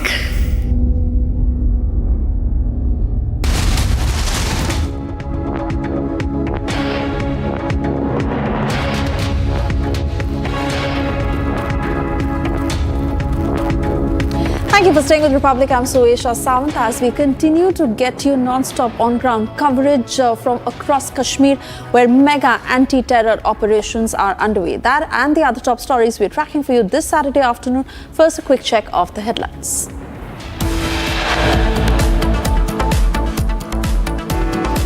Massive Republic Kannada impact. CM Siddaramaiah asks state government to withdraw all notices issued to farmers across the state.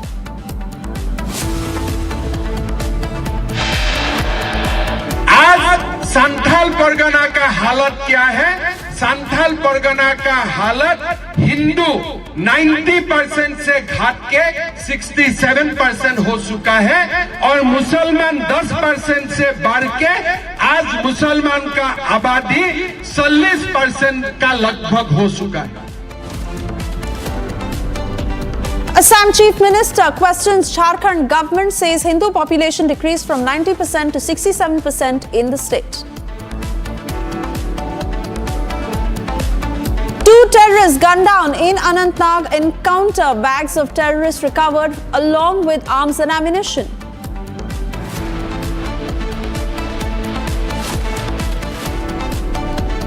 अब आप ये नहीं कह सकते कि पाकिस्तान कर रहे हैं. नहीं सवाल ही नहीं. मैं इस बात में ये कहूँगा कि इस पर तहकीकात होनी चाहिए. हो कैसे रहा है? इसके बजाय कि इनको मारें, इनको पकड़ना चाहिए. और पकड़ के हमें मालूम करना चाहिए कौन इनके पीछे. कोई ऐसी एजेंसी तो पीछे नहीं है जो उमर अब्दुल्ला को डिस्टेबलाइज करना चाहती है. Farooq flip-flops again, says Pakistan cannot be blamed every time for an attack. Agencies involved to destabilize Omar government.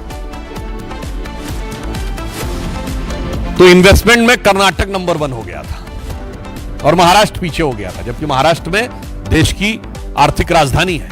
Maharashtra फिर नंबर 1 पे आ गया है। तो यह दर्शाता है कि कांग्रेस जब जब सत्ता में आती है तो जो कहा गया वो कभी पूरा नहीं कर पाती। BJP fires at Congress over freebie statement, says every state where Congress rules goes bankrupt.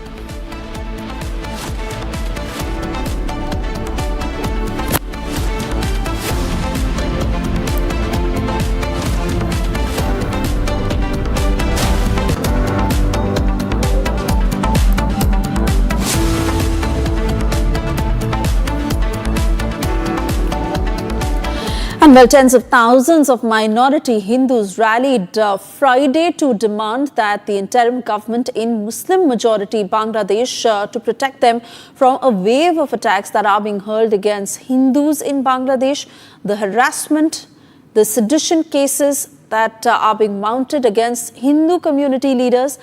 Now, about 30,000 Hindus have demonstrated at a major intersection in the southeastern city of Chattogram, chanting slogans demanding their rights while police and soldiers guarded the area. Other protests were reported elsewhere in the country. Hindu groups say thousands of attacks against Hindus have happened since early August, when the secular government of Prime Minister Sheikh Hasina was overthrown and Hasina fled the country following a student-led uprising.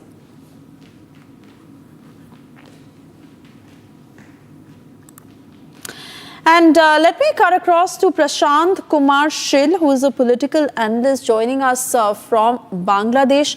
Prashant, this day was bound to come given the kind of atrocities that were being carried out against Hindu minorities in Bangladesh. And fact remains that leaders across the globe are taking cognizance of it. What is your sense, given the demonstration that happened, and how the regime will take cognizance of it? Okay, the scenario you see that from based on the northern part of Bangladesh, especially in Chittagong, and you know that two Banda Hindus is very much populated. One is Chittagong and one is Parishon.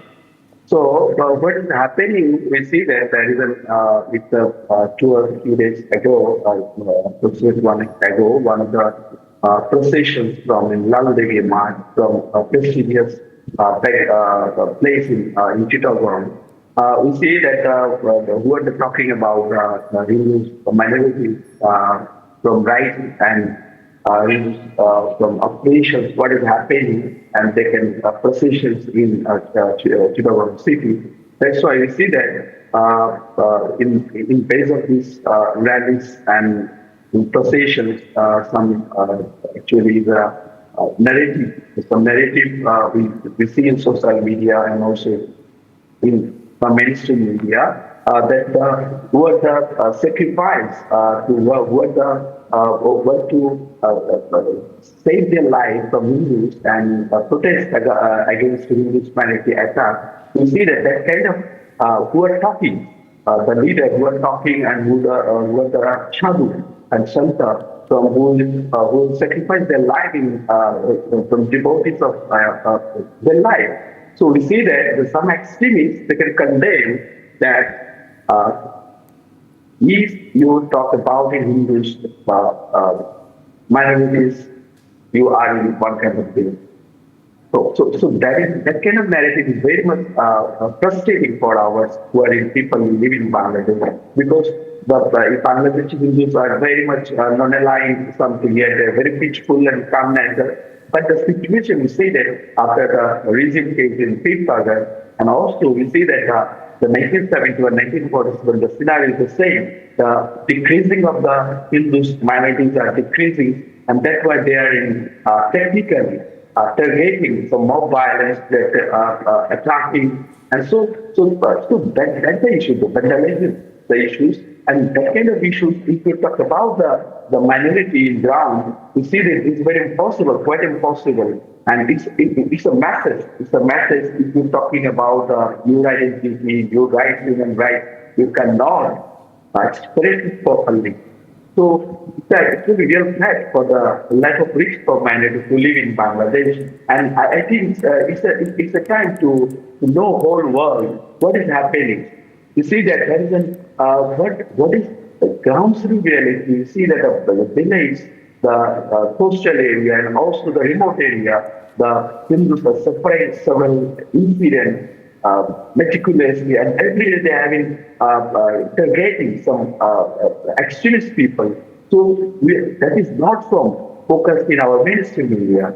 So that's the issue. Media having some particular agenda in our country, mainstream media, they cannot show what the minorities people interrogating. They condemn that they are insane. They are in a very good way. So that's the issue actually. What is happening ground reality and what is they talk about. And I think my personal observation is not a good practice for a country if you talk about from a very peaceful national peace. So it's a real time to talk about what Hindus minorities done and what the world people observe the whole scenario at all.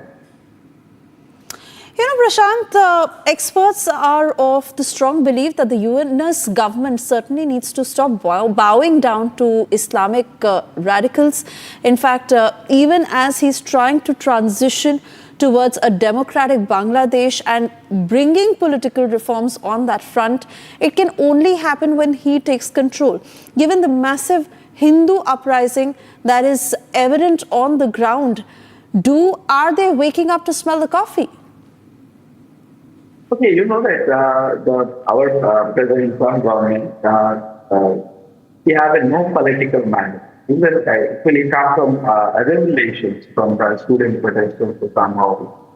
He tried some cases, but then he became very not to do and perform well because.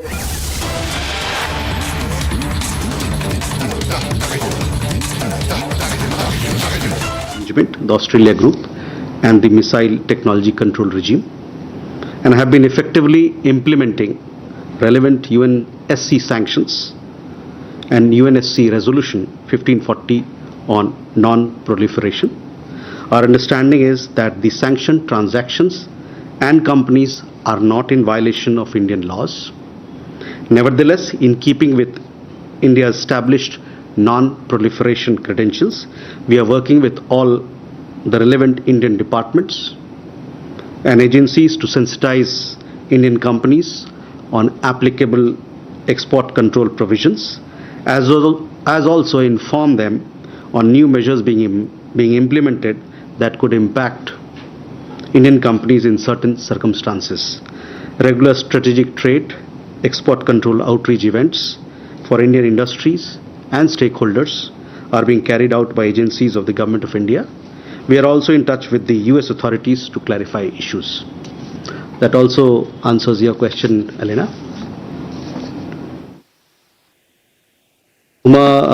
On deportation of irregular and illegal Indians in the United States, you would have seen that recently we had some deportation from the United States.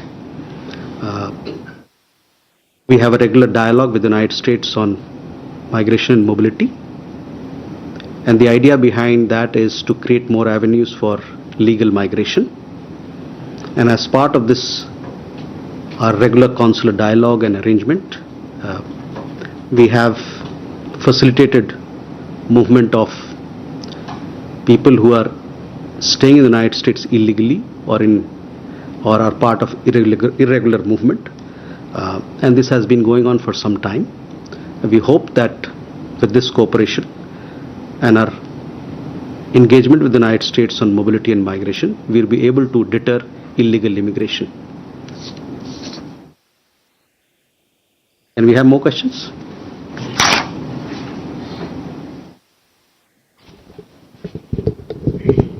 Sir, test Mohan Sharma, Bharat express से।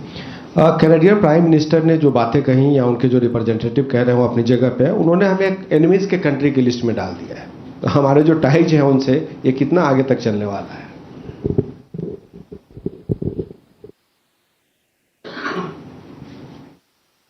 Rishabh. Joint Secretary, good evening. Rishabh from Times Now. So I have two questions, both on Canada. One taking forward from Sharma sir. So there is a report that suggests from Canada that India is involved in cyber attack on Canadian government institutions, and they have put us in a bracket which has North Korea, Iran, among others there, and China as well. So how do we respond to that? A, and B, there are reports that Indian diplomats in Canada are under surveillance. If we can have more details on that. Hasni. Mr. Jaiswal, this is Suhasini Heather from The Hindu. You referred to the démarche against the Canadian CDA on the basis of the officials talking about leaking reports. Now, in the reports that they have purportedly leaked is the description of a 5-hour meeting between National Security Advisor Ajit Doval and Canadian intelligence officials in Singapore. And they've given a specific date in October. I wanted to get a sense from you. Firstly, did the NSA in fact meet with Canadian officials in October to discuss the case, and in particular the details about a gang run by a man called Lawrence Bishnoi? And if so, I wanted to get a sense from the government if for the last year the government has consistently said that Canada has given no evidence, dismissed any allegations made by Canada in the Niger killing, then why did the NSA actually go all the way to Singapore to meet with Canadian intelligence? Thank you.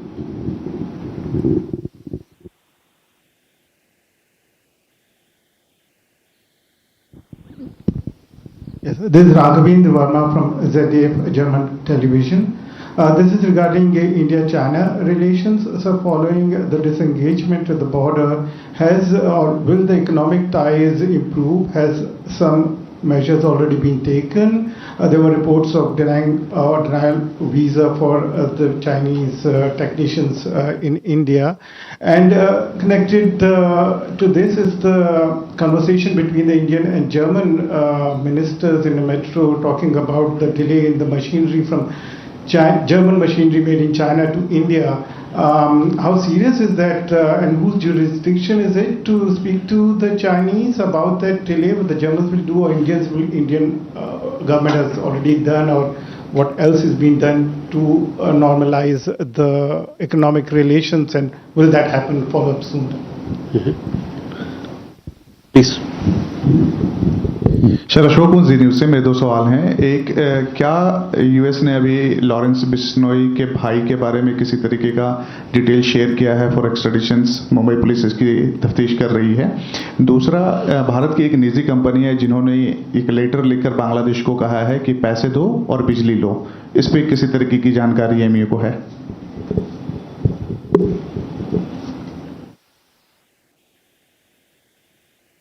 दूसरा सवाल अब क्या था? एक निजी company है, energy company है, जिन्होंने ये कहा है कि बिजली लेना है तो पैसे दो. ठीक.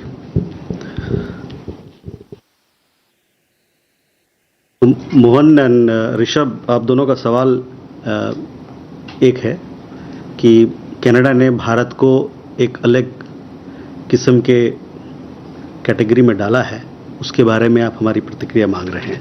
ये जो कैटेगराइजेशन उन्होंने किया है, ये अपने साइबर का उन्होंने एक रिपोर्ट जारी किया है, उसके तहत किया है.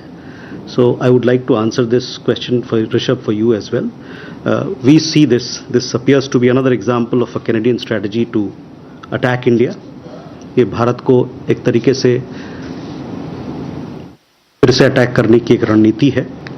As I mentioned earlier, their senior officials have openly confessed that they are seeking to manipulate global opinion against India. As on other occasions, imputations are made without any evidence. तो अनर्गल बात कह के मोहन जी और निराधार बात कह के आप हम पर आरोप थोप रहे हैं, ये बात बिल्कुल ठीक नहीं है. Rishabh, on your questions regarding surveillance, yes, some of our consular officials were recently informed by the Canadian government that they have been and continued to be under audio and video surveillance. Their communications have also been intercepted. We have formally protested to the Canadian government as we deem these actions to be a flagrant violation of relevant diplomatic and consular conventions. By citing technicalities, the Canadian government cannot justify the fact that it is indulging in harassment and intimidation. Our diplomatic and consular personnel are already functioning in an environment of extremism and violence. This action of the Canadian government aggravates the situation and is incompatible with established diplomatic norms and practices. To answer your question regarding the meeting, yes, the meeting did take place. I had in fact confirmed this earlier also in the earlier presser that we had, and again reiterate that Canada so far has not shared with us any shred of evidence in the matter that you referred to. Raghavendra, on economic ties. Why would you meet with them? Sorry? There are several issues that you discuss when you meet.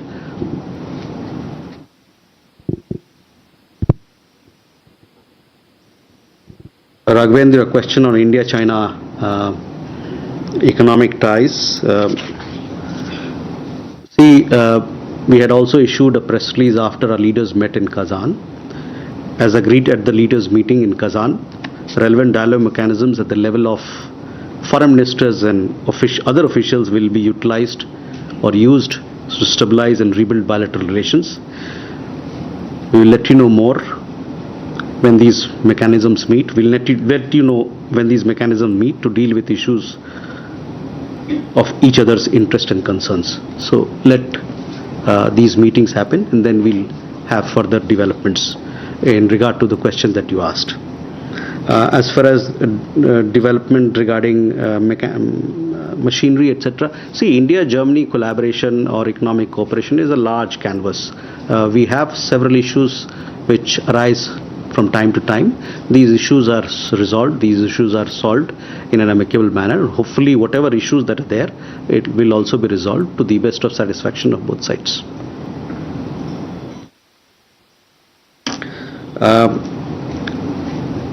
Ashok, आपने बात कही अनमोल बिश्नोई की. ये जो मसला है, इन सब चीज़ों पे अभी इन्वेस्टिगेशन चल रहा है, छानबीन चल रही है, और इन सब बातों, ये सब जो बातें हैं ये लीगल डोमेन में आती है, और चूंकि लीगल डोमेन में आती हैं, जो स्टैब्लिश्ड प्रोसीजर्स है उसके तहत इस मसले पे कार्रवाई होगी. जहाँ तक आपने बात कही. And that is the MEA news briefing over the face-off between India and Canada, and over the fresh allegations that have been leveled by Canada against India.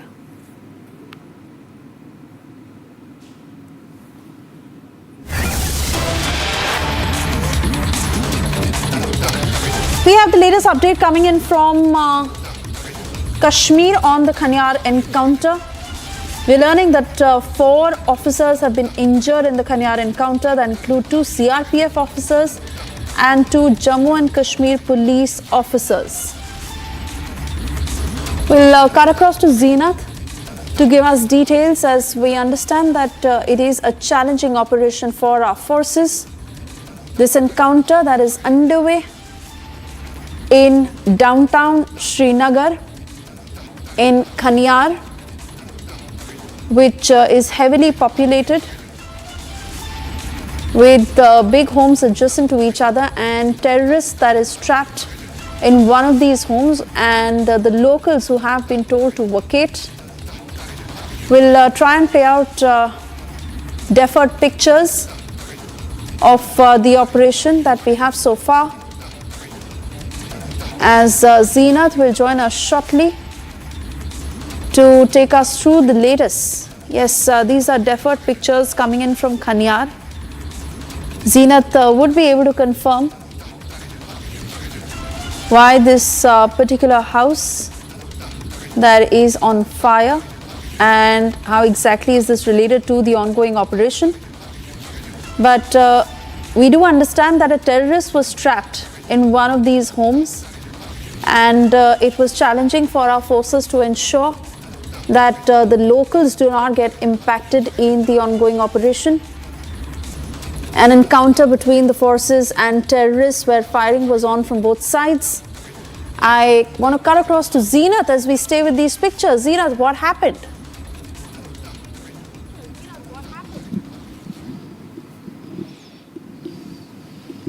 See, as far as the encounter in Srinagar's downtown Kanyar area is concerned, we are seeing that now the operation is in the last stage, because we are seeing the smoke coming out from the target house, and that tells you, and it has completely covered the sky. And earlier the gunshots were also heard. Now that gunshots have stopped, because this operation started somewhere around 8:15 or 8:20 in the morning when the first gunshot was heard here in the Ghania downtown area of Srinagar. The Jammu and Kashmir police, the Srinagar district police, has received an input about the presence of a terrorist in one of the residential house, and accordingly the CASO was launched, the reinforcement and the other men in machinery was pushed to this Kanyar locality. We have been seeing the top cops of J&K police and the CRPF themselves are monitoring the situation and are very much present here on this very spot. As of now, the two SOG personals have received the injury in this ongoing encounter, and also the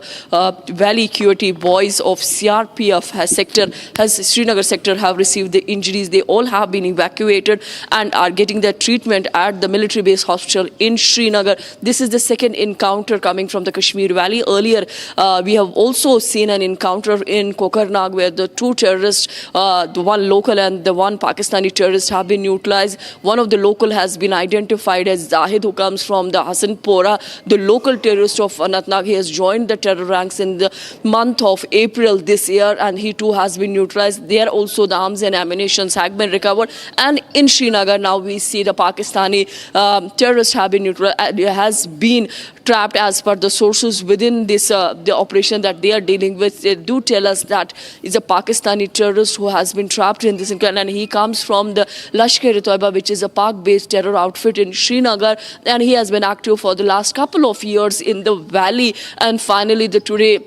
last evening, the Srinagar police have received an intel about the presence of a Pakistani terrorist. Accordingly, the men in machinery was mobilized, and finally we are also seeing in the morning we witnessed the evacuation process was carried by Jammu and Kashmir police. The civilians, the locals of this very area where this encounter is going on, they were all evacuated and were put at a safe place so that there is no collateral damage or there is no infrastructural damage, for which the precautions have been taken. All the SOPs have been followed by the joint forces who are in action here with the Lashkar-e-Toiba terrorists. As of now, the encounter is still underway, and also we are seeing the fire service have been pressed into the service. The cordon operations and the cordon operation still continues here in the Kanyar. As far as the external or the internal cordon is concerned, that is still there, and although the movement of the local, the life has not been disturbed, we are seeing the traffic flying, and also the civilian movement has not been restricted. That tells you about the professionalism of the forces, where you are carrying an operation, a kind of a sensitive operation, but simultaneously the civilian life is not getting disturbed. All right, Zeenath, many thanks for getting us those details. Of course, we keep coming back to you for further updates. For the moment, a quick check of what else is making news.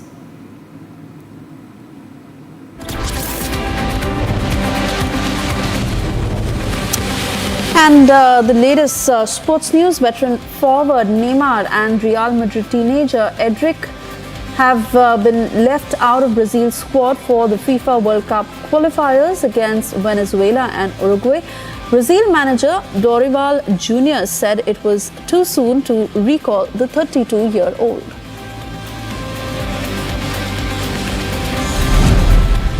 Rising Indian shuttler Malvika Bansal progressed to the semi-finals of the Hilo Open, defeating higher-ranked Ted Olin Nguyen of Vietnam. Malvika will next face 8th seed Denmark's Julie Dewald Jacobsen in the semi-finals.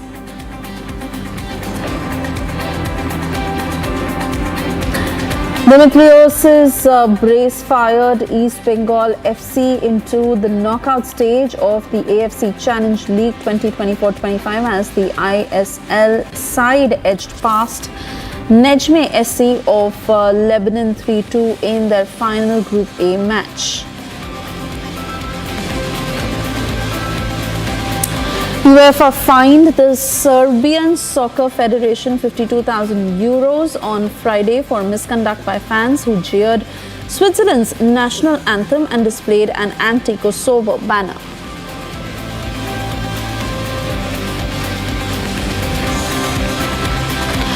Pakistan Cricket Board Chairman and Federal Interior Minister Mohsin Naqvi said the Indian fans who want to visit Pakistan for the Champions Trophy will have a brisk visa issuance policy.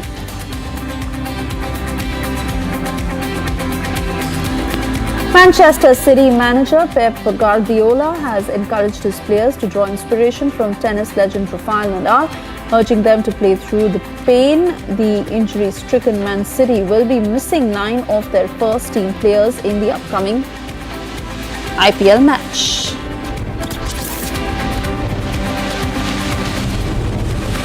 Thibaut Courtois is reportedly returning to training have given Real Madrid a major boost. The Belgian goalie might return for the Champions League game against AC Milan.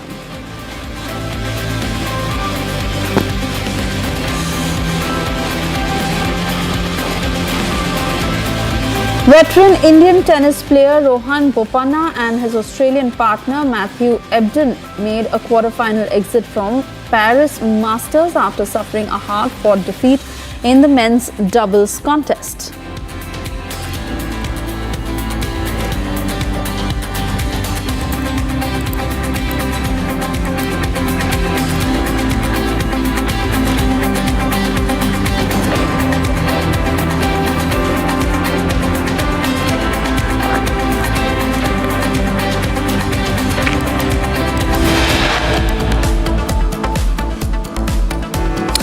Massive uprising after Hindus unite in Bangladesh, raising their voice against atrocities against Hindu minorities.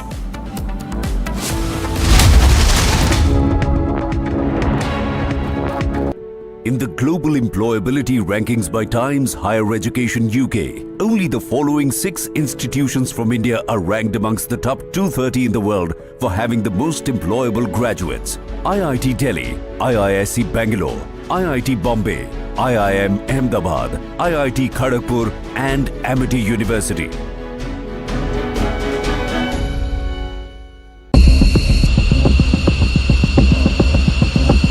این مجازات برای رژیم غاصب صهیونی در برابر جنایت‌های حیرت آور اون رژیم بود.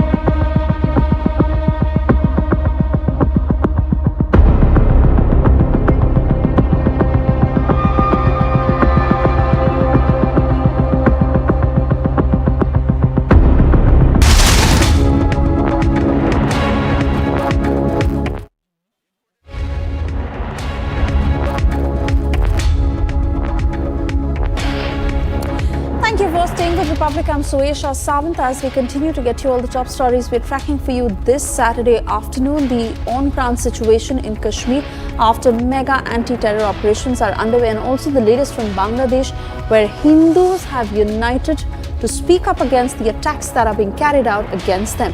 That and much more. First, a quick check of the headlines.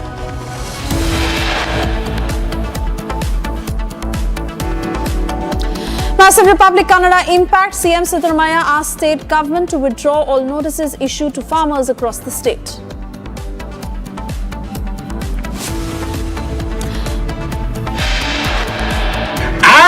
Santhal Pargana का हालत क्या है? संथाल परगना का हालत हिंदू 90% से घट के 67% हो चुका है और मुसलमान 10% से बढ़ के आज मुसलमान का आबादी 40% का लगभग हो चुका है। Assam Chief Minister questions Jharkhand government, says Hindu population decreased from 90% to 67% in the state.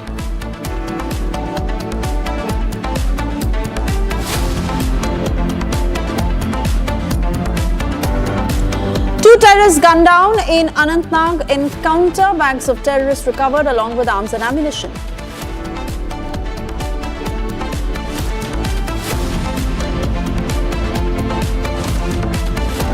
अब बात ये नहीं कह सकते कि पाकिस्तान कर रहे हैं। नहीं सवाल ही नहीं।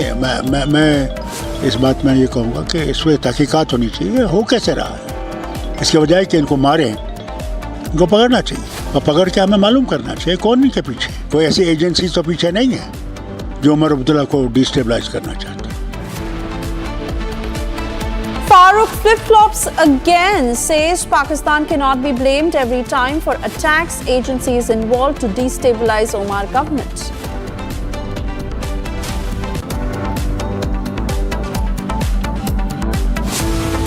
तो इन्वेस्टमेंट में कर्नाटक नंबर 1 हो गया था और महाराष्ट्र पीछे हो गया था, जबकि महाराष्ट्र में देश की आर्थिक राजधानी है। महाराष्ट्र फिर नंबर 1 पे आ गया है। तो यह दर्शाता है कि कांग्रेस जब जब सत्ता में आती है तो जो कहा गया वो कभी पूरा नहीं कर पाती। BJP fires at Congress over freebie statement, says every state where Congress rules goes bankrupt.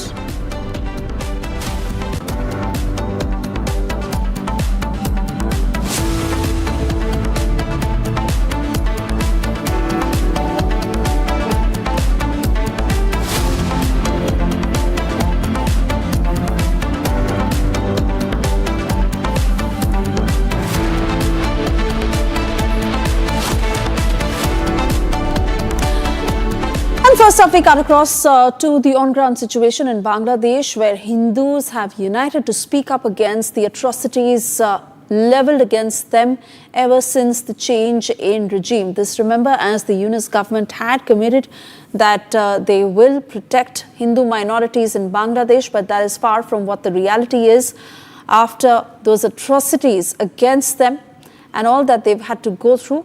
That is a massive protest that is being staged in Bangladesh, where over 30,000 Hindus have united in Dhaka to raise their voice against the atrocities against minorities. Remember, the situation is concerning, and in the latest, Donald Trump had also spoken on what is happening with Hindus in Bangladesh. But there you see how they've all come together to raise their voice against the atrocities on Hindus. 30,000 protesters there on the ground as the Yunus government faces a massive backlash. উপস্থিত সুধীমণ্ডলী, আমরা কোন জায়গা দেখো তো 2001 থেকে 2006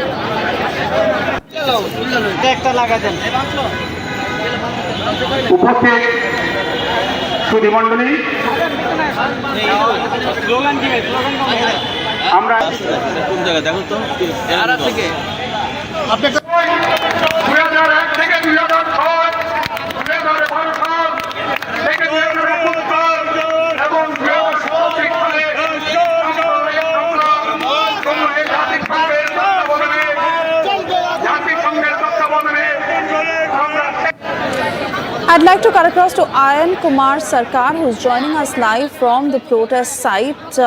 Ayan is a part of the Bangladesh Jatiyo Hindu Chhatra Mahajot. Also with us on the broadcast will be Kanzul Karam Kaushik. He's a journalist who is reporting on this ongoing protests. Ayan, first to you. Over 2,000 attacks on Hindus that have been reported in the past month or so, and 30,000 Hindus have united on the ground to raise your voice, to place your demands. Do take us through our viewers in detail to what the situation on the ground is and what you're demanding.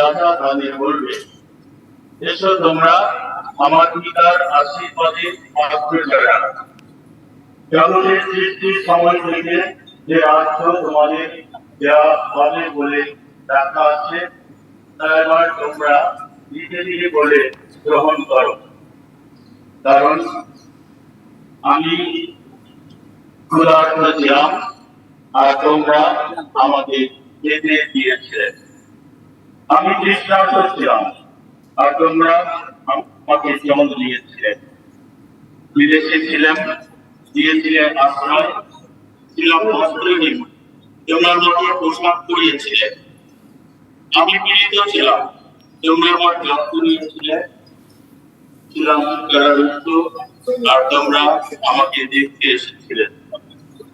তখন ধার্মিকেরা All right, Ayan, that audio is not very clear and I understand why, but we would want to re-establish that connection with you, as I'd also like to bring in Karam Kaushik. Karam, you are covering this protest and it has not been easy to mobilize such a huge force as 30,000 Hindus have united to raise their voice, place their demands. Over 2,000 attacks that have been reported, and they are also asking for the withdrawal of sedition charges against 19 leaders. Further demonstrations that will continue. Take us through the details of the scale of this protest and how the Yunus government is looking at it.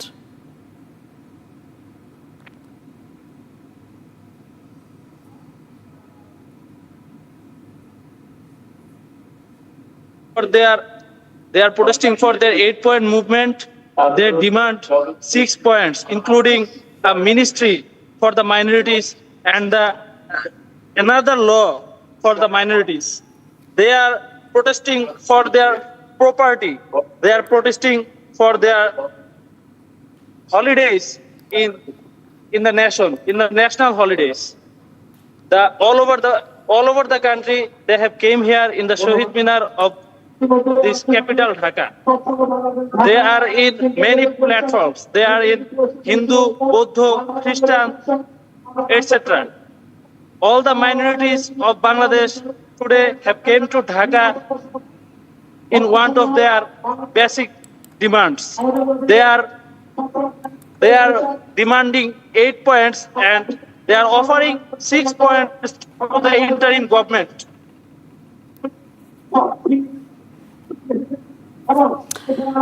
Continue talking to us, Karam, because we understand that the Yunus government clearly does not have the luxury of failure. It brings about political and institutional reforms to get Bangladesh back into democratic transition.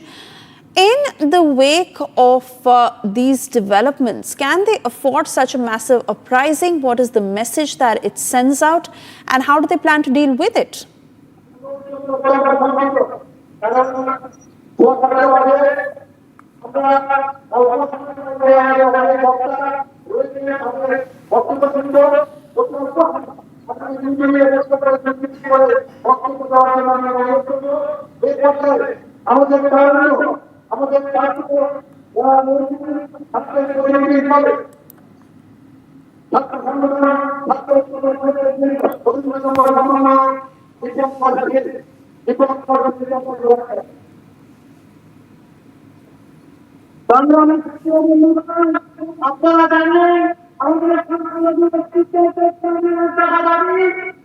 All over the country, the Hindu people of Bangladesh have came here in one of their demands.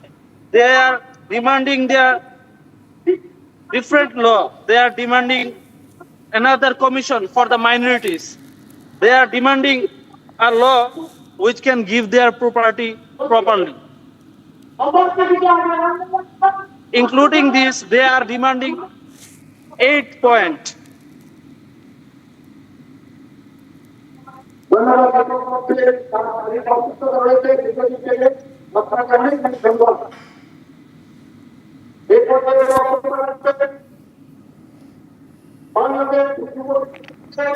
But, Karam, I'd like to understand from you that the Yunus government had also envisioned an end to inequality, injustice, division, insecurity, corruption. And that was the very fulcrum of their fight when they protested against Sheikh Hasina. Today, the fact that it is happening against Hindus certainly makes them accountable to whether they are actually serious about a democratic Bangladesh, or is it only hearsay? Because experts clearly state that Yunus government needs to stop bowing down to Islamist radicals.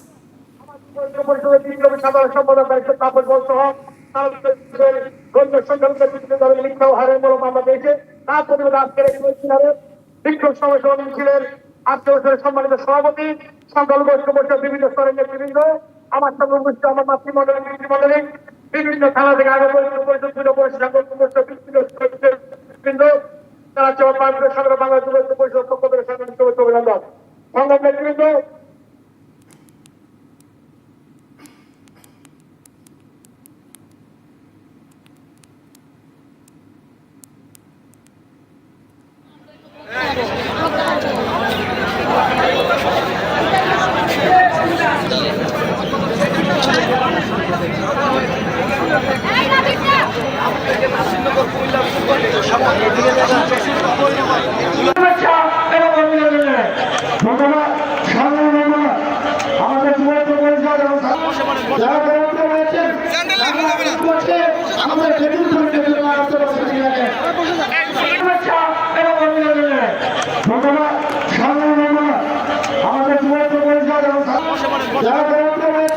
Alright, not too sure if our guests are still connected with us, but let me take our viewers through what is happening. Yes, thousands of Hindus are protesting in Bangladesh. They are demanding the withdrawal of cases against their leaders. These are protests that are underway in Chattogram in Bangladesh as they demand protection from the attacks that are being leveled against them, and of course withdrawal of sedition charges against 19 leaders.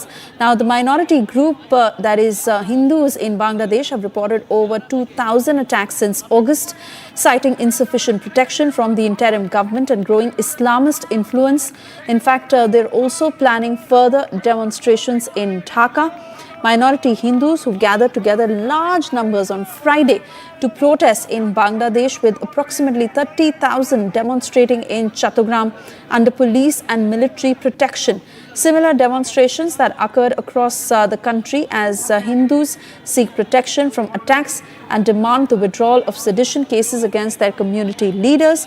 Hindu groups have been reporting an increase in attacks since early August following the ousting of Prime Minister Sheikh Hasina after a student-led uprising. In fact, Nobel Peace Laureate Muhammad Yunus, who is leading the interim government, has in fact promised that it will be a democratic setup, but far from what the reality is. He's also gone on to state, according to reports, that the figures that have been reported are exaggerated. Hindus constitute about 8% of Bangladesh's population of nearly 170 million. And they claim that they've experienced over 2,000 attacks since the 4th of August. They believe the interim government is not offering adequate protection, and they fear the growing influence of hardline Islamists, activists who continue advocating for minority protection laws, a dedicated ministry, as was also said, and other demands that include extended holiday periods for religious festivals. The Chattogram protest that you see on your screens right now was organized quickly after sedition charges were filed against 19 Hindu leaders on Wednesday, including priest Chandan Kumar Dhar. In fact, this was related to an October 25 rally in which a group had allegedly placed a saffron flag above the Bangladesh flag that was allegedly considered disrespectful, and the two leaders were arrested, which caused massive anger in the Hindu community. Leaders claim that these charges are politically motivated and they are demanding its withdrawal within the next 72 hours. In fact, another rally that is scheduled to happen. Let me cut across to Mayuk from the Bangla newsroom to take us through the details of the protests that are underway and the fight that is making a larger impact on the Yunus government and how they plan to deal with it. Over to you, Mayuk. Well, see, it's a very serious concern right now, what is happening in Bangladesh. First, the ordinary minorities in Bangladesh were being targeted. And now the Hindu leaders, the tallest Hindu leaders in Bangladesh, they have been targeted. They have been booked in anti-government activities. And most importantly, they have been booked in sedition cases. This is one of the biggest cases right now, which has been discussed not only in Bangladesh, but in India as well as in United States of America. At 5 p.m., what we are getting in from our sources, Indian time 5 p.m. There's a huge rally that is being organized in Jackson Square in New York. On the other hand, in London as well as in Dhaka, similar huge rallies will be organized. And most importantly, single point demand is that just release the minority leaders who have been prosecuted, who have been booked in false charges, and most importantly, drop all the cases against Chinmay Prabhu, one of the top monks in ISKCON, Bangladesh. Time and again, we have seen the religious organizations, social organizations like ISKCON and Ramakrishna Mission and other organizations have been specifically targeted for being pro-Indian. Specifically targeted. In fact, there were lots of social media reports where they have mentioned, they have criticized ISKCON for being a spy of India. That is the level of suspicion this Yunus government is right now doing. Yunus government has turned a blind eye against the Maulvis, and most importantly, those who are actually fanning the fanatism in Bangladesh.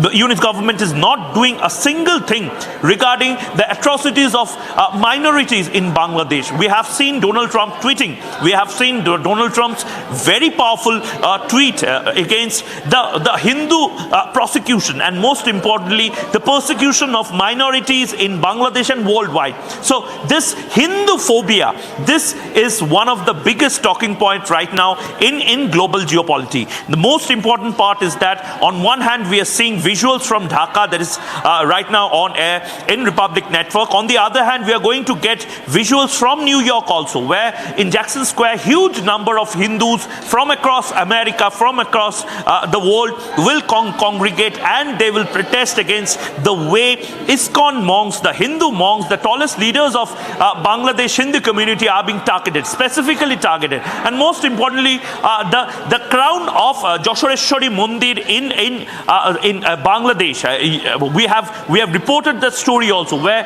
Narendra Modi, the Prime Minister of India, Narendra Modi, he had gifted, Indian government had gifted a crown, a golden crown for Ma Kali in Joshoreshwar temple in Bangladesh. That crown has been stolen. We have the footage, we have the CCTV footage. The Hindu community in Bangladesh, they have specifically demanded the arrest and return of the crown. The arrest of the person who is seen stealing the crown, and most importantly, to return the crown to the place of worship. But astonishingly, right now what we are getting in is that the crown is still not being returned, and most importantly, the main priest of the temple has been arrested. Oh yes, absolutely. And while this is the condition against Hindus, against seers in temples, even Sheikh Hasina's Awami League party and allied Jatiya party that are being targeted. In fact, the Jatiya party headquarters that were vandalized and set on fire on Thursday. Hindus have united. They are determined that they will continue to fight unless and until their demands are met. Mayuk. Well, absolutely, and not just Hindus. We are seeing visuals where the Chakma community in the upper hills of Bangladesh, specifically in the Three Sisters region in Bangladesh, Chattogram, Satkhira, Noakhali, and places, the tribal population in Bangladesh, they are also minorities. The tribal population have also flocked to the street. The Chakma population, the Buddhist population in Bangladesh, the Christians in Bangladesh, and of course the Hindu population in Bangladesh, they are specifically saying that what Yunus government is right now doing is illegal. What Yunus government is right now doing is not fair for the people of Bangladesh who are not from the majority section of Bangladesh. They are from the minority section of the Bangladesh community. And most importantly, what they are saying is that they have an 8-point charter that needs to be fulfilled. The charter claims, one, there should be a mandatory holiday week in Durga Puja during the time of Durga Puja. And most important part, this Indians should listen to. In Bangladesh, there is no minority board, there is no minority commission, there is no minority welfare ministry. The Hindus in Bangladesh are just wanting a minority commission, a minority board, a minority welfare commission, and most importantly, a minority welfare ministry in Bangladesh. Too much to ask for. That is what the Hindus in Bangladesh are claiming. On one hand, what we are seeing in India, there are civil protests fanned by several political groups against Narendra Modi, saying that here the minorities are not safe. And on the other hand, this should be the biggest talking point right now, where Bangladeshi Hindus are saying that forget about all other things, forget about fundamental rights. What we are just claiming is thus that in this Yunus government or any other government, there should be at least one minority welfare ministry. Those people who should take care of minorities, who should ensure that there is no forced conversion, who should ensure that there is no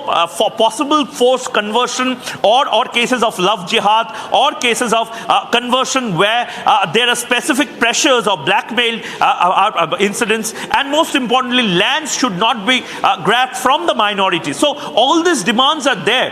Right now what we are seeing in the visuals coming in from Dhaka, where the Bangladesh flag is being hosted, time and again minorities have been charged, have been accused of insulting the Bangladesh national flag also. Intentionally they have been framed in false cases, and here also what we are seeing, Bangladesh flag is being hosted, and most importantly, prominent Hindu leaders have also joined in. They are also protesting against the way Chinmoy Prabhu is one of the tallest monks in ISKCON Bangladesh. He has falsely been booked, and most importantly, he has been booked in anti-Bangladesh right cases. He has been booked in sedition cases. So it's one of the biggest rally right now. What we are seeing, we are building up the visuals from Dhaka. We are also going to build up visuals from New York also, and also from other places in Bangladesh where protest rallies are still on Saturday. Back to the studio. Oh yes, absolutely, Mayuk. And while we continue to stay put on this story, there is pressure building on the Yunus government that is in the process of bringing about political and institutional reforms to get Bangladesh back into democratic transition. How exactly will these protests impact the Yunus government, and what the big outcome is? We continue to track every angle. We slip into a short commercial break right now.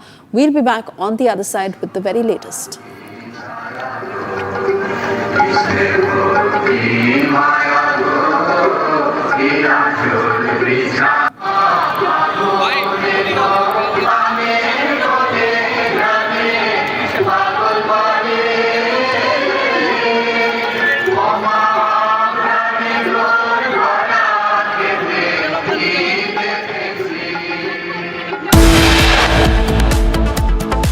A plum of smoke blows into the sky near the encounter spot as the target house has been set on fire. Reports suggest that one terrorist was trapped in the residential house. The encounter still continues in Khaniar area of downtown Srinagar. More on the story, keep watching Republic TV.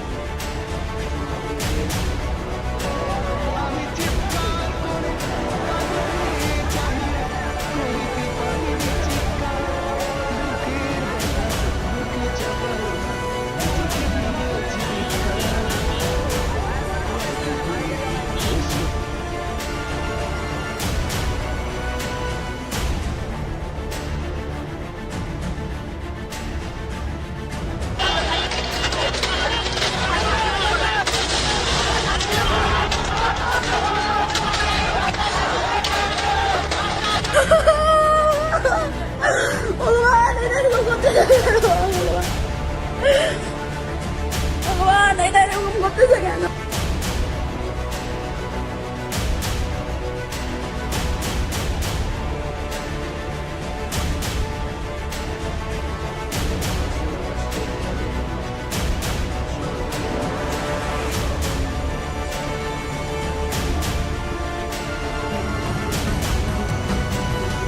knowing who the next president of the United States of America would be, whether it would be Donald Trump or Kamala Harris. And more importantly, from our point of view, who between the two would be better for India. Why some prominent newspapers like the Washington Post and the Los Angeles Times have decided not to endorse any candidate this election. What purpose these endorsements serve anyway? Should we in India also get these kind of disclosure norms? And what's this swing states business? How's the war-like in battleground states? This weekend, we focus entirely on the US presidential polls just ahead of the D-Day, November 5.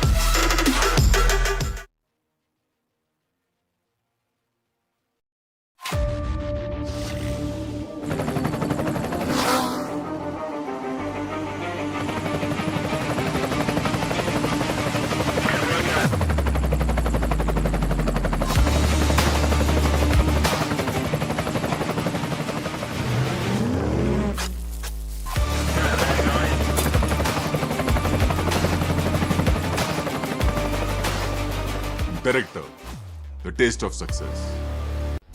I am a big fan of Hindu and I am a big fan of India. Big fan.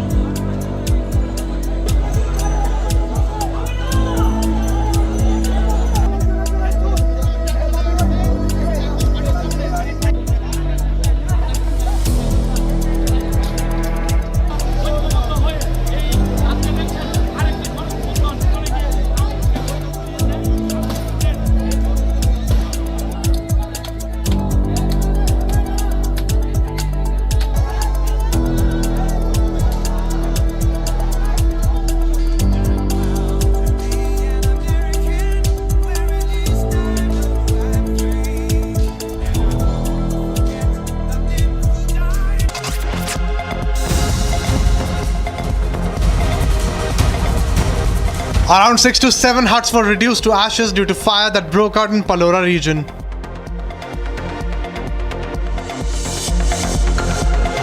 The fire broke out during the Diwali celebrations due to the fireworks.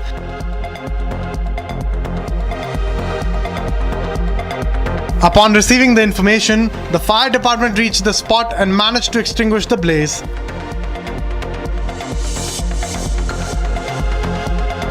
On the same day, a massive fire broke out at Jamia Mosque in Anantnag, engulfing several nearby residential houses and caused damage.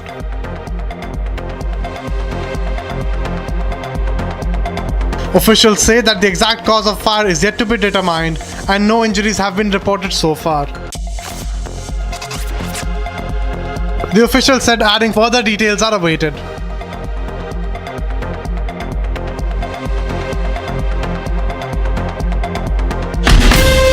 From Asia's largest news headquarters, setting the agenda for Bharat.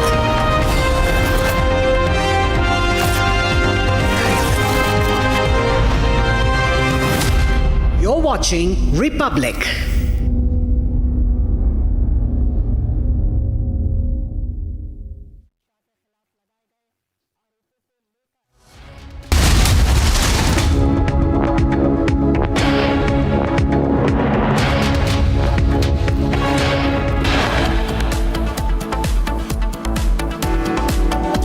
Massive Republic Kannada impact, CM Siddaramaiah asked state government to withdraw all notices issued to farmers across the state.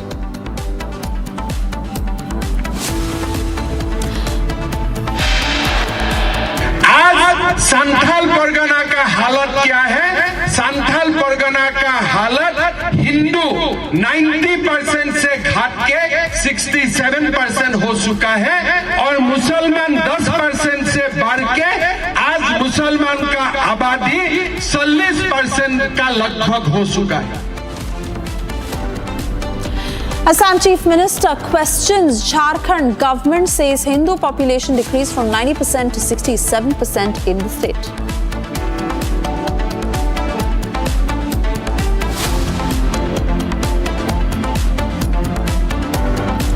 Two terrorists gunned down in Anantnag encounter, bags of terrorists recovered along with arms and ammunition.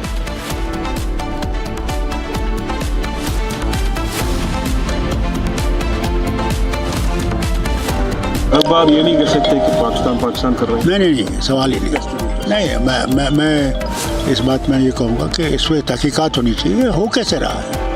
इसके बजाय कि इनको मारें, इनको पकड़ना चाहिए और पकड़ के हमें मालूम करना चाहिए कौन इनके पीछे. कोई ऐसी एजेंसी तो पीछे नहीं है जो उमर अब्दुल्ला को डिस्टेबलाइज करना चाहता है. Farooq flip-flops again, says Pakistan cannot be blamed every time for attacks. Agencies involved to destabilize Omar government.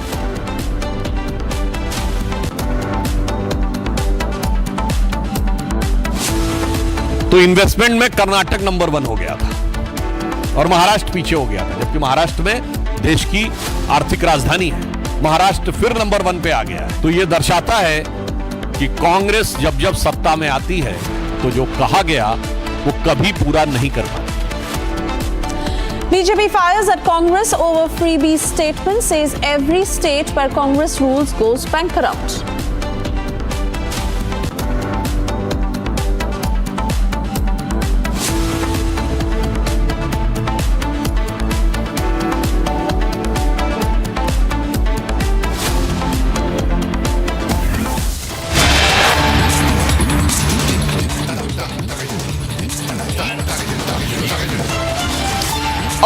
One terrorist have been killed in Khaniyad, downtown area of Srinagar. Reports suggest that the body has been retrieved. This was an operation of the Srinagar police. Srinagar police along with cargo was part of the operation. As of now, the clearing part is being underway. As of now, it seems that the encounter is over. One terrorist have been killed in Srinagar's downtown area. This encounter started early in the morning and is likely to be over. More on the story, keep watching Republic TV.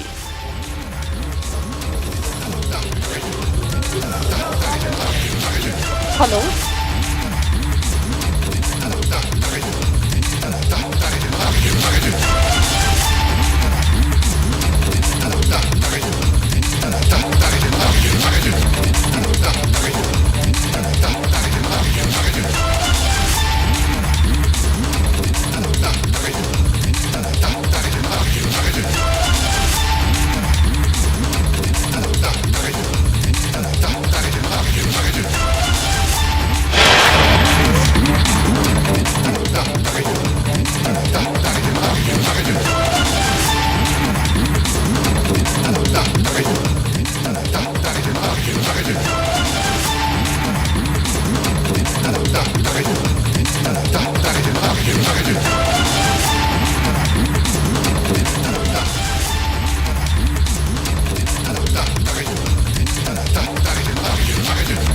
वो पकड़े गए ना जो ये कर रहे हैं, पता लगेगा कौन कर रहा है. मारना नहीं चाहिए उनको पकड़ना चाहिए और पकड़ के उनसे पूछना चाहिए कि कौन उनके पीछे है. वही रास्ता है. खानियार एरिया शहर श्रीनगर का बीच वाला एरिया है. हाँ, ये सब देखिए, मुझे बताइए कौन लोग हैं जो ये कर सकते हैं और किस लिए कर सकते हैं. इन सालों में क्यों नहीं किया? मुझे इस पर तशवीश है. सब किस तरह का असर इससे पड़ सकता है? कोई असर नहीं पड़ेगा, परवाह मत कीजिए. ये इन चीज़ों से कामयाब नहीं होंगे. हम इसे निपट लेंगे इंशाल्लाह. लोग इसके साथ नहीं हैं. शायद फिर हम हर बार ये नहीं कह सकते कि पाकिस्तान कर रहे हैं। नहीं, सवाल ही नहीं। मैं इस बात में ये कहूँगा कि इस पर तहकीकात होनी चाहिए। हो कैसे रहा है, इसके बजाय कि इनको मारें, इनको पकड़ना चाहिए और पकड़ के हमें मालूम करना चाहिए कौन इनके पीछे। कोई ऐसी एजेंसी तो पीछे नहीं है जो उमर अब्दुल्ला को डिस्टेबलाइज करना चाहती है। अगर वो पकड़े गए ना जो ये कर रहे हैं, पता लगेगा कौन कर रहा है। मारना नहीं चाहिए उनको पकड़ना चाहिए और पकड़ के उनसे पूछना चाहिए कि कौन उनके पीछे है। वही रास्ता है। खानियार एरिया शहर श्रीनगर का बीच वाला एरिया है। हाँ, ये सब देखिए, मुझे बताइए कौन लोग हैं जो ये कर सकते हैं और किस लिए कर सकते हैं। इन सालों में क्यों नहीं किया? मुझे इस पर तशवीश है। सब किस तरह का असर इससे पड़ सकता है? कोई असर नहीं पड़ेगा, परवाह मत कीजिए। ये इन चीज़ों से कामयाब नहीं होंगे। हम इसे निपट लेंगे इंशाल्लाह। लोग इसके साथ नहीं है। शायद फिर हम हर बार ये नहीं कह सकते कि पाकिस्तान कर रहे हैं। नहीं, सवाल ही नहीं। मैं इस बात में ये कहूँगा कि इस पर तहकीकात होनी चाहिए। हो कैसे रहा है, इसके बजाय कि इनको मारें, इनको पकड़ना चाहिए और पकड़ के हमें मालूम करना चाहिए कौन इनके पीछे। कोई ऐसी एजेंसी तो पीछे नहीं है जो उमर अब्दुल्ला को डिस्टेबलाइज करना चाहती है। फारूक अब्दुल्ला साहब ने जो कहा है, मुझे लगता है कि यह इस बात का प्रमाण है कि अब उनको सत्ता में आके यह एहसास हो रहा है कि राष्ट्र विरोधी शक्तियों को किस गंभीरता और किस दृढ़ता के साथ डील करना चाहिए। यानी बहुत साफ है कि सत्ता के बाहर रह के बयान देना, उनके कई बयान बहुत आलोचना योग्य, गैर जिम्मेदाराना और राष्ट्र हित के विरुद्ध थे। मुझे लगता है अब पावर में आने के बाद उन्हें हो सकता है इस बात का एहसास हो रहा हो।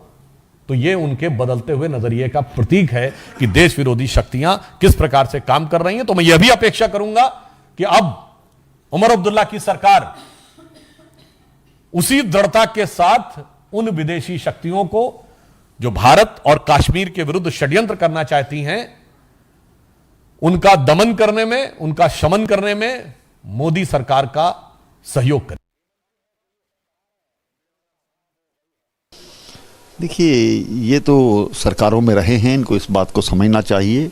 बेतुके बयान देना अच्छी बात नहीं है। खास करके आपकी सरकार तो अभी 12 अक्टूबर को अब आई है, लेकिन इसके बाद पहले जो 5 अगस्त 2019 तक, जब तक भारतीय जनता पार्टी का शासन रहा, तो यहाँ पर शांति व्यवस्था बनी है।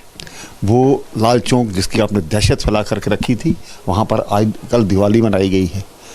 आप मिलिटेंट्स के प्रति इतना प्रेम रखोगे तो फिर ऐसा संभव नहीं है। भारत की एजेंसियां जिस प्रकार से काम कर रही हैं, उन पर विश्वास है, हमें अपने सुरक्षा बलों पर विश्वास है।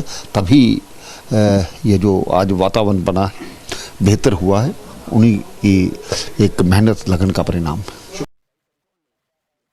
देखिए, सिक्योरिटी लैप्सेस का प्रश्न नहीं है। यह तो आप जानते हैं कि पहले कितनी आतंकवादी वारदातें होती थी। अब तो बहुत ये कहा जाए कि अब पहले के कंपैरिजन में बहुत ही नगण्य हुई हैं और हमारी सिक्योरिटी फोर्सेस पूरी तरह से सजग हैं और ऐसी परिस्थितियां वहां पर पैदा होंगी कि फिर आतंकवादी वारदातें पूरी तरह से वहां से समाप्त होंगी और जम्मू कश्मीर का तेजी से डेवलपमेंट भी होगा। नहीं, देखो, ऐसा ये नहीं कह सकते कि बहुत बढ़े हुए हैं, लेकिन जो भी हुए हैं, इधर 1, 2, 3, 4 घटनाएं हुई हैं, वो निश्चित रूप से दुर्भाग्यपूर्ण हैं और हमारी सिक्योरिटी फोर्सेस पूरी तरह से सजग हैं और उसका जवाब भी दे रही हैं। ऐसा नहीं है कि उसका जवाब नहीं दिया जा रहा है। बहुत सारे टेररिस्ट मारे भी गए हैं। डॉक्टर फारूक अब्दुल्ला साहब को कोई विवादास्पद बयानबाजी नहीं करनी चाहिए। सारी दुनिया जानती है कि जम्मू कश्मीर में जो आतंकवाद फैला है, जो जम्मू कश्मीर के अंदर बम, बंदूक, पिस्तौल, गोलियों का जो खूनी खेल यहाँ खेला जा रहा है, इसमें पाकिस्तान, ISI और पाकिस्तान की सेना शामिल है। आज जब कश्मीर घाटी में पाकिस्तान और उनके आतंकवादी खूनी खेल खेलने की साजिश और कोशिश कर रहे हैं, तो डॉक्टर फारूक अब्दुल्ला साहब को इस प्रकार की बयानबाजी से बचना चाहिए। डॉक्टर फारूक अब्दुल्ला साहब को दो टूक शब्दों में कहना चाहिए कि जम्मू कश्मीर में खून खराबे के लिए अगर कोई जिम्मेवार है तो वो पाकिस्तान है। लेकिन उन्होंने कहा कि पाकिस्तान को हर बार हम ब्लेम नहीं कर सकते हैं। तो किसको करें? तो ये बम, बंदूक, पिस्तौल, गोलियां कौन भेज रहा है? सारी दुनिया जानती है कि पाकिस्तान की सेना आतंकवादियों को ट्रेनिंग देती है। ISI जो पाकिस्तान की खुफिया एजेंसी है, उसने पाकिस्तान के कब्जे वाले जम्मू कश्मीर में आतंकवादियों के कैंप स्थापित किए हैं। आतंकवादियों को ट्रेनिंग कौन देता है? पाकिस्तान की आर्मी देती है। और डॉक्टर फारूक अब्दुल्ला साहब को सबूत चाहिए। 2 दिन कुछ और बोलते हैं तो तीसरे दिन कुछ और बयानबाजी करते हैं। यह ठीक नहीं है। ये जो जम्मू कश्मीर में खूनी खेल खेला जा रहा है, ये पाकिस्तान की साजिश है और हम सबको मिलकर भारतीय सेना, जम्मू कश्मीर पुलिस और पैरामिलिट्री फोर्सेस के जवानों का सहयोग करना चाहिए। हम सबको मिलकर आतंकवाद से लड़ाई लड़नी होगी, वरना दुश्मन बेगुनाह लोगों का कत्ल करेगा।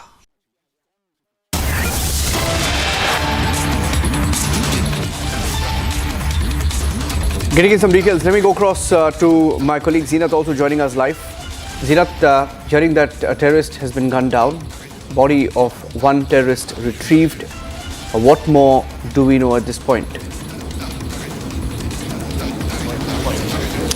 Niranjan, this is a success, I can say, for the J&K police of Srinagar district, where they've been able to neutralize the Pakistani terrorists. That is what we are picking from only the sources, although we are waiting for the official confirmation. The inputs that J&K police, Srinagar district police has received about the movement of Pakistani terrorists in this area. This is the downtown area of Srinagar called Khaniar, where the CASO was launched late midnight, and in the morning around 8:30, the exchange of fire between terrorists and the joint forces were reported. In fact, this is a cargo unit of J&K police that was the main part of who were conducting this operation. They specialize in conducting the operations as far as the encounters are concerned. So Srinagar police with cargo and also CRPF was the part of the operation that is still going on, because they are still clearing the debris and other things to see that no explosive is left.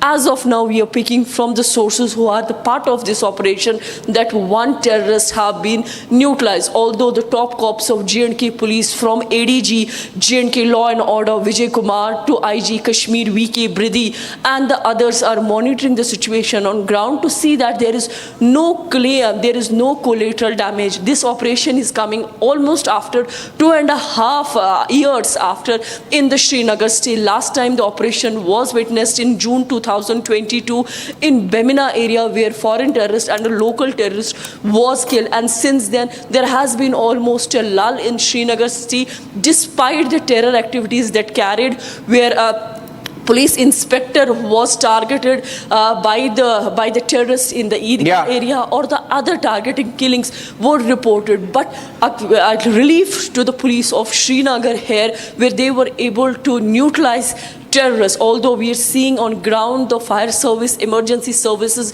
have also been pressed into the service, but we are picking from the sources that in this target house, some adjoining house, residential houses too have caught fire. They also got some damage. Somewhere around 3 residential structures have damage in this encounter, which as of now has not been closed, because there are certain drills that are still in progress. One terrorist killed in Srinagar city, the Srinagar city that has witnessed encounter after more than 2.5 years. Yeah, I'm going across to Arawat as well. Arawat, there's a lot of anger also around what Farooq Abdullah is saying. I mean, he's saying terrorists should not be killed. He wants an investigation. So how does he want terrorists to be treated then? He seems to be changing his stand again and again and again. Absolutely, Niranjan, this is not the first time Absolutely, Shawan, very said. Well, as we have seen, this is not the first time when the Farooq Abdullah is issuing such kind of statement. In fact, this time again, instead of the appreciation for the forces, he has questioned the forces for conducting Operation All Out across the Kashmir Valley. As we have seen, these type of operations are being conducted by the forces. As if we'll talk about the Bandipora operation, which is underway since late night, we have seen the forces alertness in the difficult terrains of the Bandipora as well as other places. It indicates that the forces have launched the operation across the Kashmir Valley, but it clearly indicates that the Farooq Abdullah and other politicians like Farooq Abdullah are having the soft corner for these kind of terrorists and in sympathies as well. As this is not the first time when Farooq Abdullah is having the sympathies for the terrorists, and in fact, instead of the appreciation for the forces, he is targeting the forces by his statements. And we have also seen that the forces are conducting multiple operations at this time when the Farooq Abdullah has said that the terrorists should not be killed, and instead of killing the terrorists, he should apprehend it and question it where from he was. And he has also said that agencies are doing these kind of operations in the Kashmir Valley. Yes, Niranjan. Okay, thank you for joining us with those inputs. Zeenat and Arawat, there is a lot of anger around what Farooq Abdullah is a very unpredictable politician, ladies and gentlemen. Few days back, in fact, we here on this show, on this channel had said, Farooq Abdullah said to Pakistan after an attack, he said to Pakistan that Kashmir will never become Pakistan. And today the same Farooq Abdullah says that terrorists should not be killed. I repeat, he says terrorists should not be killed. He wants an investigation, independent investigation into what he calls killings of terrorists. Believe it or not, it's all happening after the national conference has formed a government. Okay, let's move on now and get you a report. Hindu minorities in Bangladesh are rallying to demand that the interim government in Bangladesh, which is very pro-radicals, pro almost bordering on terror kind of groups in Bangladesh, protect them from a wave of attacks, harassment, and also drop sedition cases against the Hindu community leaders. About 30,000 of them have demonstrated at a major intersection in the southeastern city of Chattogram, chanting slogans demanding their rights, while police and soldiers guarded the area. Take a look.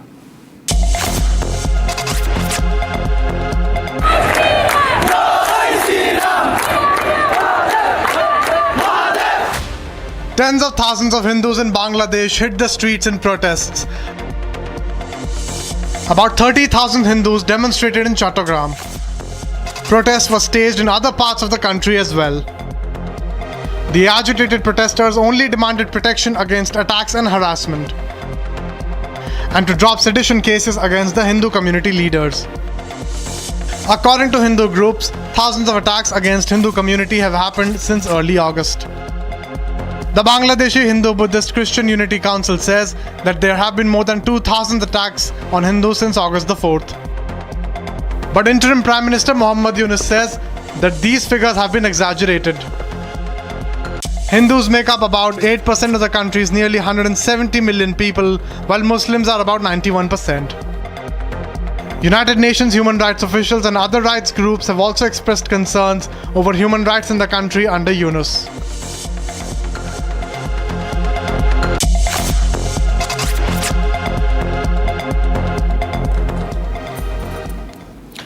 There's been a controversy around Shiv Sena Uddhav faction leader Arvind Sawant and his controversial sexist comment aimed at Shaina NC, who is now contesting on a Shinde Sena ticket.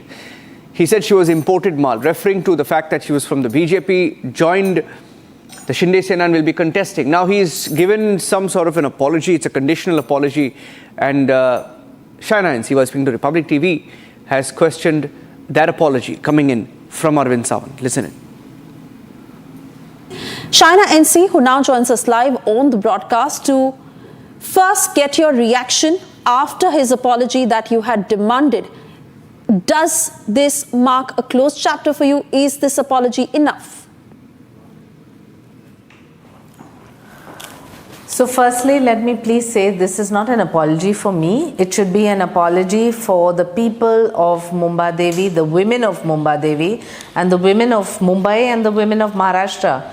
On the one hand, you have the terminology like mal being used, and you have your local MLA standing there and laughing away. I want to ask, would he laugh at somebody from his own community or from his own vote bank or his own proximity? Probably not. It shows you a mindset, and today obviously Sanjay Raut's comment has made it only that much worse, where he has said that I am imported. Let me please clarify the fact that I'm not imported. I belong to South Mumbai, have lived in South Mumbai all my life, and in fact my grandmother's home, my mother grew up between Madanpura and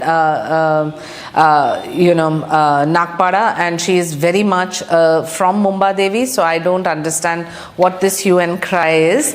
And if he feels it's perfectly all right to call a woman mal, I would question the mentality and the mindset and the shoddy thinking of the Mahavinash Agadi. It's so sad that none of their leaders have spoken up. None of the women leaders have spoken up.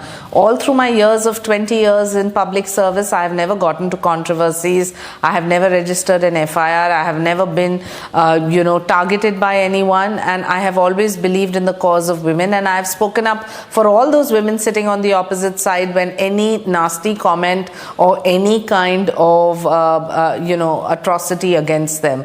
So I do think it's time to write to all of them and ask them to speak up for the cause of women in public life. Oh yes, absolutely. And it is important for every man and every politician to understand that they can't just get away by making a remark like that. In fact, even Arvind Sawant, who first refused to apologize and for the longest time kept saying that he was being taken out of context, most importantly, in his defense, he said that he had not named you. I mean, how could he actually go on to say that? That does not defend him in any way.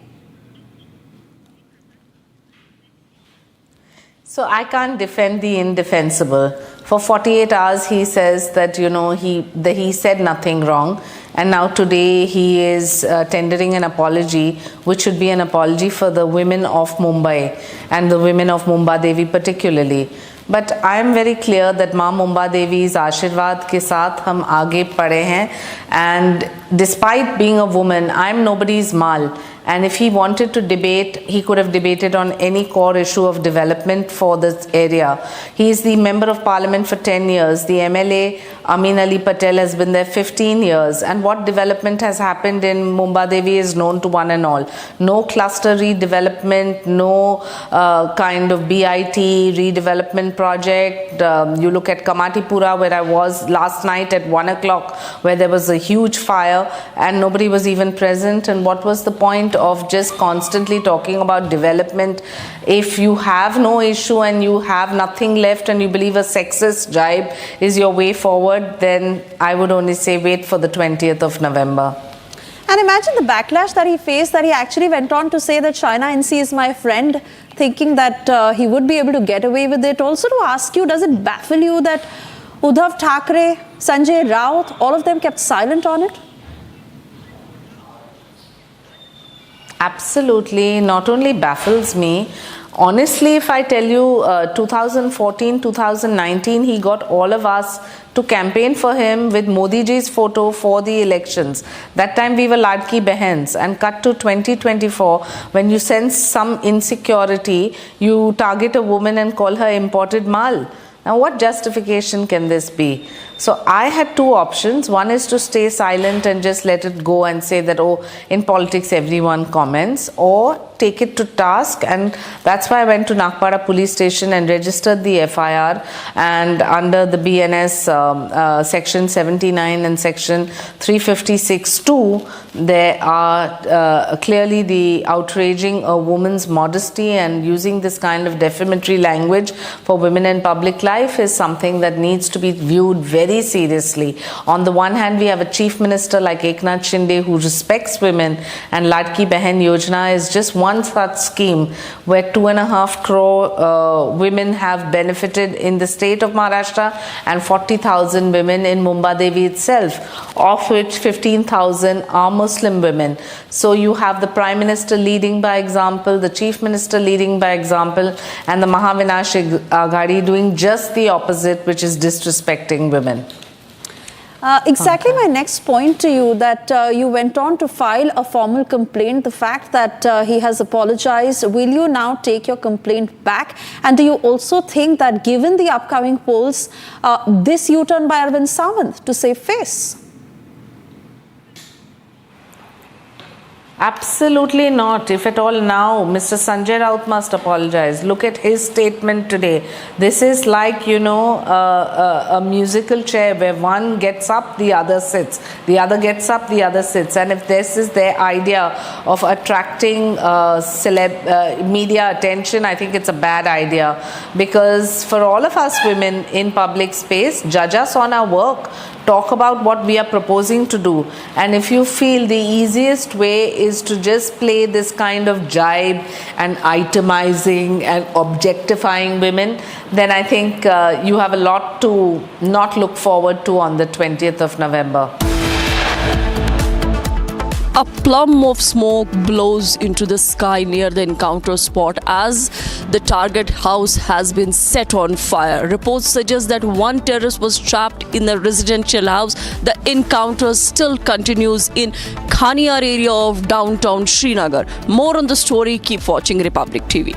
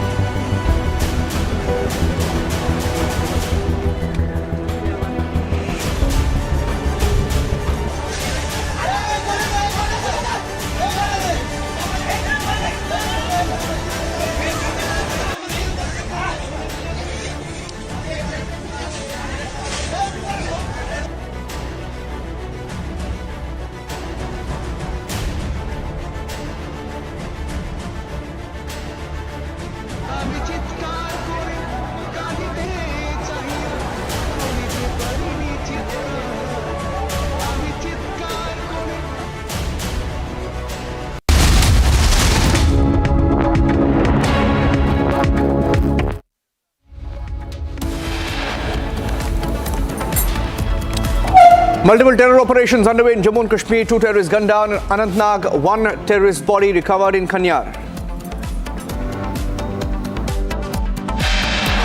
अब बात ये नहीं कह सकते कि पाकिस्तान कर रहे हैं। नहीं सवाल ही नहीं।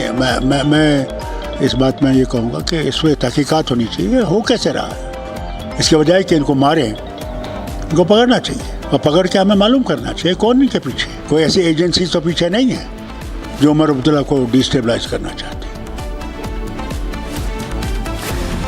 Amid the terror operations, another Farooq flip-flop says Pakistan cannot be blamed for everything, not every time for an attack. Agencies, he claims, are involved to destabilize Omar government.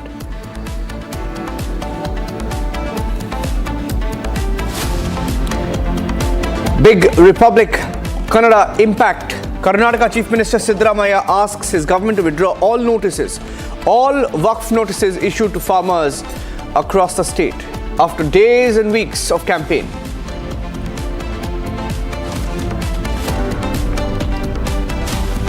Thousands of Bangladeshi Hindus hit the streets in capital Dhaka against persecution under Prime Minister Yunus's watch.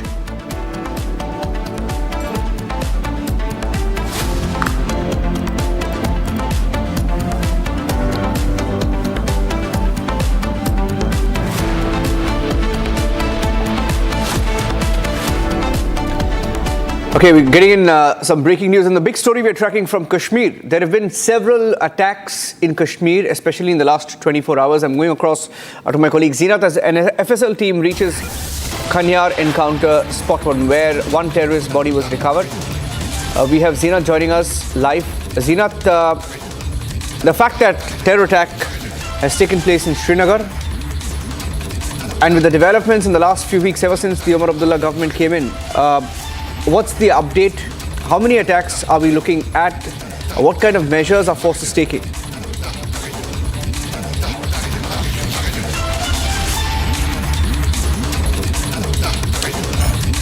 I'm going across to Zeenat in just a few seconds. She will be joining us live in Kanyar, Srinagar. There has been an attack, a terrorist attack, and we're getting in more details of the encounter that broke out as well between forces and terrorists in Srinagar's Kanyar. A body was recovered, and these are live pictures coming in, or rather pictures, deferred pictures from earlier today from Srinagar in Jammu and Kashmir. This was after the encounter broke out between forces and terrorists in Srinagar's Kanyar area. The army has also said that terrorists opened fire on security personnel and then tried to escape into a jungle. And the terrorist has been on, the encounter rather has been ongoing for almost 6 hours. And saying that a coordinated search operation has resulted in an exchange of fire and that police and security forces were on the job. As of now, an FSL team is also on site after the body of a terrorist was recovered. These are details we're picking up, waiting for more updates on that encounter. We're also hearing that one of the two terrorists who were killed in another encounter, this is one encounter in Srinagar, there's also another encounter. There was a foreigner hinting at the role of Pakistan terrorists directly being involved in these attacks. A Pakistan-based terrorist, also proof of which has been found today in the encounter with security forces in Anantnag. That's the other encounter that's taking place, where two terrorists were killed in Anantnag. And we're picking up more details. Zeenat and Arawat joining us with the details of what is happening in Srinagar and in Anantnag. There are parallel encounters that are taking place. The operations are on. In Anantnag, we're picking up more details of the encounter that broke out near Halkan Gali. This is in the Shangus Larnu area. This is in South Kashmir district of Anantnag. And we're hearing that one of them, there is clear proof that he was a Pakistani, and the affiliation of which group they belong to, that affiliation is yet to be known. And we're picking up more details that the encounter was still underway as of this evening. The operation, of course, we can't give out full operational details. So what we know is that the encounter was on. And there was a second encounter in Kanyar area of Srinagar, pictures of which you're seeing now on your screen. Those are pictures of the FSL team. FSL team, which is in Srinagar. And a coordinated search operation in Kanyar. Let's listen into what Farooq Abdullah said. We had a soundbite of Farooq Abdullah. I'd like to play out the soundbite of Farooq Abdullah as well. We'll play out that soundbite. Farooq Abdullah when asked on these increasing number of terror attacks, spoke on Pakistan, saying that you can't really blame Pakistan all the time. I have the soundbite of Farooq Abdullah. Let me try and play that out. We listen into what Farooq Abdullah said. And before I do that, I'll getting in a word from Zeenat as well. Zeenat, what's the latest? Do we know who's responsible for this attack on Srinagar? The fact that it's happened inside Srinagar, very, very rare in recent times. But what's even more shocking this evening is the response coming in from Farooq. But before that, I want you to tell us about the encounter. What's the latest there?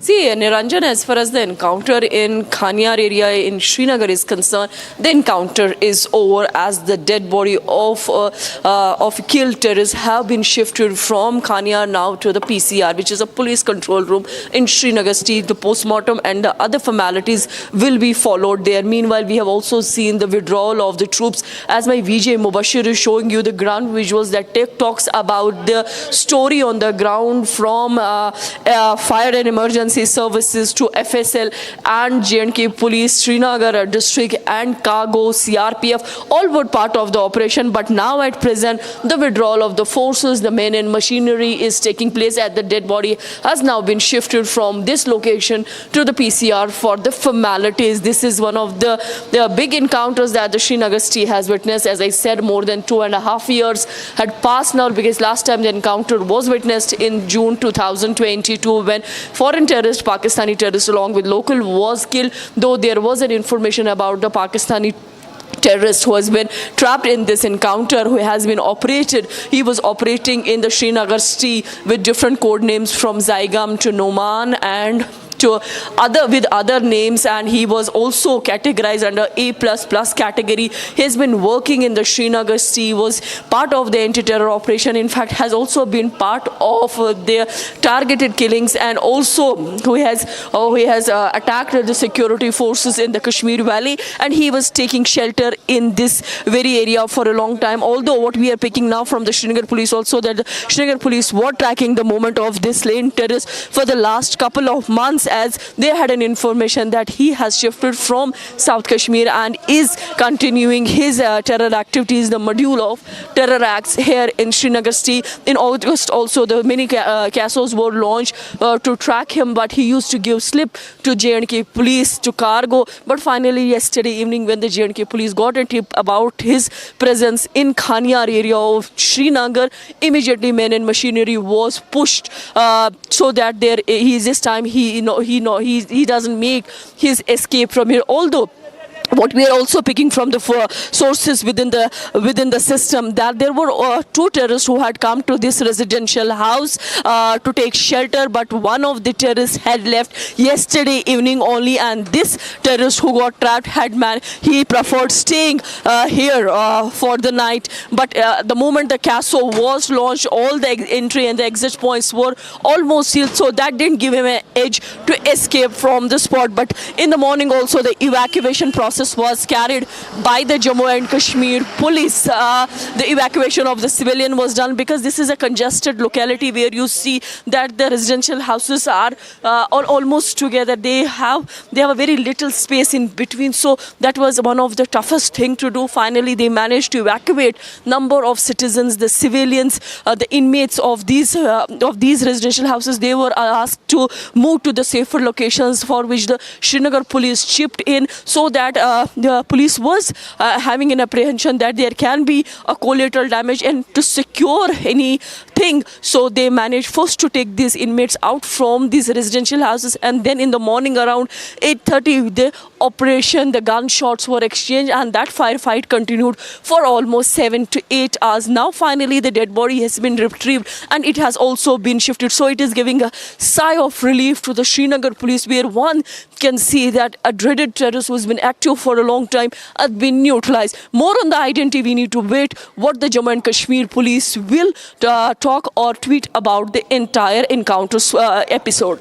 Yeah, we had a few political reactions coming in. In fact, most of the political reactions also directed at what Farooq Abdullah said. Farooq Abdullah made a very controversial comment. Now, Farooq Abdullah is a very controversial politician himself, and he changes his stand every now and then. And in fact, today he has said that you can't blame Pakistan every time for every attack. Can you believe it? That's what he has said. You cannot blame Pakistan every time for every attack, is what Farooq Abdullah says, while also saying that you should avoid killing a terrorist. He has said, and I quote, you cannot kill a terrorist, but you rather capture him and get information from him. Listen into that. He also wants an investigation into these killings. Take a look. अगर वो पकड़े गए ना जो ये कर रहे हैं, पता लगेगा कौन कर रहा है। मारना नहीं चाहिए उनको पकड़ना चाहिए और पकड़ के उनसे पूछना चाहिए कि कौन उनके पीछे है। वही रास्ता है। खानियार एरिया शहर श्रीनगर का बीच वाला एरिया है। हाँ, ये सब देखिए, मुझे बताइए कौन लोग हैं जो ये कर सकते हैं और किस लिए कर सकते हैं। इन सालों में क्यों नहीं किया? मुझे इस पर तशवीश है। सब किस तरह का असर इससे पड़ सकता है? कोई असर नहीं पड़ेगा, परवाह मत कीजिए। ये इन चीज़ों से कामयाब नहीं होंगे। हम इसे निपट लेंगे इंशाल्लाह। लोग इसके साथ नहीं हैं। शायद फिर हम हर बार ये नहीं कह सकते कि पाकिस्तान कर रहे हैं। नहीं, सवाल ही नहीं। मैं इस बात में ये कहूँगा कि इस पर तहकीकात होनी चाहिए। हो कैसे रहा है? इसके बजाय कि इनको मारें, इनको पकड़ना चाहिए और पकड़ के हमें मालूम करना चाहिए कौन इनके पीछे है। कोई ऐसी एजेंसी तो पीछे नहीं है जो उमर अब्दुल्ला को डिस्टेबलाइज करना चाहते हैं।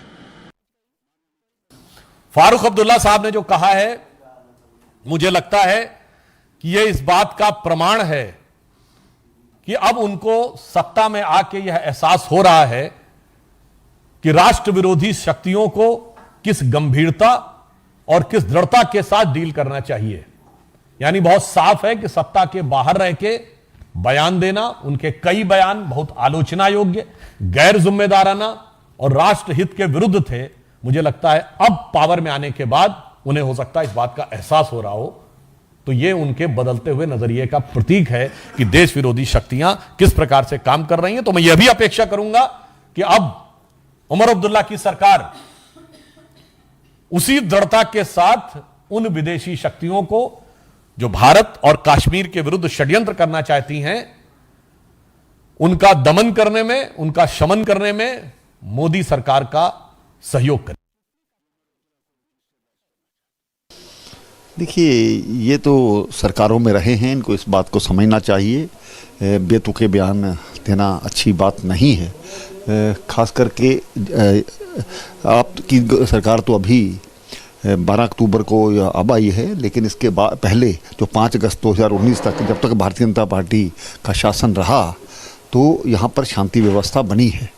वो लाल चौक जिसकी आपने दहशत फैला करके रखी थी, वहाँ पर आज कल दिवाली मनाई गई है। आप मिलिटेंट्स के प्रति इतना प्रेम रखोगे तो फिर ऐसा संभव नहीं है। भारत की एजेंसियाँ जिस प्रकार से काम कर रही हैं, उन पर विश्वास है, हमें अपने सुरक्षा बलों पर विश्वास है। तभी ये जो आज वातावरण बना है, बेहतर हुआ है, उन्हीं की एक मेहनत लगन का परिणाम। देखिए, सिक्योरिटी लैप्सेस का प्रश्न नहीं है। ये तो आप जानते हैं कि पहले कितनी आतंकवादी वारदातें होती थी। अब तो बहुत ये कहा जाए कि अब पहले के कंपैरिजन में बहुत ही नगण्य हुई हैं और हमारी सिक्योरिटी फोर्सेस पूरी तरह से सजग हैं और ऐसी परिस्थितियां वहां पर पैदा होंगी कि फिर आतंकवादी वारदातें पूरी तरह से वहां से समाप्त होंगी और जम्मू कश्मीर का तेजी से डेवलपमेंट भी होगा। नहीं, देखो, ऐसा ये नहीं कह सकते कि बहुत बढ़े हुए हैं, लेकिन जो भी हुए हैं, इधर 1, 2, 3, 4 घटनाएं हुई हैं, वो निश्चित रूप से दुर्भाग्यपूर्ण हैं और हमारी सिक्योरिटी फोर्सेस पूरी तरह से सजग हैं और उसका जवाब भी दे रही हैं। ऐसा नहीं है कि उसका जवाब नहीं दिया जा रहा है। बहुत सारे टेररिस्ट मारे भी गए हैं। डॉक्टर फारूक अब्दुल्ला साहब को कोई विवादास्पद बयानबाजी नहीं करनी चाहिए। सारी दुनिया जानती है कि जम्मू कश्मीर में जो आतंकवाद फैला है, जो जम्मू कश्मीर के अंदर बम, बंदूक, पिस्तौल, गोलियों का जो खूनी खेल यहाँ खेला जा रहा है, इसमें पाकिस्तान, ISI और पाकिस्तान की सेना शामिल है। आज जब कश्मीर घाटी में पाकिस्तान और उनके आतंकवादी खूनी खेल खेलने की साजिश और कोशिश कर रहे हैं, तो डॉक्टर फारूक अब्दुल्ला साहब को इस प्रकार की बयानबाजी से बचना चाहिए। डॉक्टर फारूक अब्दुल्ला साहब को दो टूक शब्दों में कहना चाहिए कि जम्मू कश्मीर में खून खराबे के लिए अगर कोई जिम्मेवार है तो वो पाकिस्तान है। So what has changed for Farooq Abdullah, ladies and gentlemen? And the reason I'm asking that question is because Farooq Abdullah, when, before the elections he says one thing. Immediately after the election, he says another. And a few weeks into being in government, he does a complete flip. Now, Farooq Abdullah had said a few days back that Pakistan is responsible for all the attacks. And he had also said that Kashmir will never become Pakistan. The same Farooq Abdullah today says that you can't blame Pakistan for every other attack, saying that he needs to have an investigation. He says there is a need for an investigation into the encounters, into the increasing number of encounters in Jammu and Kashmir. Can you believe it? There is increase in encounters because there is an increase in infiltration by Pakistan. But he wants to probe that. He wants proof of that. Take a look. Not new to making flip-flops, Farooq Abdullah has batted for Pakistan once again.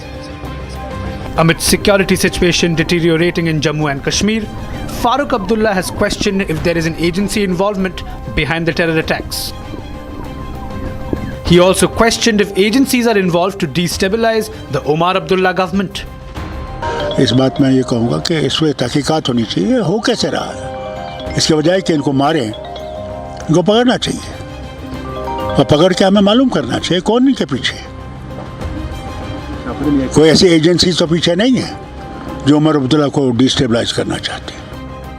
Now the BJP has come down heavily on the national conference. देखिए, ये तो सरकारों में रहे हैं, इनको इस बात को समझना चाहिए। बेतुके बयान देना अच्छी बात नहीं है। आज जब कश्मीर घाटी में पाकिस्तान और उनके आतंकवादी खूनी खेल खेलने की साजिश और कोशिश कर रहे हैं, तो डॉक्टर फारूक अब्दुल्ला साहब को इस प्रकार की बयानबाजी से बचना चाहिए।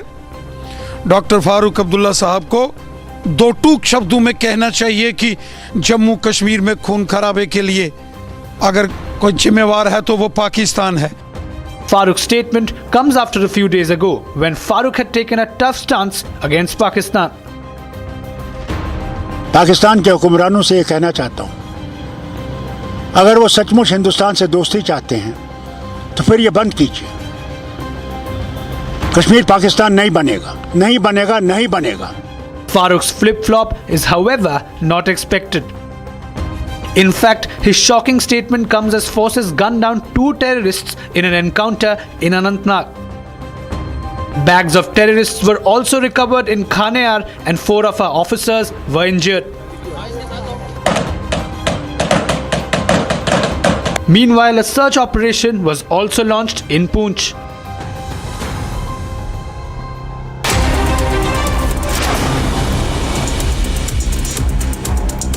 After a big backlash over important remark about Shiv Sena leader Shaina NC that sparked widespread criticism across Maharashtra, Arvind Sawant of the Uddhav Sena has issued an apology. However, Shaina NC has filed a complaint at the Nagpara police station that was translated into an FIR alleging that he had insulted women.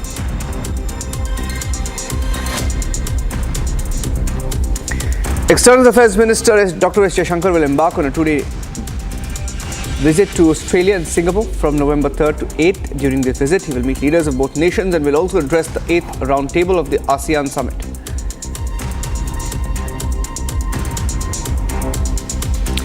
Defence Minister Rajnath Singh visited the field gun factory in Kanpur. During his visit, he toured key facilities as the heat treatment and new assembly shop, assessing crucial indigenous defence capabilities.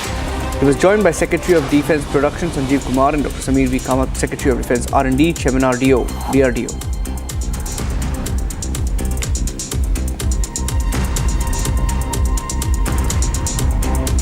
BJP MP Tejasvi Surya launched an attack at the Siddaramaiah government in Karnataka, alleging that Congress government in the state had created a revenue deficit state and had pursued a mindless, irresponsible populist economy model.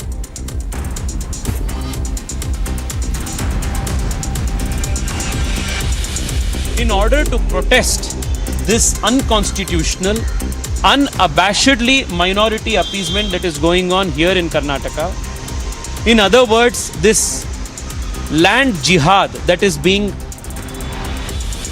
facilitated by the Congress government, the Bharatiya Janata Party is holding a massive protest across all districts of Karnataka on the 4th of November.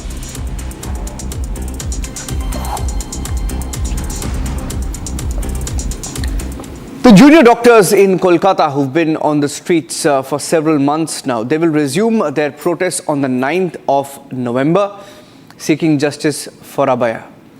9th of November because that would mark 3 months since the crime was committed.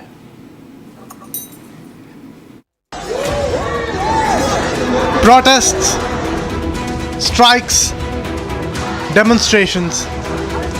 It will be 3 months to Abhaya's rape and murder case on November the 9th. On the day, the junior doctors will resume their protests. At 3 p.m. on November 9, a protest march will be staged from College Square to Dharamtala. আগামী 9 November আরজিকরের যে নারকীয় ঘটনা তার 3 মাস পেরিয়ে যাবে। ঠিক 90 দিন সিবিআই এর হাতে থাকে তদন্তের চার্জশিট পেশ করার জন্য। বিচারের নামে প্রহসনের 90 দিন। 9 নভেম্বর আমরা বিভিন্ন মেডিকেল কলেজগুলিতে অভয়া স্মৃতিতে দ্রোহের গ্যালারি প্রদর্শনী করতে চলেছি, যেখানে এই চলমান আন্দোলনের বিভিন্ন মুহূর্তকে ও মূল সুরকে ধরে রাখার চেষ্টা করা হবে বিভিন্ন ছবি, পোস্টার, কবিতা, আর্ট ইনস্টলেশনের মাধ্যমে। ওই দিন আরজিকর হাসপাতালে রক্তদান শিবিরের আয়োজন হবে।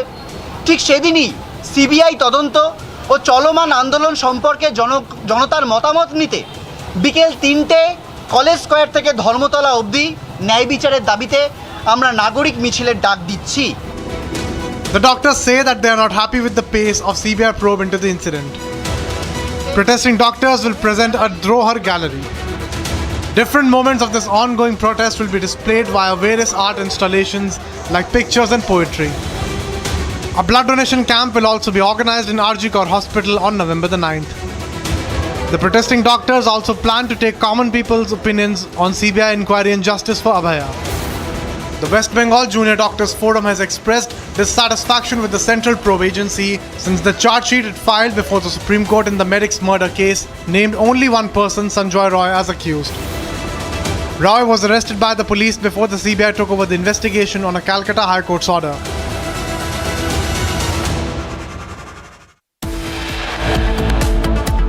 A plume of smoke blows into the sky near the encounter spot as the target house has been set on fire. Reports suggest that one terrorist was trapped in the residential house. The encounter still continues in Khaniyar area of downtown Srinagar. More on the story, keep watching Republic TV.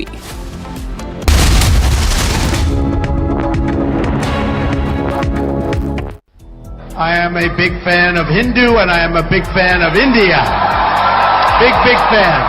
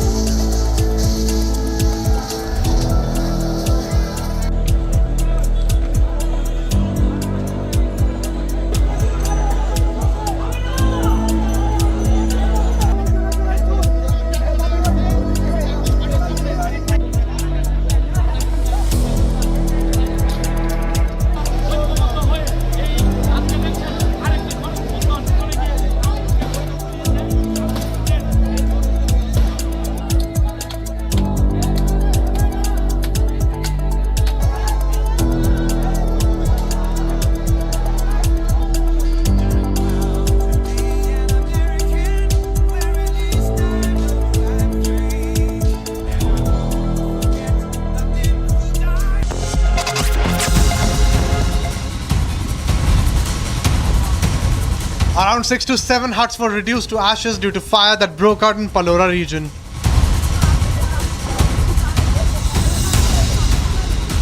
The fire broke out during the Diwali celebrations due to the fireworks.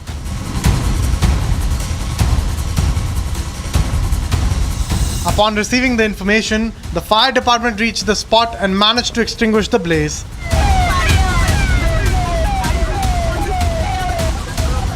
On the same day, a massive fire broke out at Jamia Mosque in Anantnag, engulfing several nearby residential houses and caused damage.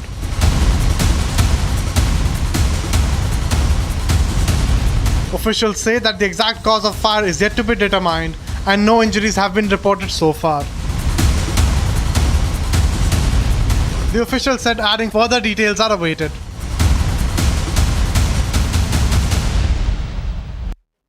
From Uttar Pradesh was shot at by terrorists in Jammu and Kashmir's Budgam district. They were shot at after returning from the work. Non-locals are being targeted by the terror groups. Police doing the CASO here in Kanyar after getting the imports, the leads about the presence of the terrorists.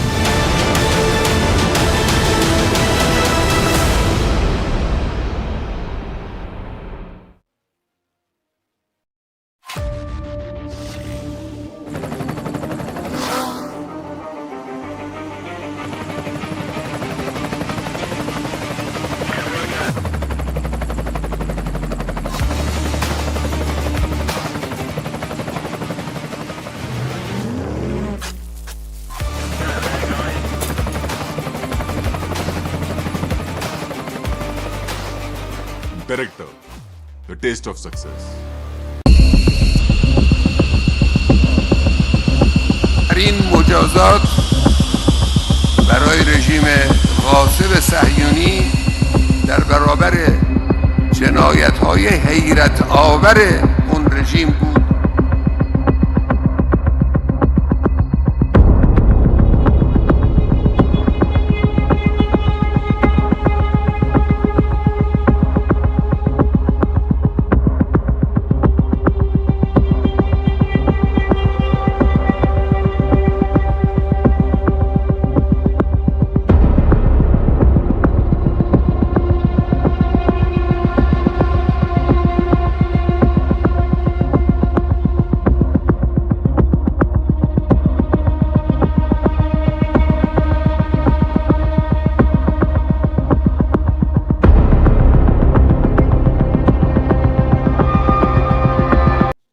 We're just days away from knowing who the next president of the United States of America would be, whether it would be Donald Trump or Kamala Harris.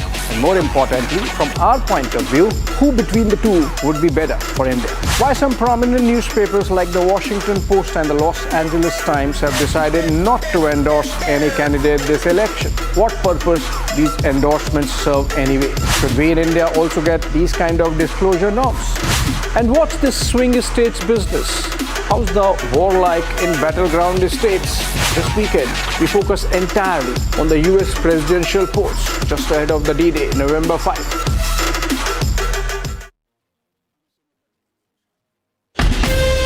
From Asia's largest news headquarters, setting the agenda for Bharat.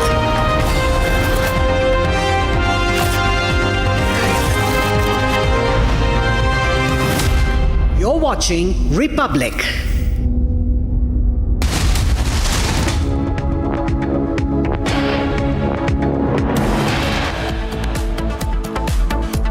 Multiple anti-terror operations underway in Jammu and Kashmir. 2 terrorists gunned down in Anantnag. 1 terrorist's dead body recovered in Kanyar.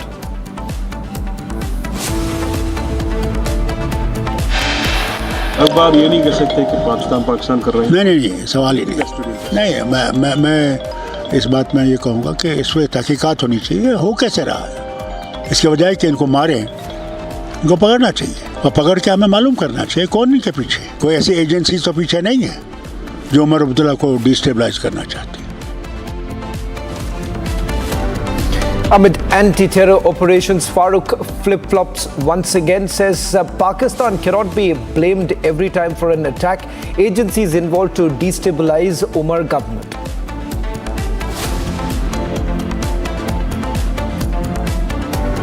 It's a massive Republic Kannada impact. Chief Minister Siddaramaiah asks state government to withdraw all notices issued to farmers across the state.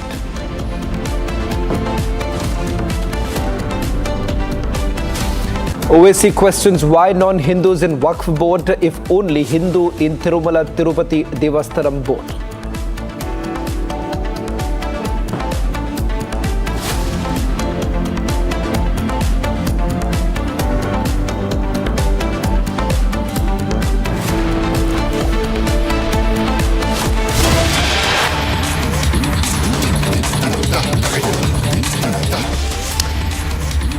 A massive security breach has been reported from Air India. In fact, we are being told that an Air India Delhi-bound flight in which an ammunition cartridge was found. It's AI-916 Dubai to Delhi flight in which a cartridge was recovered from the pocket of a seat. In fact, Air India has now filed a complaint with the airport police in the national capital. The investigation is already underway. Let's also put out the details that Air India has now issued a statement with regards to the recovery of a cartridge from the pocket of a seat. What you see right now on your screens, in fact, details now emerging of this massive security breach that has been reported. What we do not know is that the source of the ammunition, whether at all in the investigation that has been carried out so far, have they been able to identify who exactly did actually send the cartridge, and in fact, was it being carried by a passenger? These details are not known as yet, but having said that, what we can perhaps confirm right now, there's been a major security breach on the Air India flight AI-916 Delhi. It was bound Delhi-bound flight from Dubai is what we are picking up right now. In fact, these are the latest details coming in of this massive security breach that has taken place. In fact, Air India hasn't really revealed whether at all they have been able to establish who exactly brought in the ammunition and how exactly did it pass the security check at the Dubai airport. Let me also go across to my colleague Harsha, who's joining us on this broadcast. Harsha, what more details are you picking up right now with regards to the investigation that has been carried out?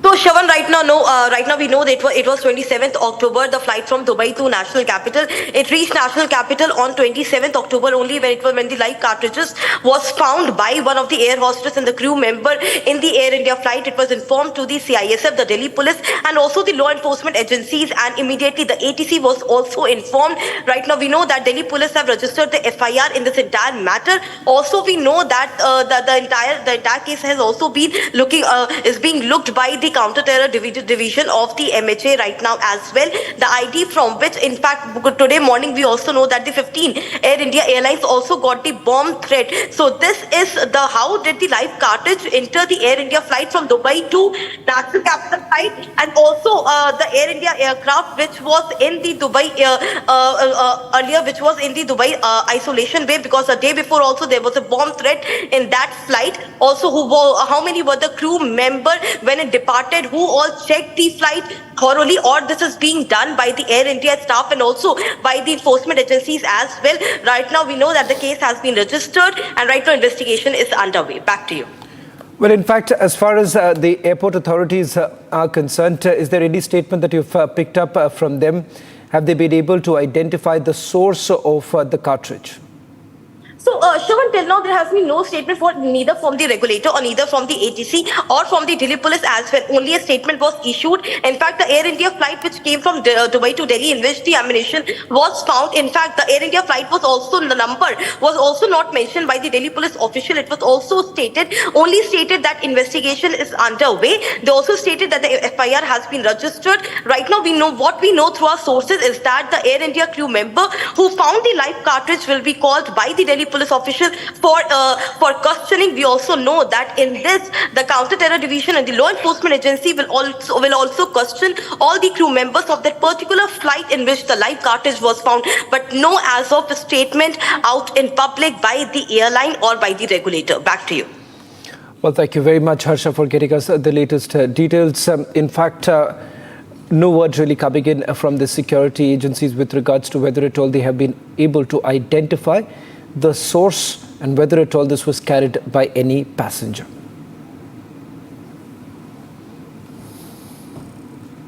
Well, shift to focus now to the terror operations that are underway in Jammu and Kashmir. Once again, you have the National Conference patron Farooq Abdullah batting for Pakistan once again. Now, this time saying it cannot be questioned every time there are attacks. In fact, the NC patron also questioned if there is an agency involvement behind destabilizing the Umar government. Take a look at this report. Not new to making flip-flops, Farooq Abdullah has batted for Pakistan once again. Amid security situation deteriorating in Jammu and Kashmir, Farooq Abdullah has questioned if there is an agency involvement behind the terror attacks. He also questioned if agencies are involved to destabilize the Omar Abdullah government. इस बात में ये कहूँगा कि इस पर तहकीकात होनी चाहिए, हो कैसे रहा है। इसके बजाय कि इनको मारें, इनको पकड़ना चाहिए और पकड़ के हमें मालूम करना चाहिए कौन इनके पीछे। कोई ऐसी एजेंसी तो पीछे नहीं है जो उमर अब्दुल्ला को डिस्टेबलाइज करना चाहती है। Now the BJP has come down heavily on the national conference. देखिए, ये तो सरकारों में रहे हैं, इनको इस बात को समझना चाहिए। बेतुके बयान देना अच्छी बात नहीं है। आज जब कश्मीर घाटी में पाकिस्तान और उनके आतंकवादी खूनी खेल खेलने की साजिश और कोशिश कर रहे हैं, तो डॉक्टर फारूक अब्दुल्ला साहब को इस प्रकार की बयानबाजी से बचना चाहिए। डॉक्टर फारूक अब्दुल्ला साहब को दो टूक शब्दों में कहना चाहिए कि जम्मू कश्मीर में खून खराबे के लिए अगर कोई जिम्मेवार है तो वो पाकिस्तान है। Farooq's statement comes after a few days ago when Farooq had taken a tough stance against Pakistan. Pakistan के हुक्मरानों से ये कहना चाहता हूँ, अगर वो सचमुच हिंदुस्तान से दोस्ती चाहते हैं तो फिर ये बंद कीजिए। कश्मीर पाकिस्तान नहीं बनेगा, नहीं बनेगा, नहीं बनेगा। Farooq's flip-flop is, however, not expected. In fact, his shocking statement comes as forces gunned down 2 terrorists in an encounter in Anantnag. Bags of terrorists were also recovered in Khaneyar and 4 of our officers were injured. Meanwhile, a search operation was also launched in Poonch.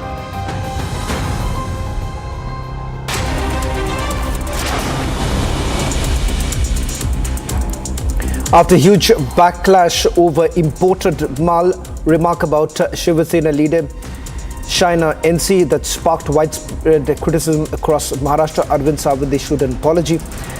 Shaina NC, however, filed a complaint at the Nagpada police station against him, alleging the Shiv Sena has no respect for women. आप सभी जानते हो कि पिछले एक दिन से बड़ा माहौल भारतवर्ष में मचाया जा रहा है कि अरविंद सावंत जी ने किसी महिलाओं का अवमान किया। जिंदगी में नहीं किया। 55 साल राजनीति में हूँ, अगर हुआ तो मैं उल्टा अग्रणी रहा हूँ उनको सम्मानित करने में, लेकिन फिर भी मेरे वक्तव्य से किसी को मन को ठेस पहुंची होगी तो मैं दिलगिरी व्यक्त करता हूँ। External Affairs Minister Dr. S. Jaishankar will embark on a 2-day nation visit to Australia and Singapore from 3rd of November to 8th of November. During this visit, he will meet leaders of both the countries and will also address the 8th roundtable of the ASEAN Summit. Defence Minister Rajnath Singh visited the field gun factory in Kanpur. During his visit, he toured key facilities such as the heart treatment and new assembly shop, assessing crucial indigenous defence capabilities. He was joined by the Secretary of Defence Production, Sanjeev Kumar, and Dr. Samir Kamath, Secretary of Defence, as well as the Chairman of DRDO.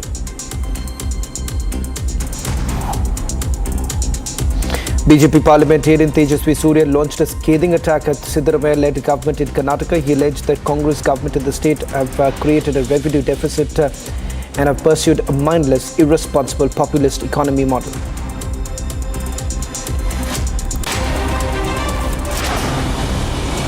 in order to protest this unconstitutional, unabashedly minority appeasement that is going on here in Karnataka. In other words, this land jihad that is being facilitated by the Congress government, the Bharatiya Janata Party is holding a massive protest across all districts of Karnataka on the 4th of November. Well, shift to focus now to Karnataka, where there has been a massive Republic Kannada impact. Now, following Republic's relentless coverage of the Waqf land grab attempts across Karnataka, Chief Minister Siddaramaiah has now asked officials to withdraw all notices to farmers across the state. All Waqf claims that have been quashed after Republic's expose. Now, just to take you through some of the details that we know so far. In fact, you've had farmers of Vijaypura alleging that overnight their land was taken away by the Waqf board. In fact, they say that this got the backing of Siddaramaiah's own colleague, Zabir Ahmed, someone whom you can see in that meeting that was attended by. In fact, once again, there were reports that had come in indicating that the land of these farmers that you see right now on your screens were taken away, grabbed by the Waqf board. In fact, the notification was also changed. And now the farmers who had received those funds are now essentially responding by saying that once again, questions being raised about how their land has been taken away. Let me once again go back to my colleague Sri Lakshmi, who's getting us the latest details. Sri Lakshmi, it's a major development given the fact that you've had Chief Minister's own close aide, cabinet colleague Zabir, making that entire claim that if there is no documentary evidence with the farmers, then the land belongs to the Waqf board.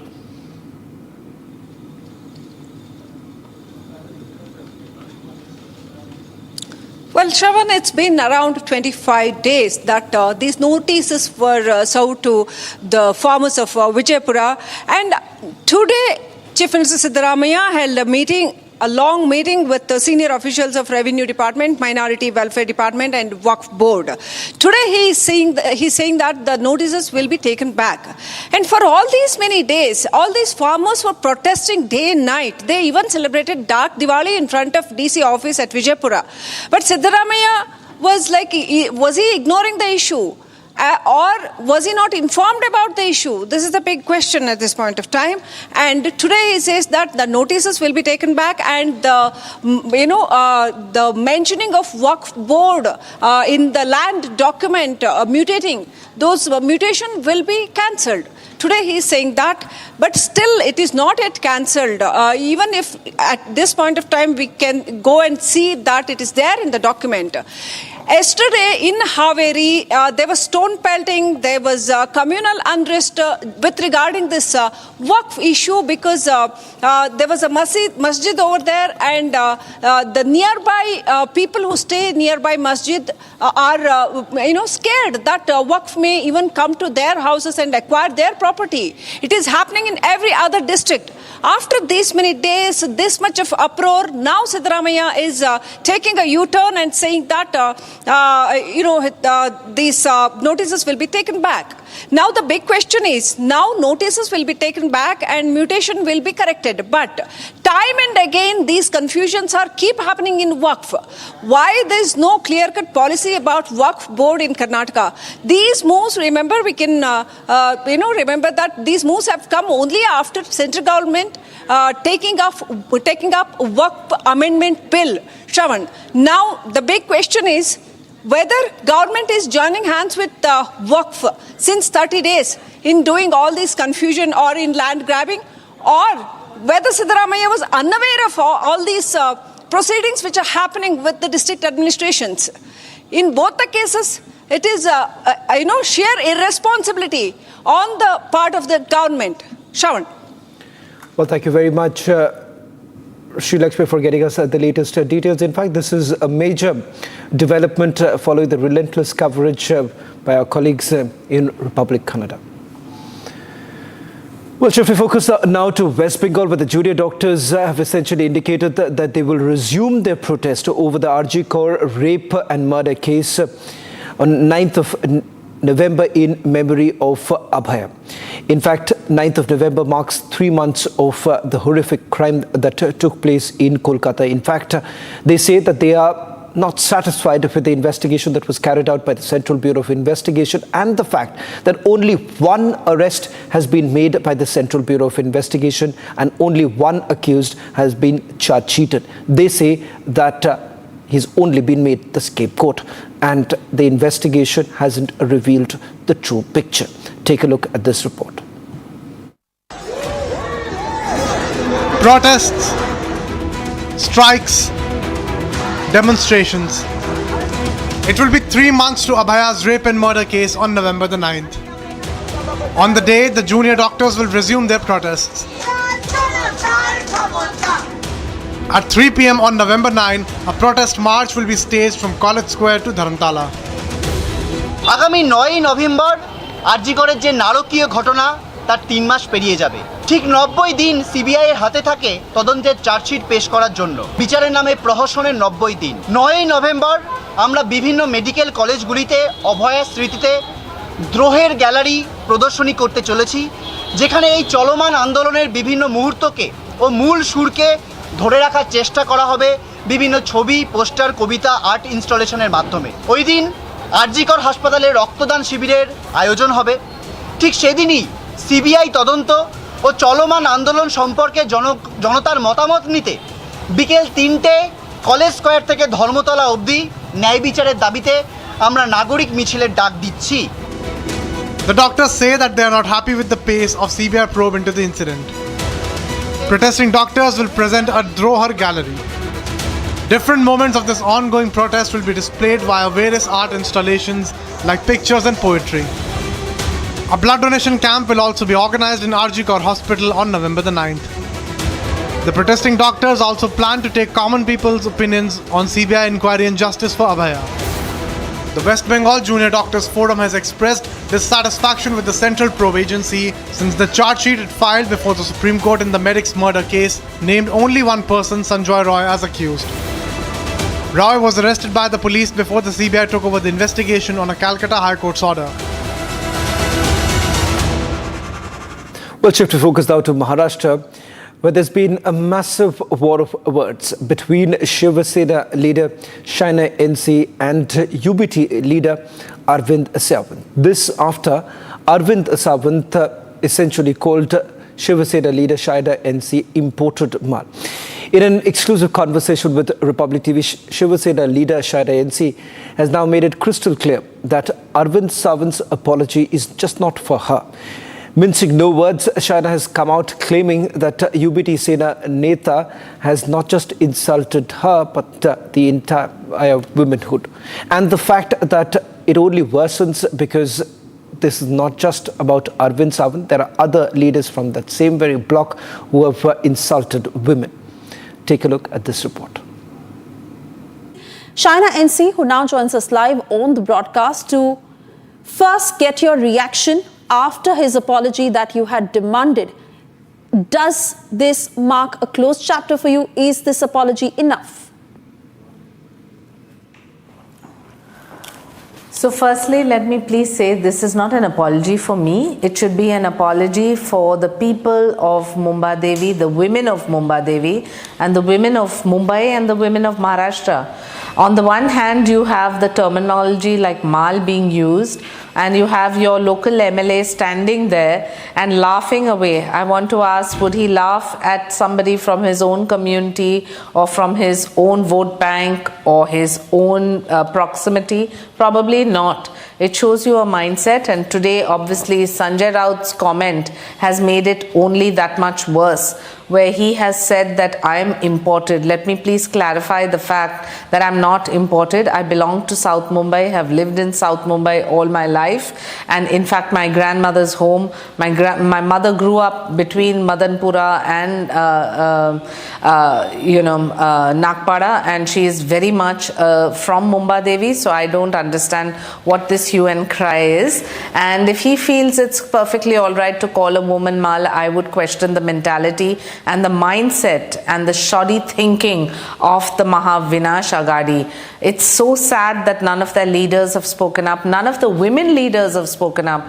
All through my years of 20 years in public service, I have never gotten to controversies. I have never registered an FIR. I have never been, targeted by anyone. And I have always believed in the cause of women. And I have spoken up for all those women sitting on the opposite side when any nasty comment or any kind of, atrocity against them. So I do think it's time to write to all of them and ask them to speak up for the cause of women in public life. Oh yes, absolutely. And it is important for every man and every politician to understand that they can't just get away by making a remark like that. In fact, even Arvind Sawant, who first refused to apologize and for the longest time kept saying that he was being taken out of context, most importantly, in his defense, he said that he had not named you.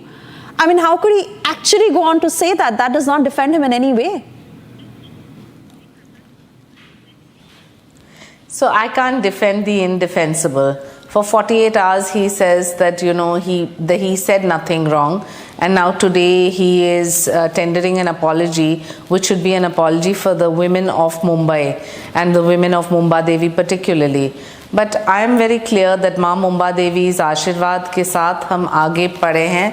And despite being a woman, I am nobody's mal. And if he wanted to debate, he could have debated on any core issue of development for this area.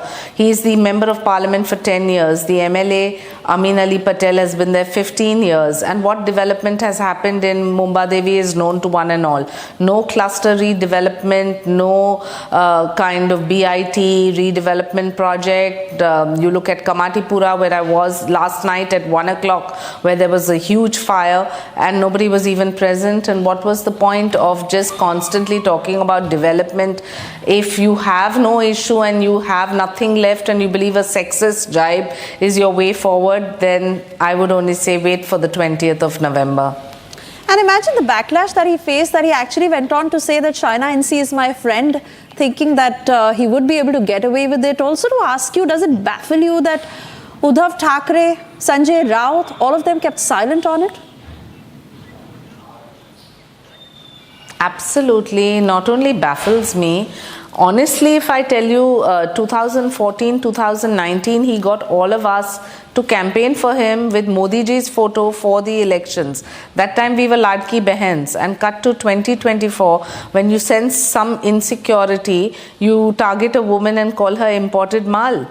Now what justification can this be? So I had two options. One is to stay silent and just let it go and say that, oh, in politics everyone comments, or take it to task. And that's why I went to Nagpada police station and registered the FIR. And under the BNS section 79 and section 356(2), there are clearly the outraging a woman's modesty and using this kind of defamatory language for women in public life is something that needs to be viewed very seriously. On the one hand, we have a chief minister like Eknath Shinde who respects women, and Ladki Behen Yojana is just one such scheme where 2.5 crore women have benefited in the state of Maharashtra and 40,000 women in Mumbai Devi itself, of which 15,000 are Muslim women. So you have the Prime Minister leading by example, the Chief Minister leading by example, and the Mahavinash Aghadi doing just the opposite, which is disrespecting women. Exactly my next point to you, that you went on to file a formal complaint. The fact that he has apologized, will you now take your complaint back? And do you also think that given the upcoming polls, this U-turn by Arvind Sawant to save face? Absolutely not. If at all now, Mr. Sanjay Raut must apologize. Look at his statement today.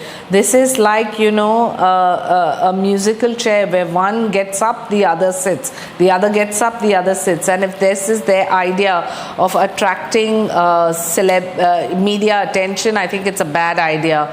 Because for all of us women in public space, judge us on our work. Talk about what we are proposing to do. And if you feel the easiest way is to just play this kind of jibe and itemizing and objectifying women, then I think you have a lot to not look forward to on the 20th of November. Well, let's also get to this report coming in from Bangladesh, where Hindu minorities in the country rallied to demand that the interim government in Muslim-majority Bangladesh protects them from a wave of attacks and harassment and drop the sedition cases against the community leaders. About 30,000 Hindus demonstrated at a major intersection in the southeastern city of Chattogram, chanting slogans demanding their rights while police and soldiers guarded the area. Take a look at this report.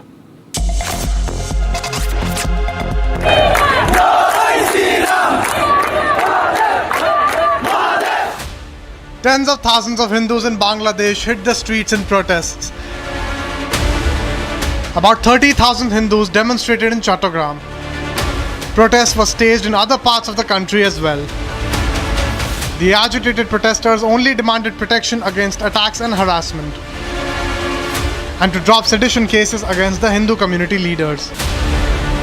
According to Hindu groups, thousands of attacks against Hindu community have happened since early August. The Bangladeshi Hindu Buddhist Christian Unity Council says that there have been more than 2,000 attacks on Hindus since August the 4th. But Interim Prime Minister Muhammad Yunus says that these figures have been exaggerated.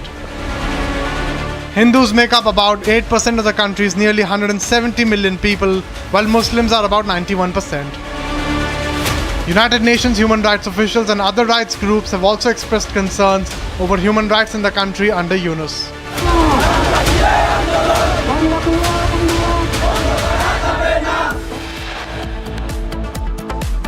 A plume of smoke blows into the sky near the encounter spot as the target house has been set on fire. Reports suggest that one terrorist was trapped in the residential house. The encounter still continues in Khaniyar area of downtown Srinagar. More on the story, keep watching Republic TV.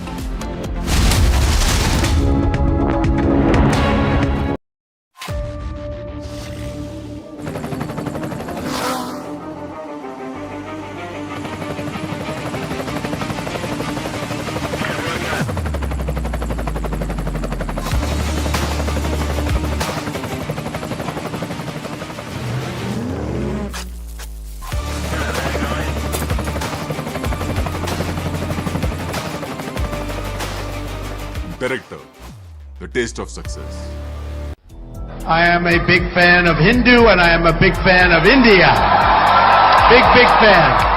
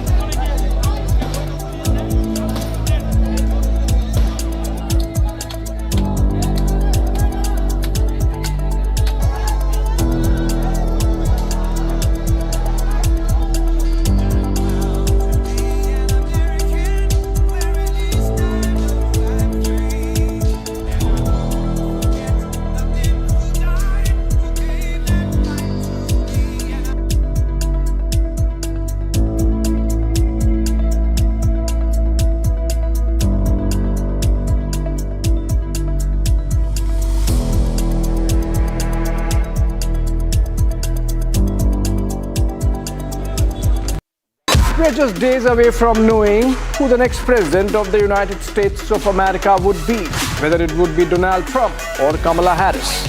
And more importantly, from our point of view, who between the two would be better for India? Why some prominent newspapers like the Washington Post and the Los Angeles Times have decided not to endorse any candidate this election? What purpose these endorsements serve anyway? Should we in India also get these kind of disclosure norms?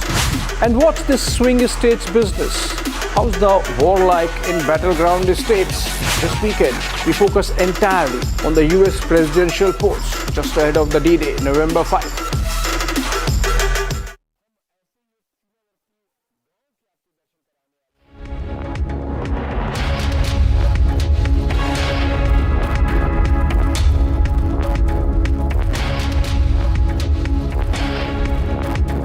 People from Uttar Pradesh were shot at by terrorists in Jammu and Kashmir's Budgam district. They were shot at after returning from the work. Non-locals are being targeted by the terror groups. Police doing the CASO here in Kanyar after getting the imports, the leads about the presence of the terrorists.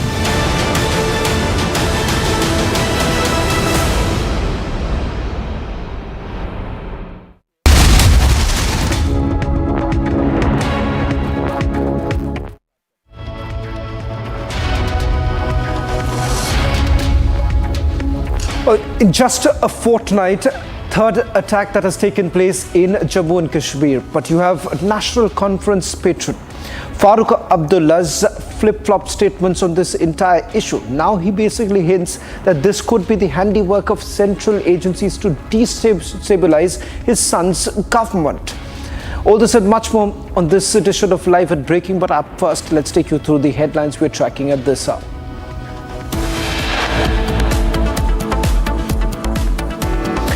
Multiple anti-terror operations underway in Jammu and Kashmir. 2 terrorists gunned down in Anantnag. 1 terrorist dead body recovered in Kanyar.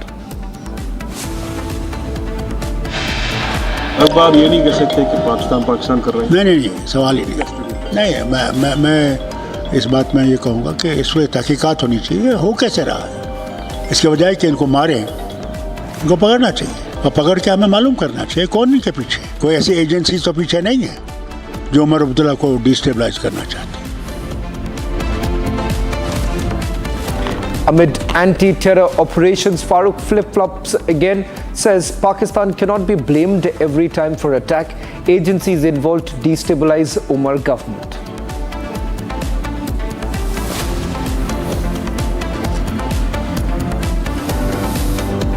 It's a massive Republic Kannada impact. Chief Minister Siddaramaiah asks a state government to withdraw all notices issued to farmers across the state.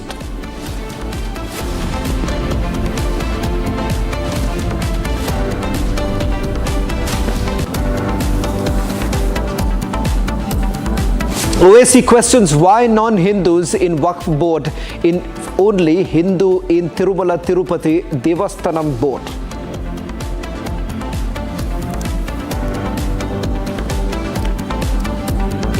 Thousands of Bangladeshi Hindus hit the streets in capital Dhaka against the persecution under Prime Minister Yunus, interim government chief Yunus's watch.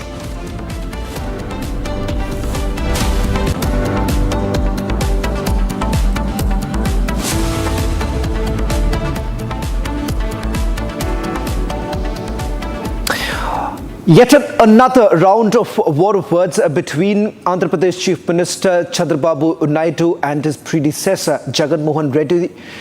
This is with regards to the Rishikonda Palace in Visakhapatnam. In fact, remember, this palace that you see on your screens was built during Jagan Mohan Reddy's tenure.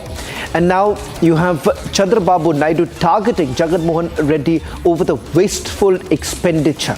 Over 400 crore rupees have already been spent on building this palace, which TDP essentially indicates Jagan Mohan Reddy was building for his own purposes, that if at all he would return as the Chief Minister of Andhra Pradesh, he would be using this palatial bungalow in Rishikonda.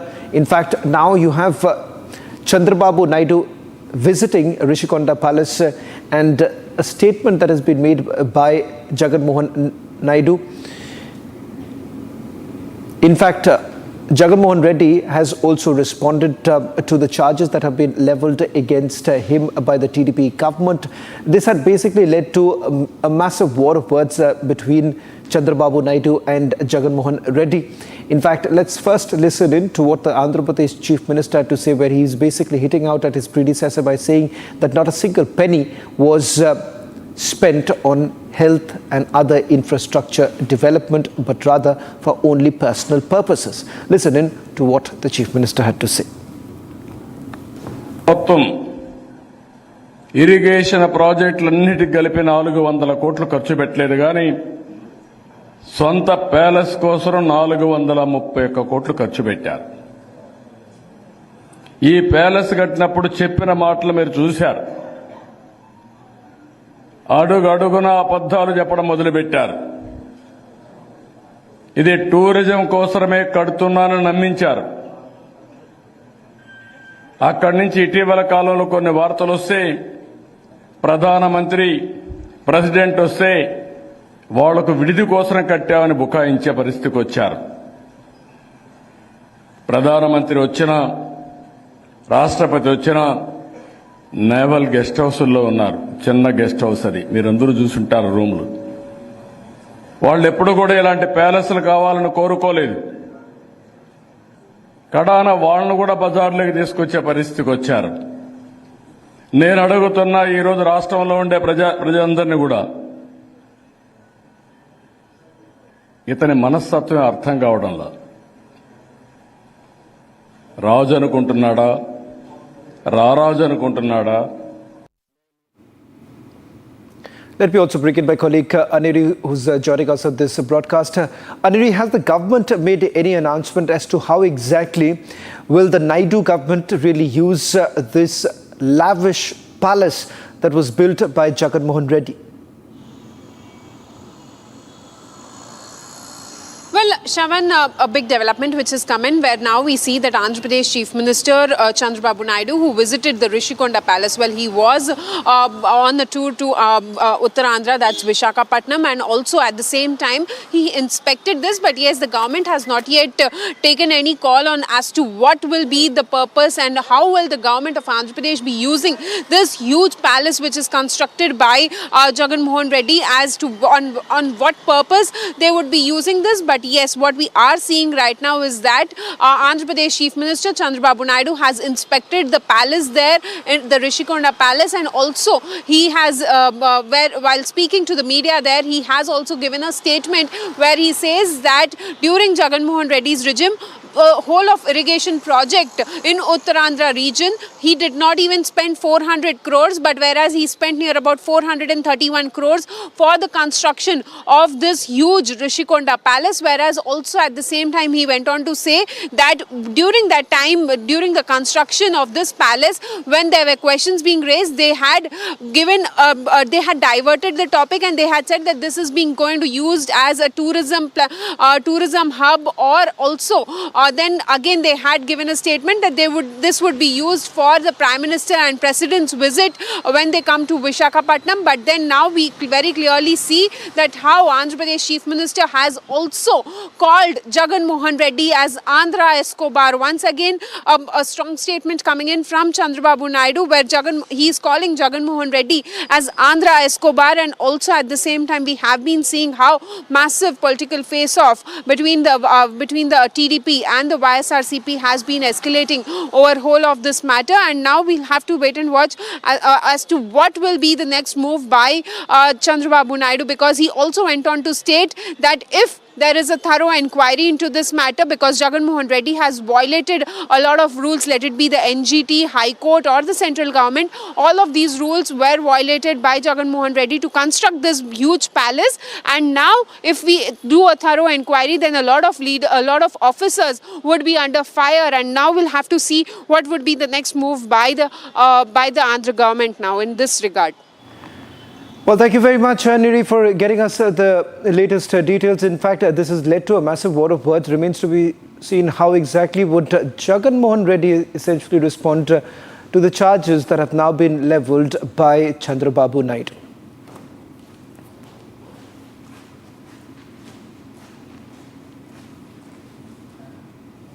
Well, ahead of the elections in Jharkhand, Assam Chief Minister Himanta Biswa Sarma, who's camping in the state, has once again raked up the demography debate in Jharkhand. He essentially claims that the Hindus population in Santhal area has dipped from 90% to 67%. Take a look at this report. The demographic debate is once again back in the fray after Himanta Biswa Sarma's stalled claims. During a campaign in Jharkhand, Himanta warns of a huge demographic shift. Let's listen in. Santhal Pargana में 1951 में संथाल परगना का कुल आबादी था 23 लाख। 23 लाख आबादी का 20 लाख आबादी हिंदू और आदिवासी थे और उसमें उस समय संथाल परगना में खाली 2,19,000 मुसलमान थे। 2,19,000 मुसलमान का कितना बेटा बेटी हो सकता है? अब हिसाब लगाइए। आज संथाल परगना का हालत क्या है?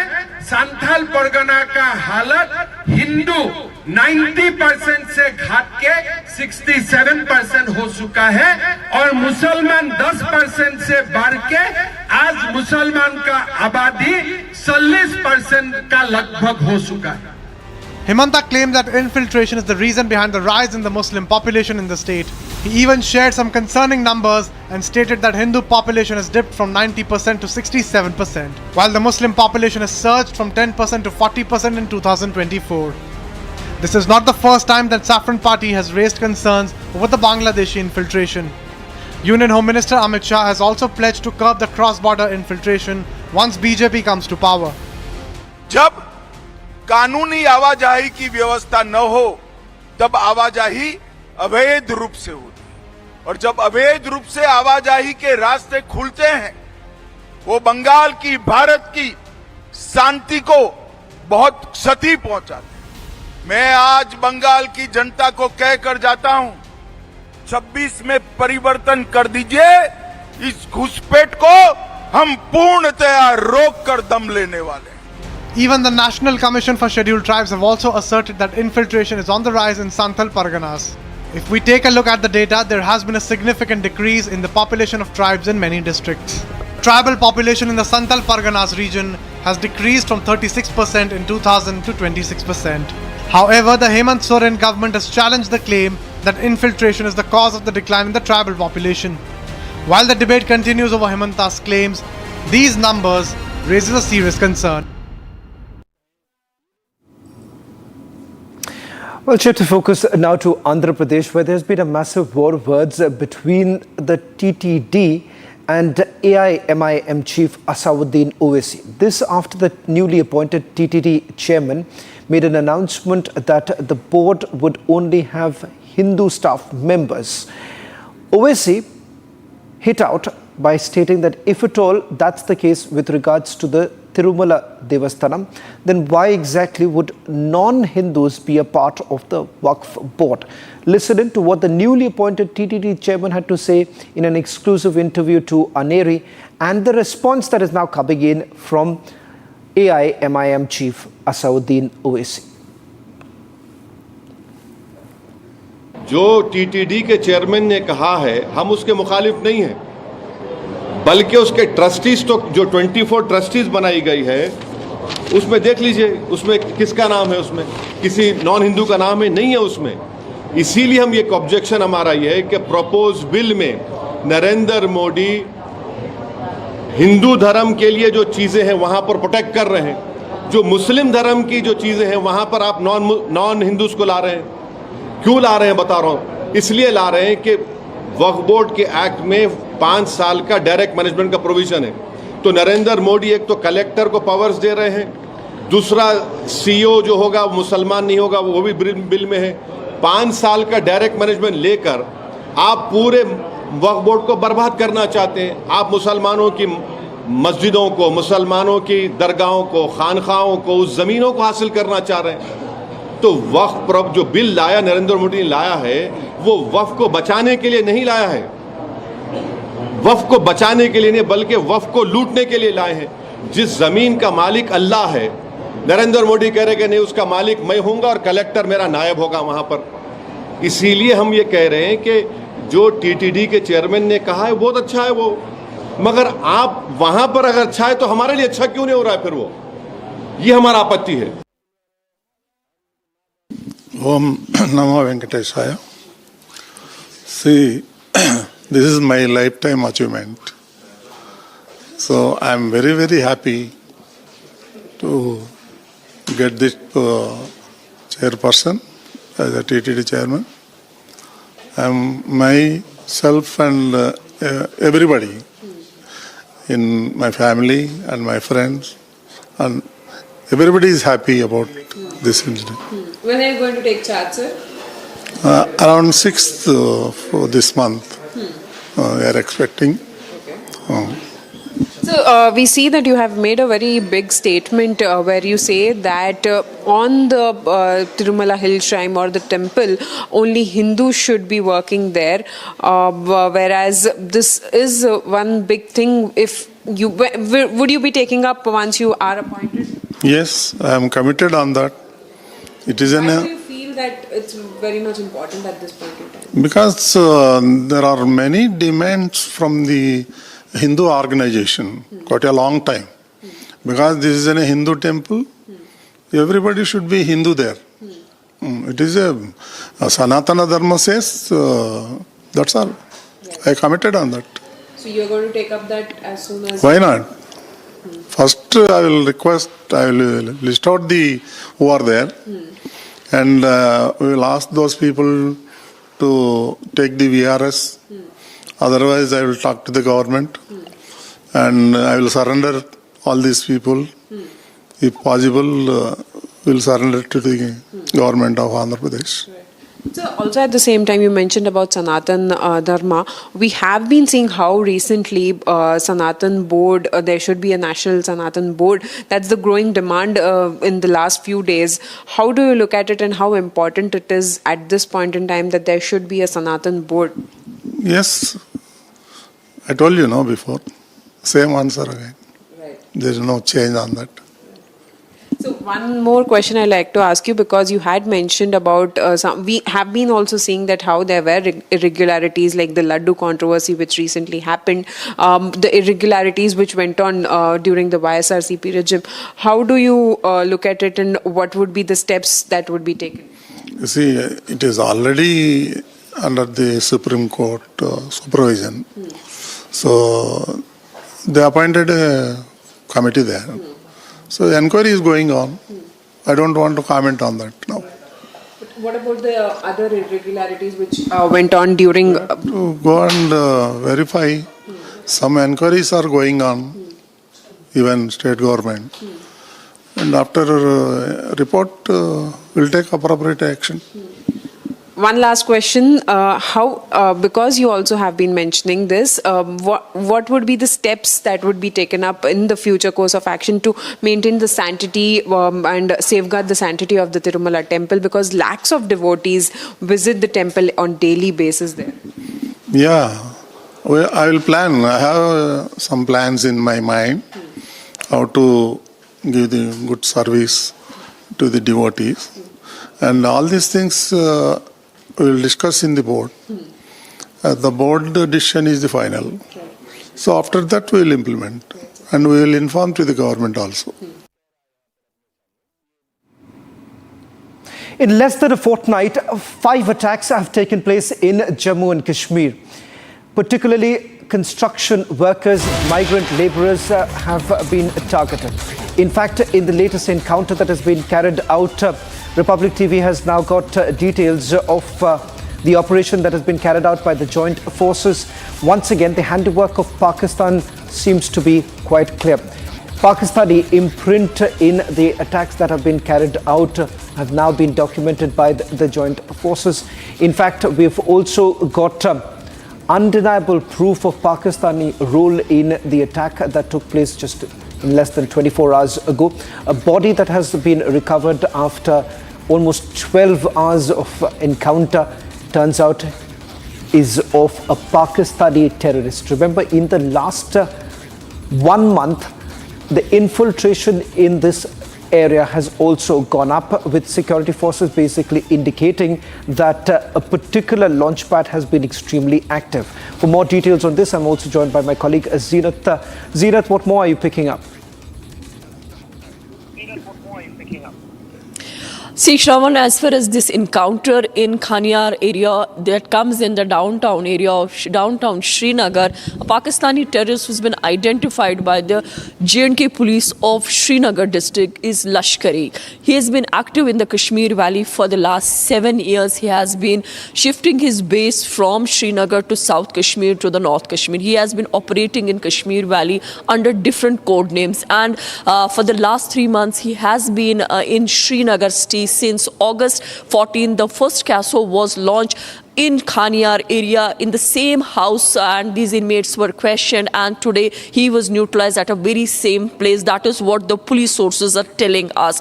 Yesterday evening, after an attack that took place in the Mazaham area of central Kashmir's Budgam, where the local terrorists targeted non-locals with small weapon, immediately the alert was sounded not only in Budgam but also in different districts of the Kashmir Valley. And from Budgam, the Srinagar is an adjoining district. Again, their input has come to the cargo unit of Srinagar police about the movement of Lashkari in Khanyar. Immediately, men and machinery was pressed into the service. So accordingly, around 3 in the morning, the CASO started, and around 8:30 in the morning, this CASO turned into an encounter when the security forces, Jammu and Kashmir police, cargo unit, and also CRPF reached to the suspected spot, and the hiding terrorists fired upon forces, triggering an encounter. This continued almost for 8 to 9 hours. We witnessed the huge gunfight, and finally the Jammu and Kashmir police, the Srinagar police, because this was an intel int that was generated by the cargo unit, which specializes in the operations and the intelligence details.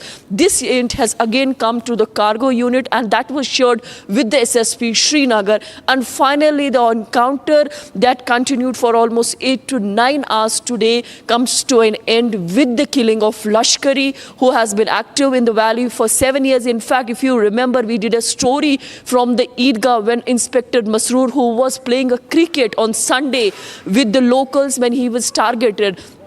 As per the Srinagar police, Masroor was hit by this very Lashkari from a very close location, and Masroor suffered a critical injury. He was almost bedridden for 1 month, and then he succumbed at AIIMS, New Delhi. Finally, the Jammu and Kashmir police was able to avenge the death of Masroor and others.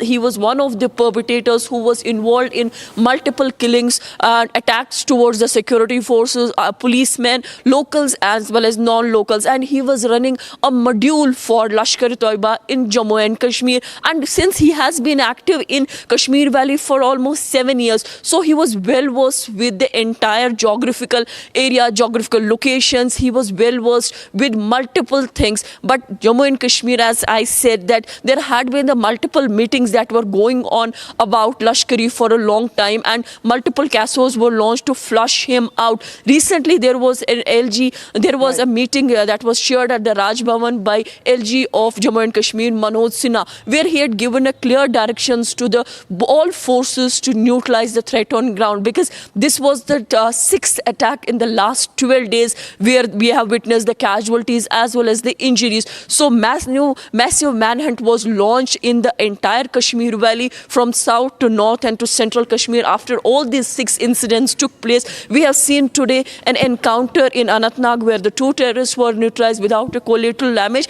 And as far as the Srinagar is concerned, for Srinagar police, this is a success, because this encounter comes almost after 2.5 years. Right. If you remember, the last time the encounter that was reported from Srinagar was in 2022 June, when one Pakistani terrorist and a local was neutralized in Bemina area. Yes, Shravan. Well, Zeenat, I'll request you to stay on with us as we are also getting the first response coming in from the Jammu and Kashmir police. I'm told IGP Birdi spoke a short while back. ये Jammu Kashmir police और CRP को एक specific इतला मिली थी और उस इतला को डेवलप करने के बाद जो खानियार में थांग मोहल्ले का एक कॉर्डन सर्च किया गया। जब कॉर्डन के दौरान जब हम लोग वहाँ पे सर्च और पार्टीज क्लोज थी तो अंदर से फायर का जो है वॉली हमारी जो है सिक्योरिटी फोर्सेस की पार्टी पे आया। तो उसके बाद एक ये ऑपरेशन शुरू हुआ। तो आज अर्ली मॉर्निंग से शाम तक ये ऑपरेशन चला और अब ये ऑपरेशन मुकम्मल हो चुका है। इसमें एक जो टेररिस्ट है वो सुरक्षा बलों ने मार गिराया है, तो जिसकी तस्दीक उस्मान लश्करी अलियास छोटा वलीद के तौर पे एलईटी का कमांडर था उस तौर पर हुई है। और इसमें सुरक्षा बलों के जो 4 जवान हैं उनको इंजरीज आई हैं, 2 जम्मू कश्मीर पुलिस के जवान हैं और 2 सीआरपी के जवान हैं। Well, in fact, a consolidated report now coming in from the Jammu and Kashmir in terms of the multiple anti-terror operations that have been carried out. From Anantnag, 2 terrorists have been gunned down. As far as Kanyar is concerned, what you see right now on your screens, these are the images of the terrorist that was gunned down in Kanyar. Remember, Kanyar happens to be right at the heart of Srinagar. In fact, Jammu and Kashmir police saying that they had got specific inputs about the presence of a Pakistani terrorist who has been involved in other attacks that have been carried out in the valley. In fact, over the last 1 month, there has been one particular module that has been extremely active, carried out multiple infiltration, and they believe that some of these Pakistani trained terrorists managed to reach the hinterland over the last few days, and that is the reason why you see that the number of attacks that have taken place and the pattern that has basically emerged with center-sponsored schemes being targeted to send across a message.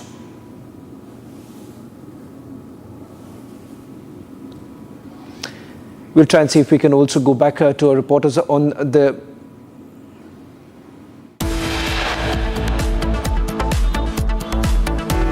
Three terrorists have been neutralized in the Kashmir Valley, 2 from Anantnag and 1 from Srinagar. Pakistani terrorists neutralized in Srinagar. More on the story. Keep watching Republic TV.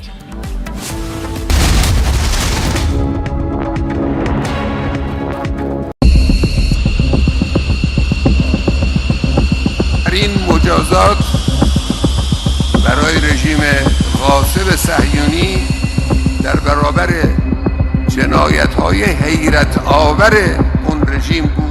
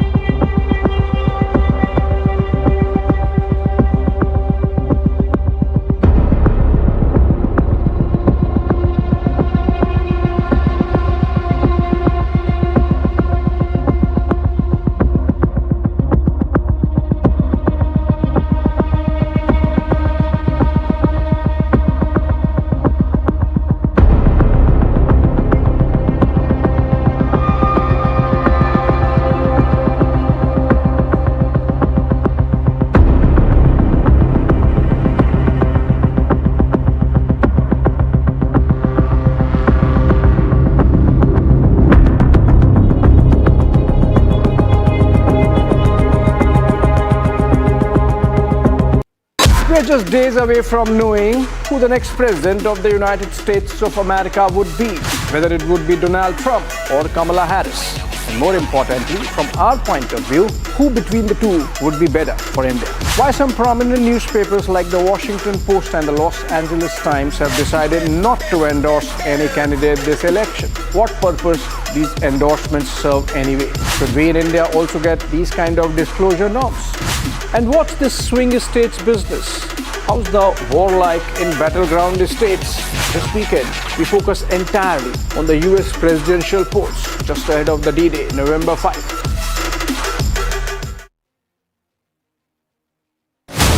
TDD chairman announced only Hindus to be members of the board. A massive war of words has broken out. This is a Hindu temple. Everybody should be Hindu there. It is a Sanatana Dharma says, that's all. I committed on that. जो TTD के chairman ने कहा है बहुत अच्छा है वो, मगर आप वहां पर अगर अच्छा है तो हमारे लिए अच्छा क्यों नहीं हो रहा है फिर वो? ये हमारा आपत्ति है।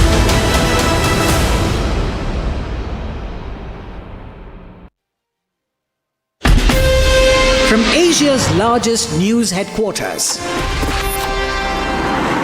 setting the agenda for Bharat.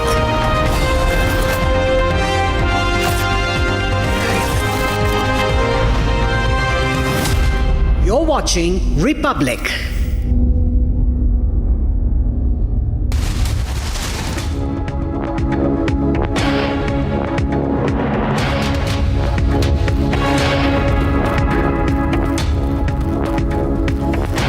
Thank you for joining us here on Republic TV at 6 p.m. Ladies and gentlemen, there has been a series of attacks in Jammu and Kashmir, and it's alarming for India because before the elections, there was calm when there was central rule. There is a government in Jammu and Kashmir now, and that government is run by Omar Abdullah. And there have been an increasing number of attacks. Now, just today we've had 2 attacks. We're focusing on that on the show this evening. Here are the headlines.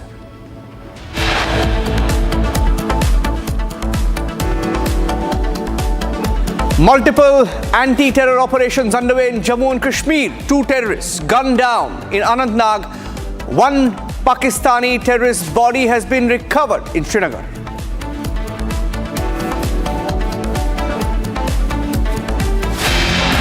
अब बात ये नहीं कह सकते कि पाकिस्तान कर रहे हैं। नहीं, सवाल ही नहीं। मैं इस बात में ये कहूँगा कि इस पर तहकीकात होनी चाहिए। हो कैसे रहा है? इसके बजाय कि इनको मारें, इनको पकड़ना चाहिए। और पकड़ के हमें मालूम करना चाहिए कौन इनके पीछे। कोई ऐसी एजेंसी तो पीछे नहीं है जो उमर अब्दुल्ला को डिस्टेबलाइज करना चाहती है।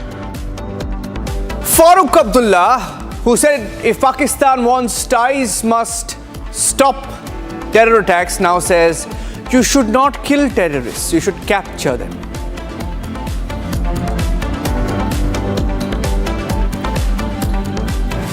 Exposed on Waqf and the manner in which the government gave support to those claiming farmers' land, 15,000 acres of it, Karnataka government has put an end, a halt rather, to the Waqf notices that went out from the administration that tried to grab land from farmers. Owaisi says if you don't want non-Hindus in TTD, then why are there non-Muslims in the Waqf Act? Triggers a debate.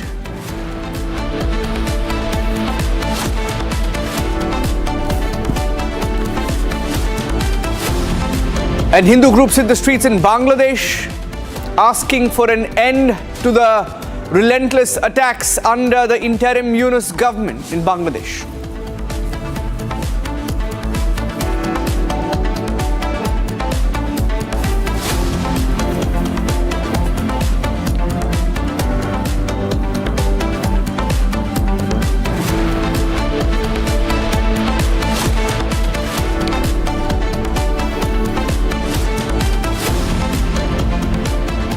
We're getting in the first pictures of the terrorist who was eliminated.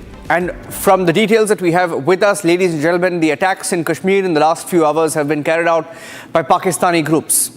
An attack in Anantnag and an attack in Jammu and Kashmir, Srinagar, the capital. And we are hearing that there is a clear, undeniable role of the Lashkar from the pictures that we've picked up.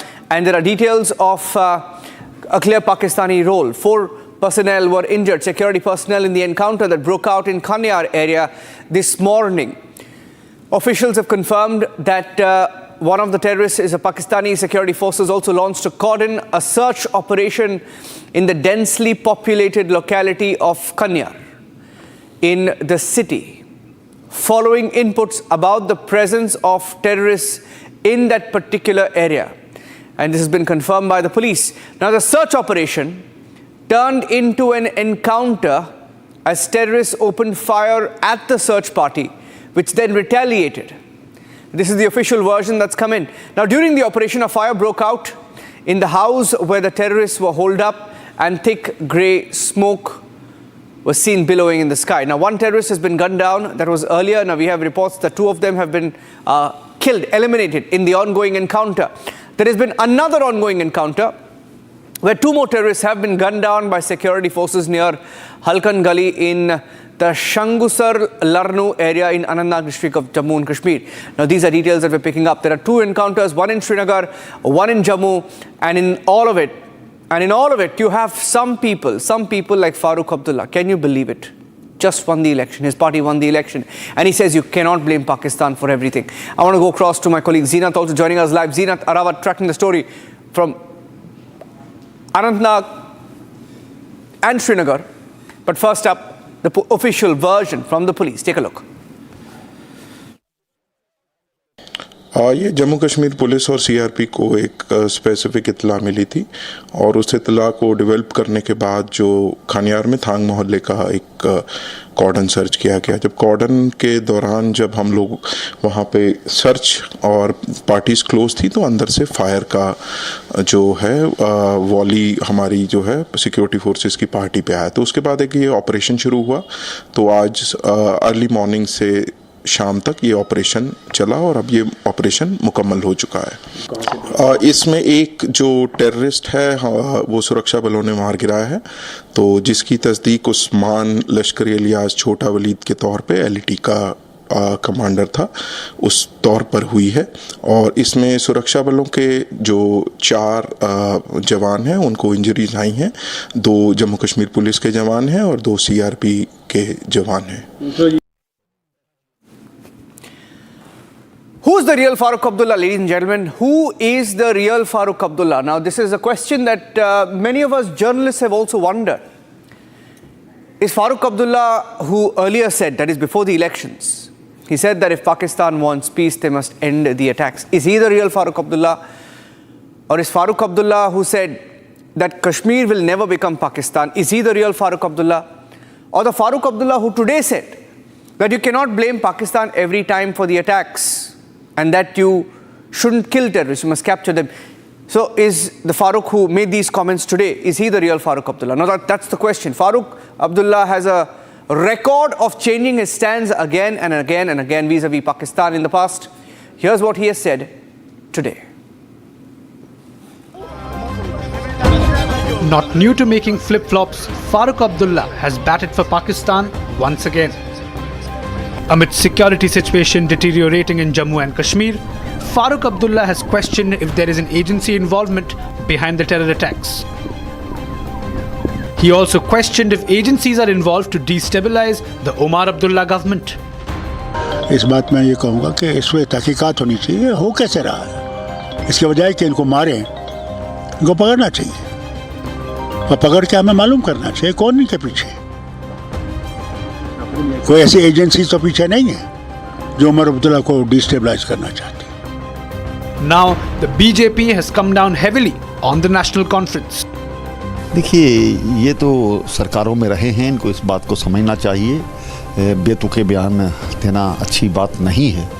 आज जब कश्मीर घाटी में पाकिस्तान और उनके आतंकवादी खूनी खेल खेलने की साजिश और कोशिश कर रहे हैं, तो डॉक्टर फारूक अब्दुल्ला साहब को इस प्रकार की बयानबाजी से बचना चाहिए। डॉक्टर फारूक अब्दुल्ला साहब को 2 टूक शब्दों में कहना चाहिए कि जम्मू कश्मीर में खून खराबे के लिए अगर कोई जिम्मेवार है तो वो पाकिस्तान है। Farooq's statement comes after a few days ago when Farooq had taken a tough stance against Pakistan. Pakistan के हुक्मरानों से ये कहना चाहता हूँ, अगर वो सचमुच हिंदुस्तान से दोस्ती चाहते हैं तो फिर ये बंद कीजिए। कश्मीर पाकिस्तान नहीं बनेगा, नहीं बनेगा, नहीं बनेगा। Farooq's flip-flop is, however, not expected. In fact, his shocking statement comes as forces gunned down 2 terrorists in an encounter in Anantnag. Bags of terrorists were also recovered in Khanayar and 4 of our officers were injured. Meanwhile, a search operation was also launched in Poonch.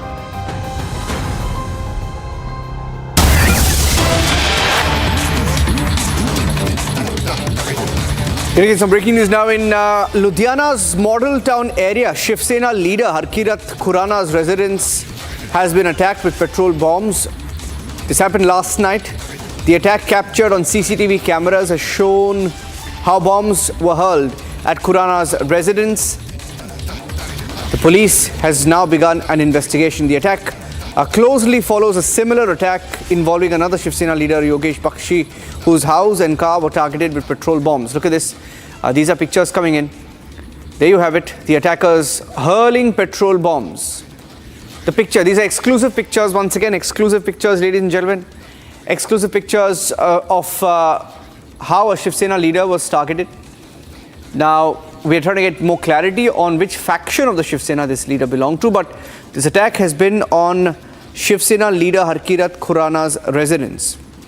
He was attacked with petrol bombs. Look at them, 3 of them on a bike, all of them masked, covering their faces, and this man there, the attacker that is, throws a petrol bomb, a couple of them, and then they all escape on that motorbike. This was the attack in Ludhiana's model town area. The first pictures that have come in, look at that. He looks at it, he tries to throw it, and then he realizes that he hasn't really lit it, and then he lights the petrol bomb to ignite the petrol bomb, and then he hurls it into the house of the Shiv Sena leader.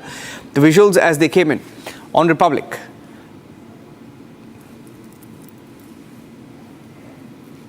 सवा 3 बजे सुबह गैंगस्टरों द्वारा 3 लड़के आते हैं, gangster जिन्होंने सवा 3 बजे मेरे घर के ऊपर बम मारा।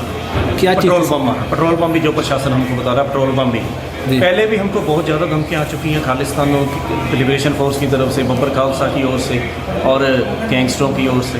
उन्होंने पहले भी मेरे को जान से मारने की बहुत धमकी दी भी, आप तो सिख हैं, सनातन का काम मत कर, और ऐसे ही ये लोग जानबूझ के टारगेट करते हैं। इन्होंने डेली मैसेज किए, उन्होंने जिम्मेवारी उठाई है भी अब बहुत जल्दी तेरा बुरा नाम होगा, और भी उन्होंने बोला भी हमको सारे हमारे पास एड्रेस आ चुके हैं, जल्दी ही आपका जो बंदर सेना है इनका हम खात्मा करेंगे। My colleague Gursimran is joining us live right now. Gursimran, which faction of the Shiv Sena did this leader belong to, and why was he targeted? See, it is the Sikh Sangat wing of the Shiv Sena, Ludhiana. He was attacked late last night at 2:45 in the morning when 3 of the suspects, the miscreants, they came in a bike, and they can be seen in the video hurling the petrol bomb. They first ignited the petrol bomb and then hurled it at inside the gate of the Shiv Sena leader. Now, the Harkirat Khurana, though there was no injury to the family members or to Harkirat Khurana, but what we are picking up that this is not the first incident, because earlier also there was a similar incident that took place at a Shiv Sena leader. And also the state of affairs in the Punjab, especially the law and order, we have been witnessing that from the gangster to the miscreants and also to those who have been paid to carry out similar fashion attacks on the Hindu leaders, this is on a rise, because this is the second Shiv Sena leader, Harkirat Khurana, whose house has been attacked in the similar fashion. And this incident, soon after taking the cognizance, the police has registered an FIR, and the Haryana police is trying to nab these accused, those who were behind this petrol bomb attack on the Shiv Sena leader late last night at 2:45 a.m. Yeah. Okay. Thank you for joining us with those inputs. Those are pictures that came in of the attack on the Shiv Sena leader's residence in Ludhiana. We're keeping a close track on that story.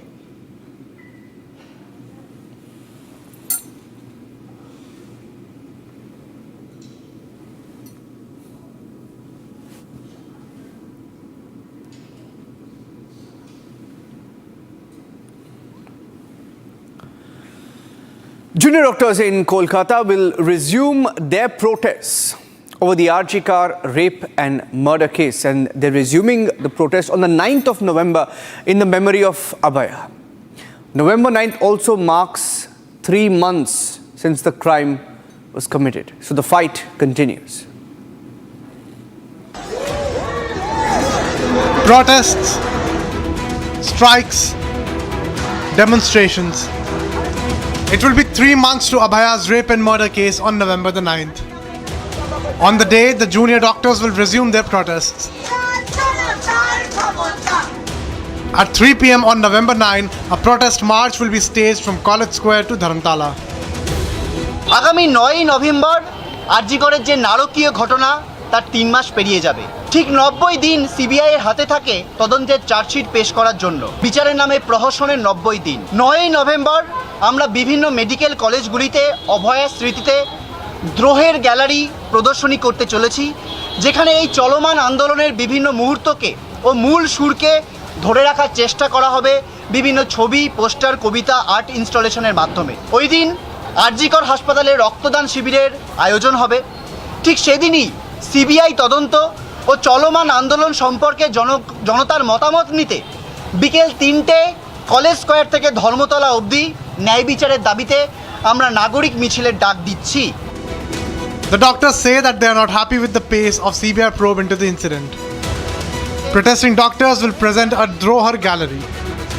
Different moments of this ongoing protest will be displayed via various art installations like pictures and poetry. A blood donation camp will also be organized in Arjikor Hospital on November the 9th. The protesting doctors also plan to take common people's opinions on CBI inquiry and justice for Abhaya.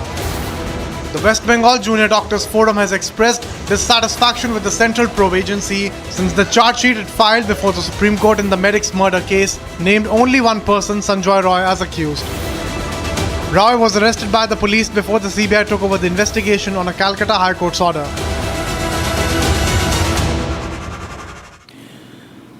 Getting in the story from Karnataka, where tension gripped a village called Kadakol in Karnataka's Haveri district after a few residents pelted stones on houses belonging to members of a different community. It's a communal violence.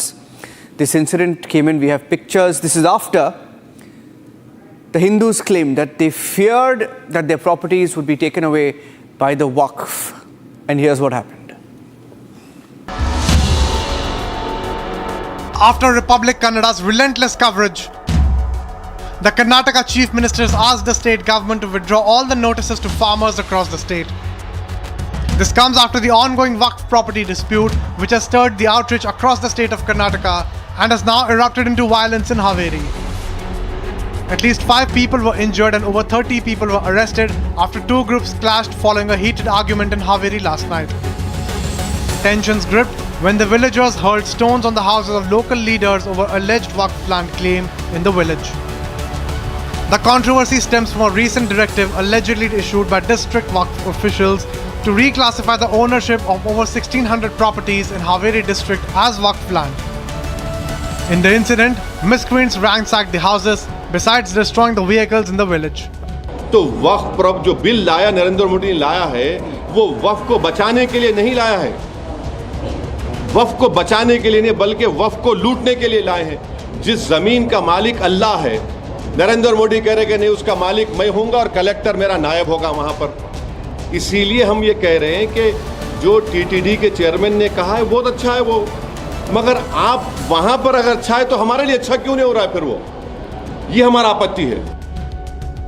Some villagers living nearby a mosque fear that their land RTCS would be mutated in the Waqf name. And there were rumors that the most of the properties around a shrine would be marked as Waqf assets and would be soon acquired. संविधान के ऊपर कोई नहीं है, वक्फ board भी नहीं है, वक्फ bill भी नहीं है। वक्फ बोर्ड का नाम पर लैंड जियाद कर रहा है, उसको ताकत मत देना, उसके लिए वक्फ बिल को चेंज करना चाहिए। The SP and district collectors paid visit to the spot while BSF and other police personnel rushed to the spot and then the situation was brought under control. The Waqf property issue, however, was communicated through the village panchayat, while the villagers had come to meet the district authorities on the issue. The officials clarified that no land was being confiscated. Zamir Ahmad Khan also appealed to the farmers not to panic as their properties will not be confiscated.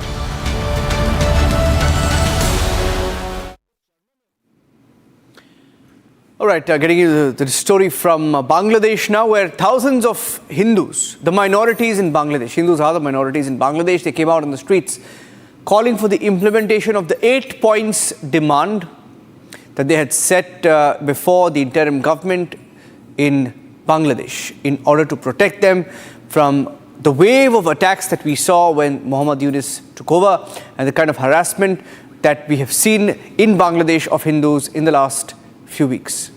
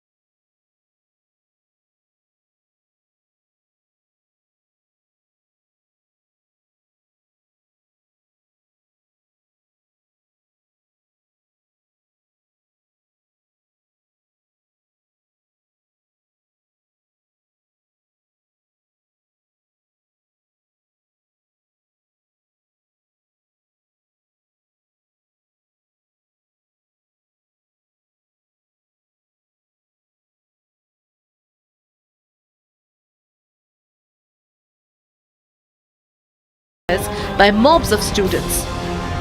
The country's influential minority group, Bangladesh Hindu Buddhist Christian Unity Council, has said that there have been more than 2,000 attacks on Hindus since August 4th, as the interim government has struggled to restore order.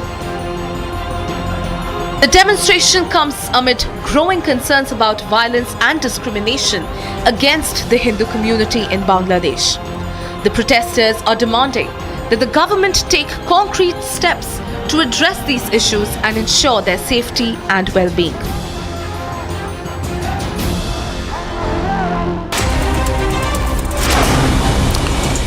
After backlash over imported mal, comment about Shiv Sena leader Shaina NC sparked widespread criticism across Maharashtra.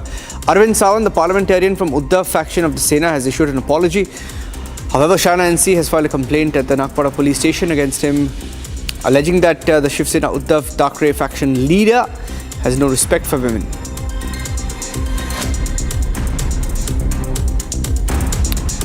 External Affairs Minister S. Jaishankar will embark on a two-day visit to Australia and Singapore from the 3rd of November to the 8th. During this visit, he will also meet leaders of both countries and address the 8th roundtable of ASEAN.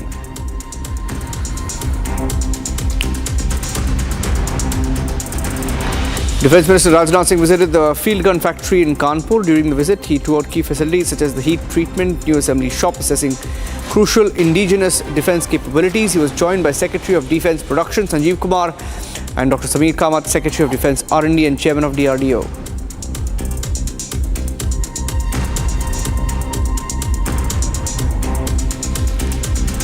BJP MP Tejasvi Surya launched a scathing attack at the Siddaramaiah-led government in Karnataka. He alleged that Congress in Karnataka had created a revenue deficit state and had pursued a mindless, irresponsible populist economy model.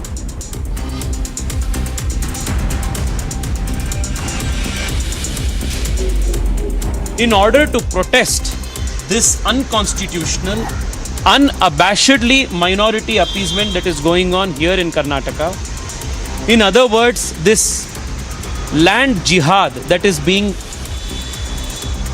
facilitated by the Congress government, the Bharatiya Janata Party is holding a massive protest across all districts of Karnataka on the 4th of November.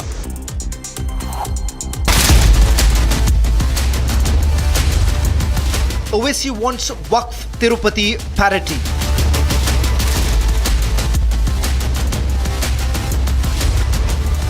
Waqf for Muslims, TTD for Hindus.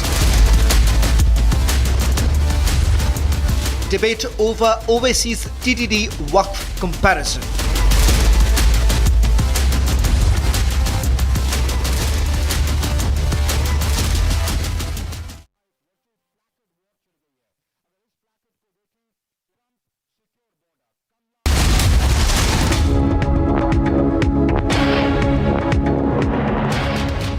In the global employability rankings by Times Higher Education UK, only the following 6 institutions from India are ranked amongst the top 230 in the world for having the most employable graduates. IIT Delhi, IISc Bangalore, IIT Bombay, IIM Ahmedabad, IIT Kharagpur and Amity University.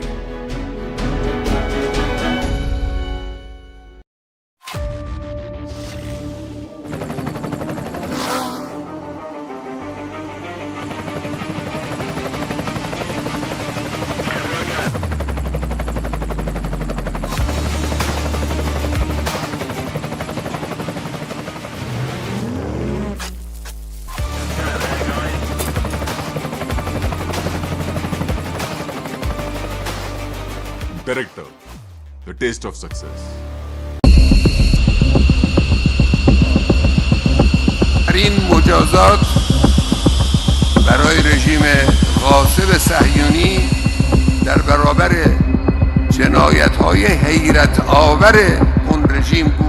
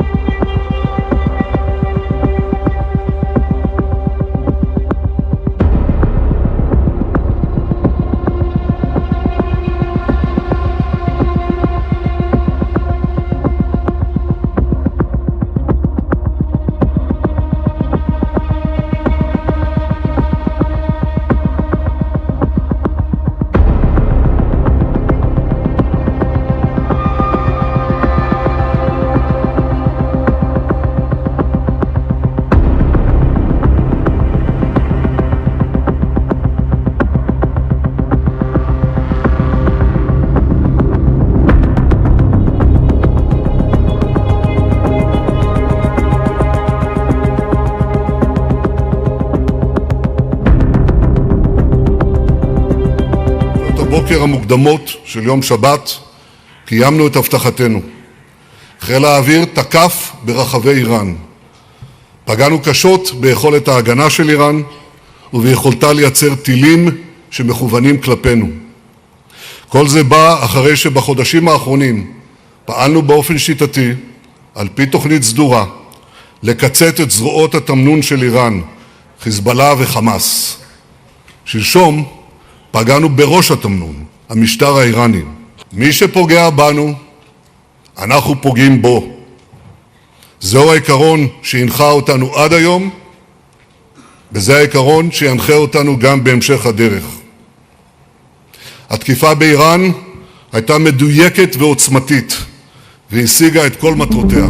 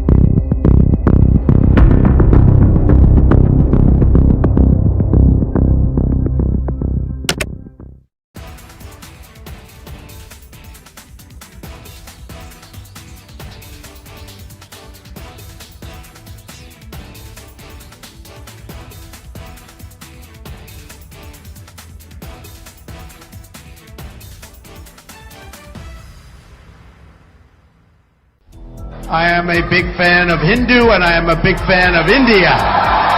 Big fan.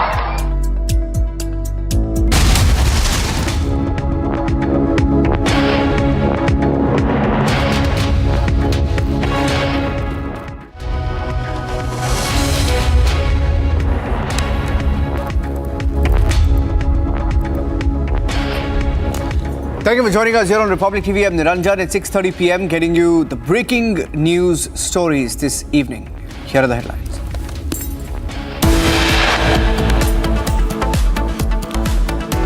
Multiple anti-terror operations underway in Jammu and Kashmir. 2 terrorists gunned down in Anantnag. A Pakistani terrorist body recovered in Srinagar.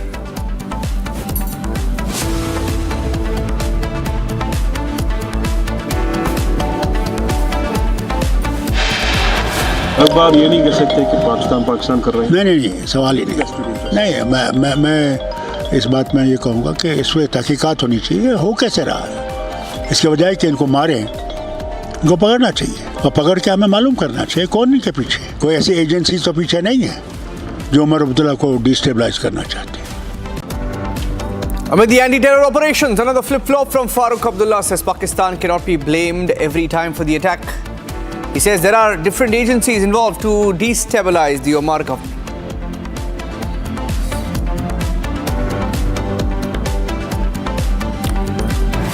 A big Republic Kannada impact. Karnataka Chief Minister Siddaramaiah asks his government to withdraw all notices issued to farmers across the state to give proof of land that they wanted to snatch and give it to the Waqf.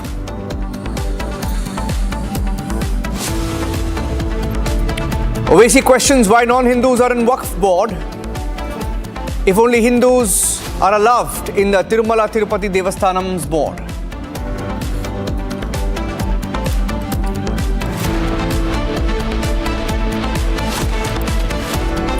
Thousands of Bangladeshi Hindus hit the streets in capital Dhaka against the persecution under UNICEF's watch.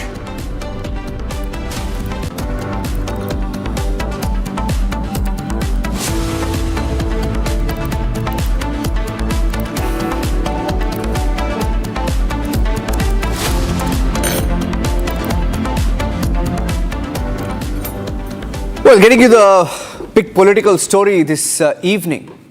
Asaduddin Owaisi is a very controversial politician and he likes to raise issues that provoke a debate.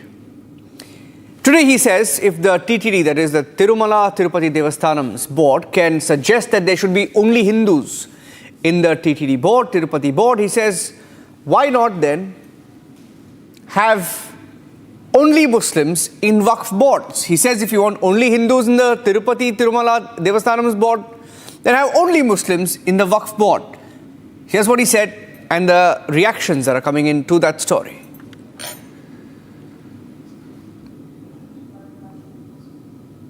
जो TTD के chairman ने कहा है हम उसके मुखालिफ नहीं हैं, बल्कि उसके ट्रस्टीज तो जो 24 ट्रस्टीज बनाई गई है उसमें देख लीजिए, उसमें किसका नाम है, उसमें किसी नॉन हिंदू का नाम है नहीं है उसमें। इसीलिए हम एक ऑब्जेक्शन हमारा ये है कि प्रपोज बिल में नरेंद्र मोदी हिंदू धर्म के लिए जो चीज़ें हैं वहाँ पर प्रोटेक्ट कर रहे हैं, जो मुस्लिम धर्म की जो चीज़ें हैं वहाँ पर आप नॉन हिंदूज को ला रहे हैं। क्यों ला रहे हैं बता रहा हूँ, इसलिए ला रहे हैं कि वक्फ बोर्ड के एक्ट में 5 साल का डायरेक्ट मैनेजमेंट का प्रोविजन है। तो नरेंद्र मोदी एक तो कलेक्टर को पावर्स दे रहे हैं, दूसरा सीईओ जो होगा वो मुसलमान नहीं होगा, वो भी बिल में है। 5 साल का डायरेक्ट मैनेजमेंट लेकर आप पूरे वक्फ बोर्ड को बर्बाद करना चाहते हैं। आप मुसलमानों की मस्जिदों को, मुसलमानों की दरगाहों को, खानखाहों को, उस ज़मीनों को हासिल करना चाह रहे हैं। तो वक्फ जो बिल लाया नरेंद्र मोदी ने लाया है वो वक्फ को बचाने के लिए नहीं लाया है, वक्फ को बचाने के लिए नहीं बल्कि वक्फ को लूटने के लिए लाए हैं। जिस जमीन का मालिक अल्लाह है, नरेंद्र मोदी कह रहे कि नहीं उसका मालिक मैं होऊंगा और कलेक्टर मेरा नायब होगा वहां पर। इसीलिए हम ये कह रहे हैं कि जो टीटीडी के चेयरमैन ने कहा है बहुत अच्छा है वो, मगर आप वहां पर अगर अच्छा है तो हमारे लिए अच्छा क्यों नहीं हो रहा है फिर वो, ये हमारा आपत्ति है।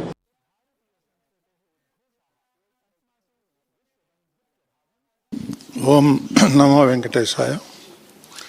See, this is my lifetime achievement. So I am very, very happy to get this chairperson as a TTD chairman. Myself and everybody in my family and my friends and everybody is happy about this incident. When are you going to take charge, sir? Around 6th for this month, we are expecting. Okay. So we see that you have made a very big statement where you say that on the Tirumala hill shrine or the temple, only Hindus should be working there, whereas this is one big thing. If you would you be taking up once you are appointed? Yes, I am committed on that. It is Why do you feel that it's very much important at this point in time? Because there are many demands from the Hindu organization, quite a long time. Because this is a Hindu temple, everybody should be Hindu there. It is a Sanatana Dharma says, that's all. I committed on that. So you're going to take up that as soon as... Why not? First, I will list out who are there, and we will ask those people to take the VRS. Otherwise, I will talk to the government, and I will surrender all these people. If possible, we will surrender to the government of Andhra Pradesh. So also at the same time you mentioned about Sanatan Dharma. We have been seeing how recently Sanatan board, there should be a national Sanatan board. That's the growing demand in the last few days. How do you look at it and how important it is at this point in time that there should be a Sanatan board? Yes, I told you before. Same answer again. Right. There is no change on that. So one more question I'd like to ask you, because you had mentioned about we have been also seeing that how there were irregularities like the Laddu controversy which recently happened, the irregularities which went on during the YSRCP regime.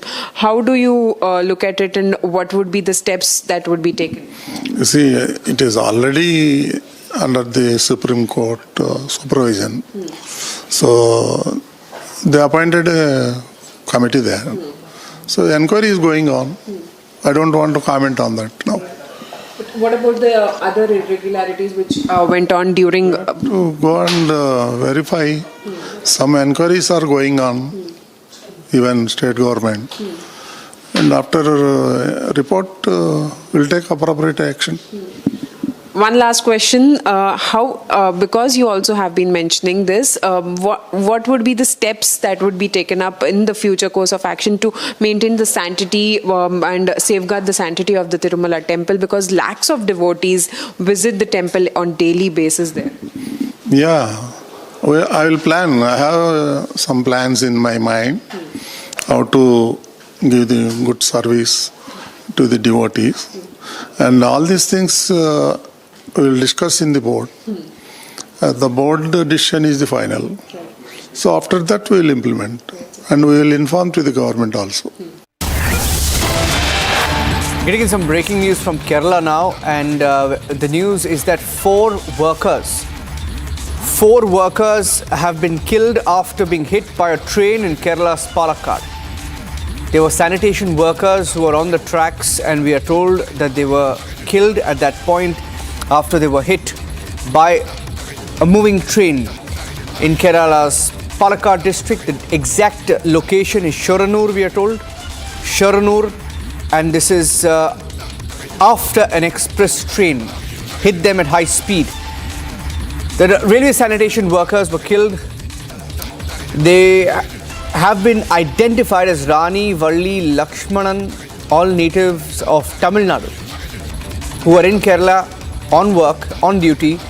They were contract workers. The accident took place between Shoranur and Cheruturutti.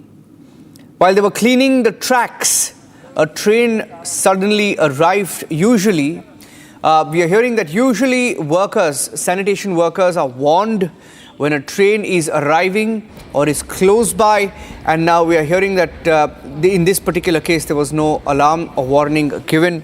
Railway authority is also investigating what took place here, what unfolded in Palakkad district of Kerala. 3 workers were instantly hit by the train and they were killed.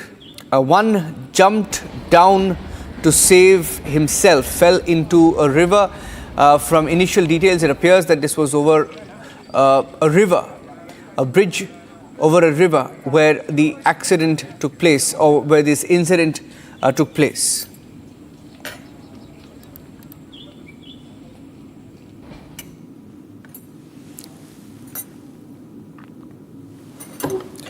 Getting in details now of Bageshwar Dham Maharaj, Dhirendra Shastri speaking to Republic TV.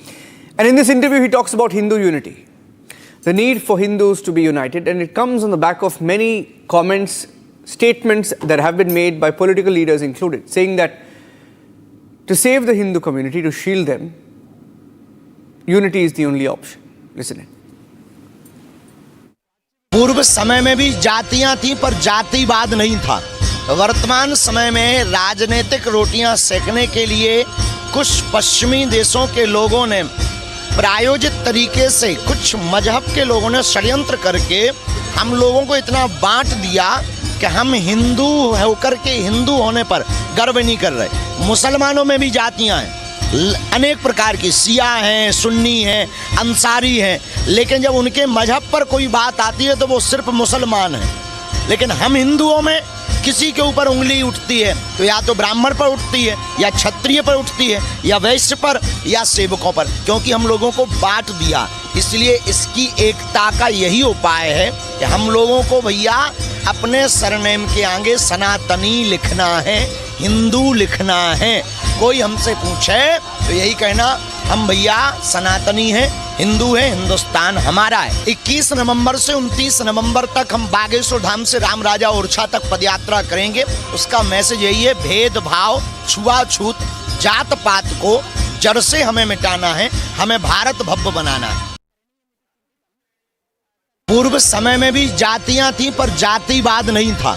वर्तमान समय में राजनीतिक रोटियां सेकने के लिए कुछ पश्चिमी देशों के लोगों ने प्रायोजित तरीके से, कुछ मजहब के लोगों ने षड्यंत्र करके हम लोगों को इतना बांट दिया कि हम हिंदू होकर के हिंदू होने पर गर्व नहीं कर रहे। मुसलमानों में भी जातियां हैं, अनेक प्रकार की, शिया हैं, सुन्नी हैं, अंसारी हैं, लेकिन जब उनके मजहब पर कोई बात आती है तो वो सिर्फ मुसलमान हैं। लेकिन हम हिंदुओं में किसी के ऊपर उंगली उठती है तो या तो ब्राह्मण पर उठती है, या क्षत्रिय पर उठती है, या वैश्य पर, या सेवकों पर, क्योंकि हम लोगों को बांट दिया। इसलिए इसकी एकता का यही उपाय है कि हम लोगों को भैया अपने सरनेम के आगे सनातनी लिखना है, हिंदू लिखना है। कोई हमसे पूछे तो यही कहना हम भैया सनातनी हैं, हिंदू हैं, हिंदुस्तान हमारा है। 21 नवंबर से 29 नवंबर तक हम बागेश्वर धाम से राम राजा ओरछा तक पदयात्रा करेंगे। उसका मैसेज यही है, भेदभाव, छुआछूत, जात पात को जड़ से हमें मिटाना है, हमें भारत भव्य बनाना है। Okay, Assam Chief Minister Himanta Biswa Sarma, he's been talking about demography change. He's been talking about the rapid change in population patterns in different states, especially in the northeast. And he's been in Jharkhand, he's in charge of Jharkhand for the campaigning there, and he believes that the Hindu population is on the decline in Jharkhand. In fact, he says Hindu population has dipped from 90% to 67%. He's made it one of the big issues in Jharkhand, which is going to polls soon. The demographic debate is once again back in the fray after Himanta Biswa Sarma's stalled claims. During a campaign in Jharkhand, Himanta warns of a huge demographic shift. Let's listen in. Santhal Pargana में 1951 में संथाल परगना का कुल आबादी था 23 लाख। 23 लाख आबादी का 20 लाख आबादी हिंदू और आदिवासी थे, और उसमें उस समय संथाल परगना में खाली 2,19,000 मुसलमान थे। 2,19,000 मुसलमान का कितना बेटा बेटी हो सकता है? अब हिसाब लगाइए।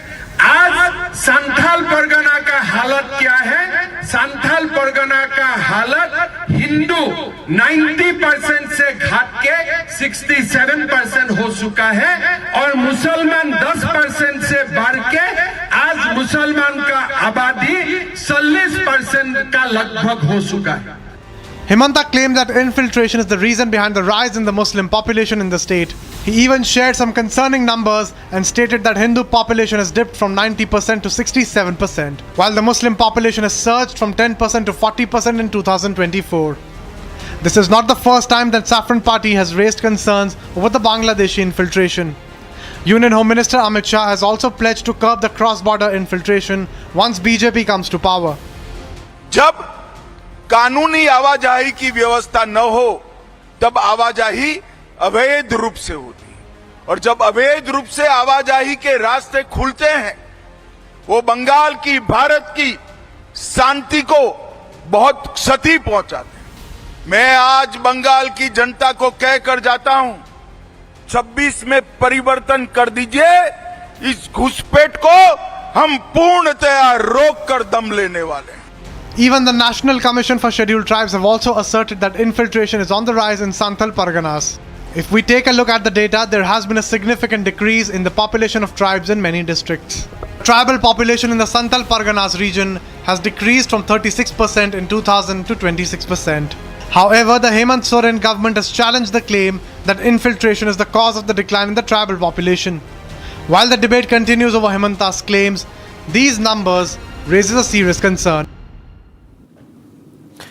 Getting in the story from Indore, Madhya Pradesh, where an argument over children bursting firecrackers led to a group clash, led to stone pelting. 4 people have been injured. The Indore police had to carry out a flag march to restore public order.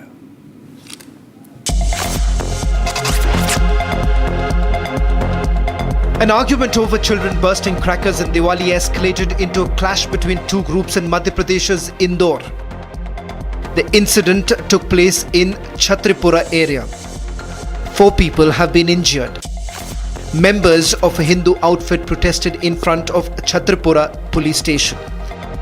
Police held a flag march to restore law and order. अभी पूरी स्थिति सामान्य है, सभी जगह हमारा flag march हो रहा है, फोर्स का डिप्लॉयमेंट हो चुका है। 2-4 लोगों को जिनको चोट आई है, प्रथम दृष्टया पूरी मामूली चोटें थी, उनको मेडिकल के लिए भेज दिया है और FIR लिखवाई जा रही है। Chief Minister Mohan Yadav said no one can be stopped from bursting crackers and miscreants will be dealt with strictly.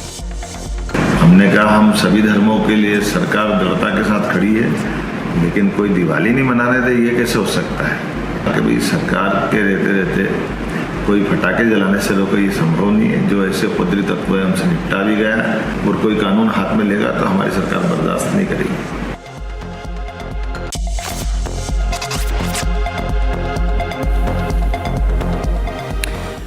One of the biggest talking points today, Farooq Abdullah, the former Chief Minister of Jammu and Kashmir, has been a parliamentarian for many terms. Farooq Abdullah is a very, very curious person.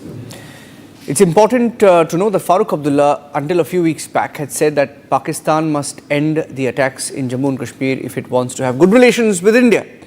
But today, the same Farooq Abdullah has said that you cannot blame Pakistan every time when there's an attack. He has also said that terrorists should not be eliminated. They should be captured. Take a look. Not new to making flip-flops, Farooq Abdullah has batted for Pakistan once again. Amid security situation deteriorating in Jammu and Kashmir, Farooq Abdullah has questioned if there is an agency involvement behind the terror attacks. He also questioned if agencies are involved to destabilize the Omar Abdullah government. इस बात में ये कहूँगा कि इस पर तहकीकात होनी चाहिए, हो कैसे रहा है। इसके बजाय कि इनको मारें, इनको पकड़ना चाहिए और पकड़ के हमें मालूम करना चाहिए कौन इनके पीछे। कोई ऐसी एजेंसी तो पीछे नहीं है जो उमर अब्दुल्ला को डिस्टेबलाइज करना चाहती है। Now the BJP has come down heavily on the national conference. देखिए, ये तो सरकारों में रहे हैं, इनको इस बात को समझना चाहिए। बेतुके बयान देना अच्छी बात नहीं है। आज जब कश्मीर घाटी में पाकिस्तान और उनके आतंकवादी खूनी खेल खेलने की साजिश और कोशिश कर रहे हैं, तो डॉक्टर फारूक अब्दुल्ला साहब को इस प्रकार की बयानबाजी से बचना चाहिए। डॉक्टर फारूक अब्दुल्ला साहब को दो टूक शब्दों में कहना चाहिए कि जम्मू कश्मीर में खून खराबे के लिए अगर कोई जिम्मेवार है तो वो पाकिस्तान है। Farooq's statement comes after a few days ago when Farooq had taken a tough stance against Pakistan. Pakistan के हुक्मरानों से ये कहना चाहता हूँ, अगर वो सचमुच हिंदुस्तान से दोस्ती चाहते हैं तो फिर ये बंद कीजिए। कश्मीर पाकिस्तान नहीं बनेगा, नहीं बनेगा, नहीं बनेगा। Farooq's flip-flop is, however, not expected. In fact, his shocking statement comes as forces gunned down 2 terrorists in an encounter in Anantnag. Bags of terrorists were also recovered in Khanayar and 4 of our officers were injured. Meanwhile, a search operation was also launched in Poonch.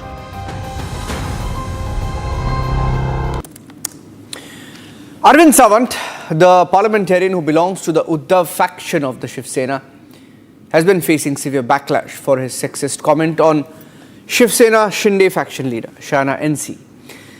He gave some sort of an apology today for his comment where he called Shana NC imported mal.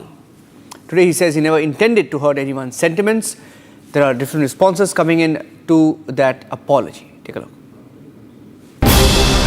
Sena UBT leader and party's Lok Sabha MP Arvind Sawant today tendered his apology, saying that he never intended to hurt anyone. आप सभी जानते हो कि पिछले एक दिन से बड़ा माहौल भारतवर्ष में मचाया जा रहा है कि अरविंद सावंत जी ने किसी महिलाओं का अवमान किया। जिंदगी में नहीं किया। 55 साल राजनीति में हूँ, अगर हुआ तो मैं उल्टा अग्रणी रहा हूँ उनको सम्मानित करने में। उसके मैं उदाहरण बहुत कुछ दे सकता हूँ कैसे मैं अग्रणी रहा हूँ। लेकिन दूसरी तरफ मैं इतना ही कह सकता हूँ, जिस तरह से जो वक्तव्य हुआ वो वक्तव्य को उसका अलग अर्थ लगाकर जानबूझकर मुझे टारगेट किया जा रहा है, वो मुझे खेद लगता है, दुख लगता है। लेकिन फिर भी मेरे वक्तव्य से किसी को मन को ठेस पहुंची होगी तो मैं दिलगिरी व्यक्त करता हूँ। मैंने किसी की भावना अगर मेरे वक्तव्य से ठेस पहुंची हो तो मैं संवेदना जताता हूँ। This comes as he faced backlash over his derogatory remark against Shiv Sena leader and Mumbai Devi candidate Shana NC.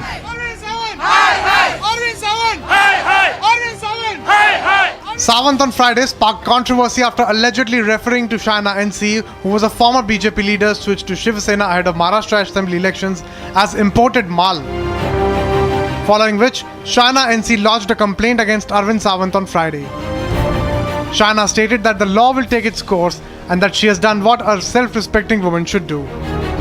माफ़ी मांगनी चाहिए मुंबा देवी की महिलाओं को, मुंबई कर को और हर एक महिला को जो पूरे प्रदेश में इस पूरे बयान को सुन रही थी और सोच रही थी कि क्या है ये सोच, क्या है ये मानसिकता।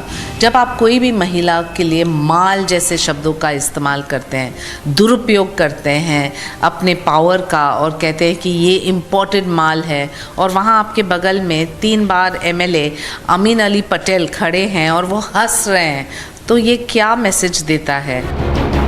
Chief Minister Eknath Shinde and several Mahayuti leaders condemned Arvind Sawant's remark, calling it unfortunate.